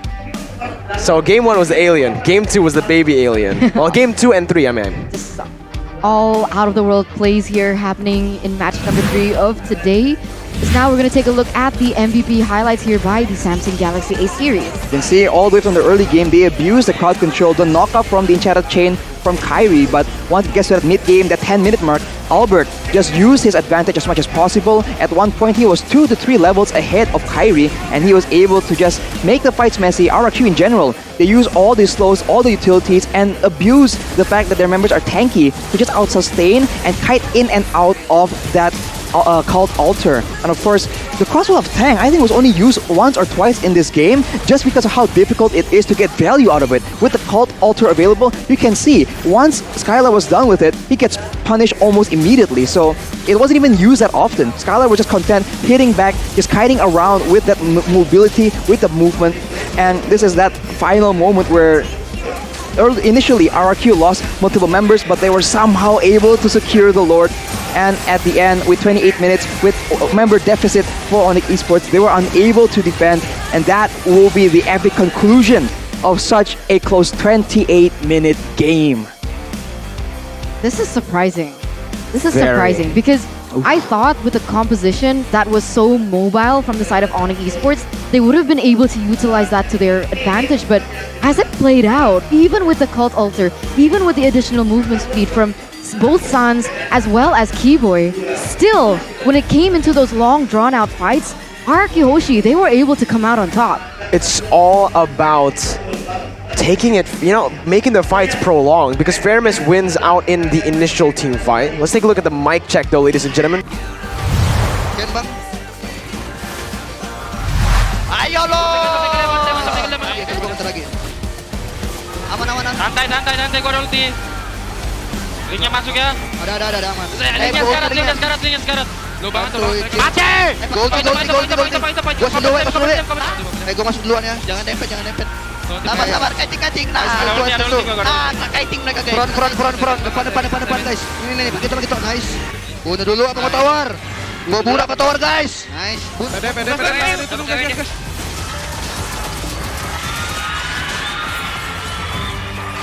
Tengah. Awas. Lagi merah begitu. Nice lane. Aman gua. Itu udah. Pecahin gua aja, Mon. Nice. Sabar. Gua ada skill lane. Gua kena ulti. Tor. Putar ya. Mati deh. Nice. Tengahnya guys. Tengah dulu ya. Bubuk lane. Udah lore, tor. Nice. Nice banget lane. Belum kelar juga. Nice banget. Nice banget. Yang ada dash. Bam. Mantap sih. Nunggu lagi sih. Menang lama lebih enak sih guys. Menang lama lebih enak ya guys. Sabar. Dia mau Albert. Ayo. Balik. Ini tahu. Gua break. Airi. Gua break. Nice. End. Nice. Hey, speaking of progress, guess who's told everyone to end? R7. What a performance. Hey, man, R7 telling everyone, N. There you go. Can I say something? Go ahead. Dude, Lemon is so motionless. Yeah. Absolute machine. See that? He's so cold. He's not human. That's why he's an alien, bro. That's why he is an alien. But speaking of alien, let's talk about the baby alien. This guy showed emotion, but his performance, Arashi, out of this world. In the Land of Dawn, he was calm, cold, collected, man. The decision to contest the Lord 3 versus 5, you can argue that, okay, maybe ONIC didn't play it as well as possible, but the decision to even risk that was already so bold from the side of RRQ, from Albert, and his Retribution game. All the way from the beginning with the highway robbery drive-by with the Retribution, all the way till that final Lord. In that situation, a 28-minute game where everything is on the line, right? The nerves of this man, he just did it so casually. I would have my hands shaking at that point. In fact, while we were casting, they were shaking. That was how intense this was, man. We can feel it all the way from the caster desk. And that is the key to victory for RRQ, man. The atmosphere, the players screaming, the casters in the Indonesian desk screaming as well. We heard it all, and man, it was amazing. Royal Derby. Well, we still have Royal Derby Part 2 later on, so ONIC can still look for revenge. They can just take this L, but turn the loss into a learning from their mistake. And obviously, we also have EVOS, who stepped up massively today. Both EVOS and RRQ got a dub, El Clasico, very, very soon. What a day. What a day. What week is this? Got a maniac. Week 2. Welcome to week 2. Yeah, you thought it was the playoffs? You thought it was the grand finals? No, it's week 2 of the regular season. And it's this close, this competitive already. The pride, just everything on the line, even in the regular season. So, oh my God, I have a question actually. Did we break the viewer record already? I was looking at the numbers and yeah, big numbers. Big numbers. Numbers big. I really wonder if we broke a record today for highest concurrent viewers. If we did in week 2. I don't know what to say. It's the season of upsets, man. Hold your horses. We're gonna see what recap of today holds for us as RRQ Hoshi is going to solidify their place in position number 1 with a match rate of 100%. Still unbeatable with this main lineup. Well, actually, no, they changed the lineup. It's not Clay. All right, it's with Lemon. With Lemon. But they are still number 1, Aura Fire and EVOS Legends stepping up 2, 3, and 4. Alter Ego Esports, 5th place, and Bigetron, 6th. That is a long pause, Mirko. Unsafe. Well, on the bottom, it's Geek Fam and Rebellion Zion, but both these teams, you can't count them out right now. They have evolved a lot. And you're going to see a lot of improvement at a very scary pace. I mean, Geek Fam last season went 0-14, no? Yeah. And already, they won a game? Already they won a game. They won a game too, yes. I mean, last season. They won a game against BTR. Hey, I'm trying to be nice. Who did they win against this season though? RRQ Hoshi. And RRQ are at the top. So yeah. There is significant improvement from Geek Fam. We'll see once again. I think the team that actually has declined is Rebellion. This time... Not Bigetron. This time last year... Well, and Bigetron's... I think last season they were also 6th place, like during this time. I think they were there, yeah. I think they were competing earlier with Alter on Ego in the season, right about there. Bigetron was number 1. Yes, after a win against EVOS, but in the end, they ended up in 6th place. But ladies and gentlemen, you know what never declines? Samsung Galaxy A series. The value just keeps on going up because it is a bang for buck monster. Arashi, tell us about the specifications. 8 gigabytes of RAM, 256 gigabyte memory, Super AMOLED Plus screen, 778 Snapdragon processor, 5G rating, 120 refresh rate. You want to play like Albert? This is the device you need. You have to see the pixels in HD. You have to see the refresh rate. Stare at the screen, guys. Get the Samsung phone. Just like Kyrie said, Samsung Link, guys. Samsung Link, guys. But with the Samsung Galaxy A series, you guys can also get awesome gifts worth up to 689,000 IDR, 1.3 million IDR cashback as well. Wow. Wow. Solid. Amazing. I'm still thinking about today's matches. I mean, we had a Same. I am maniac. baffled. from Bigetron. Right. Right? Yes, that was yes. today, right? That was today. This today It feels so feels wrong, like somehow. forever ago, man. Yeah, I mean, I remember. He forgot. He forgot there was a third match. I forgot Royal Derby. Like I thought EVOS Geek Fam was the main event. I was like, okay, this is it. And then while I was casting, I was like, wait. This isn't the main event. We still have one more match. And the last match did not disappoint. Definitely lived up to the hype. The Royal Derby that was hyped up so much with Kyrie stepping in. Albert with the retribution was able to take the game, take the match overall with Lemon, helping him with the whole team as well. But ladies and gentlemen, for week 2, day number 2, all good things must come to an end, but do not worry because we will be back tomorrow for another 2 matches. Eterna, are you ready for tomorrow? Yes. Are you ready for tomorrow, Rashi? I'm ready to watch from home. Exactly, just like you guys should from home. Watch offline because we are welcoming everyone, especially those people with the Samsung phones, because you get to sit on the Samsung zone in the front. Ladies and gentlemen, it's been Miracle, Eterna, and Arashi. Season 10, we own this!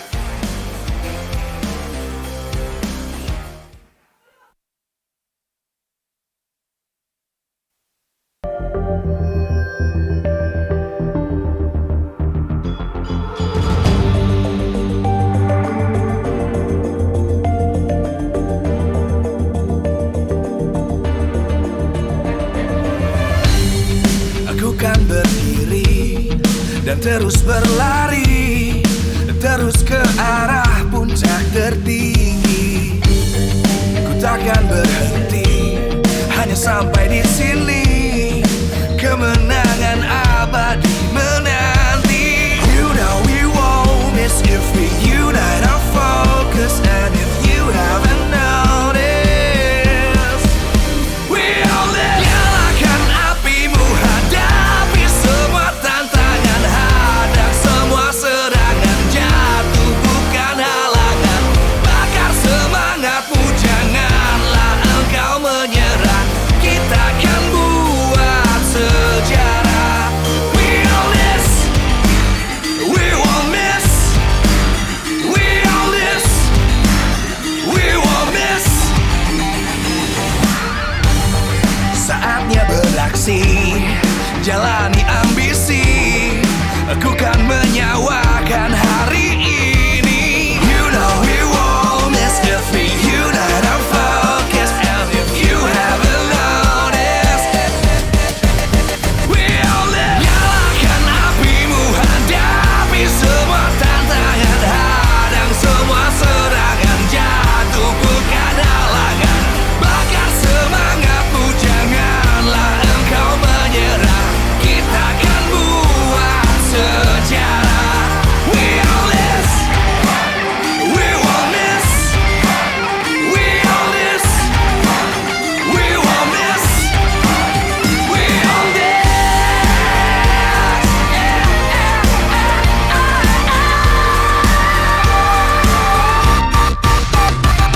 Nyalakan apimu, hadapi semua tantangan, hadang semua serangan, jatuh bukan halangan.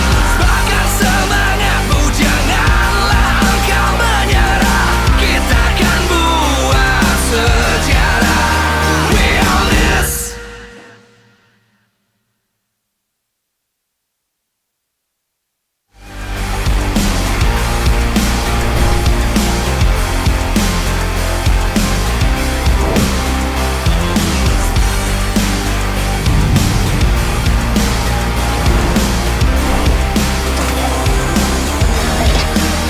We all this.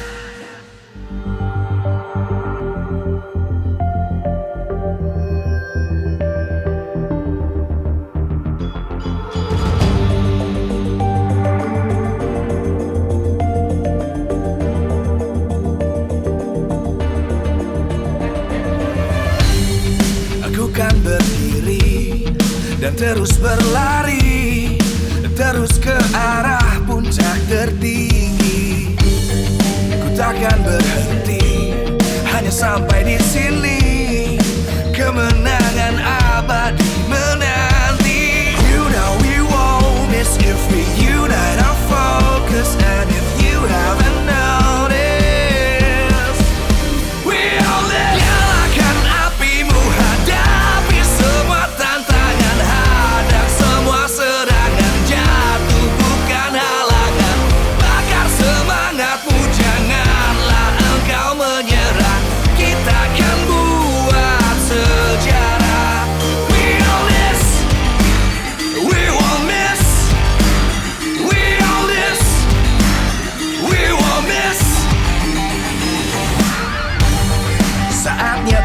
beraksi, jalani ambisi.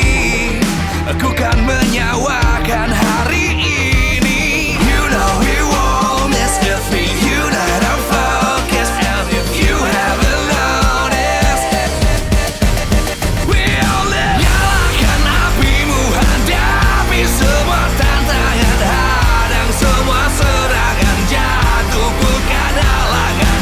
Bakar semangatmu, janganlah engkau menyerah. Kita akan buat sejarah. We all this, we won't miss. We all this, we won't miss. We all this.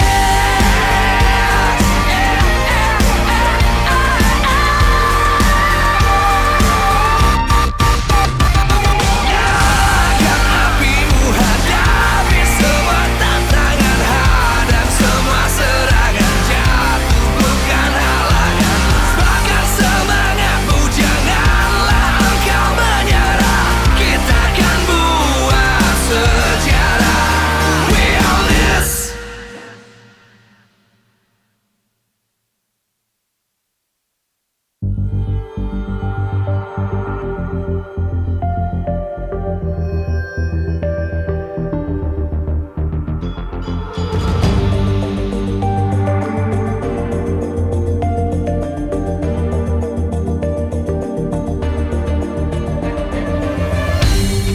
Aku kan berdiri dan terus berlari, terus ke arah puncak tertinggi.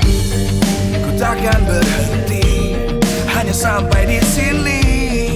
Kemenangan abadi menanti. You know we won't miss if we unite our focus. And if you haven't noticed, we all live. Nyalakan apimu, hadapi semua tantangan, hadang semua serangan, jatuh bukan halangan. Bakar semangatmu, janganlah engkau menyerah. Kita akan buat sejarah. We all this, we won't miss. We all this, we won't miss. Saatnya beraksi, jalani ambisi. Aku kan menyawakan hari ini. You know we won't miss if we unite our focus. And if you haven't noticed, we all live. Nyalakan apimu, hadapi semua tantangan, hadang semua serangan, jatuh bukan halangan. Bakar semangatmu, janganlah engkau menyerah. Kita akan buat sejarah. We all this, we won't miss. We all this, we won't miss. We all this.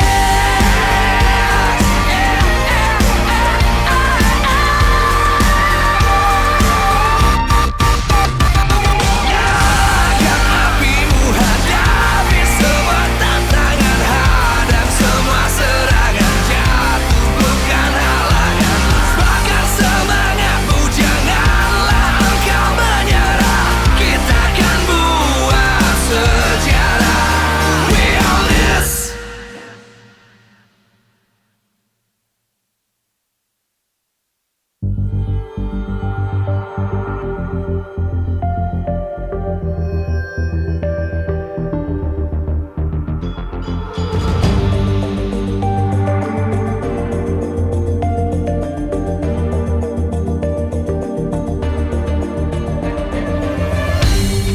Aku kan berdiri dan terus berlari, terus ke arah puncak tertinggi.